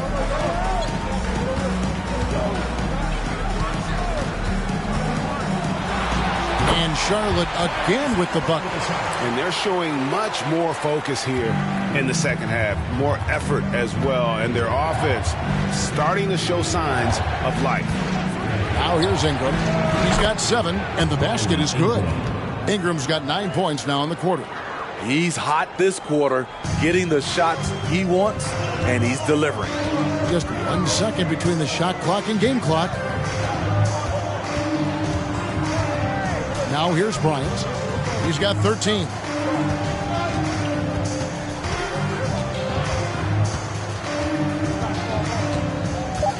Gortat with a screen on Ingram. Bryant used the shot fake to create the angle, but couldn't get it to fall. And so it's the Oklahoma City Thunder going into the break with a 10-point lead. They're shooting the ball so well in this one. A great performance from the field. And we'll be right back after this.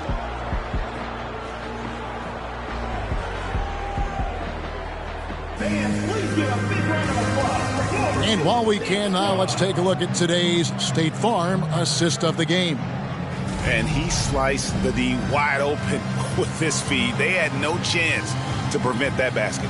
Creating plays for others, it's an art form, but it's also a discipline. Fantastic job.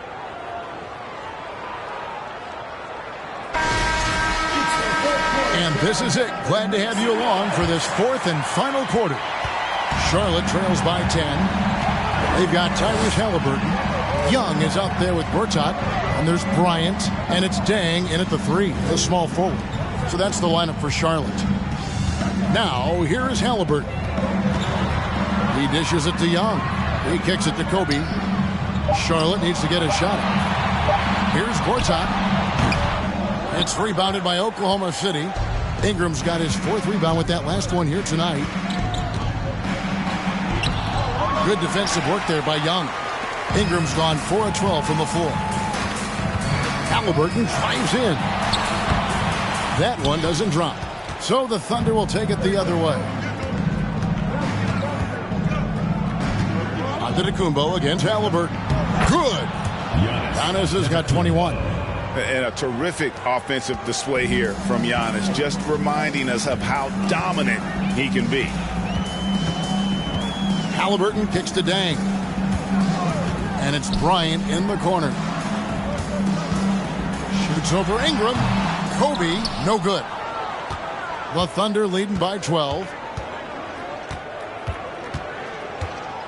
Vanderbilt with it. Parker right side.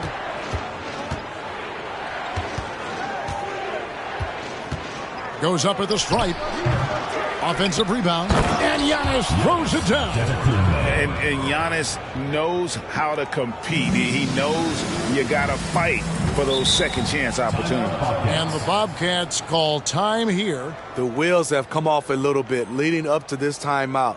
He is taking some low percentage shots, and it's killing the flow of their offense. More motion, more ball movement, that should lead to better looks for him and for the entire team.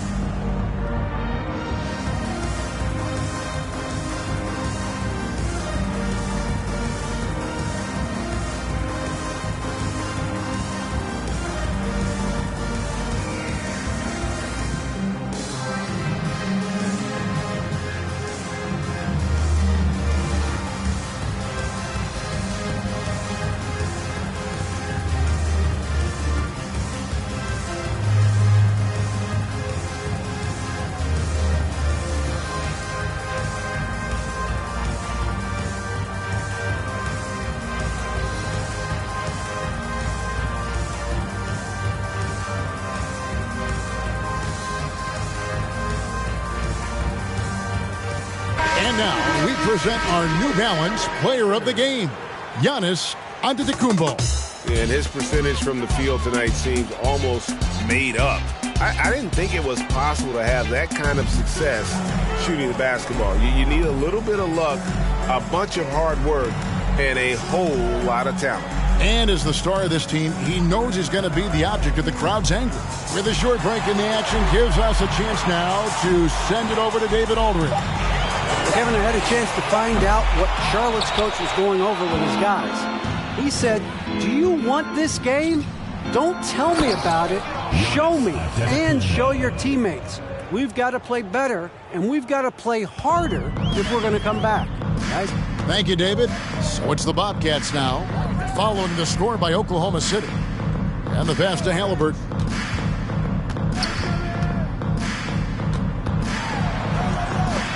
And the rejection by Antetokounmpo. And a lot of attention on Antetokounmpo's offense, but don't sleep on the D. He can defend every part of the court and does it with intensity. First personal foul, first team foul. At the line for the Thunder, Walker Kessler. At the line for two.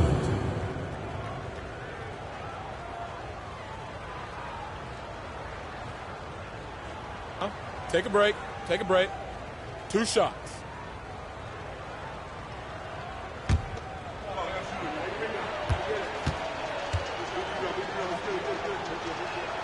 First free throw is good.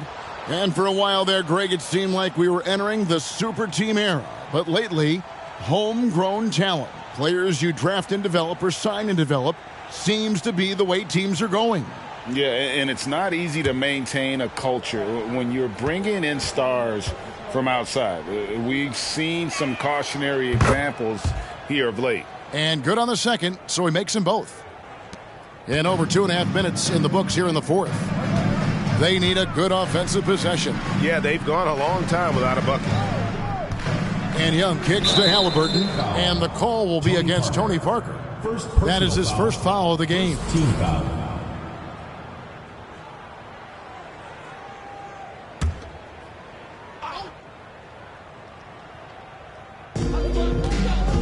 Pass to Young.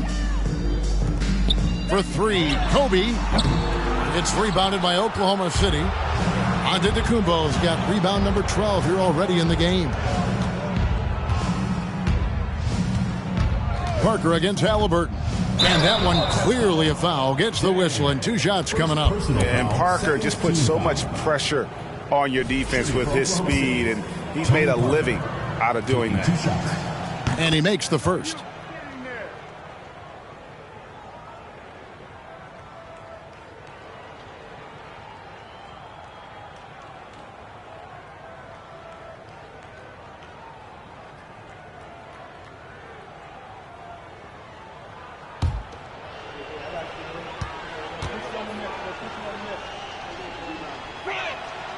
And Tony Parker drops them both. And they're drawing more whistles and working.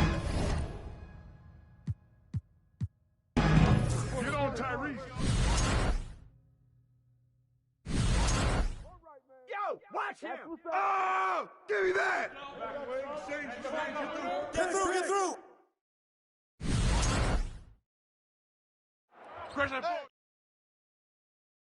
Hey.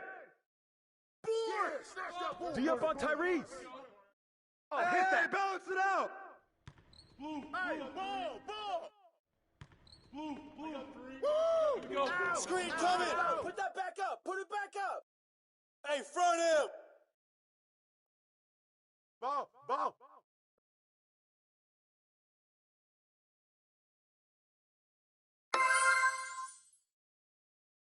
It's all good. Yo, Giannis.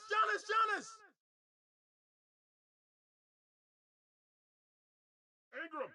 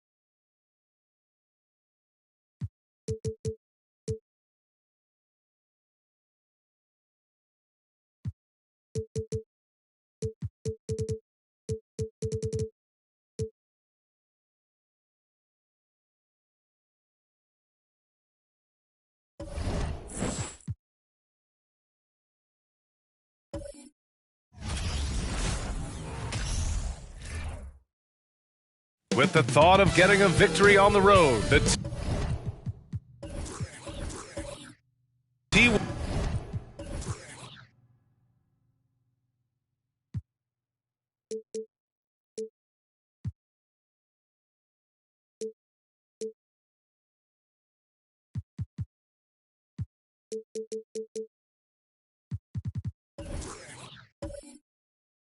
Wolves came into the arena tonight with a look of confidence.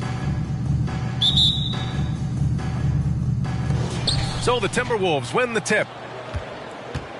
Looking at the starting five for the Minnesota Timberwolves. Pass to Ellis. Well, Grant, we've seen the NBA evolve quite a bit since your playing days.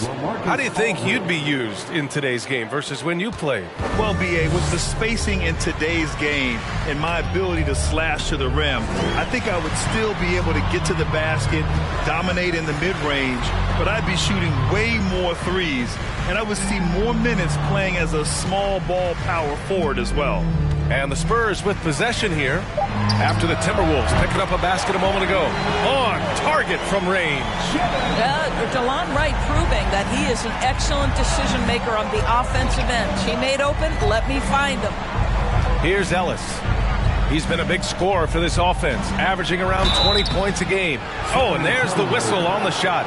So 2 free throws for him coming up. You know, last year was all about forward progress for the Timberwolves, recording their second winning season since 2005, getting on track for future success. So what do you think the keys are that could help Minnesota continue to grow over last year? Well, you know, there's always room for guys to improve their game, but I think it's really the intangibles, building trust amongst players and becoming a more mature team.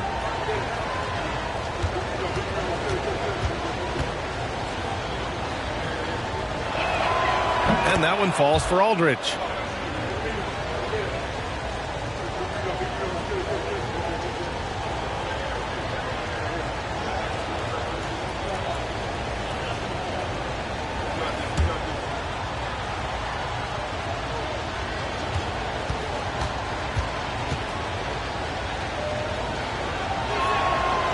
And so Aldridge nails them both. You want to contest this guy's shot, but you absolutely don't want to send him to the line. He will make you pay. Right, the pass to Gordon. And And again, it's the Spurs from deep. He's consistent from out there, especially when you give him that kind of room. Here's Ellis. About a minute and a half through the first quarter. Gets the 3 ball to go. See, when you're open, Monte Ellis will find you. When he plays within the system, he is very effective. Right, the pass to Mobley. Out to Gordon. 3-pointer. And again, it's the Spurs from deep. Both teams are starting to find a rhythm here. And this is partly what the game has become, right? A matter of dueling 3-point opportunities. Pass to Ellis. Takes the 3. No luck on that one. So the Spurs will take it the other way. Herder passes to Wright. Back to Herder. Here's Wright. To the inside. Herder gets the bucket. Herder's got his second bucket of the night. What a pretty pass from DeLon Wright. This guy can play 1 or 2, but that passing ability is important at either position. Pass to Ellis.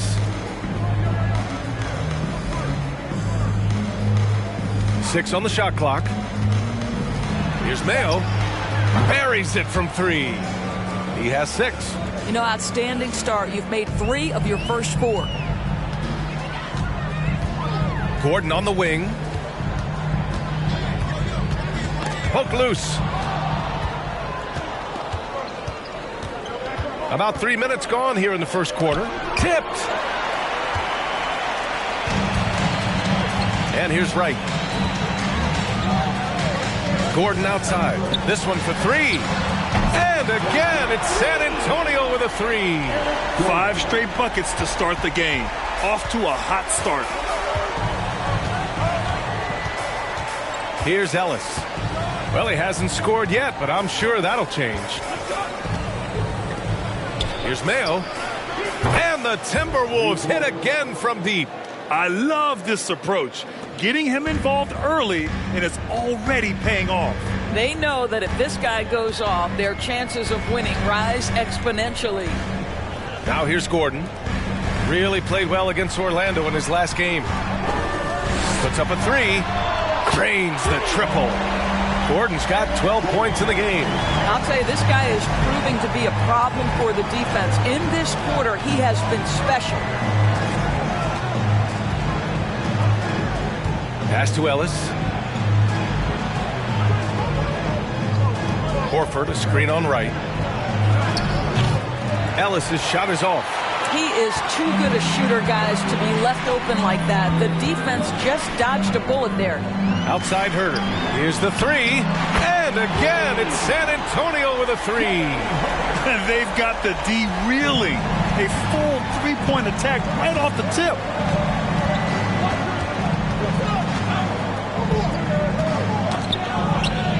Pass to Ellis. Screen by Horford. Ellis, good. And talk about payback. He hits the revenge triple. Oh, you love to see the competitive fire. A little bit of pride at stake. Now here's Wright. Boy, he's been patient so far. Nothing yet on the scoreboard. Gordon can't hit. Minnesota's gone 4 of 6 from deep to start this game. Herder defending. Pass to Ellis. Bogdanovich on the wing. And it's off from 3-point range. The Spurs have got 7 of 8 in the basket. I am never sure that Bojan Bogdanovich gets credit for being an elite basketball player, especially when it comes to his scoring ability. Mobley, no good. The Timberwolves trail. Now here's Bogdanovich. He just could not put it together in that loss to New York. Horford, a screen on right. Ellis.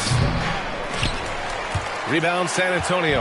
And Bogdanovich doesn't do anything flashy necessarily. Which is why maybe, B.A., some people take this guy for granted. He is an efficient scorer. He's a dangerous three-point shooter. He can post a mismatch, and he's unafraid of the moment. Bojan Bogdanovich is one of my favorite guys in the league. Hits the trifecta. Gordon's got 15 points. 12 straight points off threes. This defense is not extending very well. And Minnesota calls time here. And going against San Antonio, their first meeting of the year. They swept the season series, which is very much in line with how these teams finished in the standings. Well, they're more talented, more accomplished at this point, but you can't rely on that and start taking plays off. You could get surprised.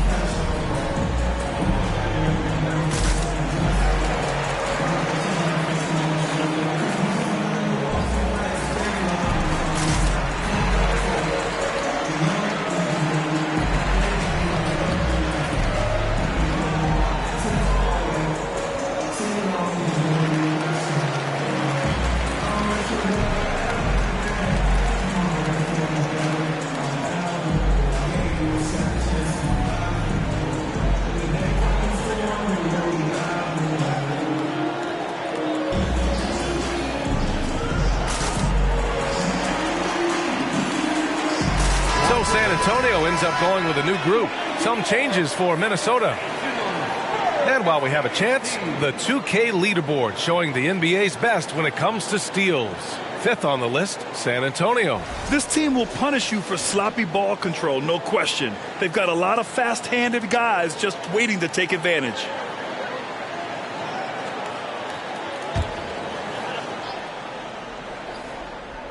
Here's Holiday.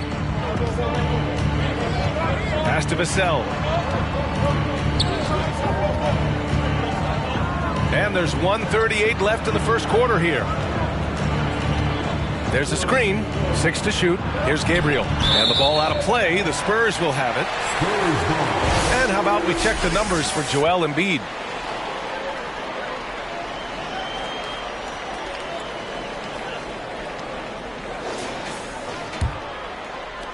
The Spurs have gone a fantastic 8 of 11 so far. Brunson finds Powell.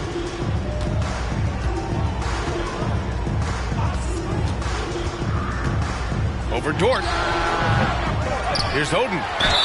And the bucket counts. And he is on his way to the line. He'll try to make it a three-point play. And a moment here to take a look at the scoring breakdown for the Spurs. Well, they found a groove, and it's from distance, so knocking them down from the three-point land never hurts. Yeah, and in addition, their ball movement has really unleashed their offense. Boy, they've been fun to watch.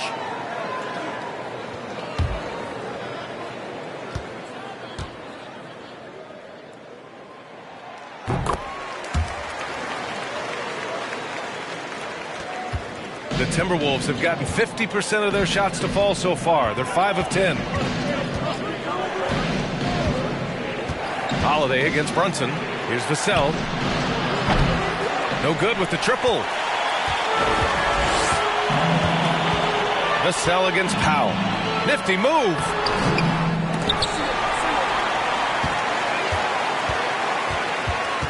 Outside Hardaway.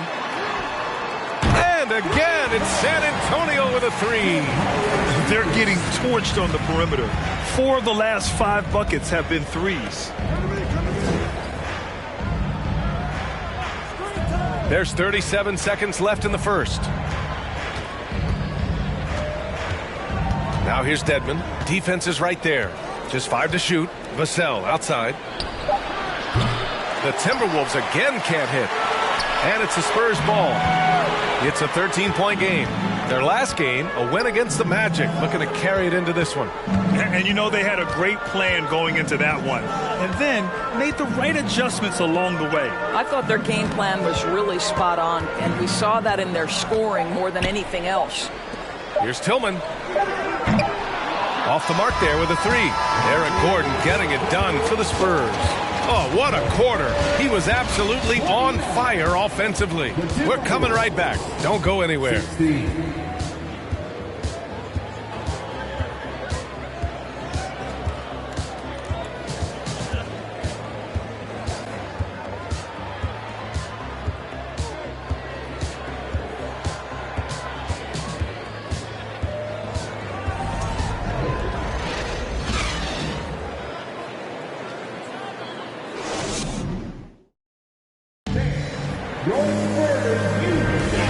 Welcome you back to second quarter action. Plenty of basketball left to play, but this one has been one-sided so far. And a comfortable margin for the Spurs here, guys. Well, their offense is clicking so far, capturing the momentum here early on. Boy, it's been a really pretty thing to watch, executing their game plan to perfection. The Spurs shooting great, 62% from the field and continuing to get it done. I mean, there are some great guys in this league. Coach Greg Popovich sticks out. Just a tremendous person. I loved competing against his teams. On the court for the Timberwolves, second quarter underway. We've got Devin Vassell. Dwayne Dedman is out there with Lou Dort. And it's Gabriel in at the four-man position. Here's Ellis. To the middle. And that one's good. Gabriel. Coach Pop, the NBA all-time leader in wins. Any memories facing off with his Spurs? Well, I always knew that his teams would play hard, they'd be prepared, they played the right way. And, of course, they exemplified the toughness and character of their leader, Coach Pop. Here's Herder. The Timberwolves getting their last shot to go. Hey, if you can't block it, sending him to the line can be the next best thing. First team foul. At the line for your Spurs, Kevin Herder. At the line for two. Shooting two.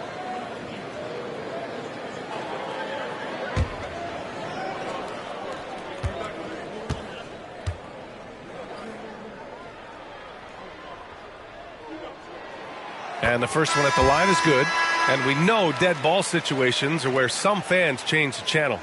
Doris, has the league done enough to discourage intentional fouls? Every form of media, to me, BA, is trying to capture the imagination of their fans. So anything that enhances your product is something that in the long term is going to do well for you. And so he makes both from the line. Minnesota has gone 4 of 9 so far from the perimeter. And we played through the first minute here in the second. Dort against Herder.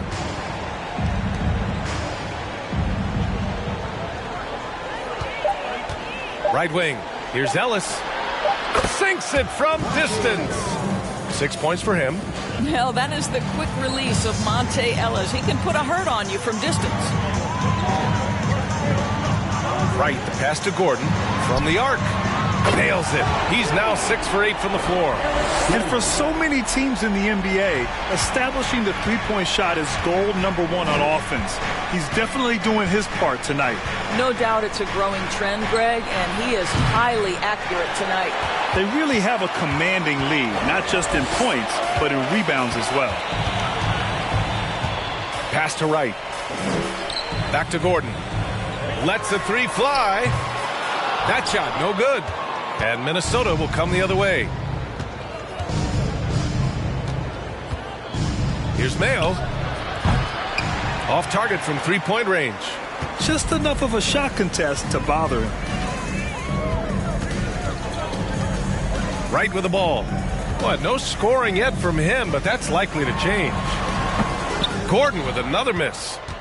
Minnesota has gone 5 of 12 from three-point range tonight. Bogdanovich, no good there. Embiid with a nice defensive effort.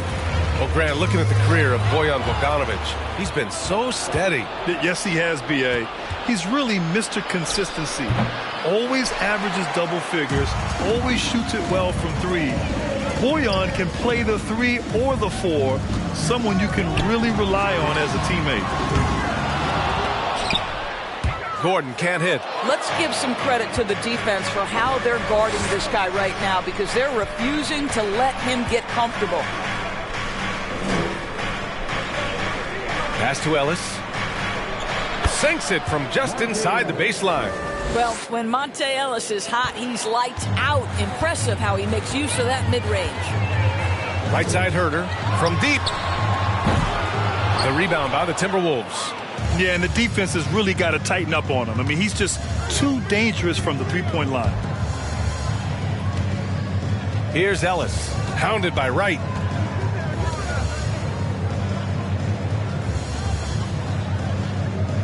Five on the clock. Here's Mayo. Misses off the right iron. The Spurs have gone 1 for 6 in the second quarter. Not great. From deep, Mobley. The Spurs rebound. Fades back. And the basket by Embiid. Part of what makes Embiid an MVP-level talent, the spacing he gives your offense, a center with a very good jump shot. Pass to Ellis. Horford with it. Embiid covers. Mobley grabs the board. Mobley's got 6 rebounds in the game. And here's Gordon. Launches a three. And the three-pointer goes. Gordon's got 21 points in the game. Ooh, this guy is as hot as they come from distance. Defensively, you almost have to pick him up once he crosses half court. And yep, it's good. I like the aggressiveness. Horford is superb at staying in control on these tough shots. And the Spurs call time here.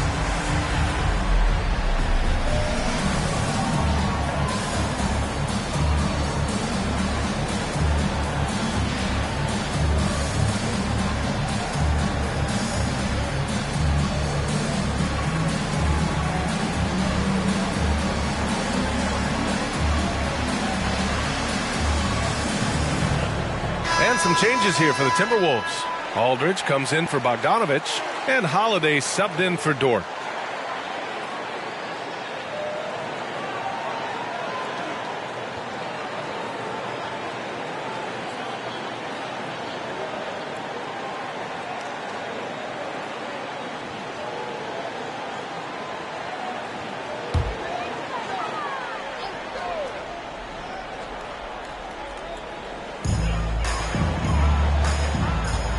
Now Wright. Now quiet so far offensively, searching for his first points of the game. And the whistle on the shot. Got some contact there. Misses the shot, but he'll shoot 2. As impressive as the numbers were for Mobley as a rookie, the consistency stood out the most, Grant. Yeah, no question, B.A. Mobley shows up and makes an impact every night. He just finds ways to help the team even when the shots aren't there. He's the type of player that fits with any system.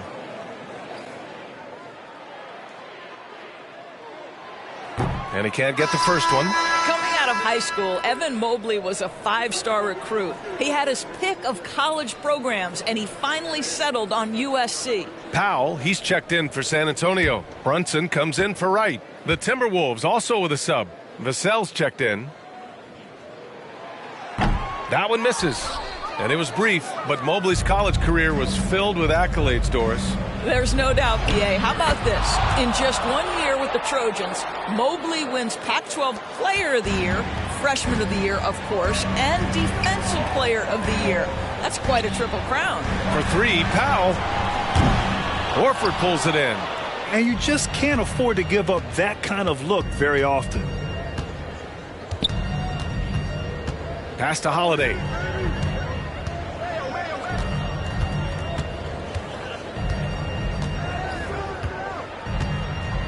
Just 5 on the clock. From deep three-point range. And they'll turn it over. Couldn't get the shot off. A shot clock violation. All right, now we have a moment. Here are the most efficient teams from range over the past month. The Spurs, number 1. Yeah, boy, they've been hot from 3 this past month. That's what happens when you have good shooters who get into a good rhythm. Mobley, left side. Back to Brunson.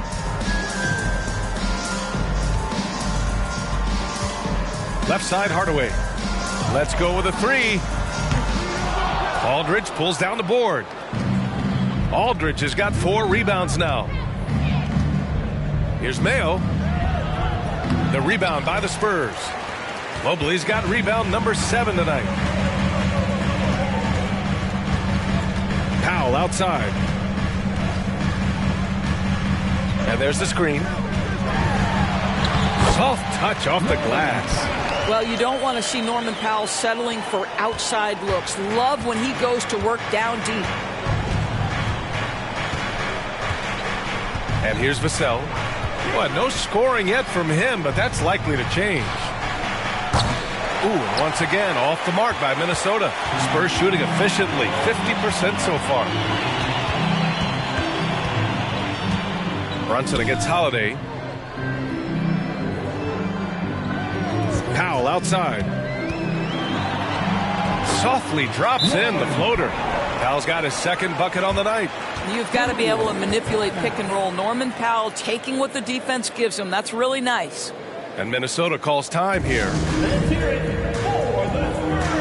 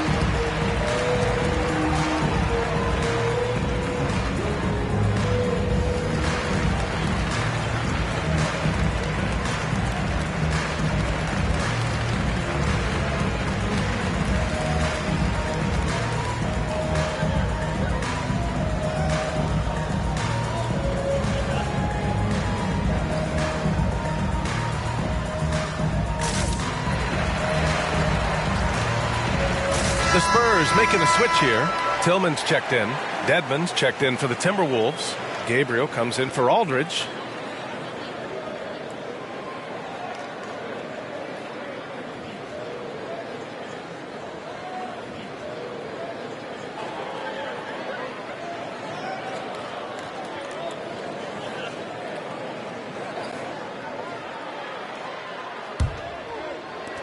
A minute 9 left to play in the first half.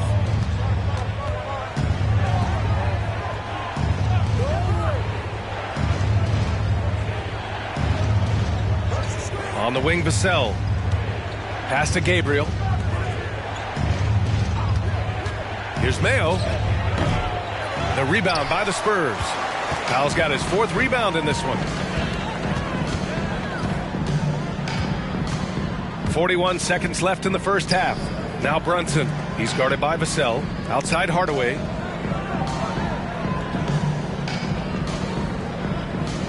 There's a screen. 5 to shoot. Spurs need to get one up here.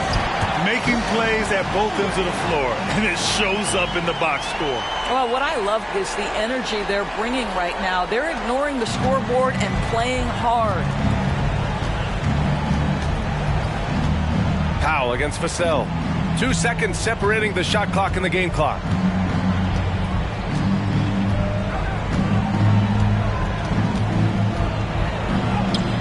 And the layup is good off the glass. Vassell's got his first bucket in this one. This guy, a tough cover for any defender. Creative and assertive scoring the ball. Here's Powell. Ooh, he released it in time, but it's off the mark. And so the San Antonio Spurs with an impressive 16-point lead heading into the break. They're getting quality looks, and that's why they're shooting at such a high clip. Well, now we have some time to check in with Allie LaForce. Allie. Joel, some fireworks early. What's going to be critical to keeping it rolling? Just keep moving the ball, get stops, and I think the kids just moving the ball, playing together. We've been doing that, and we got some hot guys, and we got to keep fitting them. Ball movement is key, guys. All right, Allie, thanks for that. We will see everyone right back after this break, ready for the second half.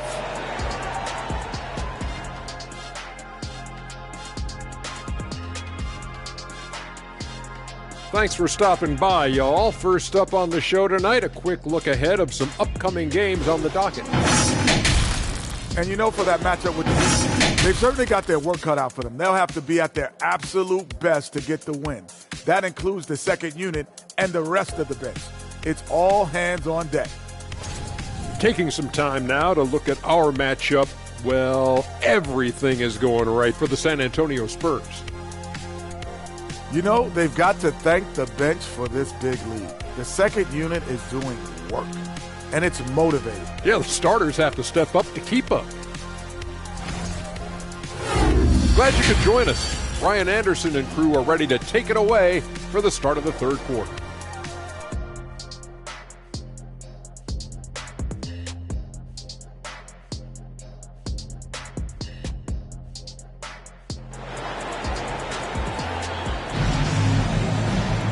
And as we dive into the second half, we'll find out if the next two quarters are any different from the first two. So far, it's been a runaway. Without question, Eric Gordon displaying his skills today. You just love his patience offensively in the first half. Waited until he got the looks he wanted. As a coach, you can preach good shot selection, but it's up to the players to execute, and this guy has done just that. And with the second half upon us, we'll find out if this game becomes the rout that it's threatening to be. And Spurs coach Greg Popovich, last season, moving into first all-time for coaching wins, Greg. That's right, B.A. All those wins coming with one organization, the Spurs. Now, when he hangs up his whistle, he'll be in the conversation for the greatest coach in NBA history. Evan Mobley out there with Joel Embiid. Then it's DeLon Wright. Then there's Eric Gordon. And it's Herder in at the three. That's the San Antonio 5. Now here's Aldridge. Shoots over Mobley. Aldridge with the bucket. Aldridge has got 6 points. Such a nice touch on the ball from Aldridge. He knows exactly how much power to put on the inside shot. Right, the pass to Herder. Lets it go from deep.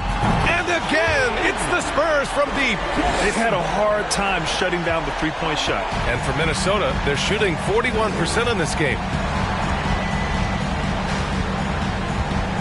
Second half getting started. About a minute played. Pass to Ellis. Aldridge with a screen on right. Here's Mayo. Tried to answer back, but that three is off the mark. Gordon outside. Mobley with it.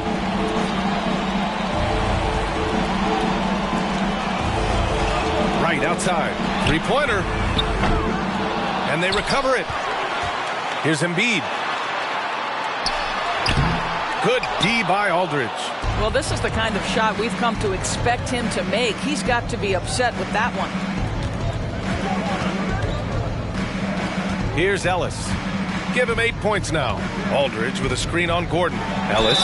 Ooh, plenty of contact on that shot.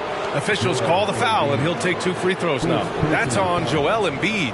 It is not easy keeping up with Monte Ellis. The quickness forces the issue. Monte Ellis at the line for 2. Shooting 2.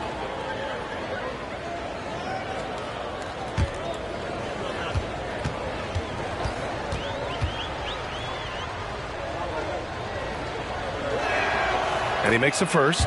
the veteran, right? Monte Ellis is still a valuable contributor. He's an exceptional scorer and one of the quickest guys in the league.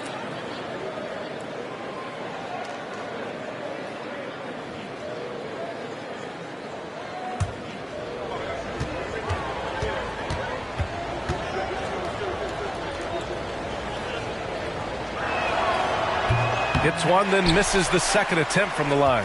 And last season's scoring champion, Joel Embiid, the first center to lead the league in scoring since Big Shaq way back in the 2000 season. Now here's Bogdanovich. Well, he hasn't put up any points yet in this one.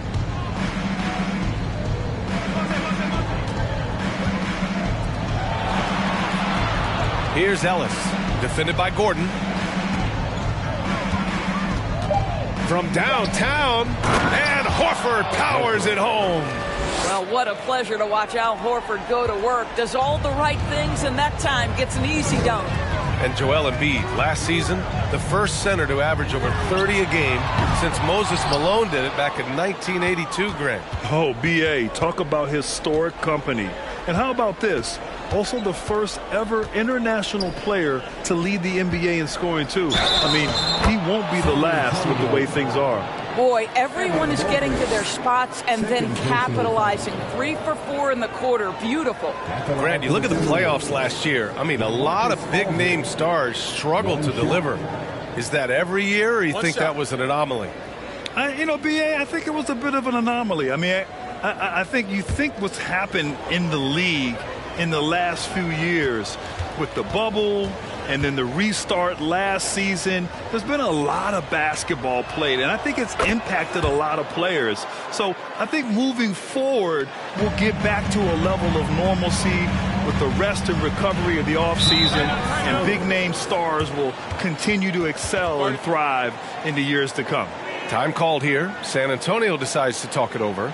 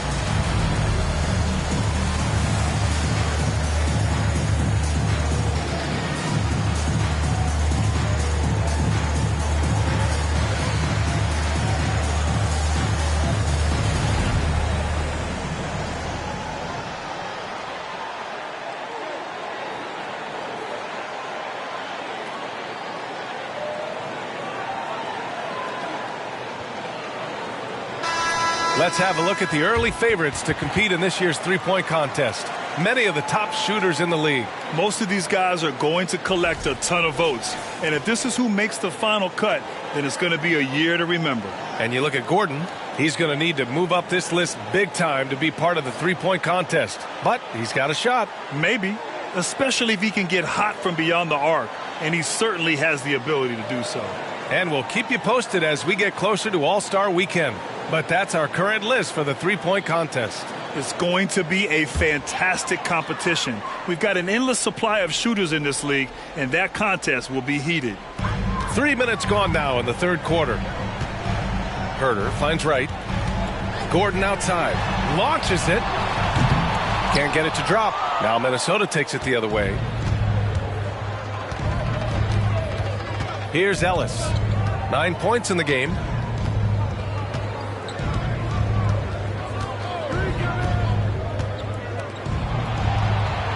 Clock at 6. Aldridge with a screen on right. Gordon pulls it in. And right now they're +8 in the rebounding category. That's helping them run away with this. And it's It's good. Fought through contact, hit the shot, and will go to the line. And the Timberwolves making a change here. First team foul. At the line for San Antonio, Eric Gordon. Shooting one.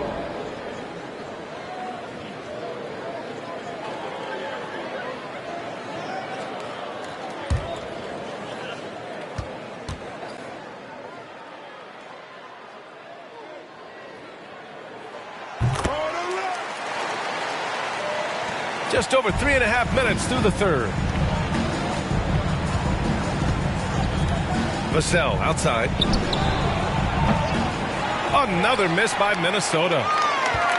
San Antonio's gone 2 of 6 from downtown here in the second half. Right, the pass to Herter. From deep. The long distance three is buried. Herter's got 16 points now. Well, the advantage they have right now is largely based on his play. What an outstanding night. It's Dort on the wing. Pass to Vassell. Back to Bogdanovich. Shot clock at 5. Here's Ellis. Ooh, that misses badly. Air ball.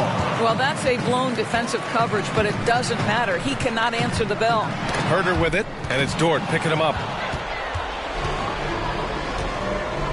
Vassell with it.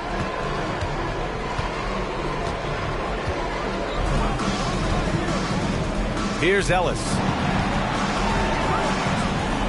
Screen by Horford. That shot is off. Good D by Mobley. The Spurs have gone 4 of 9 in the third quarter. Now Wright. Well, he hasn't scored yet, but I'm sure that'll change. Pass to Gordon. Fires for 3. And again, it's the Spurs from deep. Their offense has been unstoppable, just firing on all cylinders. And at this point, it is their game to lose. They've done such a good job building the lead. Now here's Dort.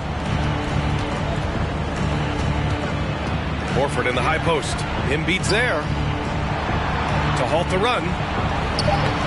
Embiid with the nice defensive effort. They've shown the power inside. Their rebounding effort has been sensational. Right, the pass to Gordon. Embiid, a screen on Dort.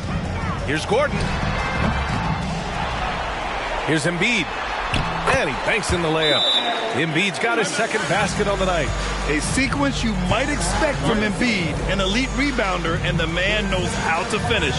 Time called here. The Timberwolves decide to talk it over.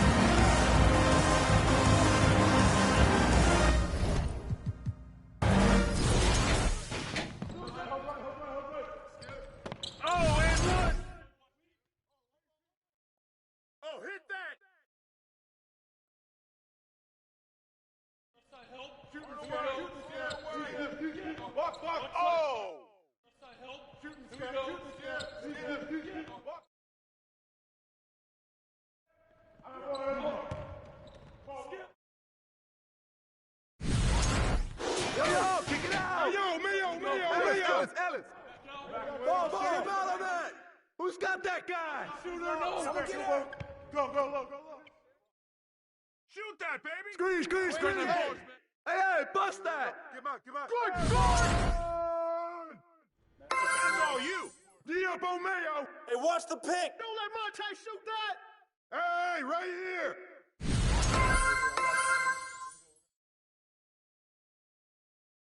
Go. Hey, get the board. Timeout.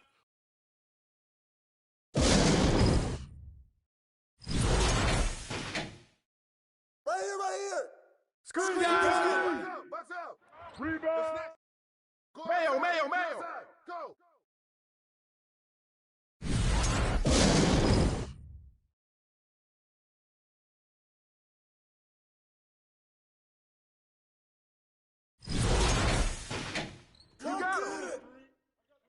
Get Boyan. Yeah.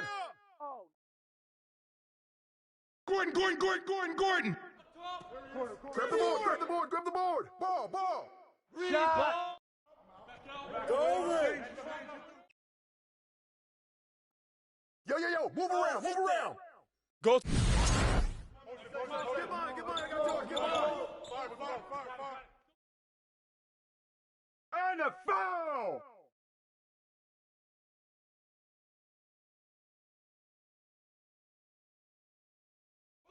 Yo, get on Bale!